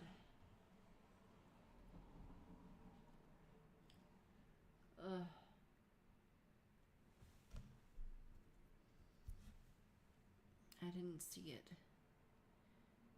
The Phallid you pointed out. His name is Mud Creep. Oh, it is. It doesn't say that. But that's his name. What? The Blight Reaper Phallid. What about His name is Mud Creep, apparently. Yeah. Oh, yeah, it says so in the flavor text, I guess. Isn't he cute? You love him? Yes. Good. I'm glad. I'm glad you love him. I was going to do this one down in the corner, though, Raph. Raph? Sure. Because it's really pretty. Of course. But look at how cute he is. You like him? You like both sides of him? No.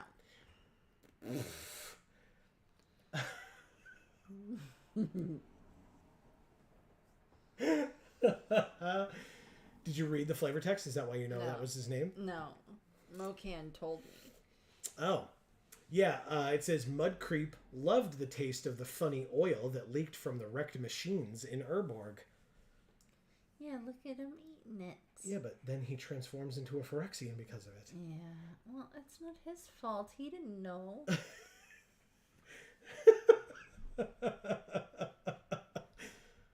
He's so cute. You like him? Yeah. He's one of your cuties this set? Yeah. Yeah. We always find him, folks.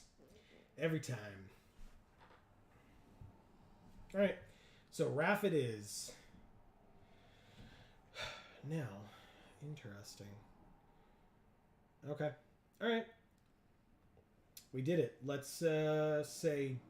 Well, I guess we can look at the quick breakdown of it here. Like that. So that's our split. Mana cost as well as creature and non-creature wise. Yeah. So it's pretty good. Let's do it. Play. This one seems cool. Hopefully we can get to higher costs. Or to higher, like, mana value cards, because then I feel like we have, like, a bit of a chance or an opportunity. Oh, thank you so much. It's so hot. It's pretty warm. I feel like it's warmer now than it was before when the sun was shining through the window at us. It's so weird. It feels like it's fluctuating so much. Yeah. But then, like, every time I look, it just says 81 degrees. Maybe it's just getting to us, because, like, you know, that guy talked about, like, the walls in the house, like, retaining a lot of the heat or the cold. So, like, the cold kind of leached out of the walls over time. We're both in Gruul decks, so that's something.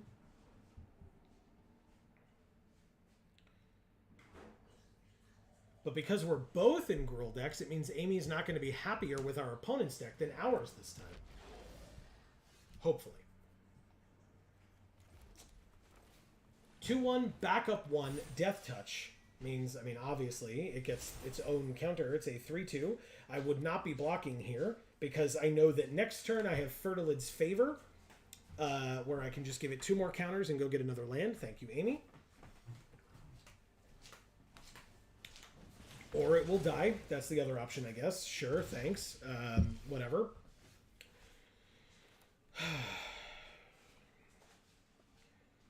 Gotta pass. Next turn we have Obosh, at least. That's something, right? Right? This is an odd number. 7. I take 2. Go to 17, right? Please? Nothing crazier than that. Why are they looking at our lands? Are they just, like, saying, you know, what we have versus what they have, like, numbers-wise or whatever? Invasion of Urgamon. When it enters, make a treasure, then you may discard a card if you do draw a card. God, the cars driving by are so loud. I'm so sorry, everybody. We're working on it, just like we're working on literally everything else. They discarded Skittering Surveyor, so either they didn't need the green or whatever. We take... Oh, right, we don't take 2. The Invasion of Urgamon goes down by 2. Okay, good. I'm going to take a bio break really quick. You got it. How dare you? It's not like I didn't just do that. Well, it is how dare I, because we're a Gruul deck playing a Gruul deck. It's true. Alright, I take my turn. We did not draw a creature, but we do have Obosh, so play this. Play Obosh the Prey Piercer.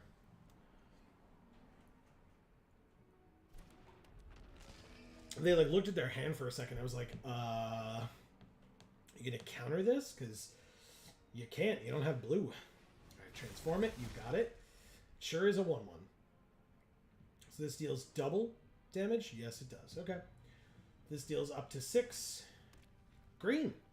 They found it. Okay.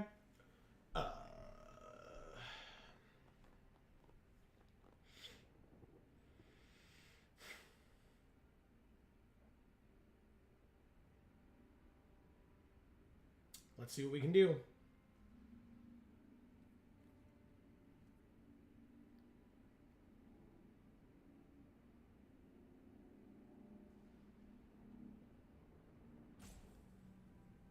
Yes, no. Basically, if I draw a land off the top, I don't have to play Fertilid's Favor. I could play Storm the Seed Core or whatever I draw off the top, I guess. But I guess if I draw a land or a non-land, I would have to consider this at least to get to the 7 for next turn. They're really thinking. They're like really trying to flip this Invasion of Urgamon. What does it do? When it enters, you may discard a card. If you do, search your library for a land or a battle, reveal it, put it into your hand, and then shuffle. It's a 3/4 trample. Okay.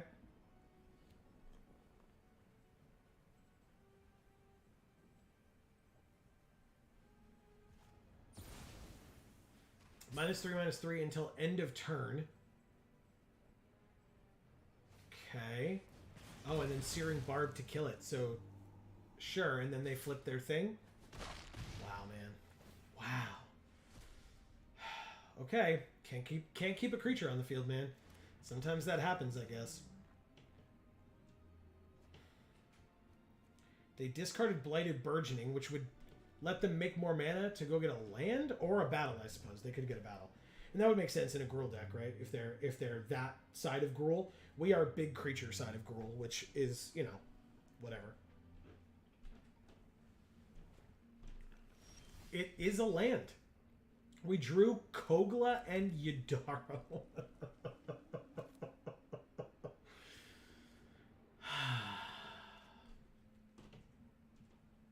Spectacular. Fight, please.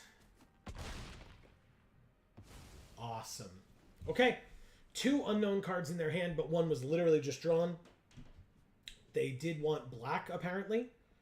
So we'll see what that means. Okay. We'll see if Kogla and Yadaro get to stick around for any meaningful period of time.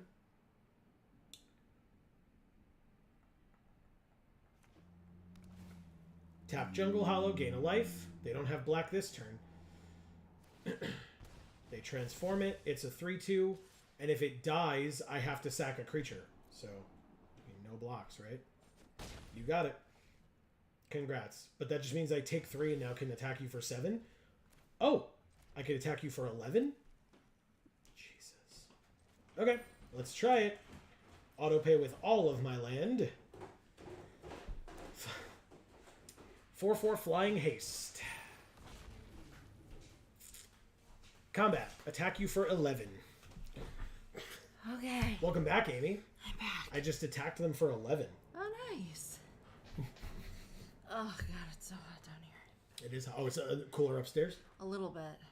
And I opened the window up there, so it should get cooler up there by the time we make it upstairs. Good. Okay, they chump block. They don't chump block. They're looking at the cards in their hand. They have 2 mana. I'd be very surprised how 2 mana could save, like, kill one of my creatures here. But it doesn't. Okay, they go to 9. I think between the oven and all the electronics, it gets hot down here. That makes perfect sense. I've felt that before. There are a lot of electronics in this room. 3 damage to any other target and you gain 3 life. Good swing. Very good swing. Oh, and flipping it all at once. Good for you. And they get Grandma, right? Yeah, Grandmother Ravi Singir. So cool. Tandem takedown means we win. Yeah, we win. Okay. Oh, and then if we have to, we can Fertilid's Favor as well. But yeah, we just go like this and like that. Kill it. Good game. Yes, good game. And they conceded. Nice. Thank you, Otto. Gruul, Amy. Yeah. Gruul solidarity. Not Gruul, then die. That's Gruul. Oh, look at that Mastery Orb. It's yucky. Yeah, it is. I love it. Amazing. Okay. But yes, I think this is Ravnica. If not, it's Innistrad, but it looks like Ravnica. Yeah.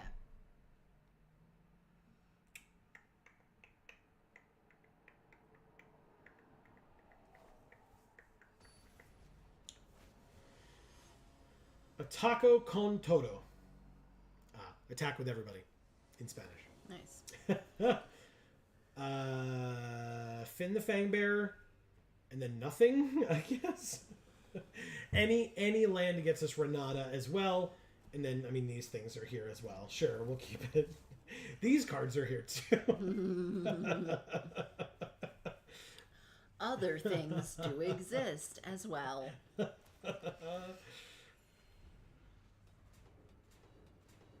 opening the pods. Oh crap, if we draw a forest next turn. Draw a forest. Draw a forest. Draw a forest. Come on. Followed by Renata? That'd be so sick. Come on, forest off the top. Come on. Come on.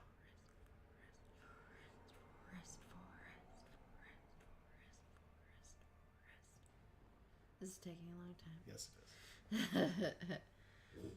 is. Where'd we leave off? Just the last one. Okay. Mocan says, what's your guys' opinion on Wizards doing the bonus sheet gimmick a lot more often? It's a fair question. We did not draw a forest. We drew another 7-drop creature, by the way. Oh, jeez. Oh, why is it a 3/3? They got, oh, it back up its own counter? Sure, I'll not attack. Congrats, I guess. God damn it. You know what? I think if they can make it actually a legitimate reason, right? Like Strixhaven being the set with where a lot of spells are kept and so they can reprint old spells, that makes sense. The other thing is I understand that they're doing it because they then don't have to worry about like as many cards spiking in price because you have more opportunities to reprint things. This is so awkward if I don't draw a land here. No blocks. I'm at 21, so I'll go to 18. We drew the land. Notably, it is... Wait, what? Oh, Not this would the be land to we discard it to draw an artifact or enchantment. But... Combat. 1. Give you 2 poison counters.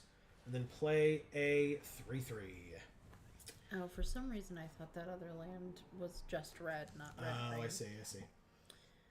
So that works. Yeah, but that's why I wanted to draw a forest third turn, because we Oh. had green mana producer, forest, and then if we drew another forest, we could draw Pelucranos on curve, which is very difficult to beat because it's a 4/5 on turn 3.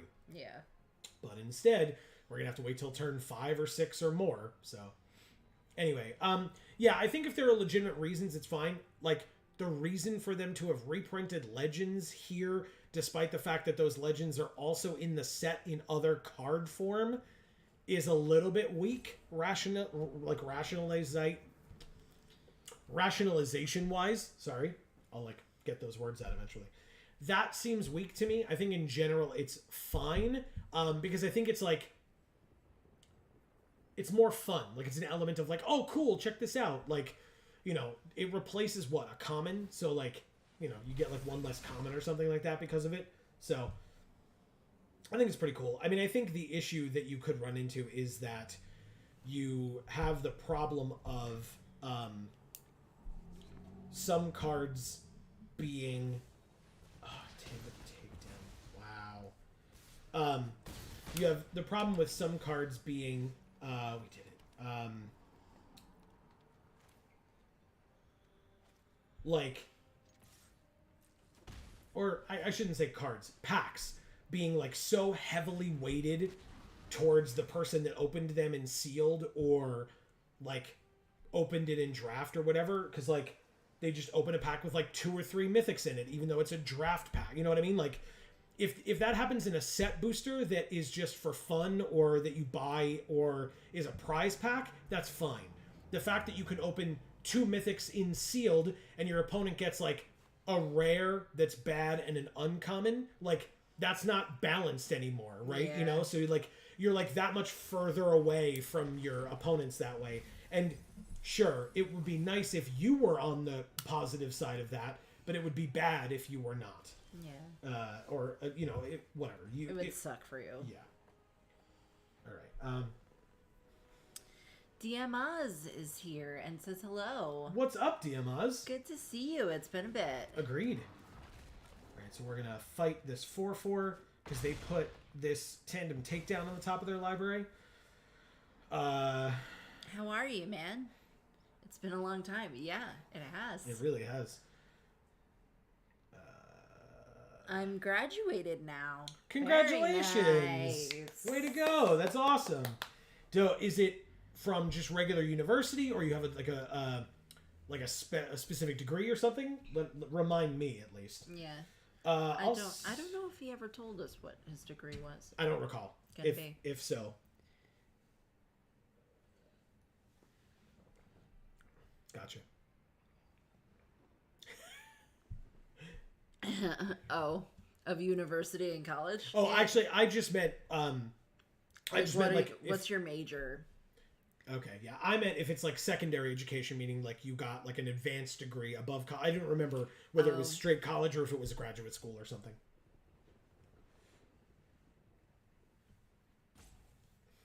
And you don't have to tell us your major or degree if you don't want to. Yeah. I don't know, to be honest. In my defense, not my first language. Gotcha. Ooh, okay. So Tandem Takedown does kill Pelucranos. Very frustrating, but it's fine. We're going to have flyers now. See, Holland says, land, land, land, land. LOL. Yeah, exactly. Any land. Because I don't think we have any more of these, right? So literally, yes, we did it. Thank you, C. Holland. Yes. All right. Let's drop this one. Auto pay with the lands. Do I attack with the Death Toucher? I definitely do. Who the hell cares? Tiamat says, by the way, is this like a pre-release? So, sort of. This is, I would say it's like a pre-release, but that's also a thing. So, we are playing the early access event for March of the Machine, the new Magic set. So, Wizards, thank you to them, gave us this account. And so, right now, only content creators are able to play this set. It's special for today, for 24 hours from 1 p.m. Eastern today until 1 p.m. Eastern tomorrow. We get to play this set, and we're not going to do it all 24 hours. We do 12, but there will be other creators who will be doing it as well. So, yeah, we get to experience this set before anybody else, and then pre-releases this weekend. So this is kind of a way to like create some hype. If people are interested in playing this set, maybe you get a little bit of some advanced information on the set that way. So yeah. So it's kind of like a pre-release, but it's not the same. Yeah. All right. So what does this do? They can transform it, and when it becomes blocked by a creature, it gets -1/-1. That creature, as long as you control a transformed permanent, has when it dies, draw a card. Okay. Let's do it again. Roll the dice. Attack. He's going to take part in the pre-release. He wants to know if we have any tips. Hell yeah. Ooh, triple block. 3, 4, 5, 6, 7. I mean, yeah, just like that. Sure, Kogla and Yadaro die. You still have to face a 4/4 flyer, though, so you do draw a card. Interesting question. Do we have any tips? 17 land, 23 non-land. You can, like, read your cards.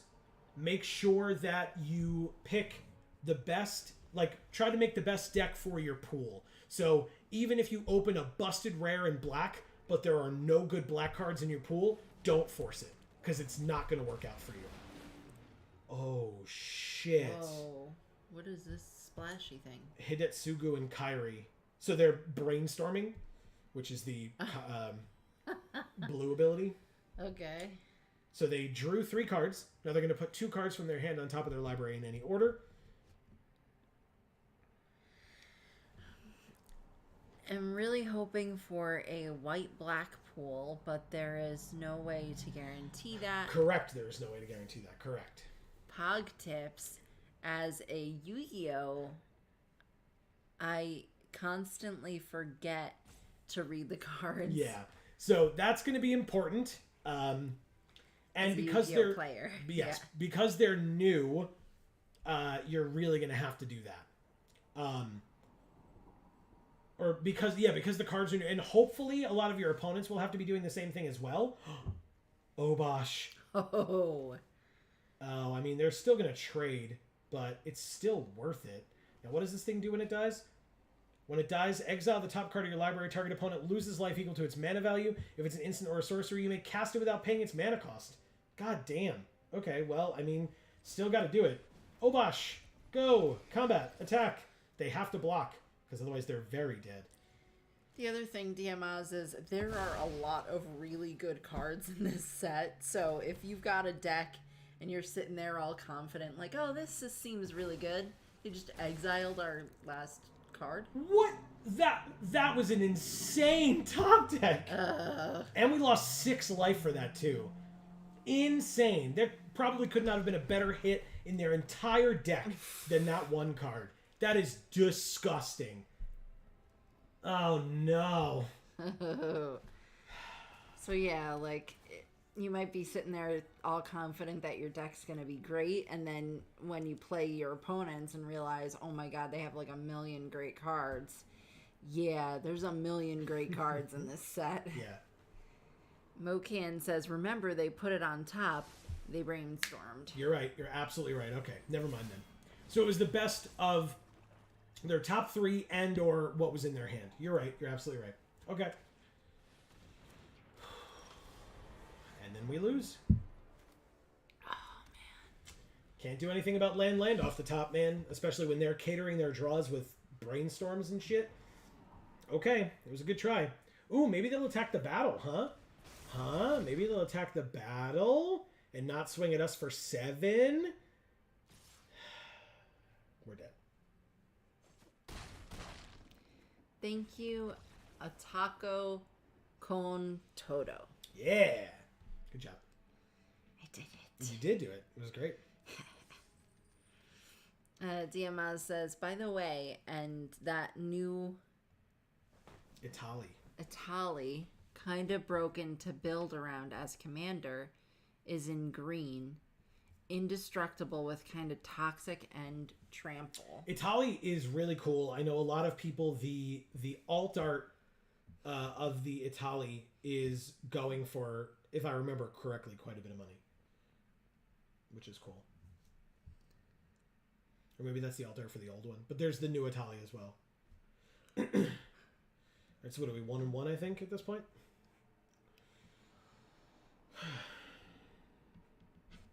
We're in a sealed right now. Okay.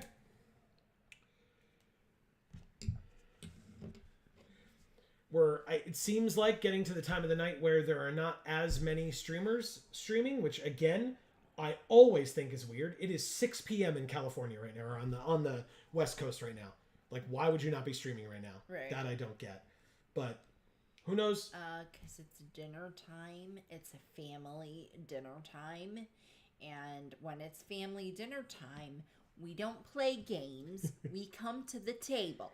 Sorry, Okay. Mom. Mocan says, I'm going to be heading off. My sleep schedule is slowly fixing itself. Hey, congratulations. Thanks for the entertainment as usual. Always a pleasure to have you, and the pleasure is ours. It truly is. And thank you for all of your help today, Mocan. Truly. Also agreed. Yeah, big time. Sleep well. Hopefully we'll see you soon. Yeah. We're playing against Riser. Yeah. Paul Riser. Yeah, we've played them before. Have we? Yes. Okay. Because you made the same joke that time, too. Damn it. That's how come I remember. Shut up, Amy. Okay. Never mind. He says, best of luck with the rest of your game. Thank you. I Thanks, appreciate that. Mocan. And Well, best of luck with your sleep cycle. correct, yes. Diamaz says, nice. Good luck with the sleeping schedule. Good night. Right? Ooh, we got a 2 mana. Oh, because that's cycling. Okay. Backup 1, so it's an 0/3, but it deals damage as a 3/3. So that's good. Seal from existence on our equipment? Hell yeah, you could do that all day long. Couldn't care less. Okay, that's fine. Let's go like this and put that here. And attack for 6 on turn 4. Woo! Amazing. 6 with Ward 2, by the way. All right. Very nice. Yeah. Diamaz says, ultimately, I entered pre-release because this set has a lot of cards that would be cool to open, even though they are in Mythic. Correct. But that's fine. Like, hopefully you get some. The other thing is being at the store, being among all those players and stuff, like, maybe you'll get, like, the opportunity to buy some of those cards if they're really that important to you, or trade. Like, if you open a card that somebody else wants and they open the one that you want, just trade. That should work out nicely. Yeah. All right, let's shatter the source. Sure. Shadow the Source. Kill this thing. Hopefully next turn we draw a land and can play the Imperiosaur. Although, no, actually, we can play Finn and something else, I hope. Right? Let's draw a red creature that's like 4 mana or less. And then we can convoke this out the turn after with this and the other creature so that this gets more counters and gets bigger. That's my hope. Fingers crossed. It's funny you say, if that's my hope, because DM Oz says, that's my hope. Amazing. If not getting what I want, getting something of similar value. Yeah. Elish Norn would be cool.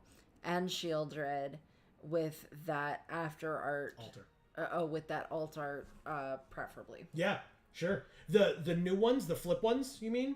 Or because they have the reprints of the originals in here as well.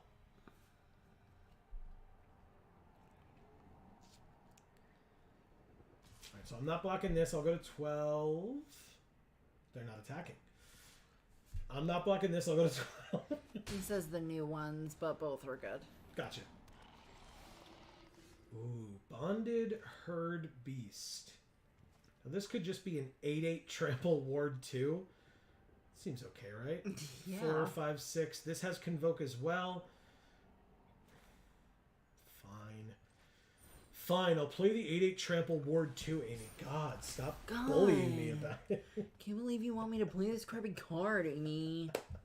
It's so crappy. Shut up, you brat.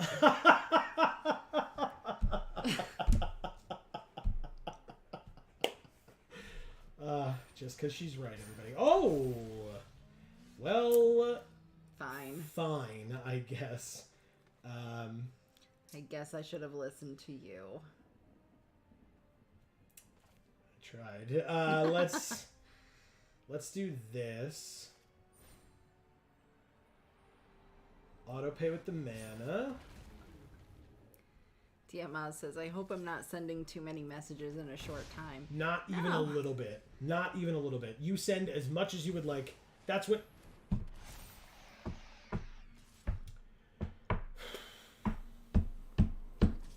I don't know what I'm supposed to do against any of this. Look at this. Look at it. What do I do about this? Oily bitch. And why wouldn't I block like that? Oh, right, we're dead. We're just dead. We're just dead. It doesn't matter. We're dead. Elish Norn hits the field and we die. I didn't hear what you said. I'm so sorry. I said block it with the 2/2, but it probably has trample or something, right? Sure does. Ah.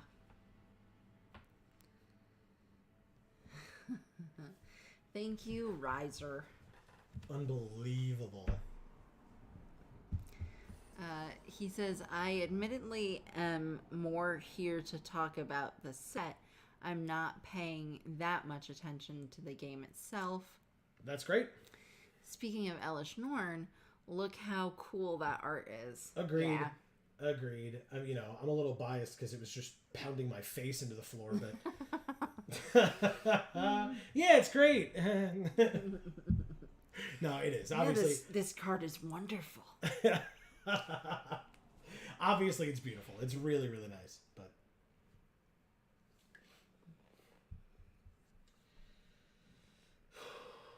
I've just drank so much water today between pizza and how hot it is. Mm-hmm. I just need so much all the time. You still need more right now? Of course. No, okay. That's why I mentioned it. All right, well, I'm almost done with mine, Take so your I'll time. get us more soon. Take your time. You can just keep reading chat. Okay. He says, look Look at it like this. Yeah. You can appreciate it up close and oh god, uncomfortably personal. Yeah. Yeah, that's the... I mean, how else are you supposed to appreciate it? Da crabs, Amy. Oh my god. And it's us completed. This is the first completed Nissa we've played against today. Yeah, I know. I gotta hitch myself closer to the screen here because I can't see a damn thing. Oh, they mulliganed. Da crabs MTG, no. Sorry, we don't really have much going on right now in this deck. Yeah. So, like, not this early, I should say. This deck has a lot going on, obviously, as we have 2 7-drops in hand, but...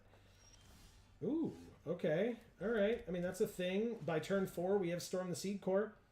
That's something. It's an 0-3 or a 1-3, which means it deals damage as a 3-3.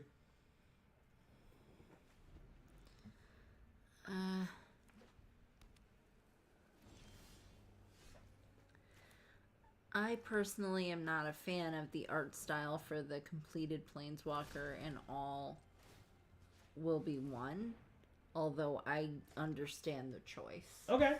Interesting. So obviously this is not a great combo. Ooh, but we make treasure. I forgot about that. Oh, That's great. I did too. It helps us get to this faster. Yes, we like Amazing. that Right? faster. Valduk, Keeper of the Flame. Tandem Takedown. So I don't actually need Tandem Takedown because I'm just going to give it 4 counters.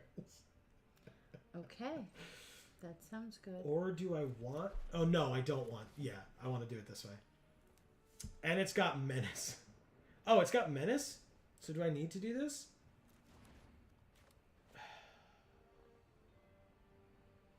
Interesting. I figured Tandem Takedown was the bike one. Nice. Because it's a tandem bicycle. Yeah. Alright, 7/7 trample vigilance menace. Treasure. There's a bicycle card. It's a vehicle, of course. Yeah. So I just assumed when he said Tandem Takedown that it was that one. Alright, so they're in Mardu. They're playing this card? Okay. I mean, I guess they've got Valduk, right? They can... Oh, back up too. Okay. Diamaz says the excessive CGI makes them look artificial and uncomfortably uncanny. Gotcha. Is that the word? Sure. Yeah, that makes sense. I respect trying different things for a thematical reasoning. I don't know if that's even intentional, though. Right. Alright. Combat. Attack for 7. I assume they can't block Menace. Silly me. But we get a treasure. 3, 4, 5, 6, 7. Means we could just play this as a 6/6 trample ward 2. But I'd rather just keep up Tandem Takedown to kill their Valduk after they have lost the opportunity to re-equip. So let's see. What does Valduk do again? Beginning of combat on your turn for each aura and equipment attached to it, make a 3/1. Okay. This is a 2/4, and now equip cost on this is 3. So now I'll do Tandem Takedown. Goodbye, Valduk.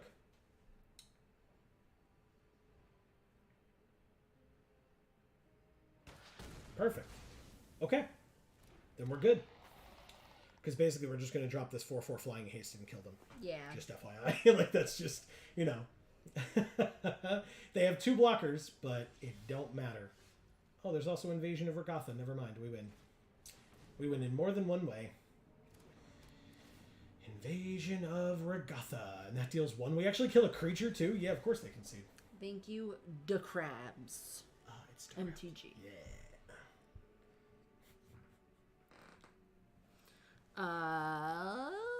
Greg's here saying crushing kids. Let's go. We're trying. We're still 2-2 with this deck, but we're trying. Man, I am always such good luck, he says. Precisely. Where were you during all those drafts before, Greg? Exactly. God. You were like having dinner with your family and that kind of nonsense. I mean, come on.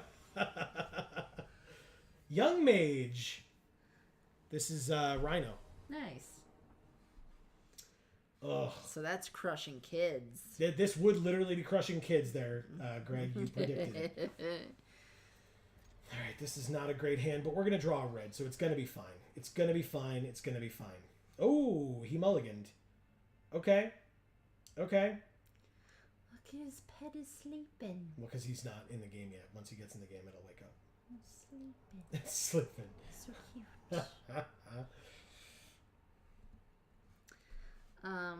Greg says, smile face, and then he says, "Sorry, in-laws for dinner." Well, you gotta, do what you gotta do to please the in-laws, I guess.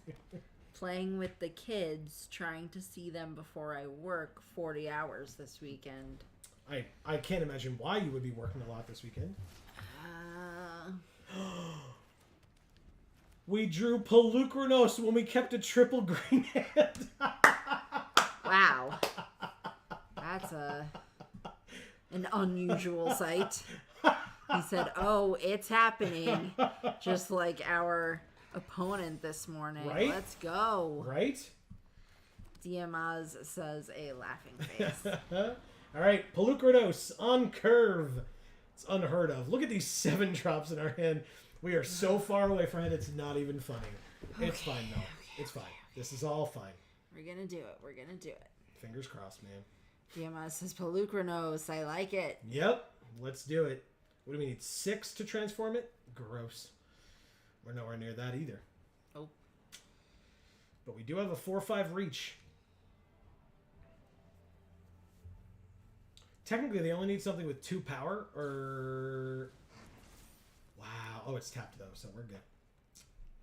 Amazing. Greg says 3 red land in a row. I'm feeling it. And Diamaz says, "It's a shame the Unchained version is not very good as commander.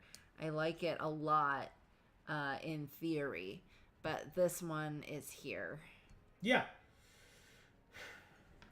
Yeah, because the Unchained one cares about, like, escape, right? Like... Greg says, or typing it into... Existence. Existence. What? Is this attack? Yeah, it's just very strange that they chose to attack with a 3/3. Or I mean, it's a 1/3, but it deals damage equal with its toughness. And Marcus says, "Wouldn't be the first time." All right, so there's land number 1. I was gonna say it, but you beat me to it. You got it. 2 more. Let's go. Diamaz says the problem with the Unchained is taking damage in form of losing the +1/+1 counters. All right, so we're gonna back up 1 with this onto Pelucranos, which pretty much makes all the damage permanent. Yeah, good point. All right, so attack for 5 with Death Touch and Reach, but it's only Death Touch until end of turn. But still, they go to 15. And now we have a 2/1 Death Touch on the field. We don't care as much if it dies. I mean, if we draw Finn the Fangbearer, it feels a lot better to keep it on the field. Plus, if we can use it for Convoke for any of these 3, it feels pretty good. But if it dies, like if we have to block with it or whatever, like now it's got Menace, so okay, great. But so we did this before, right? So I can't fault them because we did the same thing with the same 2 cards. The Beantown Beat Stick doesn't buff its toughness, and it only deals damage equal to its toughness, so it's irrelevant. Like, it's a 3/3 either way. It just now has Menace, so they can get in for another 3, and they make a treasure, which is fine. 1, 2, 3, 4, 5. So not 3 red in a row, but it does mean that we get to convoke this out as a 10/10 right now. Whew! Auto pay, 10/10 trample ward 2. And they have 4 mana available to them right Okay. Greg says, "Boom!" now. Yeah, exactly. Board shaker. Let's go. Yep, we're trying. Diamaz says, since it doesn't have stats out of the counters. Right. So because it's one of those creatures that's a 0/0, but then you get like counters on it for whatever reason, for in different ways or whatever. And like escaping it from the graveyard, it gets more counters, but like you're not escaping it from the graveyard because the whole point of a commander is to put it in the command zone, not in the graveyard. Because with Graveyard Hate, they could just exile it. Now, isn't it in Commander that like if it goes to any zone from any other zone, you can then choose to instead put it in the command zone? Because then maybe that would be helpful. Where like if it were to go into exile from your graveyard, you could then choose to put it in the command zone instead. Whenever you cast an instant or a sorcery that targets only Zada, Copy it for each other creature you control that it could target. Copy's a different one. Or target's a different one. You got it. Okay. I mean, I probably just... See, Helen says, nice. Yeah. And Diamaz says, if wasn't for that, I legit would build it. But as it is a really bad option for +1/+1 counters. Sure. In the same colors, you have Skullbriars. Okay. Yeah, if it Oh, shit. No. Don't see it. Ah, I messed up. Oh, no. If I kill... Well, they have 2 more mana that I didn't know about, but yeah, like... What happened? I could have killed Zada, and then I could have killed them, because they're at 15, and I'm attacking for 17 damage here. They blocked the Trampler. Wait. 7... Okay, yeah, we fixed our mistake. Okay, we got there. God damn. They still die burn it. Now that they blocked that, yeah. So I'm going to put one of the 7 drops on the bottom.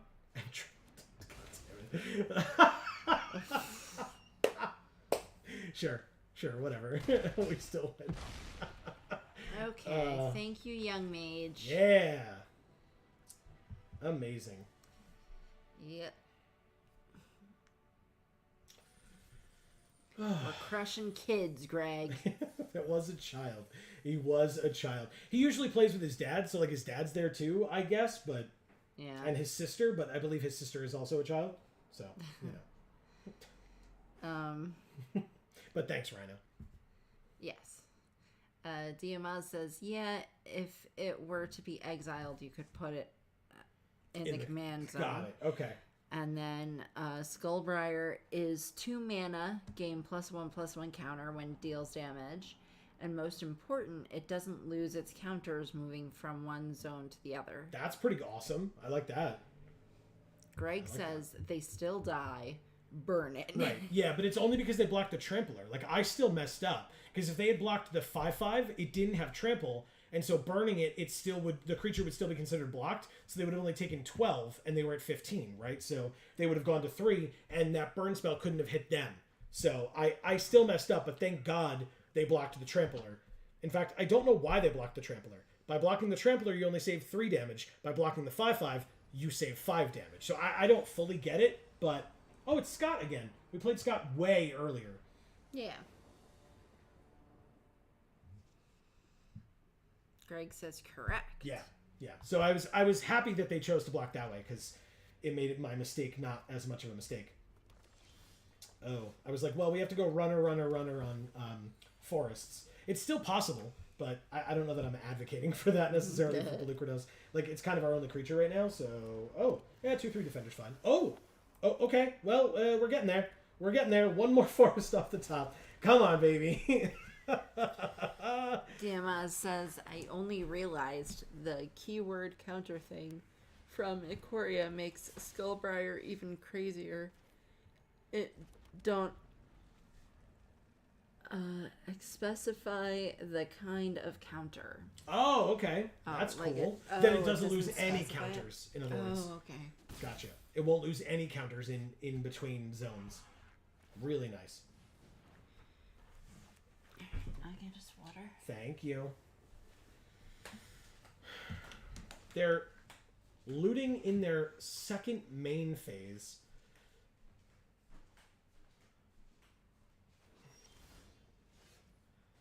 Wait, what does this thing say? As long as I have 8 or more cards in my graveyard. Got it. Okay. So here is a 4th land. I could discard this to destroy an artifact or enchantment. They don't have any. This has mountain cycling. I wouldn't do that. Does make me wonder what happens if he is killed by -1/-1 counters. Ooh, that would be really rough. Yeah, I'm not sure. Alright, so I can't do anything with Kogla and Yadaro, but I can go search for a mountain.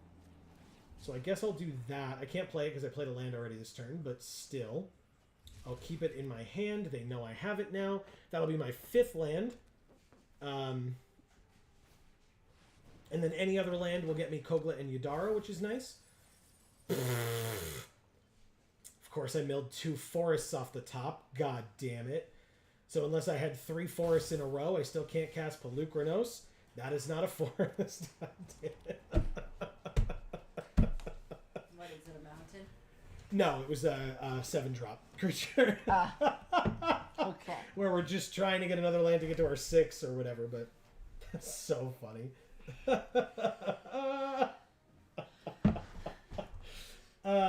Okay.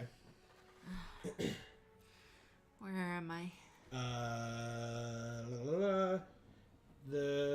This one from Diamaz. Diamaz says, by the way, this Pelucranos is a bomb, but is completed being 3 green.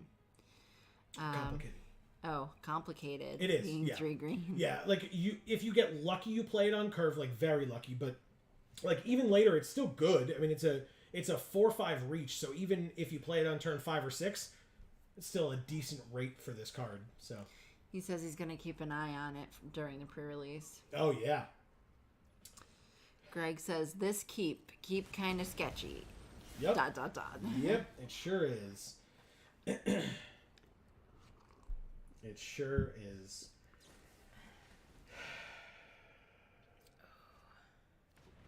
Okay, so we take 8.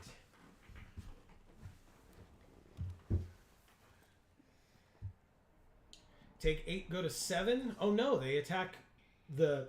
That's fine. What does this become? A 4/4 prowess. If a non-creature source you control would deal damage to a creature, battle, or opponent, deals that much +2. You got it. This cannot destroy battles, by the way, because they are not enchantment battles or anything like that. And this only destroys artifacts or enchantments. I checked. Trust me. Okay. A lot of 4/4s on the field. I'll take my turn. I did not draw that land, although this does let me get a land.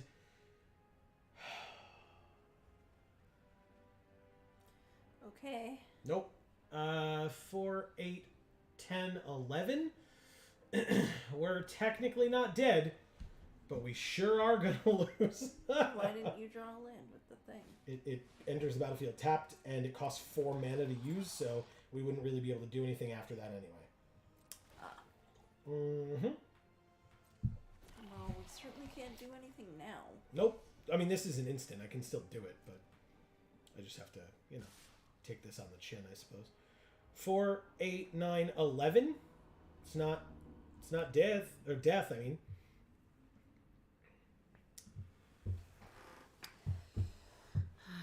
Yeah, sure.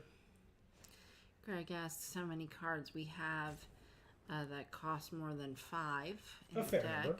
A fair number. Kill this thing for funsies. After the game, he wants to see the deck. Damn it, Obosh. Why? I guess I could play Obosh, right? Can't play that. Wow. Okay. But yeah, I can do that, Craig. He says, good God, man. Yeah, we're very dead. Oh, City on Fire. They needed that. They definitely needed that. Mm-hmm. Full on needed it. Take 5, die. Got it. Oh, right. Take a lot more than 5. Go to -11. Thank you, Scott. We played, like I said, we played Scott earlier as well. Yeah, I think we won against Scott earlier, though. So I remember. that was payback for before. We went 3 and 3. All right, so this is the deck. Go like this. Go like this. Yeah, I think we just drew like every or a lot of the big things that we had. But He says, let me just add up the total cost in our hands. Like 35? Holy crap. yeah, Diamaz says, what color combination is the favorite of both of you during Sealed? And then Greg says, what's the ratio? ratio is 14 to 9. I don't think I have a favorite combo yet. I mean, this deck was fun, but we've had other fun decks as well. Did we have any that were like particularly good? I mean, we did. We went 3 and 3 in draft and in this sealed. Those are the best records of the day. Or 3 and 3. Greg says no CMC, not spells. So no, CMC, not spells. So it's 1, 4, 5, 4, 3, and 6. Average is 4.1, it says. Yeah, average 4.1. That's a lot of 6+. I agree. But this has mountain cycling, so this one kind of doesn't count. So that's one less, right? But otherwise, I still agree with you. I'm not trying to argue the point, but at least this one doesn't count. Because that one is just go get a mountain for 2 mana early, if we have it. But yeah, it's still 1, 2, 3, 4, 5, 6+ cards. He says LOL, sure. LOL. That's why I said I'm not arguing the point. I get it. But this one doesn't count, Greg. Diamaz says there's cycling in this set. Nice. Land cycling? So there's a couple of random cycling cards that like have cycling in and of themselves. But yes, there's a cycle of land cycling cards that like are big creatures that have land cycling for a basic. Of their color, one of each, which is good. They're good cards. All right, so we went 3 and 3. Let's guess we can attempt to try a draft. I assume that it will not work since it took us a while to find an opponent in sealed, and if it doesn't, we can just jump back to sealed. I'm not. Oh! Wow. What? Look at us! Okay. Hell yeah! Perfect timing. Very nice. Awesome. That never happens. Yeah, That legitimately never happens.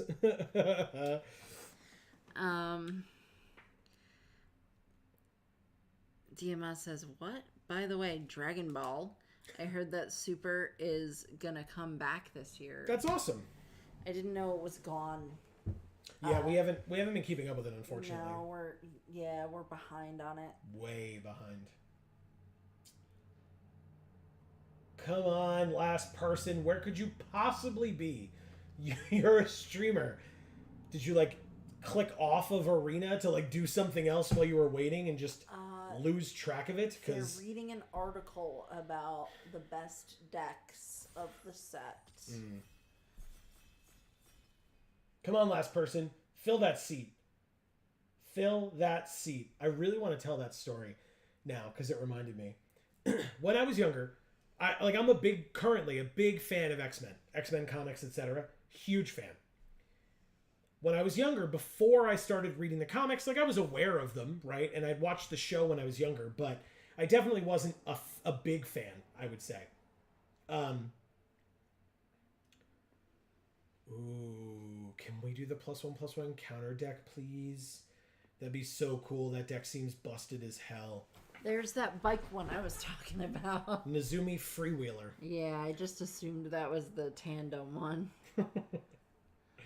Rat Samurai. Each player mills 3 cards, then you transform it and put target permanent with mana value 2 or less from a graveyard onto the battlefield under your control, and it's a 4/5 menace. Elspeth's Smite is not a bad card. Tetsuko isn't really what I want to be doing. Stormclaw Rager is a 3-mana 2/2, 1 sack another creature or artifact, put a counter on it, and draw a card, only as a sorcery. Or Invasion of Lorwyn, 6 mana, 5 defense. When it enters, destroy a non-elf creature an opponent controls with power X or less, where X is the number of lands you control, and when you flip it, its power and toughness are equal to the number of lands you control, which seems pretty sick when it costs 6 to play. But if you don't get to 6, and then you don't get to deal 5 damage, like, it might be a bit of a problem. Oh, good. We could do what our opponent did and just naturally get all 5 colors, because we haven't had a problem just getting 2. Yeah. Not once. +1/+1 counters? Anybody? Anybody +1/+1 counters? No? Okay. I was about to say something really inappropriate. No.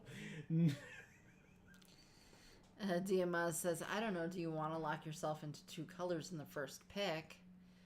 And then Greg says, why don't we try a low CMC white deck? Aggressive. Backup is counters. You're right. Remember. Yeah, you're right. Okay, so it could be this. Yeah, you're right. I mean, cut short is also good. It's got Convoke, which is somewhat irrelevant. Like, that's fine. It's cool. But destroy target planeswalker that was activated this turn, or a tapped creature, which, I mean, the tapped creature is more important.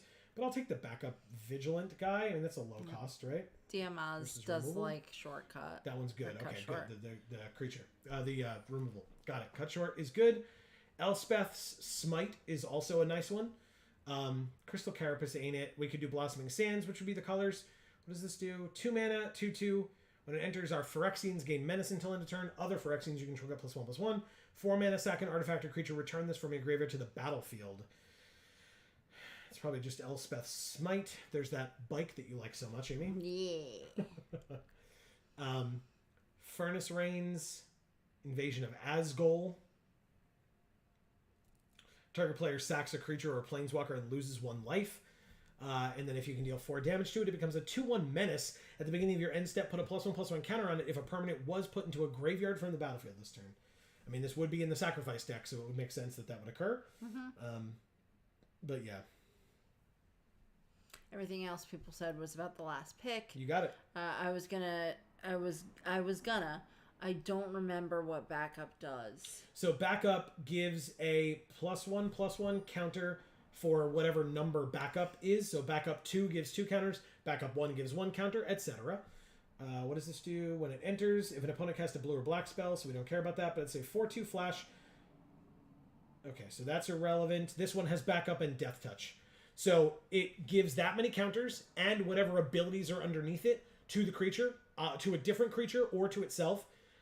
If it gives it to another creature, it also gives its abilities, it copies their abilities and puts it on the other creature until end of turn. So the counter stays around, but the abilities go onto the creature just that turn. Oh, backup with Duelist is legit. I think that's the combo idea. Yeah. Yeah, it would be good, because whenever 1 or more counters are put on it, we draw a card, and then it also gains whatever abilities, so then it becomes, like if this happens, right, we play this on 2, this on 3, it just becomes a 3/3 Death Touch, and the Death Touch is until end of turn, but it's a 3/3 forever, and we draw a card. Like, it's very good. Okay, I mean, none of these jump out at me as, like, amazing.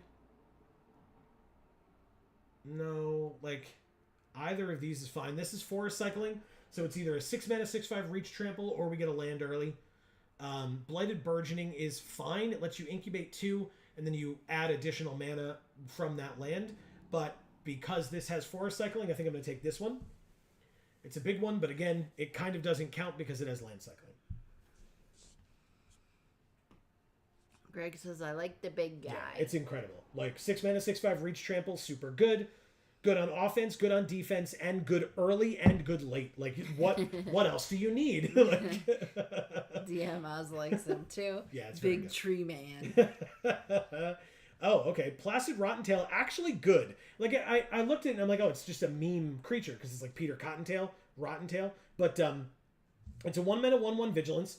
If and when it dies early, you tap 3, exile it from your graveyard, and put counters on something as a sorcery. But, like, great.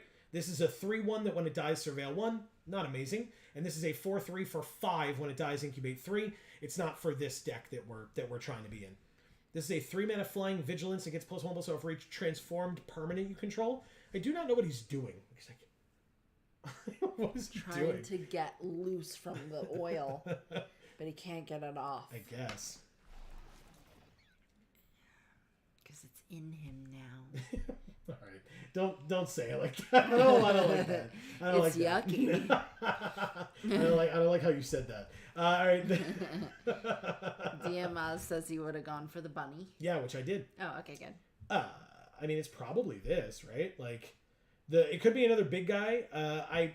This card's fine, but I think if there's more serviceable cards, this is a 1 mana 1/2, and then for 4 and 2 life or 5, we can make it into a 4/3 trample, and with counters, it gets bigger and stronger, and etc. He says, by the description, I think he wants to taste the oil. No, thank you. And then he says, nice, versatile. Yeah.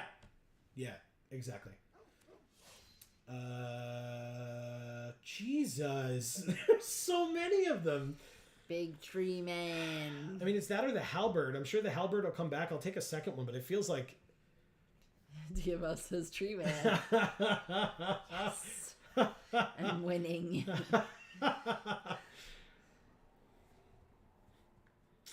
I think green is maybe free. We'll see. I mean, look, having 2 of these is not bad. If we forest cycle one early and then play the other one late, it's not bad at all. He says 3rd appearance of Tree Man so far. It's true. And we let one go. Maybe it'll come back. I doubt it. But yeah, I'll take a second one. It's just that I assume there's going to be more of them soon. Okay, I mean, black and red looks rather open as well. I think, what does this do? Sack another creature or artifact, put a counter on this, and draw a card. Activate only as a sorcery. It's 1 mana. It's not amazing. Moment of Truth ain't bad. I like the Etched Host Doombringer. I think I'm going to take this for the sideboard just in case there's some crazy red stuff going on, and that'll help us splash for it. Vengeant Earth. Yeah, I mean, red seems open as well. +3/+1 and Trample is fine. Like, it's 5 mana to play it, and it's equipped 2. Whatever. Paratic Prankster isn't really for this deck, but it's fine. Shadow the Source is just a fine card, but I'll take Vengeant Earth. It is in our colors. 1 and a green. Target creature or land you control becomes a 4/4 elemental with haste. In addition to its other types, until end of turn, it must be blocked this turn if able. Notably, not that one, not that one, not that one, even though this is the second one of these we've seen now. I'll take an Onaki Javelineer, because it's very good for the sideboard. I actually like that Javelineer a lot. A 3rd Moment of Truth? Is it that bad of a card, or are there just so many of them? Whatever. I'm sticking with red. Yeah, look. Sticking with red. I don't like this guy. Maybe I should. Look at that weird mask it's holding at the bottom. Great. Left. Holy crap. I never noticed that until just now. Why? Because it's awesome. A Beantown Beatstick. It looks like red's open, huh, everybody? Jesus. All right. On color, rare or mythic. Not red. Green or white. That ain't it. That's Invasion of Arcavius. In fact, I literally said 3 colors, right? I said red, I said green, and I said white, and it's blue and it's black. That one's black? This card is Ayara. It's black. Yeah, triple black. Yeah. You can't tell. Yeah. Because of the weird art. I mean, it's pretty, but makes it so you can't tell what color the card is. Yeah, I'm going to take Storm the Seed Core, I guess, here. It's not bad. I like it. It's got counters. We talked about counters. You're not going to take this guy down here? This Kavu? No. It's got backup. It wouldn't be bad. But see, yeah, Greg agrees as well. Oof. Loves DMRs. But I think red is open. Oof. And then Greg says Seed Core. That seems great. Agreed. Yep. Just put 4 counters on one thing or distribute them in any direction or order that we want. Now there's Guardian of Girapur. We can basically blink something, so the backup ability would go off again if we had a backup card. And it's a 3-mana 3/3 flyer, which is awesome. It's not an immediate blink. It comes back at the beginning of the next end step, I guess, so never mind. It doesn't really work for backup. We've got Invasion of Moog, though. When it enters, put a +1/+1 counter on each creature you control, and then if we can kill it, it comes back as a 3/3 ward 2 at the beginning of your end step. Put a +1/+1 counter on target creature you control. It's probably that one. Let's just remind ourselves what this rare does. It's a 5-mana 5/5. Whenever another non-token creature you control dies, you may return it to the battlefield face down under its owner's control. It's a forest land. So nope, Invasion of Moog it is. Nice. Yeah. Do you want to keep reading or you want me to take over for a little bit? I know, you're drinking water. I can read. Okay, go for it. DMS says, this is why I can't draft. Passing rares is too painful. Greg says, go counters. DMS says, invasion feels like the choice. Yeah, it definitely was. Yep, you're right. Greg says, battle, let's go. Yeah. All right, so this time we'll take the Kavu, actually. Yeah. 4 mana, backup 1. This creature can't be blocked by creatures with power 2 or less. And again, when it gives something the counter on that one turn, that creature can't be blocked by creatures with power 2 or less. It's very good. It's like a snake, but with arms. With too many arms. Yeah. And Think DM on that one. It's nothing to think about. Diamaz says, I would go for the angel if it was in a IRL pre-release, but Invasion seems the choice. Oh, SRAM, missing those artifacts you don't pick now. Yeah, I You didn't pick. pick Yeah, now. that I didn't pick before. This pack is gross. You want me to pick Thalia over Tandem Takedown? Really? All right. Okay. Sure. +1/+0 to 2 creatures. They deal damage equal to their power to another creature, planeswalker, or battle. So they get bigger. But sure, I'll take the 2/1 first strike for 2. They're saying, Wait, wait, I didn't don't see know. that one. Yeah, this card's nuts. This card's real good. No, don't. Tandem. Yeah, it's Tandem. Like, Thalia's great. Don't get me wrong. And after yesterday, I feel very connected to her for some reason. But Tandem Takedown's so good. Thalia is very good too, though. Yes, I will not deny that for a moment. There is a true reason why they both thought Thalia at first. I agree. And I did too. I saw Thalia and I was like, hell yeah. And then I was like, oh, but Tandem Takedown, though. Greg says, stupid lag. Diamaz says, listen, I'm just saying, my instinctive action is to go for Thalia.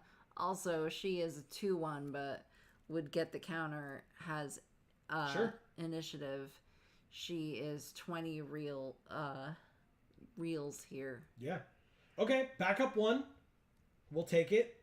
It's a 1-mana 0/1, which is a little tough, honestly, but it's got backup 1. When this creature dies, put its counters on target creature you control. So again, that ability gets given to something else. So you put a counter on something else, and then if you get aggressive and swing with it, even if they would like trade or something, then its counters get put on something else as well.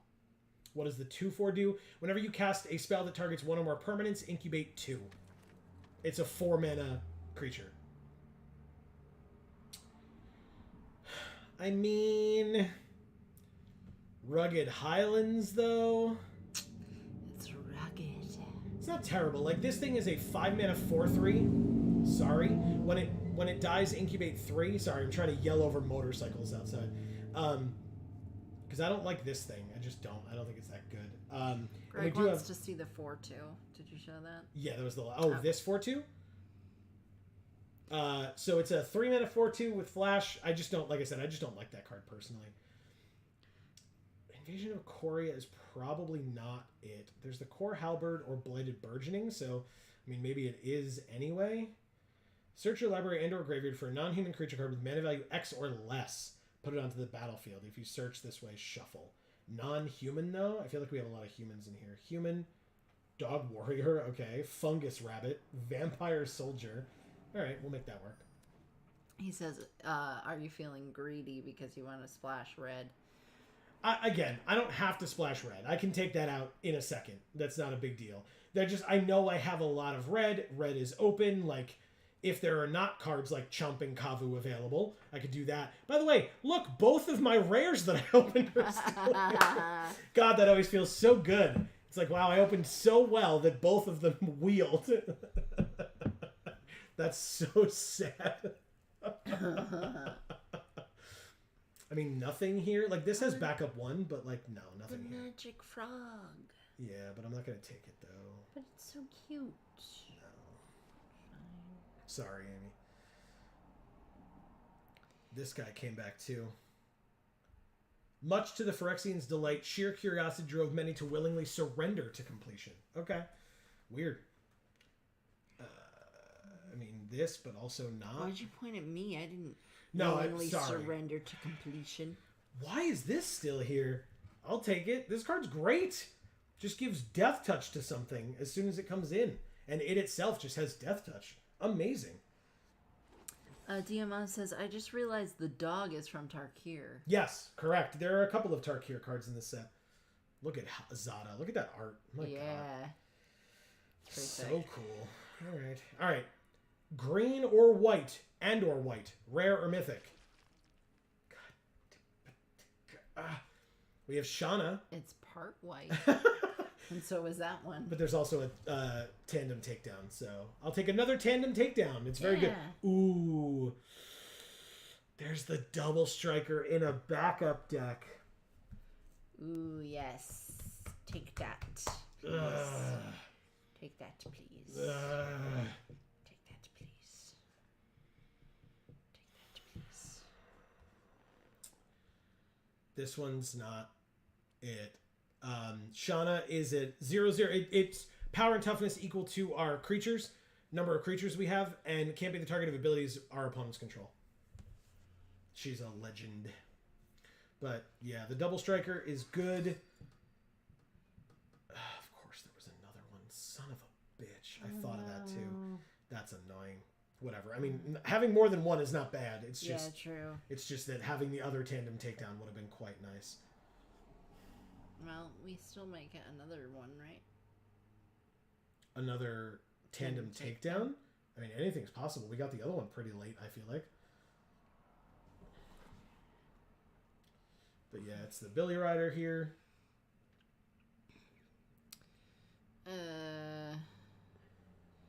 DMS says, but the problem is that the deck was around a card I wouldn't always draw. Oh, because Feels bad when you pick a card after a hard next pack has the same card. Yep. Yeah, because he was talking about Holy shit. he realized there was Tarkir cards and Yeah. Kaladesh. Yeah. I Had a legit white-black artifacts deck. I don't even know if I can pick this card. It's an 8-mana 8/8 trample hexproof Phyrexian Bear Rhino, but like, and there really aren't any other picks for us here. But still, it feels like this is just like, I don't want Blighted Burgeoning and I don't want Infected Defector. I don't know that I'm going to play this, but I'll put it in the deck because it's kind of the only pick here for us, to be fair. So I swear, what's wrong with me? Why I keep skipping words? And it's not like it always happens. It's more when I'm in someone's stream chat. When it enters, search for 2 basics, put them on the battlefield, tapped, and then shuffle. As long as it's on the battlefield, it's a land in addition to its other types, and you can tap it to add mana. It's a 4/4 Vigilance Haste. There's Inspired Charge. There's the 1 mana backup 1. This is 4. 1, 2, 3, 4. Sure. I mean, we just picked a big thing, so maybe we do that to help us get to these like 2 top end cards or 3 top end cards. It's okay, DMS. We're doing all right trying to, stay on top of what it is that you mean. The 1/2 for 1. All right, we can do that. There's another Billy Rider. There's the Wary Thespian. What do you do whenever Another another tree knight man. enters? Yes, there's another tree man. Thank you, Amy. Thank you. This is tough now. Not Rayav, even though he's part red, because it cares about being enchanted or equipped, and we don't have that.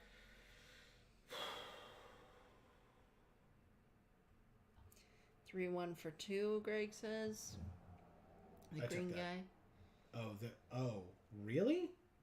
Just because it's low? Just get a bunch of dudes out. Okay. To get counters on them. Then pump them all. Okay. Well, here's Fertilid's Favor then. 4 mana, go get a land, put it on the battlefield tapped, put 2 counters on up to 1 artifact or creature. It's either that or the Archivist, and this card's real bad. 6 mana, 4/5 reach, 2 mana tap, put a card from a graveyard in the bottom of its owner's library. Real bad card. Real bad. Is that from Strixhaven? I don't know if it's a straight reprint from Strixhaven, but there's one that did almost exactly Just that. because that woman's skirt has like a pen tip on it. Oh, it says Phyrexian Archivist. So there's a card that's exactly like that from Strixhaven. It's just now a Phyrexian. Gotcha. All right, so if get a bunch of dudes out, then I guess we take another one of these stupid things. I'm not a big fan, but I also don't disagree with what Greg's saying. I'm not trying to be insulting. It's just, I don't love this card. But yes, if we get it to be a 4/2 and then a 5/3, like, it gets to be a lot tougher. Whoa! God damn! Holy shit! Ow. I just You punched all right? the table. I heard you. This gives a +1/+1 counter. I'll take it. Over Atraxa? Yes! The only color she's not is red, and the only color we're prepared to splash is red. Okay. Take another one of these stupid things. DMA says, Mr. Tree Man, give me a dream. Mr. Tree Man. Also, yeah, go for the 2 mana. Yeah. Damn. I swear, I will pick Atraxa completely ignoring my colors if that had happened to me. I mean, honestly, like, once you get, like, later in a pack, right, it's not as relevant, but, yeah, I mean, like, I'm going to take Blighted Burgeoning here because it's in our colors. Put it in the sideboard. This thing, same thing, sideboard. By the way, shout-outs. We were drafting with Jake and Joel are Magic, and immediately to our left, in fact. Nice. Which is awesome. That's really cool. Love them. Vengeant Earth again, because not Dina. But yeah, so Jake and Joel are Magic are awesome. Shoutouts to them. Bloodchin, Gomlet X, Giuliano Gennari, Anderson Nascimento. We drafted with them earlier. Variance Kills, and the Brewler. Okay. Nice. Another Tree Man. Everybody's there you happy. go. Everybody gets happy with the Tree Man. That's right. That phrase was said, and it's staying that way. Hell yeah. Oh, God. Hey, look, the Archivist that we don't want, or the Javelineer that we don't want. We have enough red cards and a land. Okay, this draft is in the books. Let's play some games with it. We have to make a deck first, obviously, but 6 cuts, not bad. DMA says, imagine opening first pack with Atraxa. 4 colors, good stuff.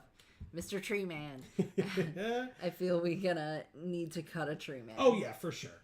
For sure. We don't keep 3. 2 is fine. Because, like I said, 1 early, 1 late. Or we just cut all the Tree Men. No. It's got forest cycling. I'm not cutting all the Tree Men. There's not a world where it happens. Nope. Sorry, not sorry. You know I don't want to cut any of the Tree Men. I know. So I'm going to cut 1, and I'm going to cut both of these Vengeant Earths. I kind of just don't want them at all. Because you don't want the Earth to be filled with vengeance. You want it to be filled with mana that you can use. We did not take that other tandem takedown, and now we literally have like 4 pieces of removal, and that's it. It's a little upsetting. I won't lie. I mean, this cares about...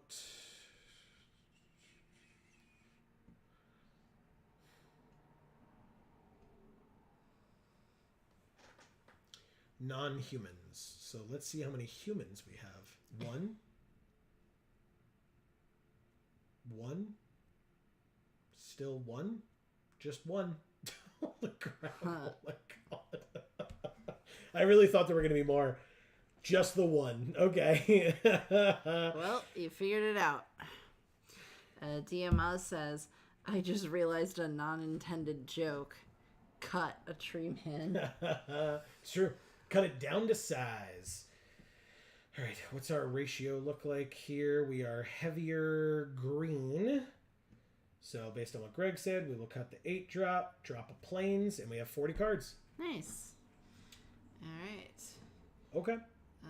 You don't want to cut the red lands when we're not splashing red? Thank you, you're right. But now we are down by 1, so yeah, even. Perfect. Thank you, Amy. Yeah. I don't know why that was there. I appreciate it. Okay. Greg says, feels like a 16 lander and drop the 8 drop. Yeah, which I did. Yeah. Diamaz says, need to keep at least 1 Tree Man. Damn, Mr. Tree Man would have been nice with Pelucranos. Yeah. Yeah, good point. All right, is it Zada for the deck box? I mean, I figured, right? Like, it's so good. All right, done. Let's try this thing. Now, this is draft 3. Yeah, okay, we did it already. Wow, that's awesome art. Wow, that was also fast. Metal Mario. We were just drafting with them earlier. I don't think it was this most recent draft, right? It wasn't. Okay. Really?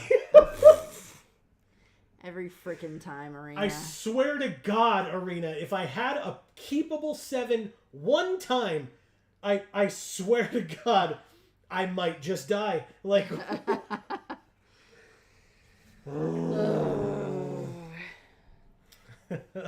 Arena, I think you should keep a tally and send them a letter. Just like This is with screenshots provided. Oh my god. I swear to God. What happened here?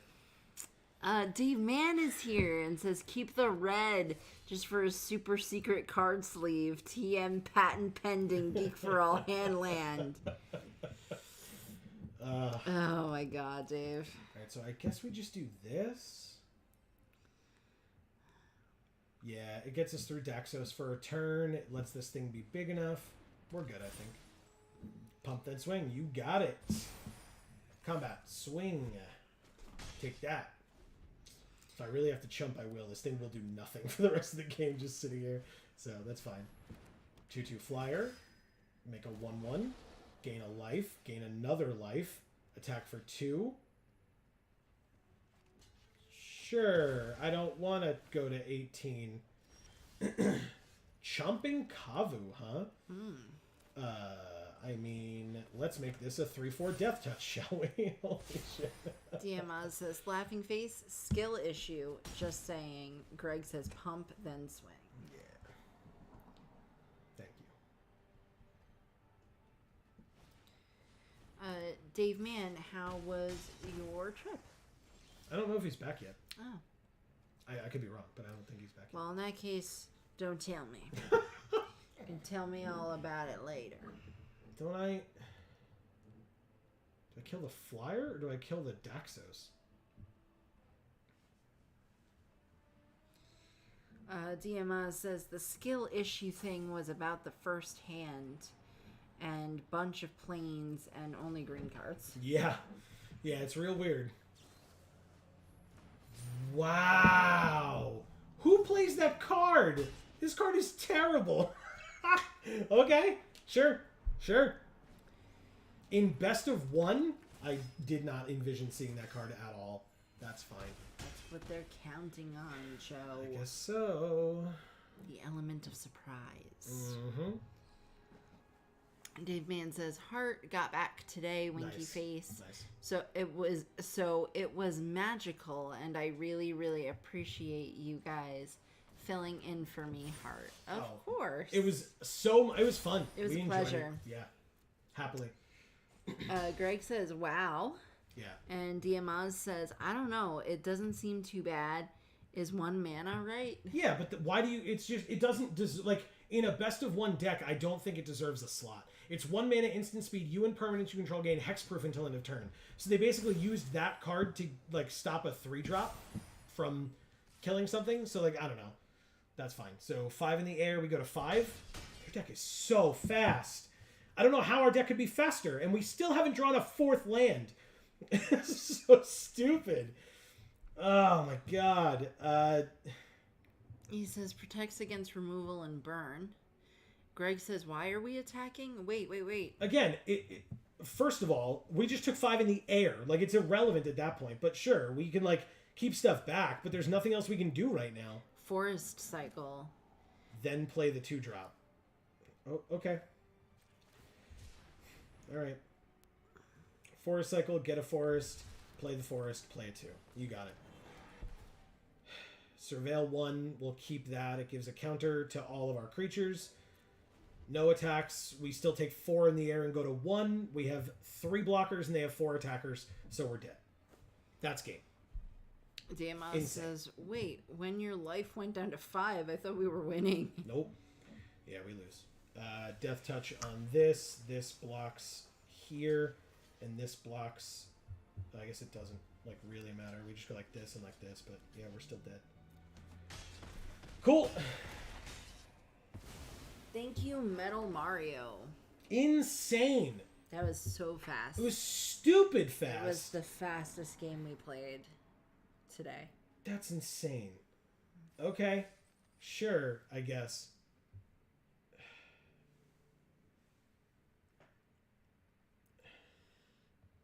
Okay.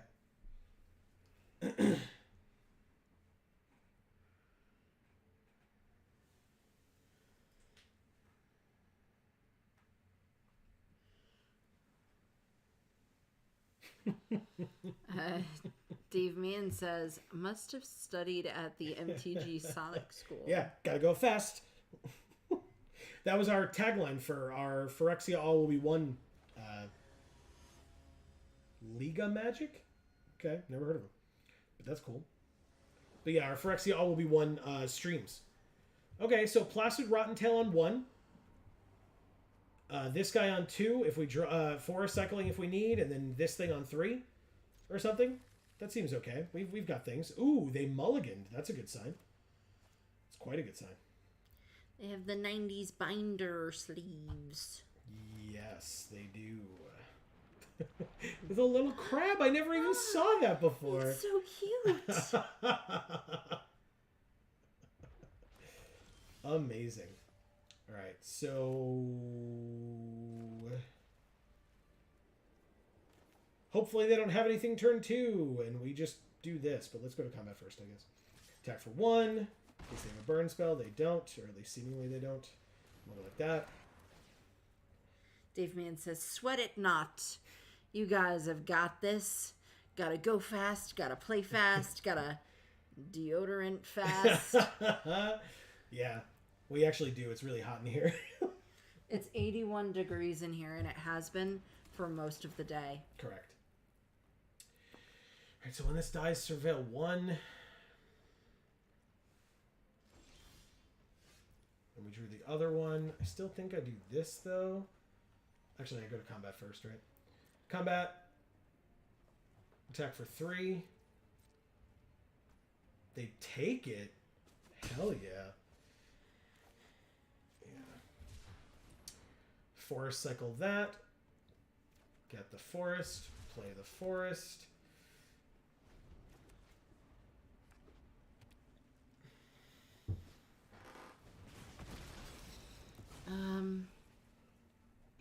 Oh god. He says, but it's not redacted weather. 1, 2, 3, 4. We either forest cycle this one or literally just put it in the graveyard so that we can not have to pay 2 mana and hopefully just draw into a land. But either way, it's going in the graveyard, so sure, great. That's super annoying. Alright, bye Treeman. Graveyard, yep. Hey, we drew the land anyway. Perfect. Okay. Oh, because I bet it's nowhere near as hot as it was on your trip, right? True, yeah. You know what? Since that's 3... Can you play the battle and get our rare? The 2-drop? I mean, yeah, technically. I was going to play this. I was going to attack, have them block, this dies, play this, and then give it 2 counters next turn and attack for 3 double strike. With a 3/5 double striker. That sounds pretty good. I know it does. That's what I was going to do. Marcus says, newly trained, level 100. Careful, nature, and Lappy. Annihilate. Oh, Like okay, annihilate, sure. annihilate. I'm tired of losing terror raids. Damn. That's awesome. Okay. So yeah, I mean, we could do the Tarkir Duneshaper, Wary Thespian, or Dusk Legion Duelist. So it's the Duelist. No attacks. Oh god, it's so warm. We just gotta deal with it, man. We're getting through it. Greg says, I think you get our rare with the battle. Marcus says the hardest part was finding the right nature. Okay. Alright, so this, when it gets a counter on it, we draw a card.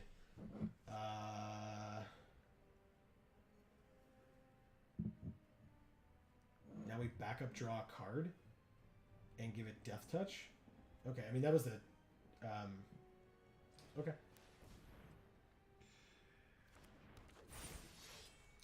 I guess, yeah, I mean, like... You're another Billy Rider. But yeah, we just can't attack now. Like, they still have a 1/3. They could easily double block here with a shitty 2/1 and a 1/1 token and just kill our rare that we just went and searched for. We'll play a 5th land. I guess we can tandem takedown to even make sense? Tandem, boom, let's go. Okay. Yeah, I mean, like, we have a Death Toucher. I know, but it's only going to kill one thing, and, like, if we're going to tandem anyway, it's going to kill something regardless, but...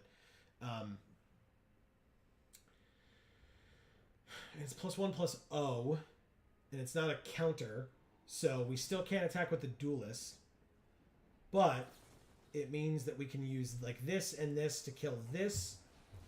They still have 5 mana open right now, which means it's just going to get countered, right?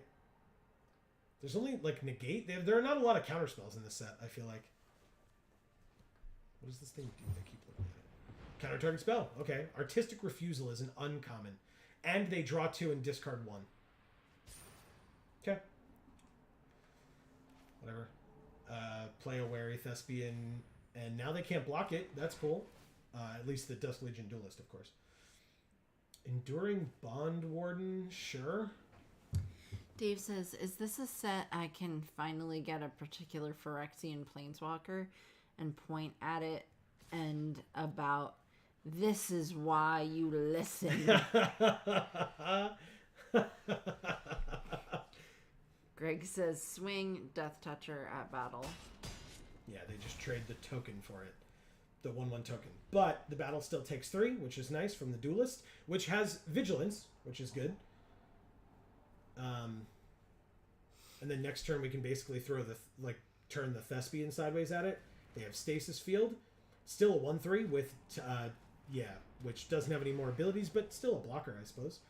So we have this 3/1. He says, draw an extra card next turn. Not anymore. We're doing good. No more cards for us. He says, crap. Yep. And we used all our, so my issue is, right, we used all our counters on this, and now we can't make our double strikers any bigger. It's just a 1/3 now.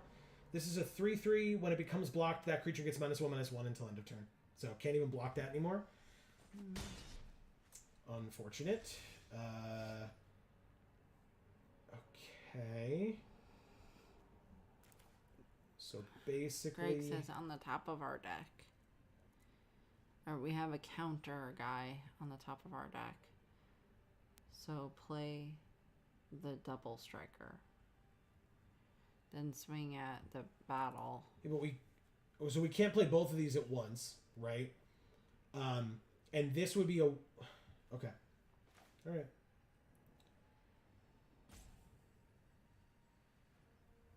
Okay.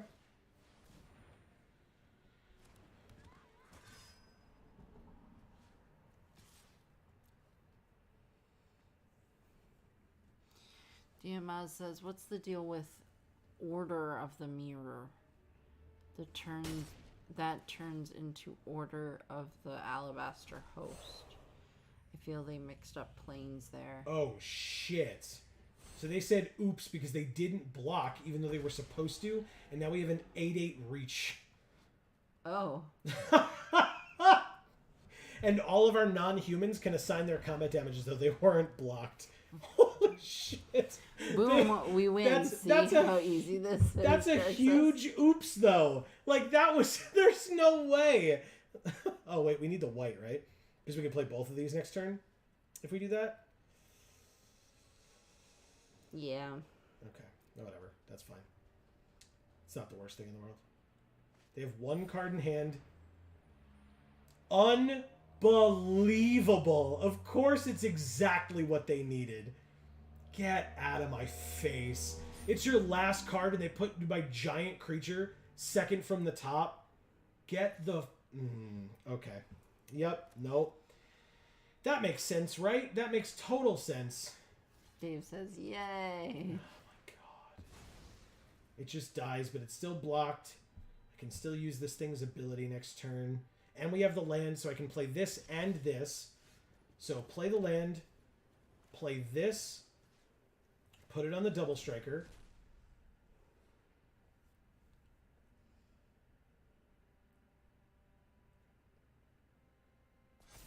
Now it's a 3/5 double strike. Well, I'll do that second, post-combat. Attack for 3 double strike. They chump block, I assume. Because double block does nothing for you, so it's got to be a chump. Good. And then I play the second one. Much better. That feels good. If I have to chump with the Dusk Legion Duelist, I'll do that. I'm also at 17, so I could just take 3. Really not that big of a deal. Convoke Flying Haste. Take 7, go to 10. And then 1, 2, 3, 4, 5, 6, 7, 8, 9, 10. Put them to 4. No blocks. Go to 10. The Invasion, as we know, we could search for... Alright, there's the X thing. So we could still do that, I suppose. Let's go like this, though. And put it here. Go to combat, because now we have an 0-1 chump blocker for next turn. So yeah, they just take 10 and go to 4. And then we can play this. They know it's in our hand. X will equal 3. So we can get this Death Toucher, I guess, as well. We can see what's in our library. But I think we just get a Death Toucher back. Like, I guess I should have done it first then, because it would be 1 more damage or 2 more damage on a double striker, but that's fine. So 1, 2, 1, 2, 3. Auto pay. I just don't remember what's in my deck well enough. Like, if this were constructed, sure. But I'll search my graveyard. It says library and or graveyard, right? So I should be able to search my library and then decide against it and search my graveyard if I need to. But there was one in the deck as well, so sure, we'll do that. Nice. And we'll put the counter... Does it matter? Yes, it matters, because this would get -1/-1, so I'm going to put the counter there. So this can still profitably chump block the 3/3 if we really need to. What does this stupid thing do? When it transforms, exile the top card of your library until your next turn you may play. And it's just a 3/3, which is good. I can block it with the Death Toucher. Scrap Chomper is irrelevant. They swing out with everything else, I assume. Maybe not. Maybe they just keep it back on blocks for my Death Touchers. Blah, blah, blah. They swing with the Flyer and the one that shrinks. Okay. I mean, I could chump with the Bond Warden, which then gets -1/-1. Irrelevant. It's just there to die. And then its counters go on to the... They're at 4. Its counters go on the other Double Striker. And of course we drew a land.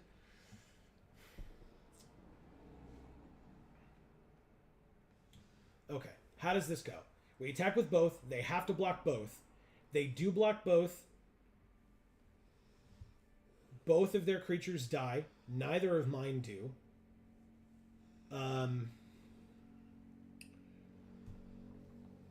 Combat. Alright, so 1 at the battle, 1 at them, because it's lethal either way. We leave back the Death Toucher as a blocker, but they have to block the one attacking them. They don't have to block the one attacking the battle if they don't want to. But then we would get an 8/8 that lets our creatures assign as if they weren't blocked. So, good. We have to take 4 in the air. There's nothing we can do about that. But the Death Toucher will block the 3/3 and just die because it gets -1/-1 immediately, and there's nothing we can do about that. But it still considers the 3/3 blocked.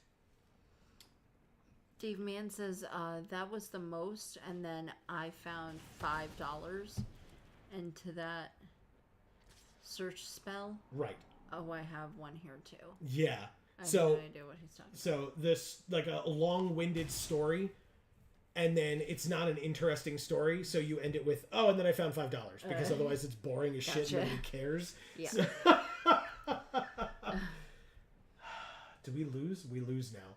I can't believe this, man. This is so dumb. It's so dumb. Like, this is frustrating as hell, too. Like, I couldn't get anything. Does the flip side battle have reach? It's irrelevant. I'm going to attack it with this. They're going to block with this 1/1 and then kill me. Like, what the hell? What does it matter? There's no way to get through. Like, I target them, they have to block me. I target this, they could choose not to, but they did last turn. But they just have a 1/1 token. Like, what the hell do they care? But yes, it does have reach. Yeah. Yeah, it's irrelevant. Like, sure, I'll do it in case they forget to block again. But they didn't forget to block. Like, they said, oops, like they forgot to block, and then put it second from the top of my frickin' library. Like, it wasn't that they forgot at all. They were douchey. Either that or they top-decked it as soon, like, the turn after they forgot and actually made the mistake. But are you going to say the thing? Because we're dead. Oh, shit. Thank you, Liga Magic. Wow. That sucks. It sure does. It sure does. We are 0-2 with this deck that is fantastic. Like, there's no way this deck isn't great. Wait, what was the name? Liga Magic, correct, yes.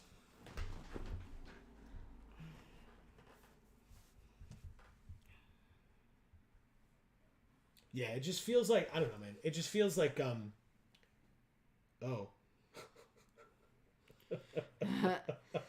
Dave says, boo. I'm going to start calling out the heel booking here. It's nonsense, man. It really is. You guys drafted so well. Thank you. We tried. We tried. Diamaz says they were Brazilian, most likely. Oh, why? What does Liga mean? In Portuguese? Is that correct? Am I dumb? Eggderb. Eggderb. Okay. Oh, it's bridge backwards. Why? Why is it the word bridge backwards? Okay. This hand is weird, but I'll keep it. It's still a creature, a kill spell, and a pump spell. And they mulliganed once. But yeah, why is their name bridge backwards? What a weird... Okay. Maybe bridge was taken. No, I mean, like, I assume that's their creator name as well. But, like, what do they do that their creator name is bridge backwards? Look them up. I mean, I'm busy right now, but maybe. Well, I mean, later. He says it means league, but it's not just about the word. Oh, why is that?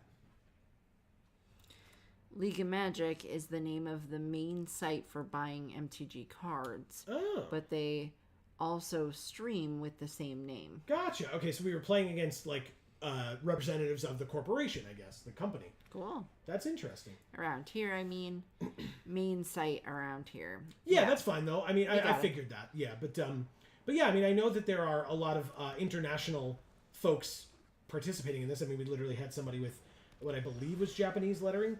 It could have been. It was Eastern lettering of some kind before. So Surveil roll 1, and we get the Billy Rider on top. I mean, that's a 3-drop that we can play next turn if we don't want to use Tandem Takedown to kill this 1/3. This is a 1-drop? How do you have a 1-mana 1/3? That seems insane, no? Seems very good.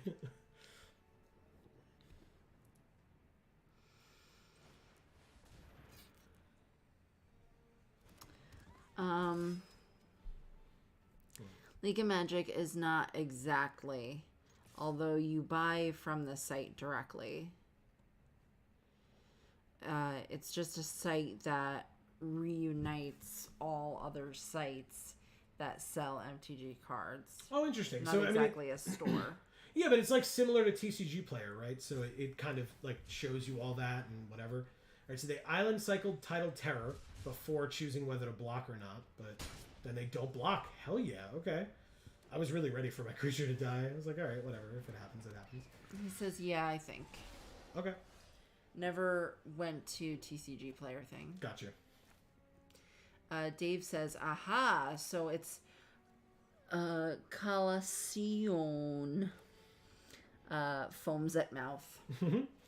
Yeah, Duelist is interesting. Wait, okay. So we're gonna, like, because we can Forest Cycle and then play the Duelist.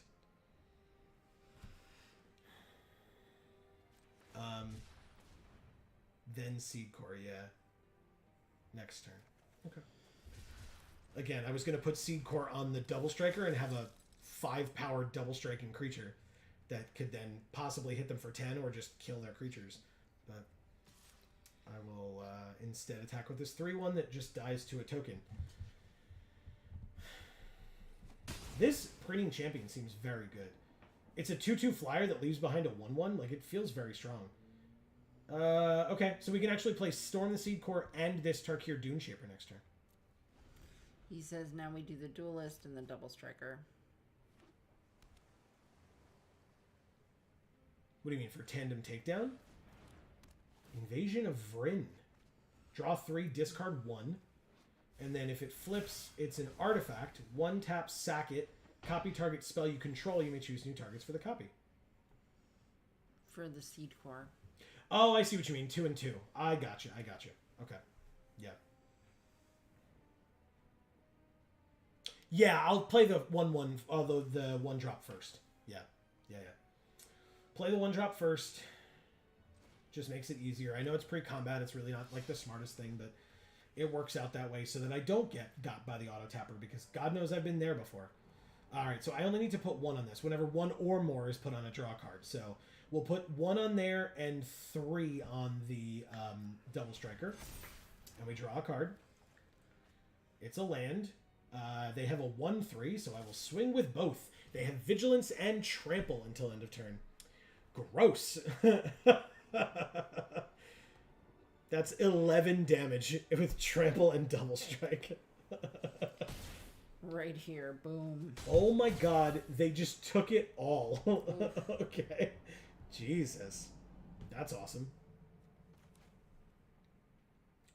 Okay, what's 5 to transform? So we could do that and or tandem take... Well, not and or tandem takedown. You got it. You have Invasion of Vryn.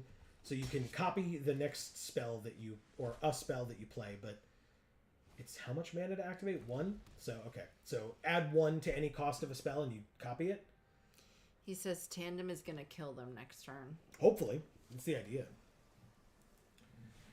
Because now they're going to try to cast a spell. I mean, if they cast removal, like split or removal spell of some kind, but it's blue. Like, what is it going to be? Let's find out. Could be a bounce spell, maybe? It's a 3/4. Tap target creature an opponent controls. Oh! And they copy it. Wow. So they get 2 3/4s, tap down our 2 big creatures, and leave us with a 1/2. Okay, so they are not dead next turn at all. And we get stun counters on our things. Oh, if you control another knight, which they do not. Right? Oh, right. But... Okay. Interesting. Interesting. Okay, well, let's play this, and we just at least flip this up into a 4/3 so it can trade with one of the knights if we really need to. But it just puts pressure on them, like, we're fine here. Okay. Yep. Flip it. Or, yeah, flip it over. I could actually just attack them now and kill one of the knights, I suppose. It's got trample. Sure. Gets it out of the way for our creatures next turn. Yeah, great. A double block. All right. Sure. I mean, it's got trample. I guess I get it. I'll kill the main one, not the token. You got it. Because, like, because they're in blue, if they have blink, since it's got, like, such a good ETB effect, they could, like, or bounce or whatever, they could bounce the blue one, the main one, back to their hand. If they do that with token, it doesn't work. So, it's a good sign. Good thing. All right. No attacks here? Attack with the flyer, at least, right? The 2/2? We are at 20, so maybe they don't, because they're at 6, but...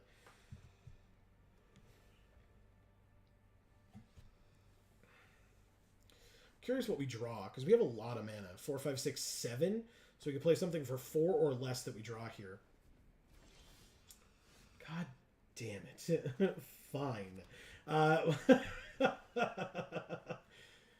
so we actually go to combat first, because this is an instant. So we just swing with both, and then see how they block, and then use the blocks to determine how we use this tandem takedown. Because neither of them have trample anyway, like... They know what's coming, so... But to give it +1 more power and kill something if they, like, double block our double striker, which is what I assume they're going to do.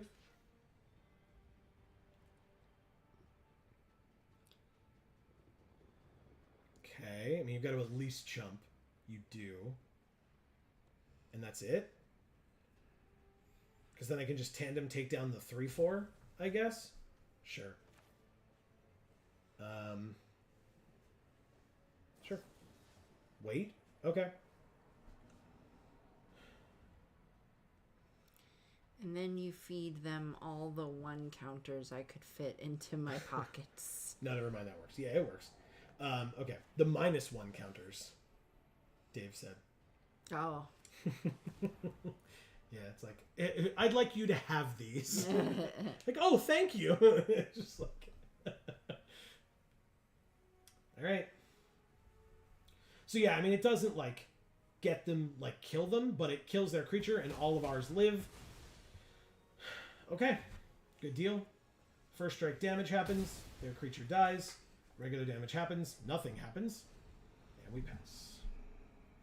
They could attack us for 5 in the air, but obviously then they'd be very shields down. Omen Hawker is a 1/1 that taps for colorless and blue. Spend this mana only to activate abilities, and an Oculus Whelp, and they play a land. You got it. A non-land card off the top would be fantastic, deck. How about that? How does that sound? 2 land in a row is enough. We're at the point in the game where having another non-land card would be really cool, because I put them in the deck for a reason. Did you? Yeah. Yeah. 1, 2, 3, 4, 5, 6, 7, 8. We have 8 of our 16 land, so half our land are here.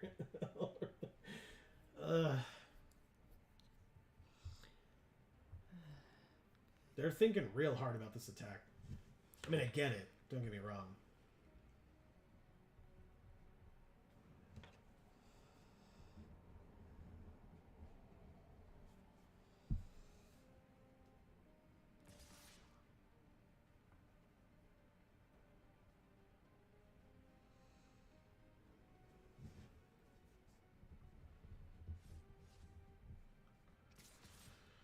Okay, so they do attack us for 5. You got it. We're at 15. We drew the Death Touch back up. So we can draw a card now, actually. So we play this. Put the counter on the Dusk Legion Duelist. Yeah, it's a very good draw. I agree. Gets a counter. We draw a card. Of course, it's a frickin' land. That's not a surprise to anyone in the world. I was surprised the first one wasn't a land.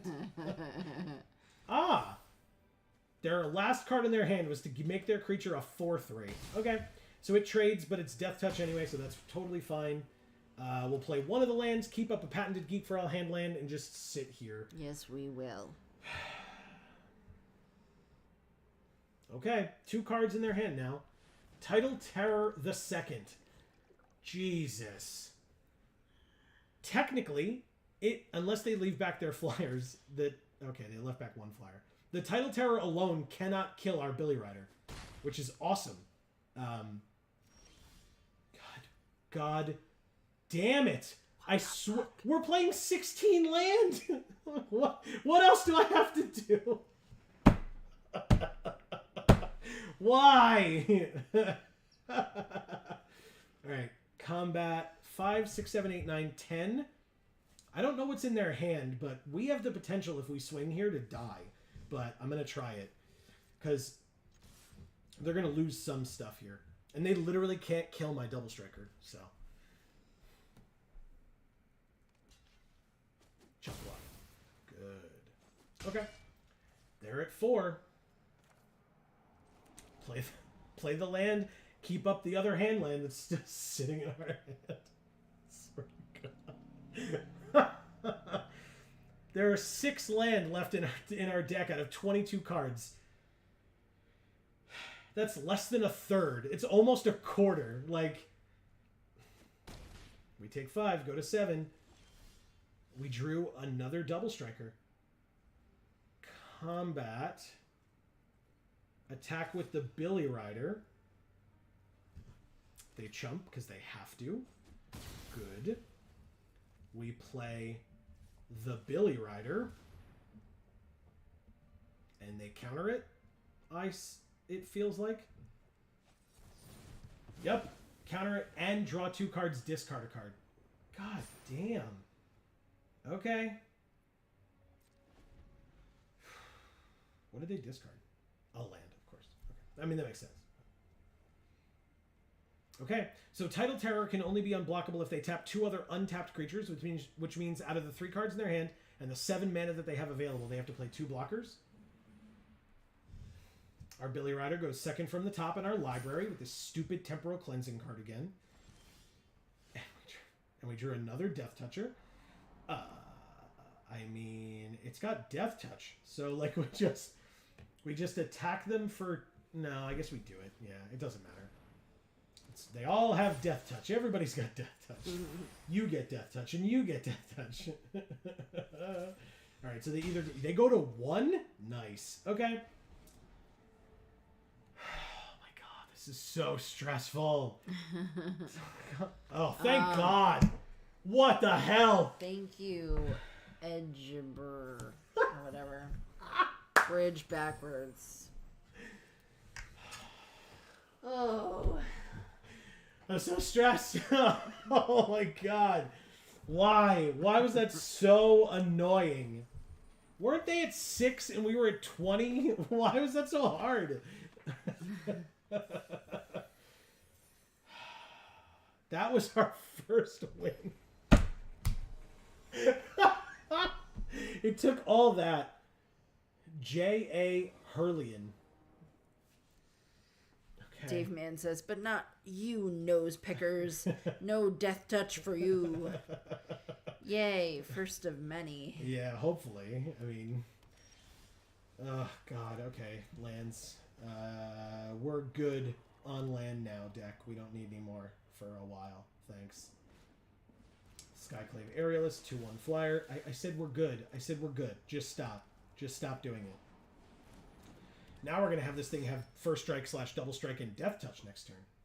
Or we could just give it 2 counters and go get another land. 2 in the air is fine. Angelic Intervention. But yeah, we just give it 2 counters. And go get lands. Target a player. Yeah, me please. And target a creature. That one. Take 6. You can have a bounce spell or something. Or a counter spell or... some other nonsense because you're keeping up 3 mana in a blue-black deck. Nope. Search for any basic, and I have another green in hand, so I'm actually going to get a white. There we go. It's a 3/5 double strike. Let's see if they let me attack with it. Or let me hit with it. They do not. Of course they don't.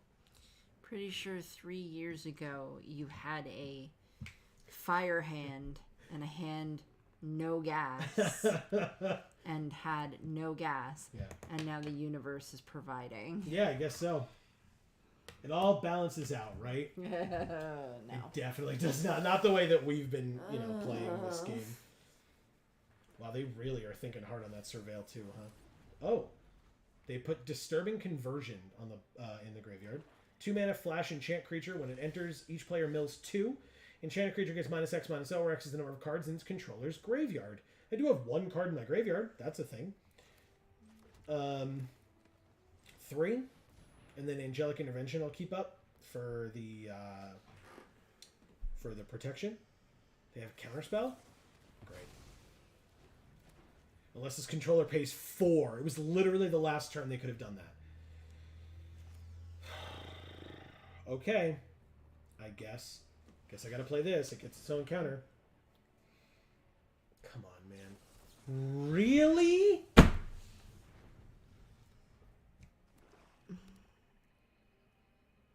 Holy shit. Okay, fine. Then it transforms. They look at the top card. If it's a land, it goes onto the battlefield. Of course it's a land that goes onto the battlefield for free. And I drew a land, because of course I did. No creatures, just taking damage. Hey, that's something. Alright, so let's see them counter this. We'll use X = 6, because we have nothing else going on. Auto pay. Countered. How many of these do they have? And all in their hand at the same time? Yeah, what the fuck? 3 in a row, and they haven't even gone through half their deck yet. That's very fishy. Fuck off, man. Get out of my fucking face. That's so annoying. Okay, whatever, man. I don't really know what else I'm supposed to do here, but fine. We milled 3 cards. They got a 1-drop, a 1-drop, and a land. They milled 3 cards. They got a 2-drop, a land and a battle, a 3-mana battle. Okay. So we made out better in that exchange. The Kavu. Sure, it's a 4/4 that can't be blocked by creatures with power 2 or less. You got it. Tandem Takedown is an instant. Angelic Intervention is an instant. I will pass. We'll see what we can do here. Invasion of Kamigawa. Tap an artifact or creature an opponent controls and put a stun counter on it. I mean, Angelic Intervention, I guess. Put a counter on it. Marcus says, I love counter spells, but Jesus. Yeah, that's insane. And Greg says, I don't think we're doing that bad. We should be fine. Fingers crossed, man. Yeah, we do this, right? We'll give it Pro Blue. Give it a counter. Nothing happens to it, and they get a thing. They can hit it for 2 and 3, so they get to flip it now. And what does it flip into? A 2/3 flyer. Whenever it deals combat damage to a player or battle, draw a card. Cool. And a 5/4 menace. Get the hell out of here. Holy shit. Okay. Well, let's go like this. We surveil 1 and put that straight in the get out of here. What the hell? We kill the 5/4 immediately. Go away. And then we attack them for 6 that they can't block. You go to 12. Pass. Oh my god. Yeah. We're both at 12. If the 3/3 attacks, depending on what's in their hand, they can't block the 5/5 anymore. Mana value 2 or less from a graveyard onto the battlefield under their control. It's in my Invasion of Ikoria. X is equal to 0. So they get to search for nothing. And then they can attack it for 4 if they want. They're going to try to get the 8/8 reach. And we're going to try to kill them. So, oh, they do get the 8/8 reach. Okay. Never mind.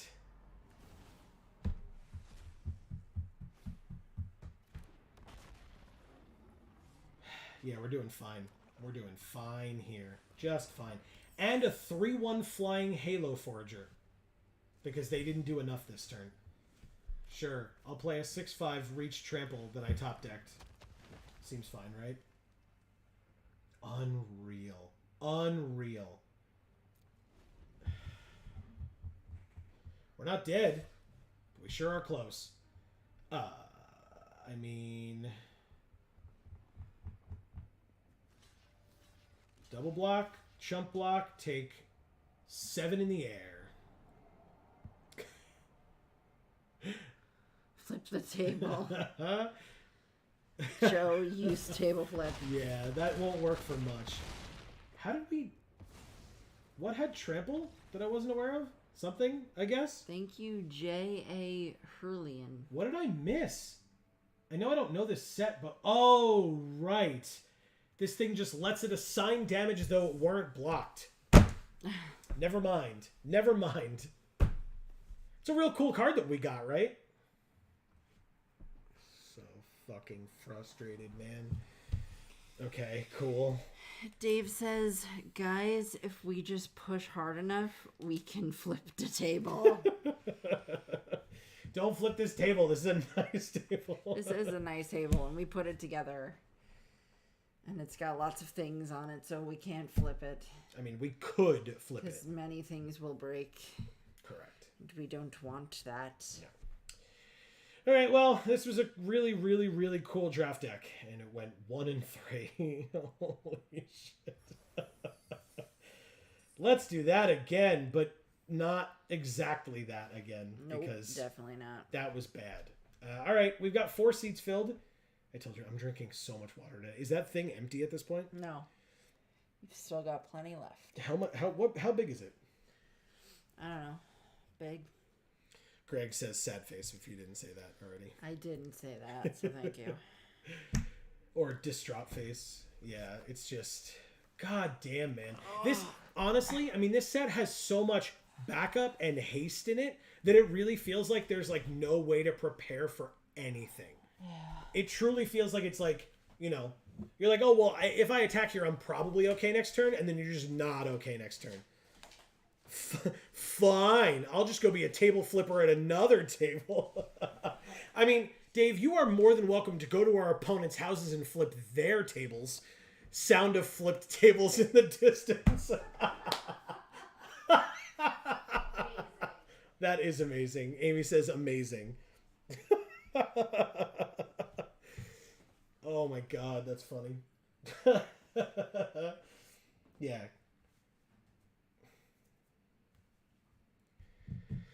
Why would someone leave? Marcus does 3 crying, laughing faces. I'm gonna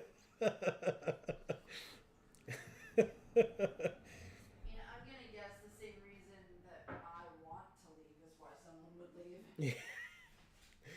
Why do you want to leave? Because this blows. It's all right. So we're half the table is full right now. Hopefully, I mean, it's only been a minute and 45 seconds. I think it's fine. Channeling Boogie 2988. Yeah, that was like one of the ways that he like got, or like one of the things that he did shortly after he got famous, or around the time that he was famous. Ooh. Getting famous. What? Ooh. Ooh. Who? Boogie 2988.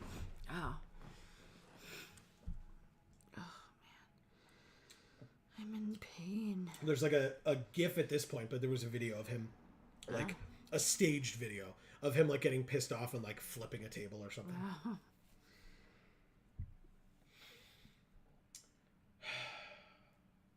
So as a reminder, folks, I mean, Greg is in chat as well, but we will be finishing off our very busy week. Dave is here too, so let's talk about our busy week.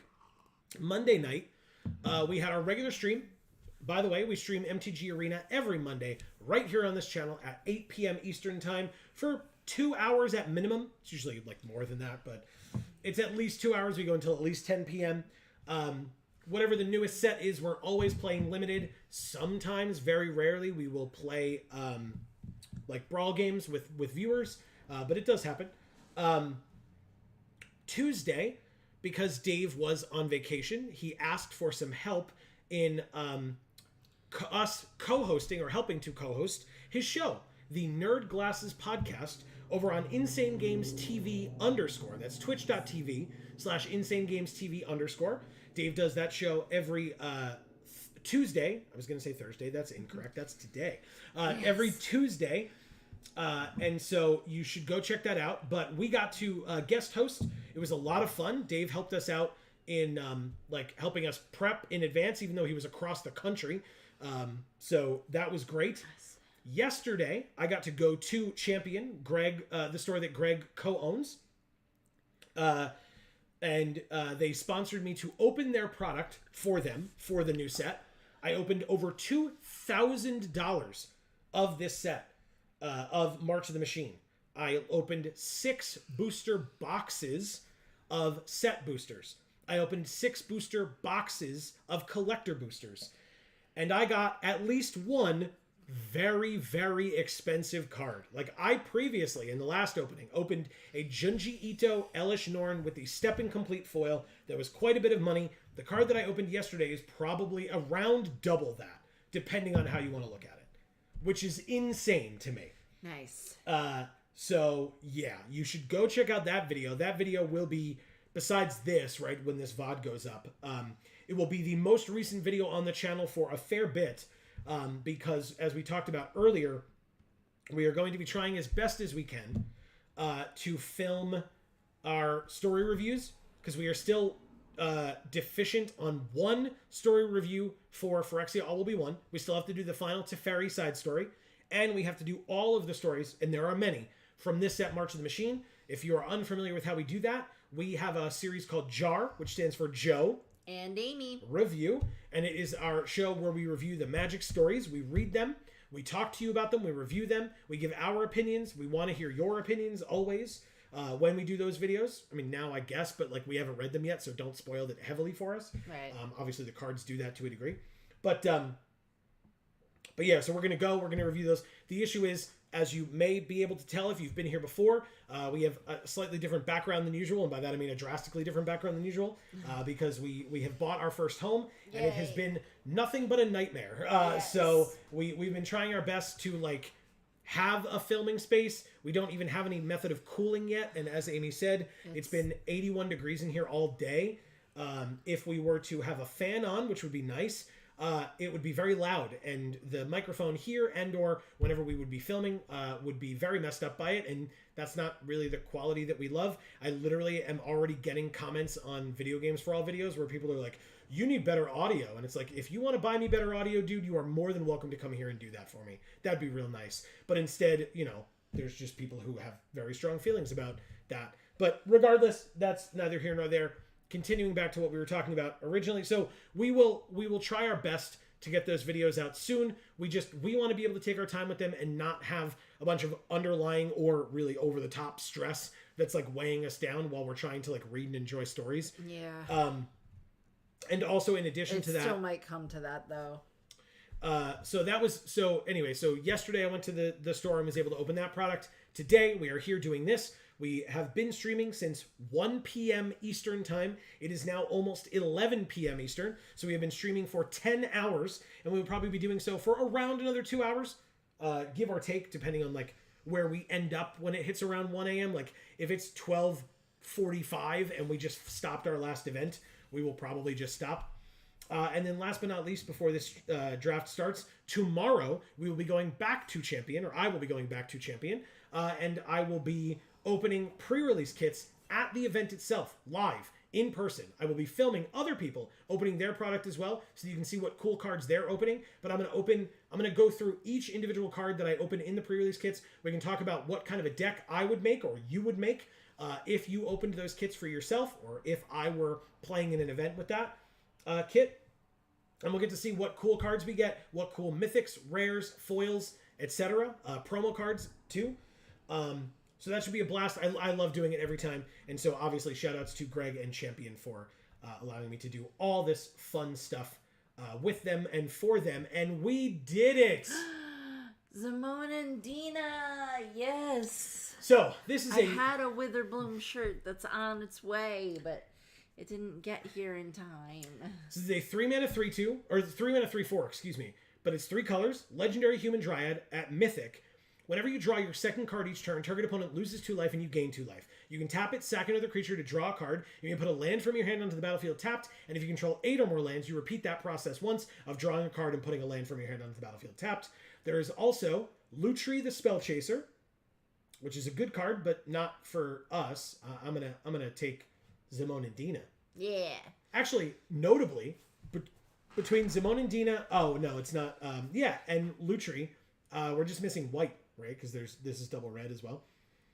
But yeah, committing to 3 colors is a little tough, but I want to try this card. So I don't care if we don't really get there.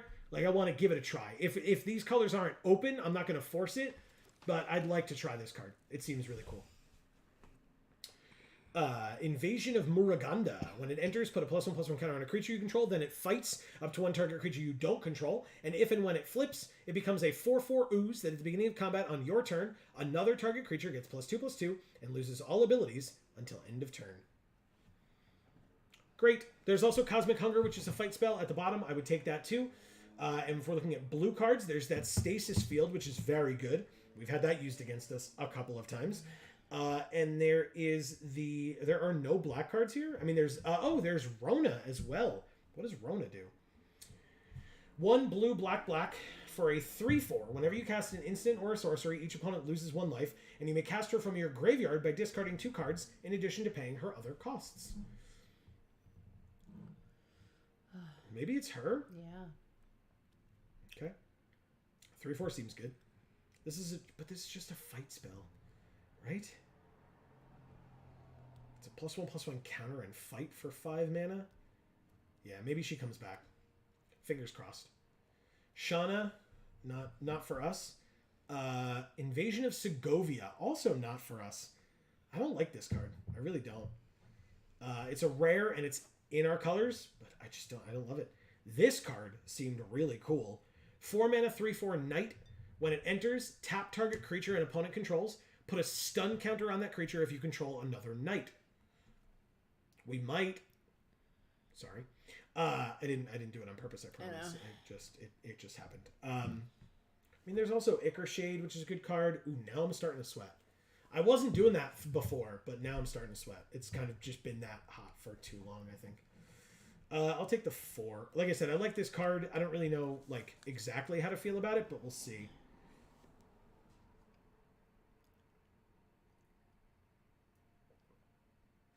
Ooh. Oh, that water's so cold. Thank you. Ah, it's so nice. Okay. So there's Moment of Truth. Look at the top 3. 1 into your hand, 1 into your graveyard, and 1 on the bottom. There's another Protocol Knight. There's an Iridescent Blade Master.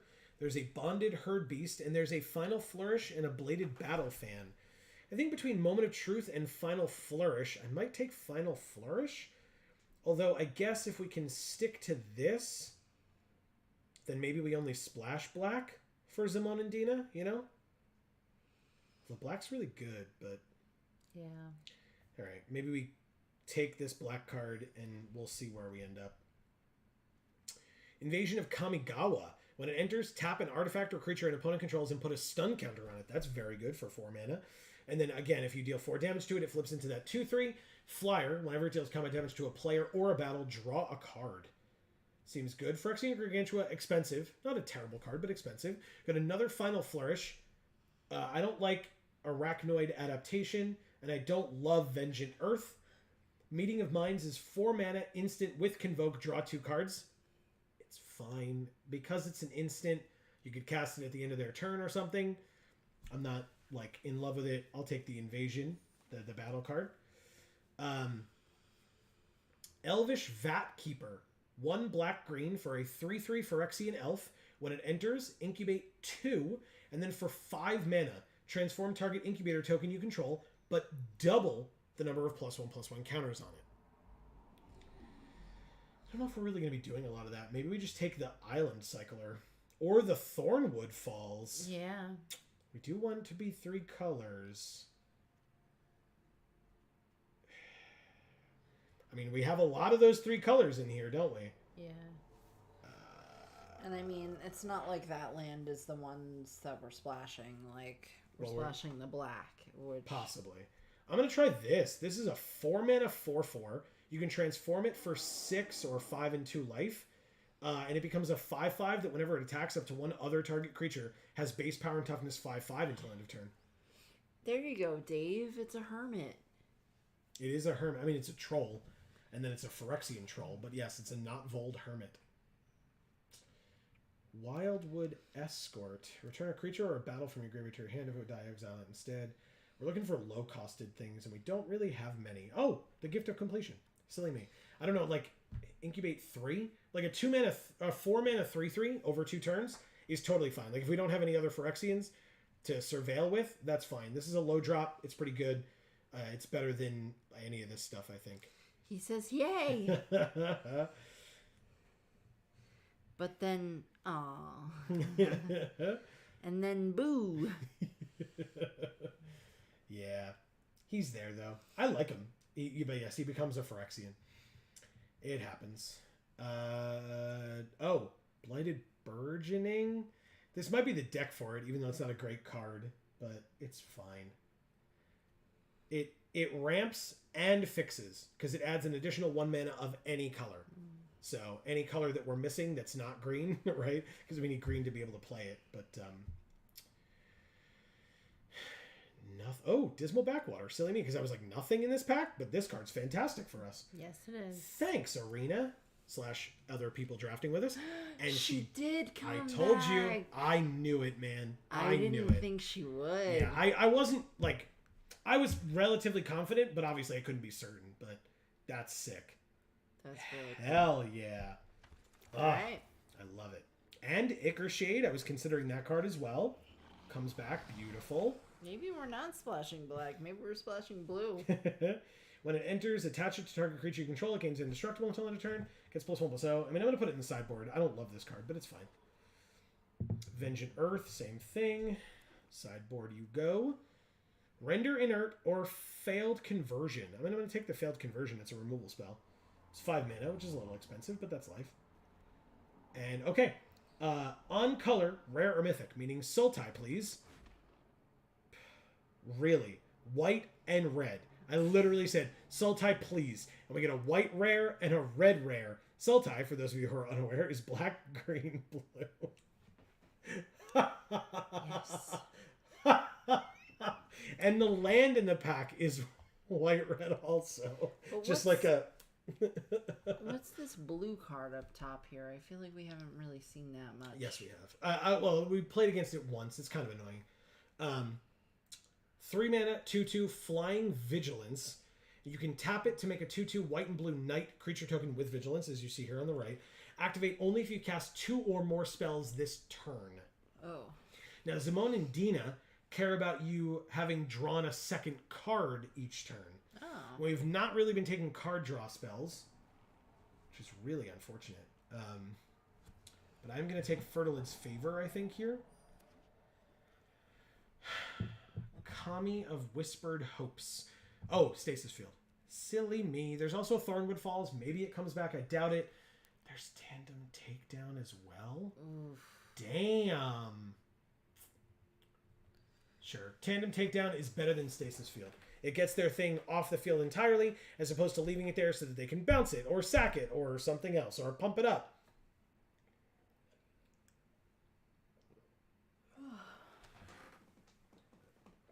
Oh. You right over there? I'm like barely clinging to life here. No. Ooh. This card is so bad. It's a 6 mana 18/6. But I love them. It's, I mean.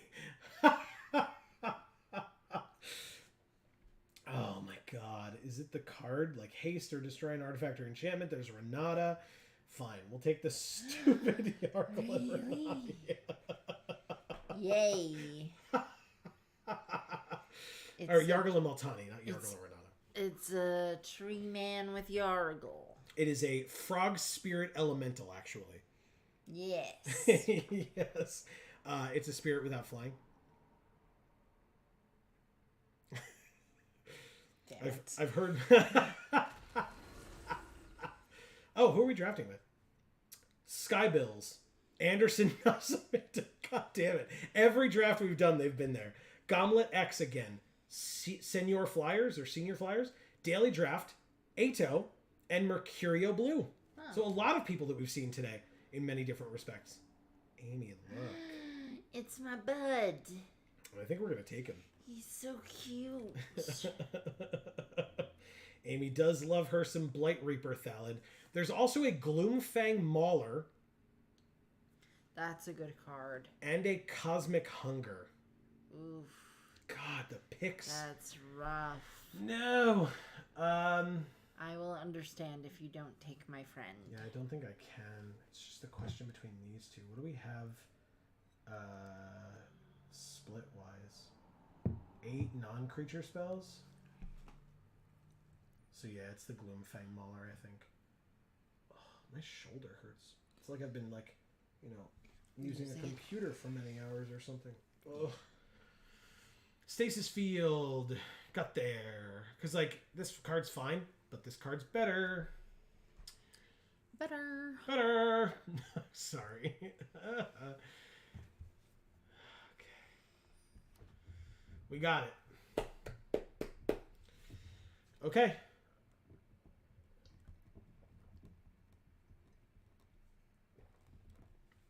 Pack 3 is going to be card draw spells. We want them to lose 2 life and us gain 2 life. Oh, right. We could also just use her, but then we need sacrifice stuff, I guess. So we have... Ooh, why is this still here? This is an amazing removal spell at instant speed. It is cool. And I'm taking it. No question I'm taking it. Like, I would take Timuret. I would take Etherblade Agent. Because this card's incredible. Especially if you can flip it. But this card's phenomenal. It's a removal spell. And you make a treasure, which helps us fix. Or, you know, like fix for our splash color. Amazing. Okay. Oh, look, Amy. It's Dina. how how crappy would that flavor be? Because you would be allowed to play Simone and Dina and Dina. So weird. Yeah. Do we just take the one drop, like be adults and take the one drop? Yep.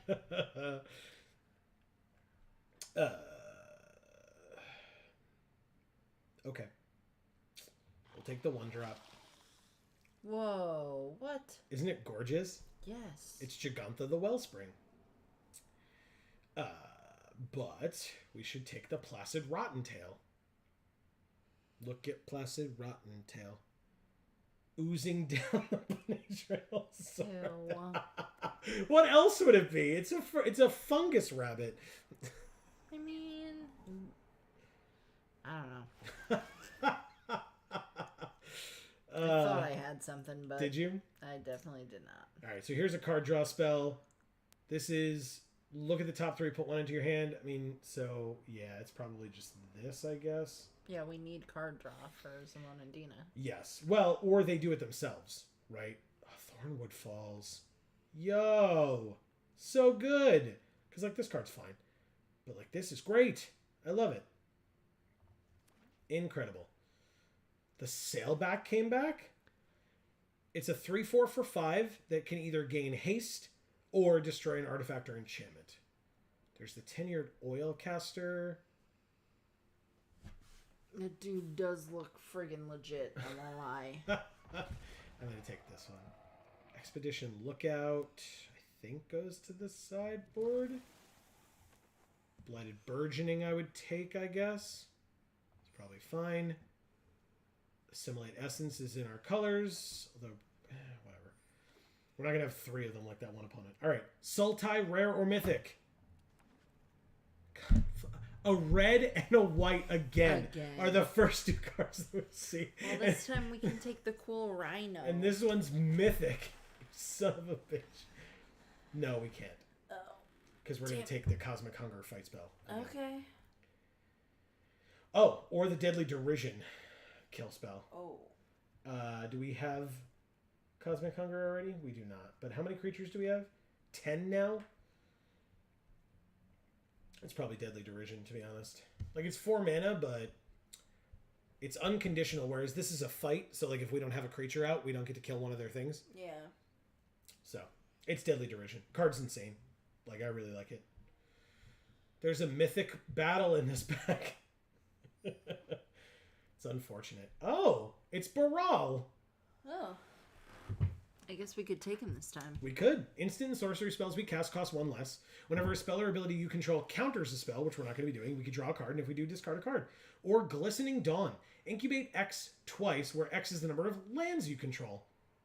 I mean, it's not terrible. No. Oracle of Tragedy, Gift of Compliance, or Completion, not Compliance. There's the field thing Stasis again. Field, yeah. I don't think it's Baral here. We do have a number of instants and sorceries, right? We have 7 instants, no sorceries. Interesting. But I think it's going to be this Glistening Dawn. Okay, I'm alright with that one. I think that one's still pretty damn good. I mean, this costs 4 mana, right? So you play it for 4 and you incubate 4 twice. Why? Why are we being past red mythics? It's Urabrask. So that the person who's sitting next to us gets exactly what they need to draft. Yep. I'm going to take Tandem Takedown. This is exactly what I need to draft, so I guess that's fine. All right, so who are we passing to? Skybills, I really hope you're in red, my friend. That's all I have to say. Oh my god. And you're welcome. Completed Huntmaster. 1 tap, sack another creature or artifact to incubate 3. But yeah, Tandem Takedown is 100% the pick. That's a great card for us here. Okay, there's a lot of blue cards here. Oh, there's this one. We already have one of these, right? Gloomfang Mauler, we have 1. Fertilid's Favor, Placid Rottentail. There's the Invasion of Amonkhet. Each player mills 3, then each opponent discards a card and you draw a card. There's Inga Rune Eyes. There's Incubate 4. We need to... Who cares about Transform stuff? Maybe it's the Invasion? No. It's the Rottentail. let's do the right thing. Lower our curve a bit. Okay. Do the right thing. It's a white card. Shrum. Artistic Refusal ain't it. Tangled Skyline ain't it. Land? Jungle Hollow. Hell yeah. Thank you, Amy. You're absolutely right. Absolutely right. Like, Etched Familiar is a fine card, and I would take it. We used it well last time we had 3 or 4 of them. But the land is absolutely the pick. You're absolutely right. Okay. We like Invasion of Olgrotha. 3 damage to any other target, and you gain 3 life for 5 mana. And then a thing that cares about, like, gets pumped up when our creatures die. So, yeah, that's pretty cool. I like it. All right. Like, there's Yargle. Sorry, buddy. But Look at him.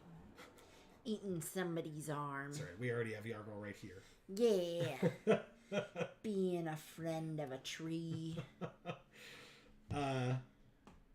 Final Flourish or Vanquish the Weak? Final Flourish has the capacity to be larger, whereas Vanquish the Weak does not. And it's cheaper, so it's just better. Oh, wow. Harried Artisan, Invasion of Kylem, and Rayav Master Smith. This pack was all about the Boros. Like, this flips into a Boros card, this is a Boros card, and this is a Boros card. And I'm just going to take this Etched Host Doombringer, I suppose. Unseal the Necropolis isn't what we need.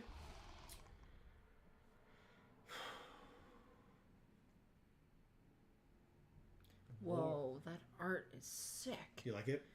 Hell yeah. So they're all the same mana cost. There's a 3/3, a 1/4, and a 2/3, but this one gets bigger if things have died. So I'm going to take the Shade. It's our second one of those? Yes, it is. We already have a failed conversion. We already have a Gift of Completion, too. Yeah, and this doesn't work for our deck, whereas this is just a removal spell. So I'll take it. Fertilid's Favor, Vanquish the Weak. We don't have any Vanquish the Weaks. I'll take one. We are definitely in the right colors, man. I mean, obviously, but we have another one of these, or did we not take the first one? We didn't take the first one because we took the low drop, right? Yeah. So this one came back to us. Nice. It's 3 mana. Still pretty low. Yeah, I agree. I mean, it's none of these. Like, it's this, I guess, but it goes in the sideboard because we don't have one yet. This can be our deck box art because we haven't picked anything Great. else. I love dinosaurs. Oh, I guess the Historian technically as well. Yeah. And we have a land. Wow. That was another cool draft, man. Yeah. I really hope this one pays off. Like, this was awesome. We got to cut 11 cards because of course we do. I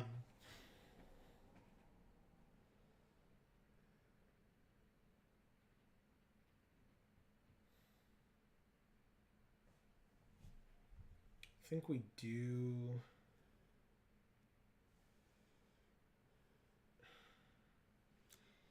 You said you didn't really like Gift of Completion, but it's in here. Yeah, because it's a 2-drop that makes a 3/3, but then it needs 2 more mana, and we already have a lot of stuff in the 4-drop slot and whatever, so. 2 Tandem Takedowns feels good. 2 Blighted Burgeonings feels like a lot. We do have 7, but it has Swamp Cycling, and we have 6 for an 18/6. It's so gross. It's so stupid. I guess I'll ditch one of them. I don't really want it, to be honest. 2 Ichor Shades is probably okay. Protocol Knight might not be the thing. I mean, I guess it taps a thing and put a stun counter on it if you control another knight.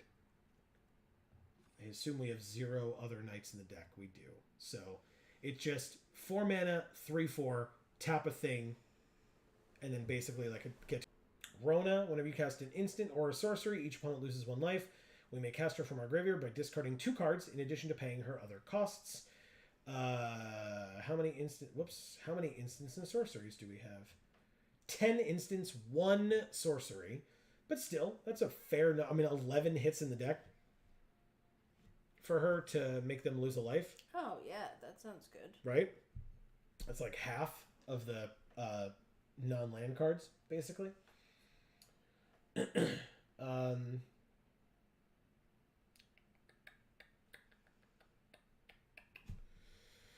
It's probably not Ravenous Sailback. It's not really that impressive. We do have 4 battles in this deck. So the Etched Host Doombringer is going to be pretty good here, I think.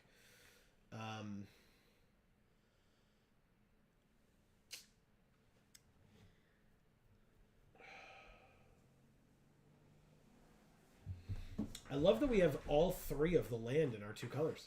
Yeah, We did get 1 of each, that's pretty awesome. right? And then we're 5, 5, and 4 with our splash color. But 2 of the land are part blue, so...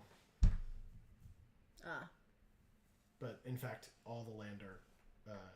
like, all these are, 2 for each. right. So it's 7 green sources, 7 black sources, and 6 blue sources. So... Is that a lot? Or is that right? It's fine. Because we're 55, 35, and 26. But like if you go much lower on blue, you're just never going to cast a blue spell. Yeah. So, and we have a number of them. Like these are a little low costed, right? Like these are 2s, these are 3s, and then 4, 4, 4, and 4. So like none of our blue is in our high end, even though it's our splash. Right. Dave says, so all the cards you're not using. Yeah. ... Dot. Yeah, I mean we could like ditch a lot of the blue cards. He says, can I sit at another table and make whip sounds with them? Yeah, you definitely could. Just like put them in a good set of sleeves and then just flick them constantly. Yeah. It's the worst. I do it sometimes.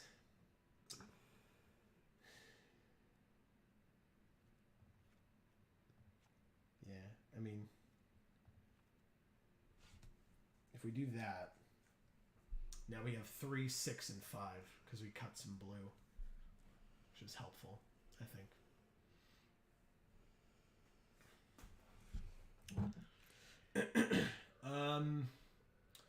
What else are we doing?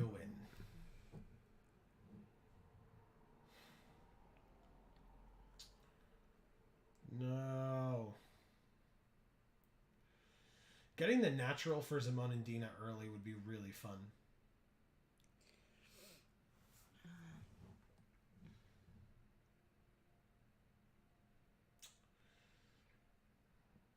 Okay.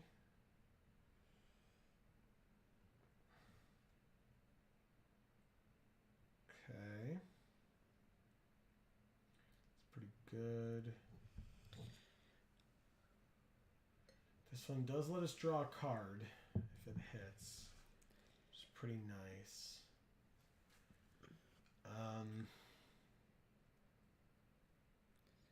+1/+1 counter and fight is good.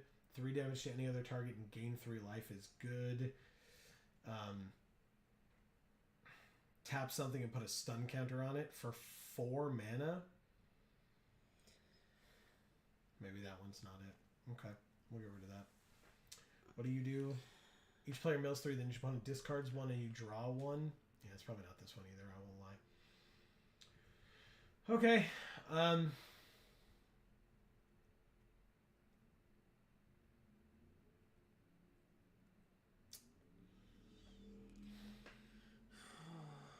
Sorry, Aim, I'm coming.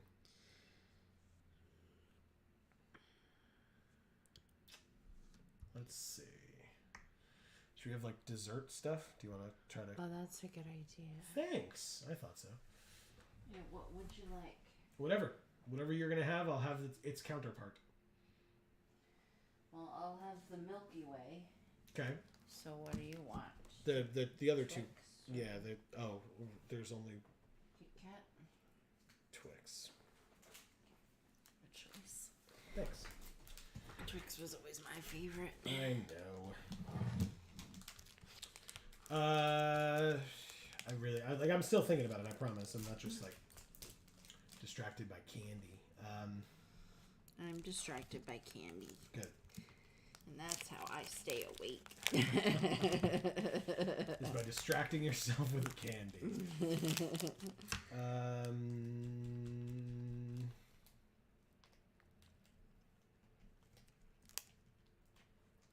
I mean, flourish, maybe? So how many creatures do we have now? 11? Yeah, it's a final flourish, I guess. It's a weird one, man. I don't love it, but... Alright, Amy. Yeah. This one is our sideboard, or our deck box? Yeah. Okay. You got it. Let's do it. Play.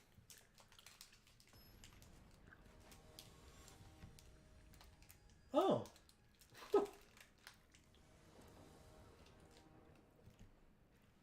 Oh.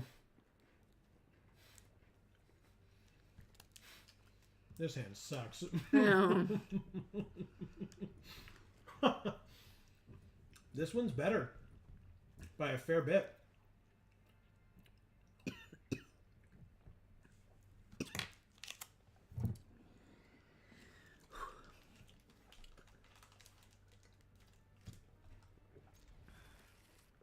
I don't usually eat candy bars. That was so sweet, like right to the back of my throat. Ugh, God. Don't do that. Why? We're playing against IGN, by the way, everybody. Whoa, what's that? I don't know. Besides awesome. I don't know what it's from. That's so cool. Mm-hmm. Oh, God. I just cried and now all my makeup's coming off.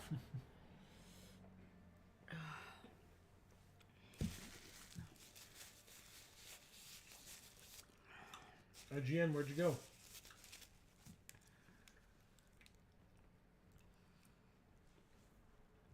I don't know.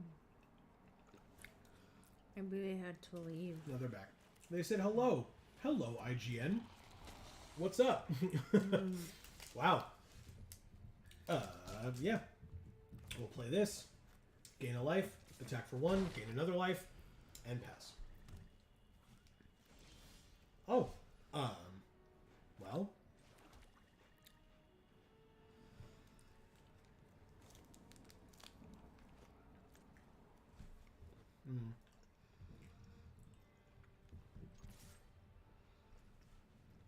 Now that I think about it, I should have played this first. Because if and when they had something that could kill it, I should have been able to get a benefit. Forest cycling, you got it.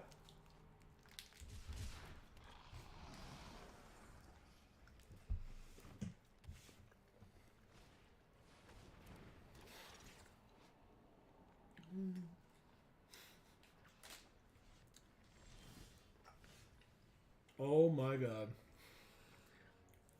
Dave says, nice, cool, that lobbies don't have celebs separate.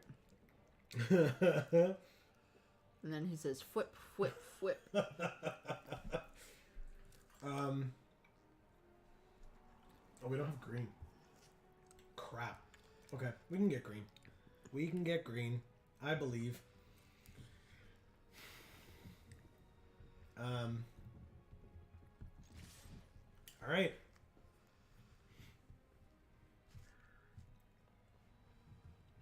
Either you take 1 and I gain 1, or this thing gets a +1/+1 counter next turn. Hell yeah. Okay. This is 1 to incubate 2, and it's 2 to swamp cycle. So let's do that. Also, I don't know if I play the land this turn, so I'll do this first, just in case I didn't, because then I can swamp cycle and play the land. Hell yeah! Perfect. And the counter, 3/4. Gotta love it. Gotta love it. Yep.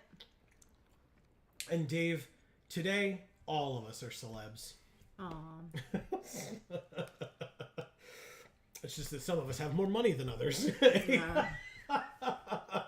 Like, if that's what you meant, then yeah, you're right. IGN.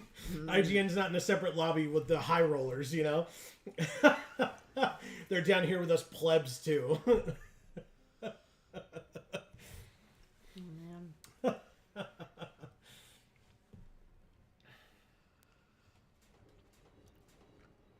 opening all the incubation tubes, letting out all the Phyrexians.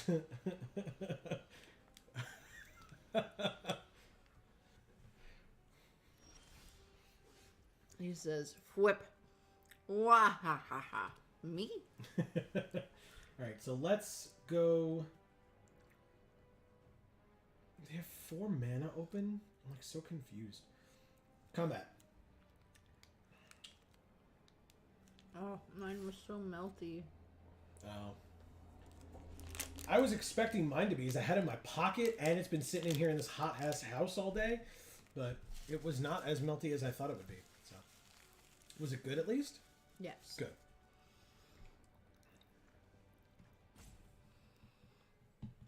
What are they doing? I'm so confused. Oh, they're gonna search, but they're not gonna be able to. Gonna kill it and make a treasure, which gives us the green that we need so that we can use Yargle and Multani. Resolves. 1, 2, 3, 4, 5. Yeah, so next turn we play an 18-6. Seems okay, huh? And I get a counter on this guy. Yes. Alright, if you have a removal spell, use it now, please. On the Ichor Shade. Holy shit, it's Vorinclex. Oh my god. Why? No. No. Why? God damn it. We drew Invasion of Muraganda. We almost got there. Next turn, actually, we can do this. So yeah, Yargle and Multani. Oh no, but then we don't have the green. We need the green. We have to use Blighted Burgeoning. Son of a bitch. Hold on, cancel. This. I don't have to do Makes that. it great. Thanks, Amy. I can just sit here and read chat every once in a while. Such an asshole. Yep, that's what I'm here for. Oh my god, that's funny. Because it certainly ain't for doing anything else. I think you're doing a fantastic job, and thank you so much. So are you. Aw, you're the best. I love you. I love you too. Yes, that's right. I will get a +1/+1 counter. Thank you for noticing. Yeah, it still works. All right. Good. Now we have a 5/6. Yeah. Which means next turn, do they have the mana? They don't, right? It needs to be 8. Yes. Okay. We get it. Right before it would flip. Okay. Just don't kill my 5/6 this turn. That'd be cool, right?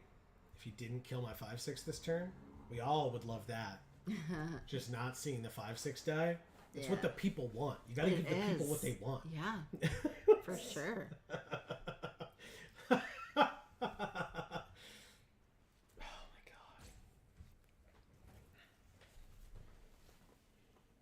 god. Bless you. Bless you.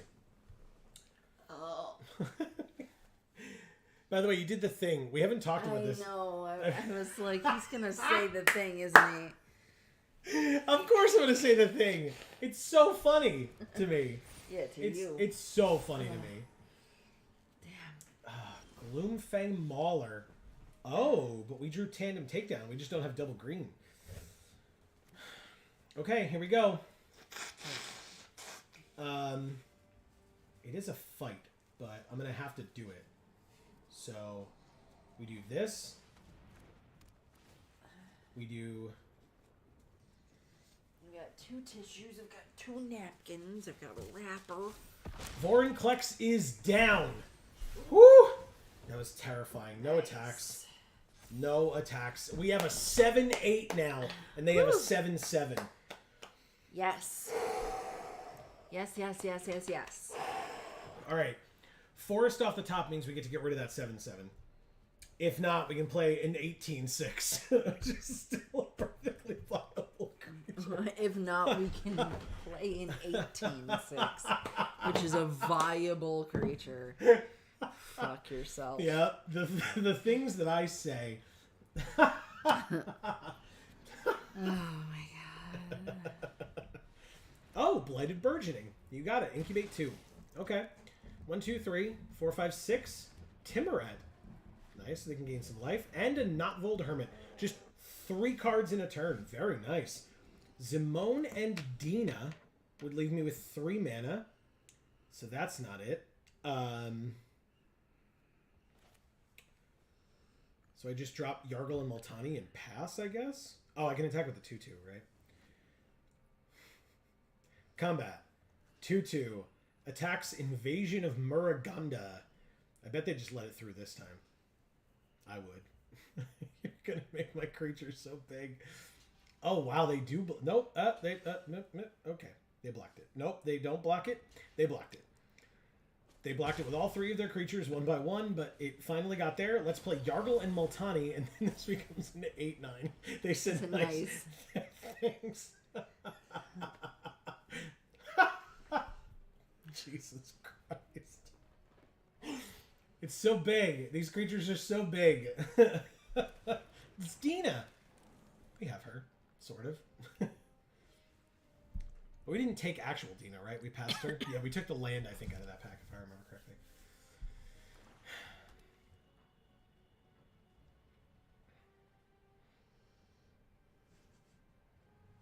Okay. Well. God, another green source would just be lovely, deck. It just really would be great. Seeing as how we have 2 sources of our splash color. And 0 sources of our like primary color, because why would we have anything different? This thing actually doesn't help them. Something that, well, actually I guess it does. No, that's already a 5/5, right? Oh my god, Etched Host Doombringer. Does that help us here? 2, 3, 4, 5 leaves us with 1, which is not enough. This doesn't do anything right now. It's just Etched Host Doombringer is probably it. Sure. I don't need to gain the life. I don't need them to lose the life. I'm just going to have that battle lose 3 defense counters and see what happens. That one. Okay. It is down to 3. I'm going to say no attacks this time, I think. I really want that second green. Come on. Okay. Timuret is totally fine. They gain a life, and then whenever they gain a life, we lose a life. Thanks, Dina. Not a problem. We're 23. They have 1 land in their hand that we know about and an unknown card. Oh. Incubate, or yeah, gain 5 life and incubate 5, and we lose 1 life. You got it. 2 mana would bring that out as a 5/5. They play the land we knew about. No reason not to. No reason to keep that hidden. What else? Tandem Takedown kills the 7/7, and then we, like, if we get the green, and then we swing with the. Interesting. I guess I'm going to swing with the Etched Host Doombringer this turn against the invasion. If they, oh, but they have a 2/5. They would just block with the 2/5, right? And not give us a 9/10 Ichor Shade.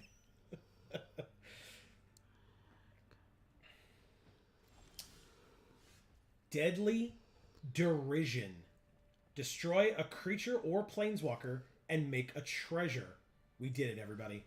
We frickin' did it. Yeah. Yes. So this dies. We get a treasure. No cards in their hand. You can absolutely flip those thingies. Whatever. It doesn't matter. Oh, does Dina sack it? Okay, so we don't get the treasure. Smart. Actively very smart. That's frustratingly smart. That's fine. That's fine. We can still swing here. Again, now Timuret dies to this. So anything that they block with it, it's going to, like, either our creature dies or theirs does. Amazing. You're still... Oh, it's a 5/5. Sure. It doesn't matter. If mine dies, I still get a counter on my Ichor Shade. You got it. Beautiful. Absolutely beautiful. You got it. You got a 2/2? Perfect. And we have a 9/10 and an 18/6.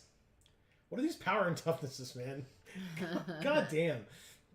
Super funny.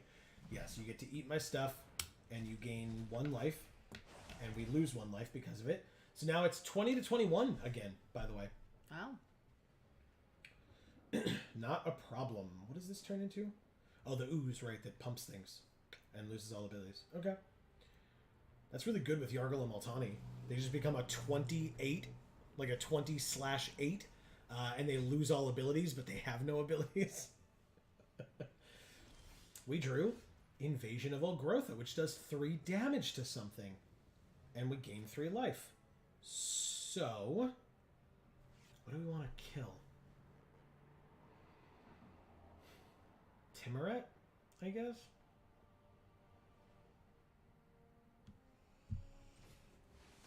Yeah, I think that's the one.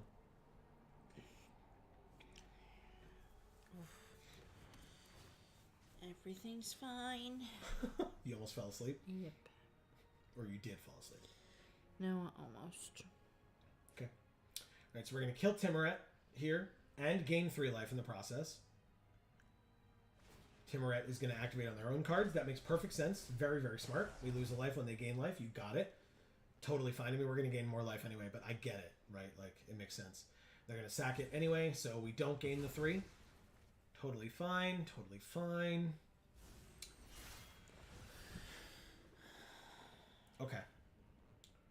So we want to have 1 card in hand. We want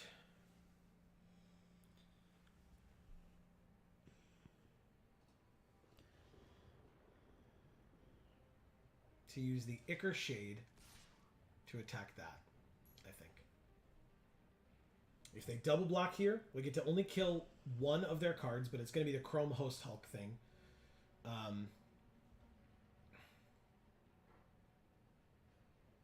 Which is probably fine.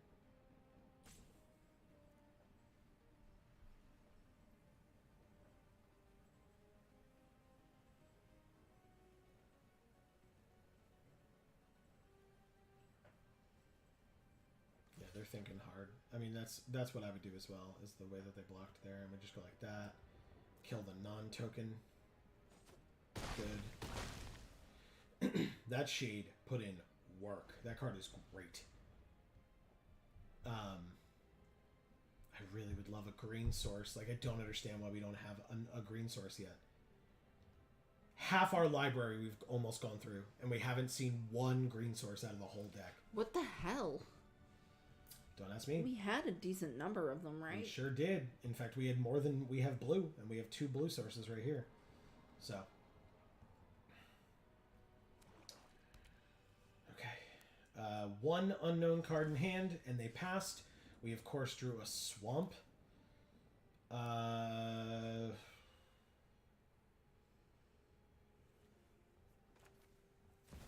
play our Zimone and Dina here.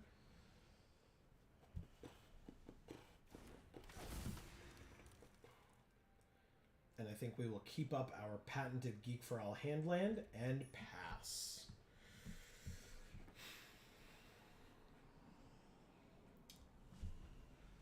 Okay. Top decking on their side. Land, good. Good sign, good sign. We drew the forest. Woo! Jesus Christ. Yes. Holy shit. Okay. So here's what we do. It's an instant, right? There's no trample, so that's not a concern. So these 2 deal damage equal to their power to this thing. It is fine if and when they sack it to Dina, because it is gone forever then. And Dina only gets that boost this turn. Good. It's gone. Congrats. You did it. It's irrelevant. They still get +1/+0. I will not be attacking this turn because Dina's power now goes away. And she is a 1/3 again. You got it. Aha. So now next turn, they have a 2/2, they have a 1/3, and whatever might be in their hand. They have an Etched Host Doombringer that can add things, or they can make us lose 2, they gain 2, and then when they gain 2, we lose 1. No, they're going to put 3 counters on it, so it goes back to 6. You got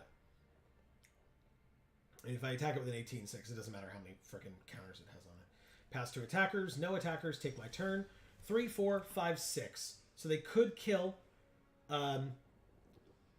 Multani and Yargle here.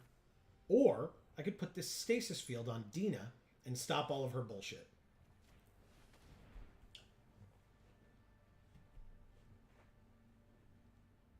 You can use her ability, but you'll just sack a creature for no reason. Yeah, there you go. All right, so combat.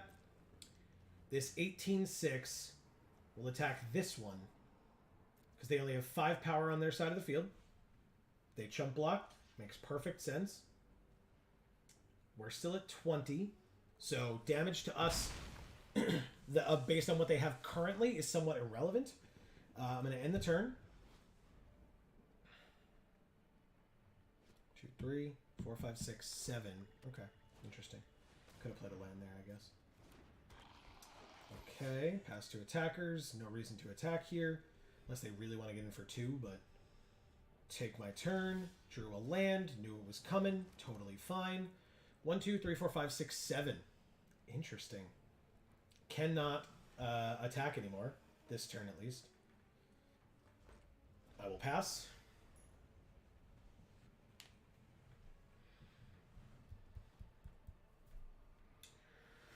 What are we doing? They said hello. Oh, look, it's Yargle and Multani. I will say, nice. Okay. They said thanks. Okay. Pass to attackers. Jesus. Holy crap, man. Take my turn. Drew another land. That's 3 in a row, I think. Not much I can do about that. Pass, I guess. The issue is if they start getting squirrely with attacking with Yargle and Multani, there's not anything I can do about it except trade. Okay, incubate 3. So they turn their smaller incubate into a bigger one. That's very smart. Very, very smart. I like it. And then we end our turn. Okay. War Historian, indestructible as long as it attacked a battle this turn. There are no battles on the field, but it is a 3/3 reach. I suppose that's something. I would love... Okay, we're passing to attackers. They are attacking. Wow. Okay. Buy Yargle and Multani, I guess. That sucks. They said nice. I mean, it's not that nice. I'd really rather have kept mine, but you really felt like running yours into mine, so unfortunate. Oh, come on, man. Please? Really? Like 4 in a row now? And now we just have our mythic against their wall of creatures. We can't kill any of our battles. Like, we just haven't been able to do anything. They drew a land as well, but still. Come on.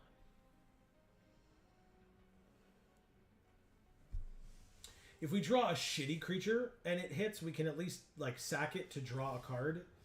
Come on! What the fuck, Arena? This is ridiculous now. So stupid. It's 5 in a row. No attacks. 1, 2, 3, 4, 5, 6, 7, 8, 9, 10, 11. We only have 5 left in the deck, so that's something. Of course, they mailed 3 cards. One of them was a land, but one was or both of the others were removal spells. Oh, of course. And then they get 2 creatures back from their graveyard to their hand. They're going to get Yargle and Multani and something else. So we are oh no, not Yargle and Multani. Arch Vorinclex. I forgot about Vorinclex. The mythic.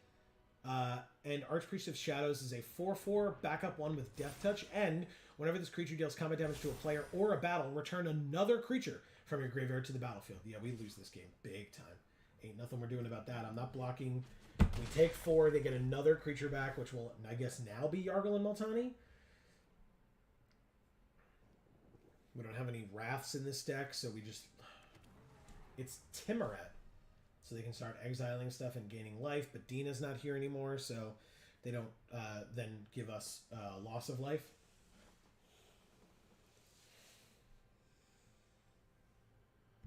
Oh my god, man. Come on. Okay. Yep.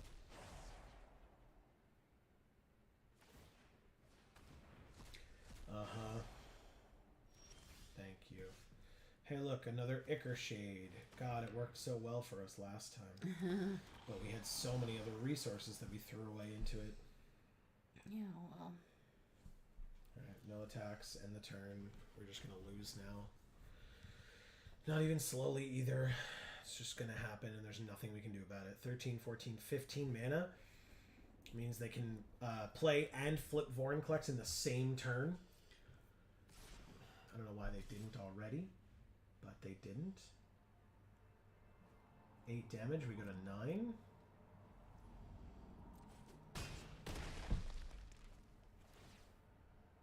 They return another creature from their graveyard to the battlefield. This time it's Yarrow and Multani. Nothing I can do about that at all, except throw my resources in the garbage by chump blocking to try to save myself, but just like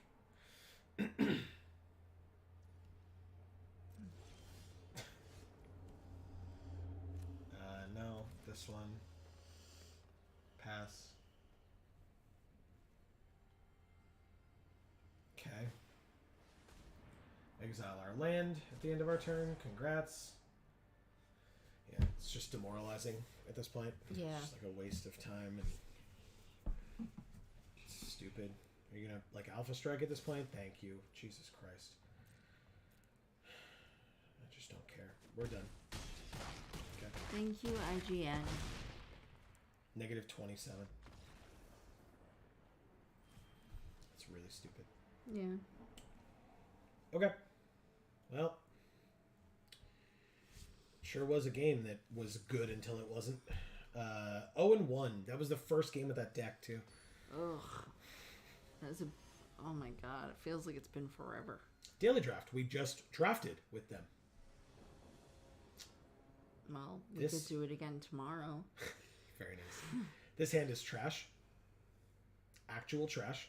Green, green, green, green. In fact, double green, 0 green. Mulligan. Now we have green. So good. This hand is actually great. Okay. Actually great. We'll get rid of Rona here and keep everything else. This hand is fine. Alright. I like it. Yeah, me too.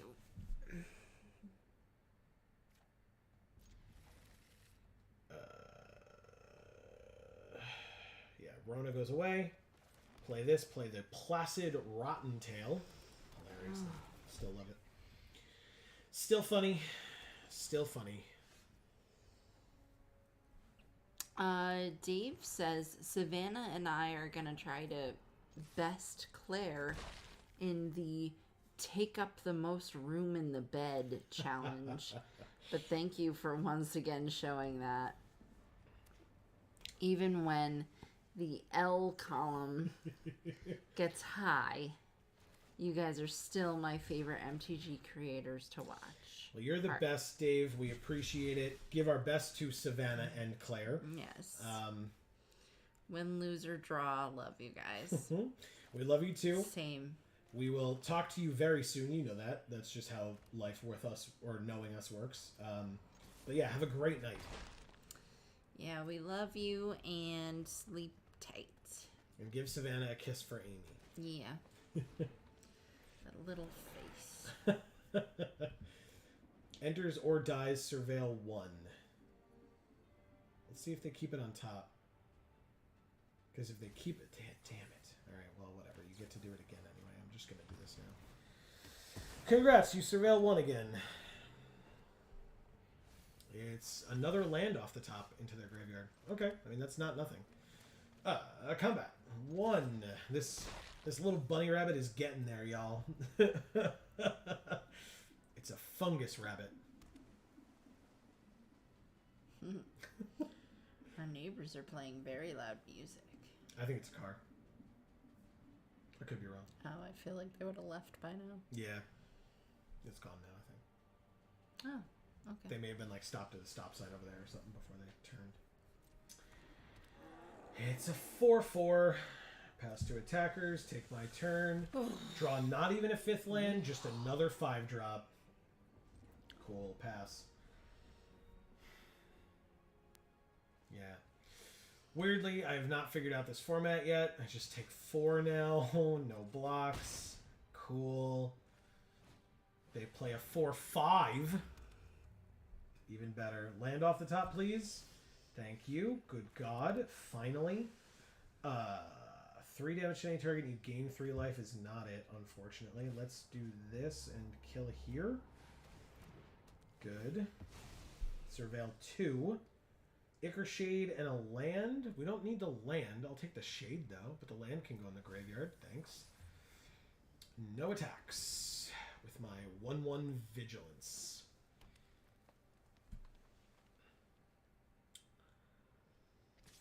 Four, 5 attacks. No blocks. Converter Beast. It's an 0/1 that makes a 5/5, basically. Which is pretty damn good, if I do say so myself. Combat. I'm going to attack with this. I know that they're going to make that into a 5/5 and block. Or can they not? No, they can, right? Yeah, but they didn't. Okay.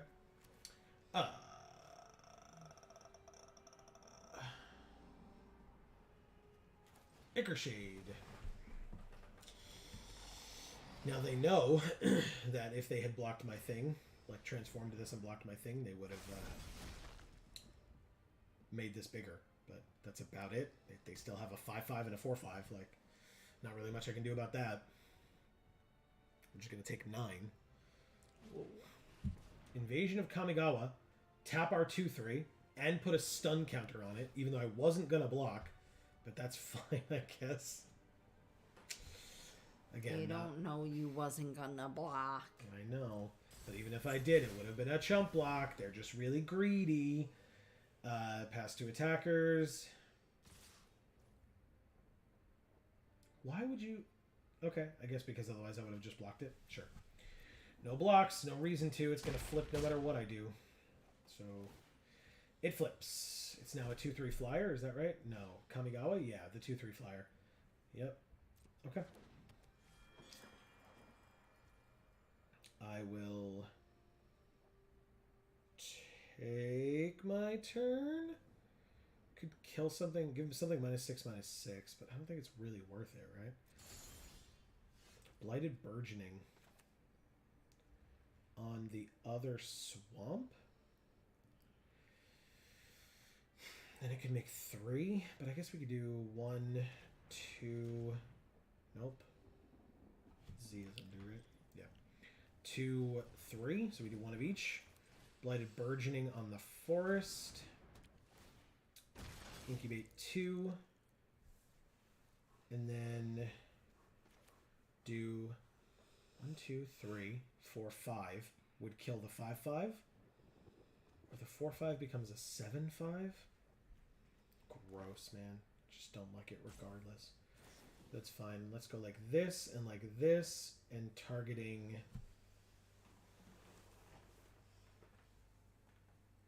this. Kills it. No attacks. Gets a counter. Now it's a 3/4. It's pretty good. 2/3 attacks, they draw a card when it hits us. This is like so reflective. What is? Your My shirt? The picture on it. Yeah. And it doesn't seem like it would be because it's like pretty dark in color, but it's just like, I guess the sheen to it. Mm. Yeah, on I the, keep like, thinking design. there's something on my shirt, but it's just the light reflecting off of it. Nice. Holy shit. Jesus. Okay. Well. Actually, that's pretty good, right? So we just go like this. Placid Rottentail. 2. Kicker. Targeting. Greg says, heading to bed, guys. Great stream. Thanks, Greg. I will see you tomorrow. Looking forward to seeing you tomorrow. Smile. Perfect. Have a good night.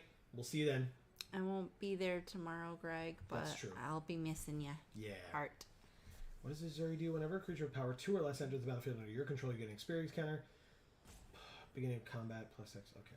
Glad you can do He says, love you guys, and then he has a tear face. that. Sack this. Goes away. That goes away. Then we go like this.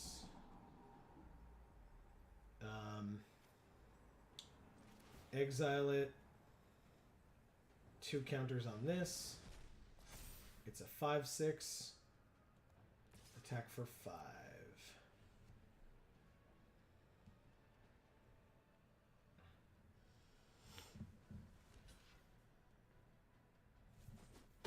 Okay. Do I lose? Yeah, I lose. I guess I should have kept it back. Right, that's game. Oh, it's not game. Unless they have a green card in hand. Do they? Renata got smaller, so we're okay. Never mind. We lose. We're dead. Block the 5/5, take 5, die. Cool. Alright, I guess I should have paid a little bit more attention. Thank you, Daily Draft. It's getting a little late. But we're pushing through. Is that the last one? It was, right? Or no, it wasn't. 2 losses, okay. We're 0-2 though. This deck felt good. I mean, obviously I massively misplayed there, so that's just my fault. But it's all good.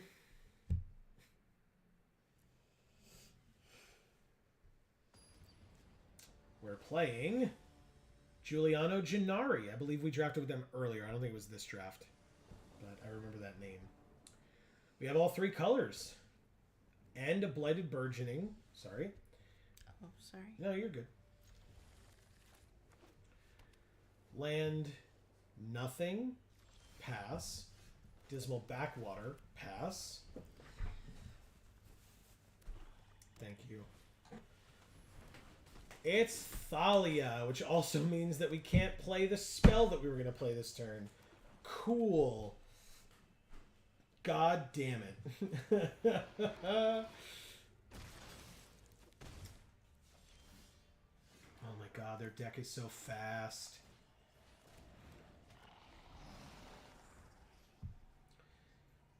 Thankfully, this stops everything but the 3/3.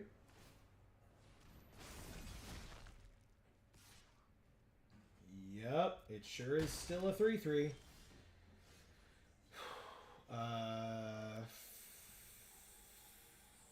Fourth land, Blighted Burgeoning on this swamp.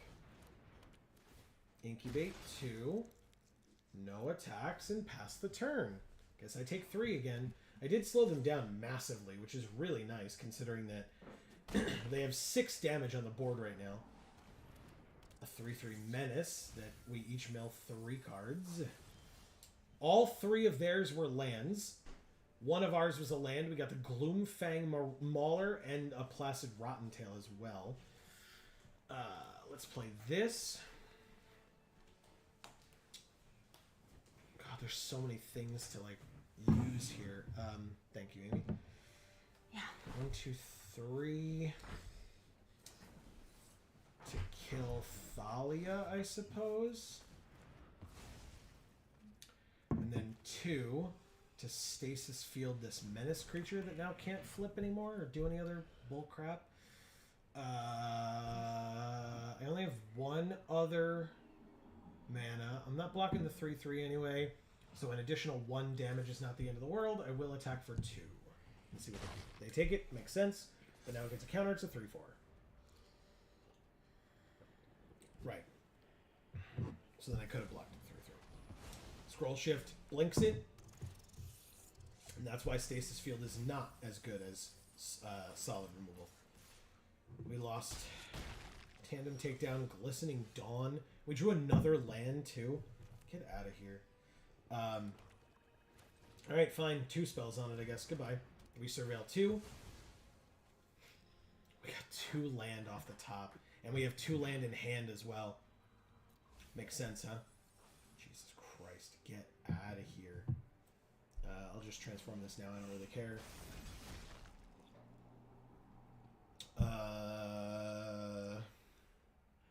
I'll say no attacks just in case. Get a counter. Okay. 5 mana, 5 cards in their hand, and they have a kill spell for our big creature. Makes perfect sense. Should have anticipated that. Take 3, go to 6. This is awful. Fertilid's Favor is not terrible, actually. Target player, target creature. we get a blue. Who cares? And then we will pass. Because now we just have a 4/4. No big deal. I assume they'll use some form of removal on it, which is why I did not use my Placid Rottentail ability on it, because there was no need to make it bigger than a 4/4. The biggest thing they have is a 3/3. Never mind. They steal it. We take 4 and go to 2. Tandem takedown on our 0 creatures means we die. Huh. And that's the end of that draft. 0-3. Yikes. Yeah, it's big yikes. Thank you, Giuliano Gennari. Gennari? That's what I said. That's my guess. Okay. So I don't think we're doing regular drafts anymore. Is that correct? Or we are? Are we available for that? Oh, shit. Whoa. Wow. Okay. Last time, was it last time or maybe 2 early accesses ago? When it got to a certain time of night, just nobody was doing drafts anymore. So it had gone to, whatchamacallit? Bot drafts. Or whatever they're called. Quick drafts. But this is great. We're the 7th seat. So we're just waiting on one more. We'll see if it ever fills, though. It will. I mean, again, we waited like 5 minutes in the past. We're not even a minute in, so it's not a huge deal. Any of you that are still out there watching, first of all, thank you, obviously, because you're all awesome individuals. But secondly, we are coming up on hour 11. In fact, sorry, we've passed hour 11 of the stream. There is a little less than an hour to go. We may not go the full 12. Sometimes that happens, and that is life. I basically, if we do this draft, this will probably be our last event, unless for whatever reason it goes very quickly, and like 20 minutes from now, we're like, oh, okay, you know, but this will probably be the end, as I implied. I will be traveling down for pre-release tomorrow at Champion Card Collector in Poughkeepsie, New York. Shoutouts to them. Greg was here a moment ago and just called it a night, and has been with us kind of in and out all day. Emilio was here earlier, who's the manager of the store as well. So they do an incredible job at the store, but we will be there opening product at the event itself for pre-release tomorrow night. Sorry, I say we. I will be there. Right? You just talked about that. Apologies. I'm just so used to saying we. It's not like, it's not like I forgot you weren't going to be there. But I will be there opening product at the event. I will be filming that, and I will be putting that out as soon as I possibly can, hopefully with the help of Amy. We're trying to figure things out. It's kind of a pain in the butt, but we'll get there. We got it. But yeah, that will be tomorrow night. I can't promise you when, and so since it's been a bit since I mentioned it, please don't forget to subscribe and ring that bell so that you will get notifications whenever any of our videos come out, including that one. Truly, I just don't know when, because it will depend on when I get there, how long it takes to film, etc. It's not just me being like, you're gonna have to ring the bell. Like, that's just... No, it's just we need to work on it. And that takes time, and we don't necessarily know how much time. Yeah. All right, so this card's bad. Finn the Fangbearer is pretty okay, but Alabaster Host Intercessor, it's 6 mana though for a 3/4. All of this is bad. This whole pack feels bad. Like, this card's fine, and this card's good. I was gonna say Finn. Yeah, it's Finn then, I guess. It's fine. Gotta be. I mean, I know you love Death Touchers too, like especially the little ones, so Yeah. this will work with that. It's just that, like, it's gonna be a little tougher, but we'll make it work. Like, hopefully we get past something really good. What are we drafting with? Ato again, Senior Flyers, Sugarheart, Terabad, nice. The Ham TV, we haven't seen them yet today. Migucheras and Tongue Tuck. Okay. Finn the Fangbearer. Oh, We could have a Finn the Fangbearer deck. Yes, I mean, notably legendary, so we can't have both on the field at the same time. Oh. Whoops, sorry. But he is a threat, so he would probably be killed, and then we would play the second one. Great. So. And honestly, I mean, like, this card would be good with Finn because it makes him bigger and flying. So he would not be able to be blocked as easily and or killed. But yeah, it's probably just the other Finn the Fangbearer, I think. What do you do?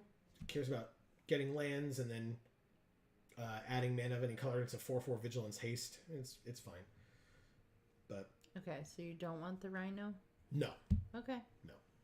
Because again, 2 Finns is better than 1. I know, sorry. Sorry. Any fish would tell you so. Oh, God. Why does they swim in circles? Just one fin. They would tell you so if they could talk. Yeah, they would blub at you a little bit, I guess. All right. With Finn the Fangbearer, I guess black is the other color that has Death Touch in it. So, like, green-black would be the way we'd want to go with double Finn. Or you want to try and do blue in case you find another Rhino?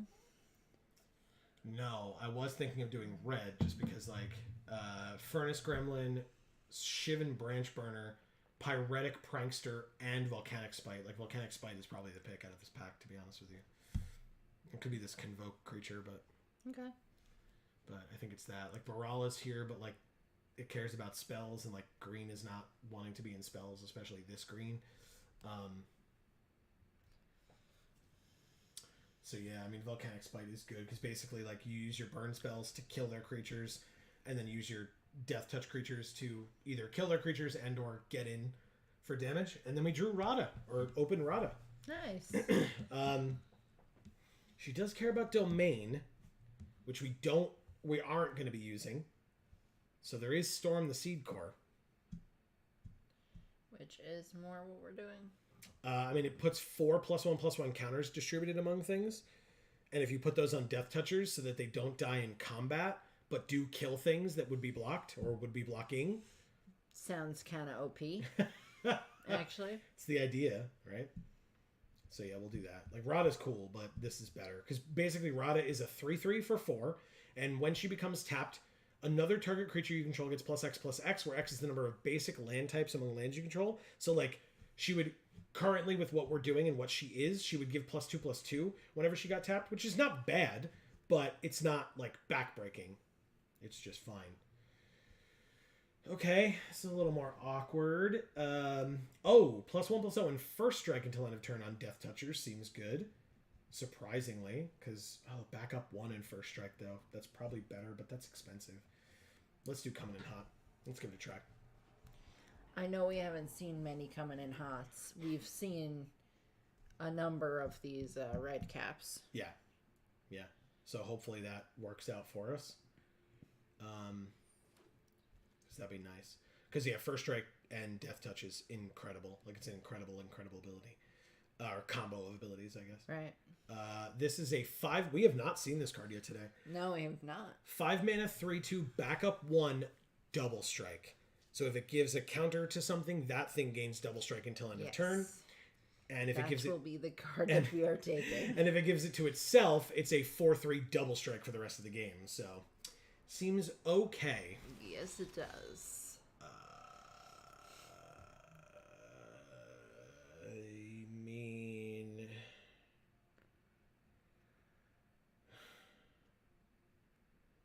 ugh. Nothing very exciting here. That seems cool. Zada. We do have some targeting spells, like Storm the Seed Core is a good one. And Coming in Hot is a good one. So we can give it a try. Basically, we're like green-red, like pump stuff at this point. Realmbreaker, the Invasion Tree. It's not a good card for us, but it's a fun, like, looking one, at least. But we'll take the Placid Rottentail. Yeah. I like it. Okay. We could take the Bonded Herd Beast. That can be flipped for 5 with green and red. By the way, it's so perfect. Yeah. Ugh. My little not actually OCD heart loves it, especially because if we take this, it's gonna not be that anymore, and that's gonna make me sad. But it's fine. What are these other red things? This is the thing that steals one of their things and gains haste until end of turn. But like, if you can't sack something, it's not good because like they just get their card back. The sword thing. It's the bonded boomstick thing. It's like +1/+0 and whatever. It's not that. Oh, and menace. The bean stick or whatever. Yeah, whatever it is. It's not a bonded boomstick at all, but yeah, whatever. It's close. Yeah. Yeah, I think it's weird. I think these accounts got messed up because they were giving us the same accounts set after set. Yeah. And I guess they must have like mixed them up or something. Not even on purpose. I'm sure it was just like, whatever. So this is the only thing for us because I don't like this card. So Blade Master, which is a 2-mana 2/2, and then in late game for 4 mana it can become a 4/4 until end of turn. I mean, that lady's fashion sense is fucking rad, so I'm about it. Yeah, she's from Kaladesh. Speaking of Kaladesh, Baral came back. I mean, I guess we're just gonna... Everything's blue. Yeah, we're just gonna take Baral, I guess, just in case. How many creatures do we have? Like, none? Oh, wow. Okay. I miscounted, I suppose. All right, not Invasion of Amonkhet. I'll take Florin Woodfalls. We already took Baral, so like just in case, since blue seems pretty open, we can now have a splash for blue available for like things like Stasis Field, I guess. In fact, Stasis Field is better than Vengeance Earth, so I'll still put it in the sideboard, but it's a good one. You want your boy? Yes. All right. All right. On color, Gruul, rare or mythic. Son of a bitch. There's no Gruul cards anywhere. They're like 2 at the bottom here. Son of a bitch. Wow. What is this red one? Have we seen this? Yeah, this is the one that we had in like one of our first games that like cares about attacking battles and then it becomes a 3/3 until end of turn with trample, which is pretty good. There's another Blade Master. I think I'll take it. Like, yeah. Again, it's a 2-mana 2/2 with abilities. This is the same thing as this. Like, you know, it doesn't do the same things, but it's still a 2-mana 2/2 with abilities. Right. Like, what the fuck? We're getting cut. No, because the last pack was our opening, or the last one that we just looked at was our opening pack. So no, it's just there's just nothing. There's just not red-green cards in these packs. I'll take this. That makes 2 elemental tokens. Ugh. Choose a battle if an opponent protects it. Remove a defense counter. Otherwise, put a defense counter on it. It's not good enough either. That's like a really bad card. Whatever. I'll make the 1/1s. They're fine. Is my eye all smudged to shit? I actually don't think so, especially because the glare on your glasses blocks a fair bit of it. Okay.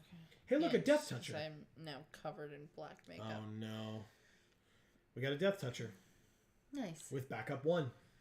All right. Which is exactly what we want with 2 Finn the Fangbearers in our deck. So, thanks. Do it up. Yeah, definitely. Just double checking, making sure I'm not missing anything. Like, again, this card's cool, but we don't... It's fine. Yeah. Well, no, it's good, right? So, like, it's a 4-mana 4/4, which in and of itself is great. Mm-hmm.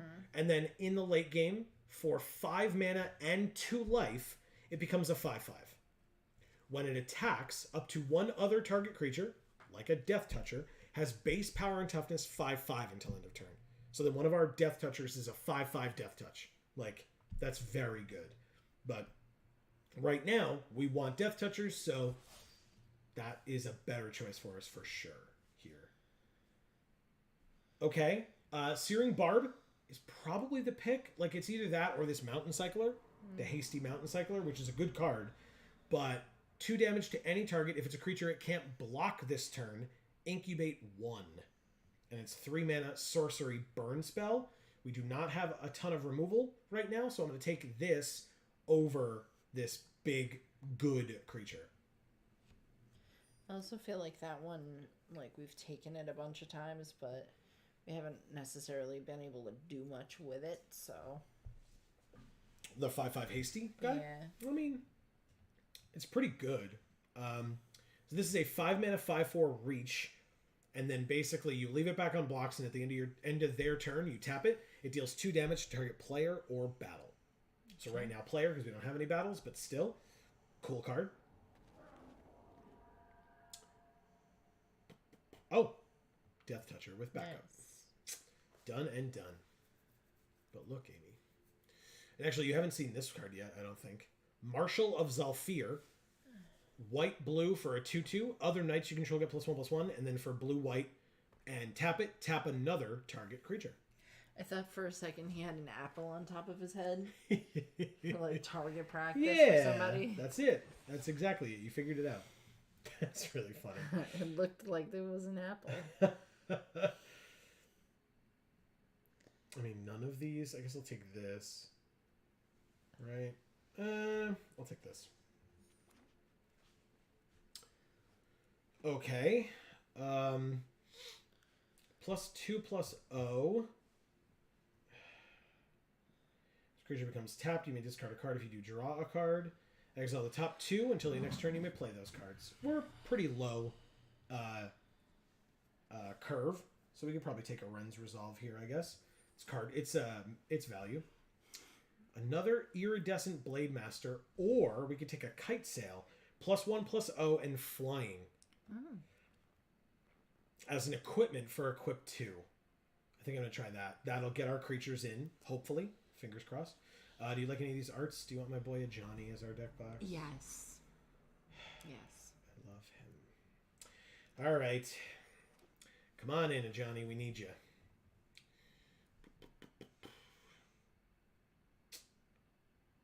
What else? Whole lot of nothing. See? Yeah, I see. We're waiting on other players to pass a draft pack.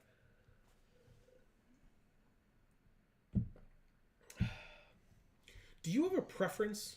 I don't think I don't know if anybody's watching right now, and it's totally fine. But this is really, really late. Do you have a preference, like, because we can ask this question on a Monday as well, between draft and sealed? I like draft better. Okay. Why? But they each have their place. You know, when you're learning a format, it makes more sense to start with sealed. I agree. Until you know it enough to be able to draft well. Yeah. Otherwise, you get trounced. And Yeah. I feel like you get trounced even if you do draft fairly well. So. Yep. That's fair. Nothing. This one, but nothing. Jesus. Look at these blue cards. Counter with mana 2 or less. 6 or less. Shrinky dink. Take this. But yeah, like, I think the concept of draft is fun. Like, the fact that, like, you get to see all the cards and then, like, you get to choose which card, like, makes the most sense for you to take in that moment, right? And then you are kind of seeing what the people next to you are going to end up having in their Most decks. likely, yeah. In You fact, know? good enough Magic players, and I'm not this guy, but like really skilled drafters will know definitively. Like partway through a draft, they're like, okay, the person to my left is in red-black. Right. Like they just know based on how the packs come around. Yeah, I just think that's kind of cool. Like, it gives you, even digitally, I feel like it gives you a bit of a sense of community that playing sealed can't give you. Sure. Yeah. Well, I will But, say, like, sealed gives you a different sense of community in that if you're playing sealed to learn a format and everyone who you're playing with also is trying to learn the format, there's that camaraderie that exists in that you are kind of helping the other person and they're helping you as the two of you are learning how to play it. for sure. Yeah, because you remind people, like, they play something and you're like, actually, it doesn't work that way. It's this instead. And, like, they get to learn, like, oh, right, sorry, thank you. Like, But that's something you feel a lot more in person than you do digitally. yep. When it's digital, it's just a little bit crappier. Sure, and whereas I feel like draft doesn't necessarily do that as much when it's digital. Sure. Yeah, the other thing that I like a lot is with in-person sealed. Let's go to the macros H. You get to. Ugh, this pack is bad for us. This one, this feels bad too. I guess because these are both 5. I'll take this. With sealed, the thing that I love, right, when you go to pre-release, is you get to sit around the room and just hear people freaking out about the bomb rares and mythics that they're opening, and like the sick decks that they're going to make and how synergistic they are. And the other thing is, for newer players, because there are a fair number of new players that come to pre-releases because that's the best events to come to for new players. I say that all the time in the openings that I do. And when new players come out, getting to help them. And I don't mean like me helping them. Like, I mean, when I was learning how to do sealed well, like I knew how to play sealed and I knew how to make decks and knew how to play Magic. But when I was learning how to do sealed well, I would literally like make a deck. Now the issue is everybody else is making decks as well. So sure, you can ask people for advice and for help, but they're going to be a little busy making their own decks too.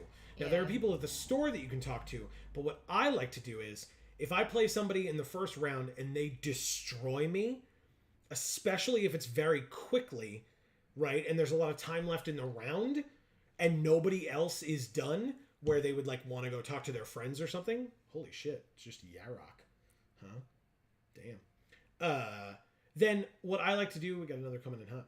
What I like to do is pick up my pool, my deck, and the rest of my cards, show it to them and say, okay, what would you have made out of this? Right? Like, they're good enough to either, I mean, sure, either they got very lucky, or more likely, and why I'd be asking them, they're a good Magic player who is experienced and knows what they're doing. And so if I say to them, can you help me with this? They would be able to do that. And would be able to tell me, yes, I can help you. You want to do this, or you weren't doing this, or why did you play it this way? Like, you know, being able to ask me those questions to be able to say, like, well, don't you think this is good? And what about this? Why aren't you, like, you're in a green-blue deck. Why aren't you playing this really? I think this blue card is really good. Right. Why aren't you playing it? Speaking of which, I think this blue card's really good. I'm looking at our curve because it just looks like a foam finger to me. Yep. Like, yeah, our 2-drop slot is massive right now. Massive.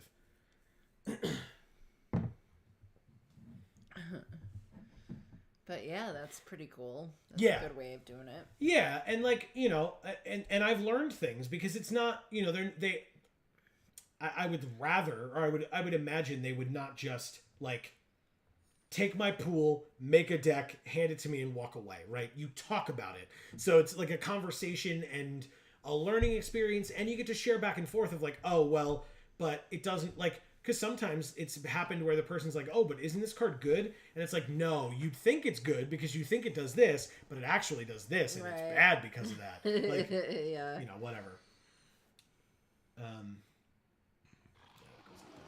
I think this deck could be fast, but it could also be trash. And like not relevant and just bad. Sure, that's fine.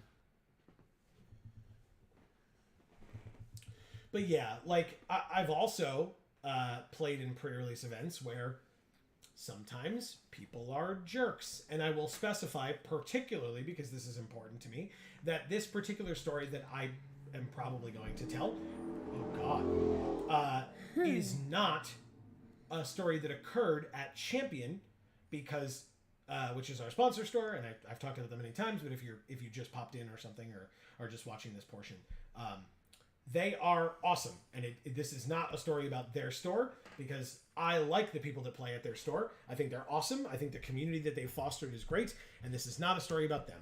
I was at a different store around here where we live, and I faced a guy and beat him with my deck, and he spent the next 20 minutes, maybe a half an hour, telling me to my face at the table why my deck was worse than his. And why any other time that we played one another, he would have beaten me. But he didn't, though. He did not.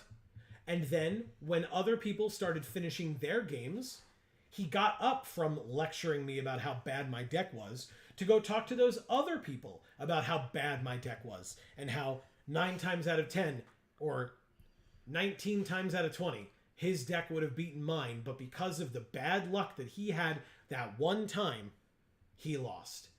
And he went around and me sitting at the table by myself, he walked around and told everybody about it. And it was like, Okay, dude. okay, I guess. Congratulations, you did it. I hope you feel good about yourself. I mean, it's pretty clear he doesn't. It's pretty clear he's a very insecure person. Yes, he is. Yes, he is. Whenever you cast an instant or a sorcery spell that targets only Zada, copy that spell for each other creature you control that the spell could target. Each copy targets a different one of those creatures. Instants, 5. Sorceries, 5. That's not bad. Although Searing Barb is a burn spell, so we don't want that one, so that's 1 down, so that's 9. 8, 7, because those are burn spells. 6, because that doesn't target. 5, because that's a removal spell, and in fact should go away. So, whatever. 5. 4, because that's makes tokens, and should probably go away. This could target just her. So yeah, these 3 coming in hots, and this Storm the Seed Core. I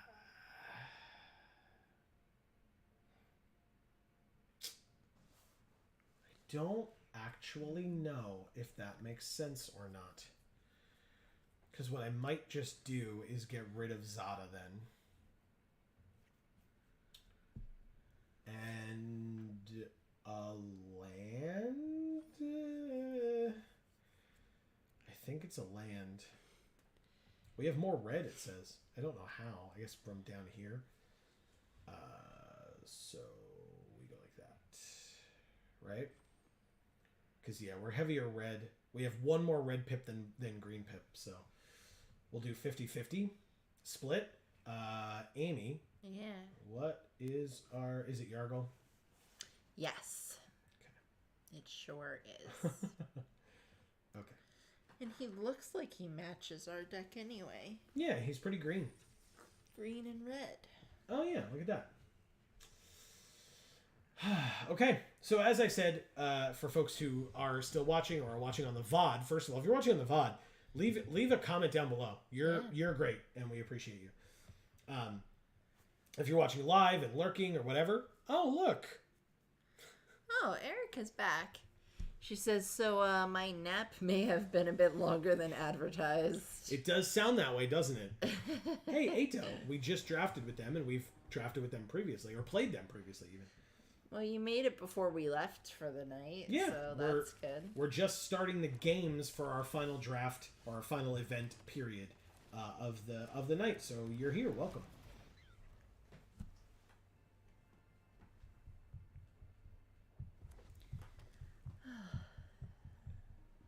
Are you going to be able to sleep tonight, or is that you're just like going to be up now?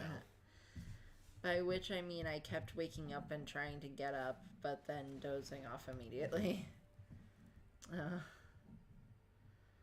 they really just did use a removal spell, essentially, on my 1/1. I'm actually surprised by that, but sure, that's fine. Okay.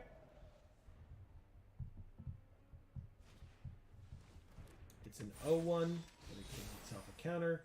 Tap 1, sack this creature, draw a card. I would love to draw not lands. That'd be fun. Pass, I guess. Okay.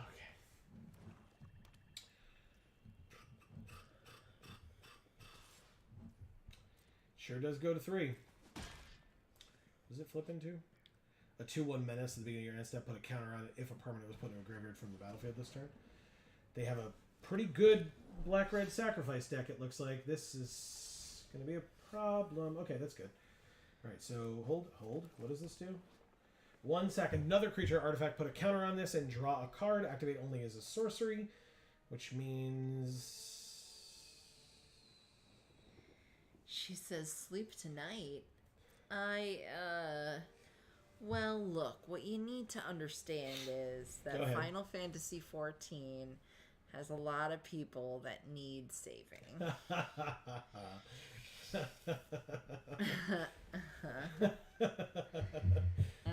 I understand now. I didn't understand before, but I understand now. Alright, so they're going to attack the invasion. I'm going to attempt to do this. I don't know if it will work, but I think it will.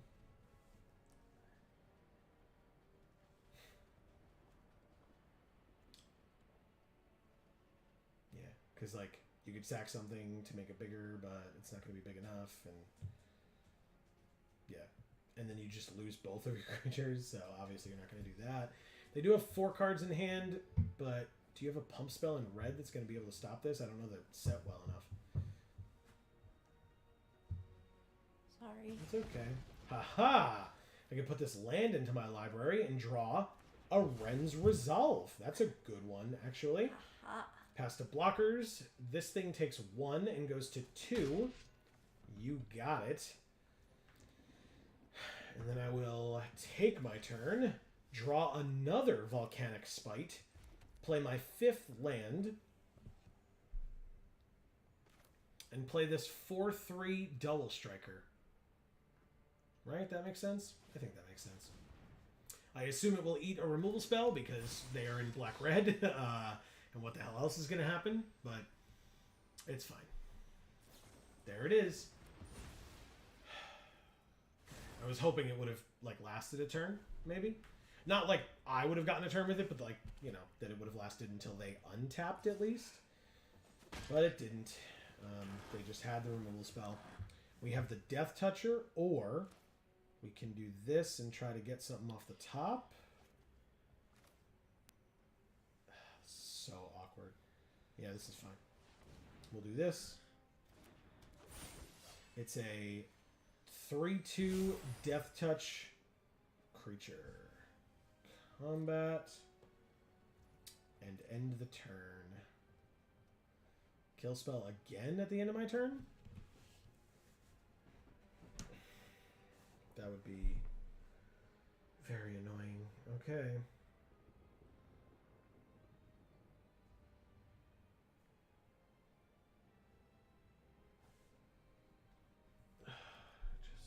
Sure. Basically, Volcanic Spite can kill this stupid menace guy that's going to get bigger. Wow. What a card to use on that. Okay. Good. Get him out of your hand now, man. That sounds great. Pass to end the turn. You got it. Pass. Attack into the thing. So, Erica, what's been going on with you recently that maybe you haven't told us about? Other than Final Fantasy XIV. I was literally just going to say, I heard Final Fantasy XIV is the thing that's been going on. Is that just consuming every waking hour of your life? What do we got?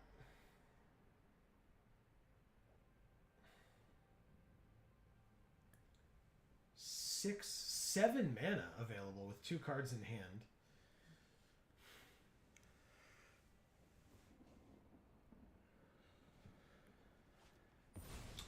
Oh, shit. Well, they already attacked. So it ain't that. That's crazy, man. Can't do anything about that, though. I think I'm going to have to get rid of this coming in hot to try to draw more creatures. I drew a land. That's not a surprise. But now we won't draw a land? I sure tried. Well, actually, that's not bad. Let's do this. I swear to God. I swear to God. That's 4 land in a row on top. Erica's while back. I'm looking for creatures. She can give us flood insurance. I'm so angry. I'm so angry. That's 4 in a row on the top. I discard a card. Oh no, my patented Geek for All handland. It actually worked for once. That's so good. Oh my god. It would be good. Christ. I cut a land. We're playing 16 land. We're at 8. Craziness. Okay, so those 5 land in a row. They're able to play and transform that card. And we drew another coming in hot after we put one on the bottom because I didn't want to keep the other one because we didn't have any creatures. And now we're just dead.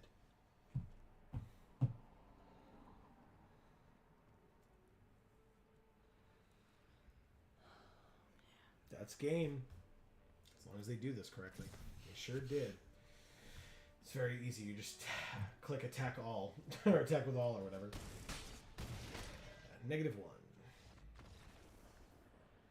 Thank you, Otto. This is the second time we've played this person today. That's what I said, because I remember you. And we drafted with them this last draft. Because I remember thinking, is that how you pronounce it? Because Otto's like O-T-T-O. That's why I said Ato or Otto. Yeah. Otto and Otto are pretty close to one another. Sugarheart, we also just drafted with them. Cool. Yeah. And they're Vivian. Yeah, green planeswalkers for the win, bitch. Jesus. Yep. What? No, yep, you got it. Alright. 1 or 2 land off the top would be fine, but no more than that is necessary. Okay. Combat. Attack for 1. Finn the Fangbearer. Do your thing, my friend. What are their sleeves? Did we look at those before? No. No. Oh, those are very cool. Right? Yeah. I'm going to play this land. I'm going to go to combat, and I'm going to attack for 1. Because they're going to take it. Perfect. They get 2 poison counters. Oh, I guess I could have done that too. I'll wait till next turn for that. No big deal. Okay. I'm going to end my turn. And then see if they attack here. I assume they do, but kind of wanted to sit 2 damage to any target if it's a creature. Can't block this turn, but it's just dead, so it's fine. No problem. Incubate 1. Pass 2 attackers. They do attack. Oh, amazing. +1/+0 first strike until end of turn on this. Finn the Fangbearer on top. Amazing. That's super funny. And block. Say goodbye. Bye. Guess what? This thing has Death Touch now. And Finn the Fangbearer likes things that have Death Touch. You're at 6 poison counters. Holy shit. Whoa, shit. That's quick. It sure is. How many does it take to kill somebody? 10. Oh my god, they passed. Oh. Did we win? I mean, I'm going to obviously try. Combat. Swing. Let's see. They have to have something, right? Yeah, okay, so they stopped one of them. The 2/1, I assume? Yep, that's fine. Okay, so they go to 12, but also 8 poison counters out of 10. Wow. Holy shit. Okay. And they play Invasion of Kylum, and they concede. Wow. Thank you, Sugarheart. Yeah, that's how this deck's supposed to work. Like, just, sometimes you draw 5 land in a row, and sometimes you like actually play the deck the way it's supposed to be played. But with us, you just draw 5 land in a row. Like it's just 1 and 1. Well, now we've seen both sides of the same coin. Let's see if we can really do this thing. Human token 2323, who again is an Arena/Wizards employee because they have an orange name. This hand is weird. I'm going to keep it, but I'm not happy about it. I just want everybody to be aware. Okay. I guess we should say hello. Hello, Arena employee/Wizards employee. They did not respond. Okay, well, I tried. I didn't see it. That's fine. They clearly hate us. Yeah. And you know what? We're taking it so personally. Combat. Attack for 2. They obviously don't block. Perfect. We're gonna hate ourselves forever now because Yeah. they hate us. Yep. Why don't you love me? We love you. You work for Wizards, and clearly you don't love us, and that's a problem. Kind of is. Wizards should love us. We try so hard. And we get so far. We try pretty hard. I don't know about the getting far thing. Alright, so we're both at 19. Hey, I know that card. Actually, we don't really need to use this because we just need one more land and we can play it, so. Combat.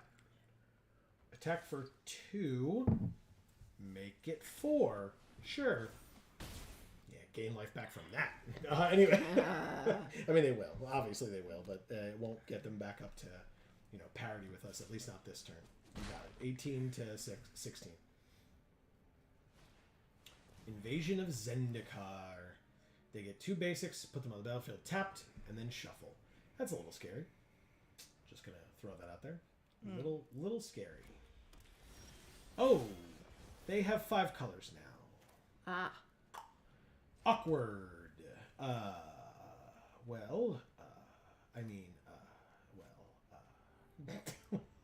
Okay. Let's attack and play this 5/4 reach that can tap to deal 2 damage to them. Okay. Kill spell? Not a kill spell. Or well, maybe. Yes. Kill spell. Okay. You got it. And then attack one of the battles or me? One of the battles. What does this flip into? A 4/4 Vigilance Haste. We drew another land, which means we can actually play our Timberland Ancient. But we go to combat, attack for 2, and we drop a Timberland Ancient on the field. 6/5, reach, trample. I assume it eats another removal spell. They have 6 cards in their hand, and 5 colors of mana on the field.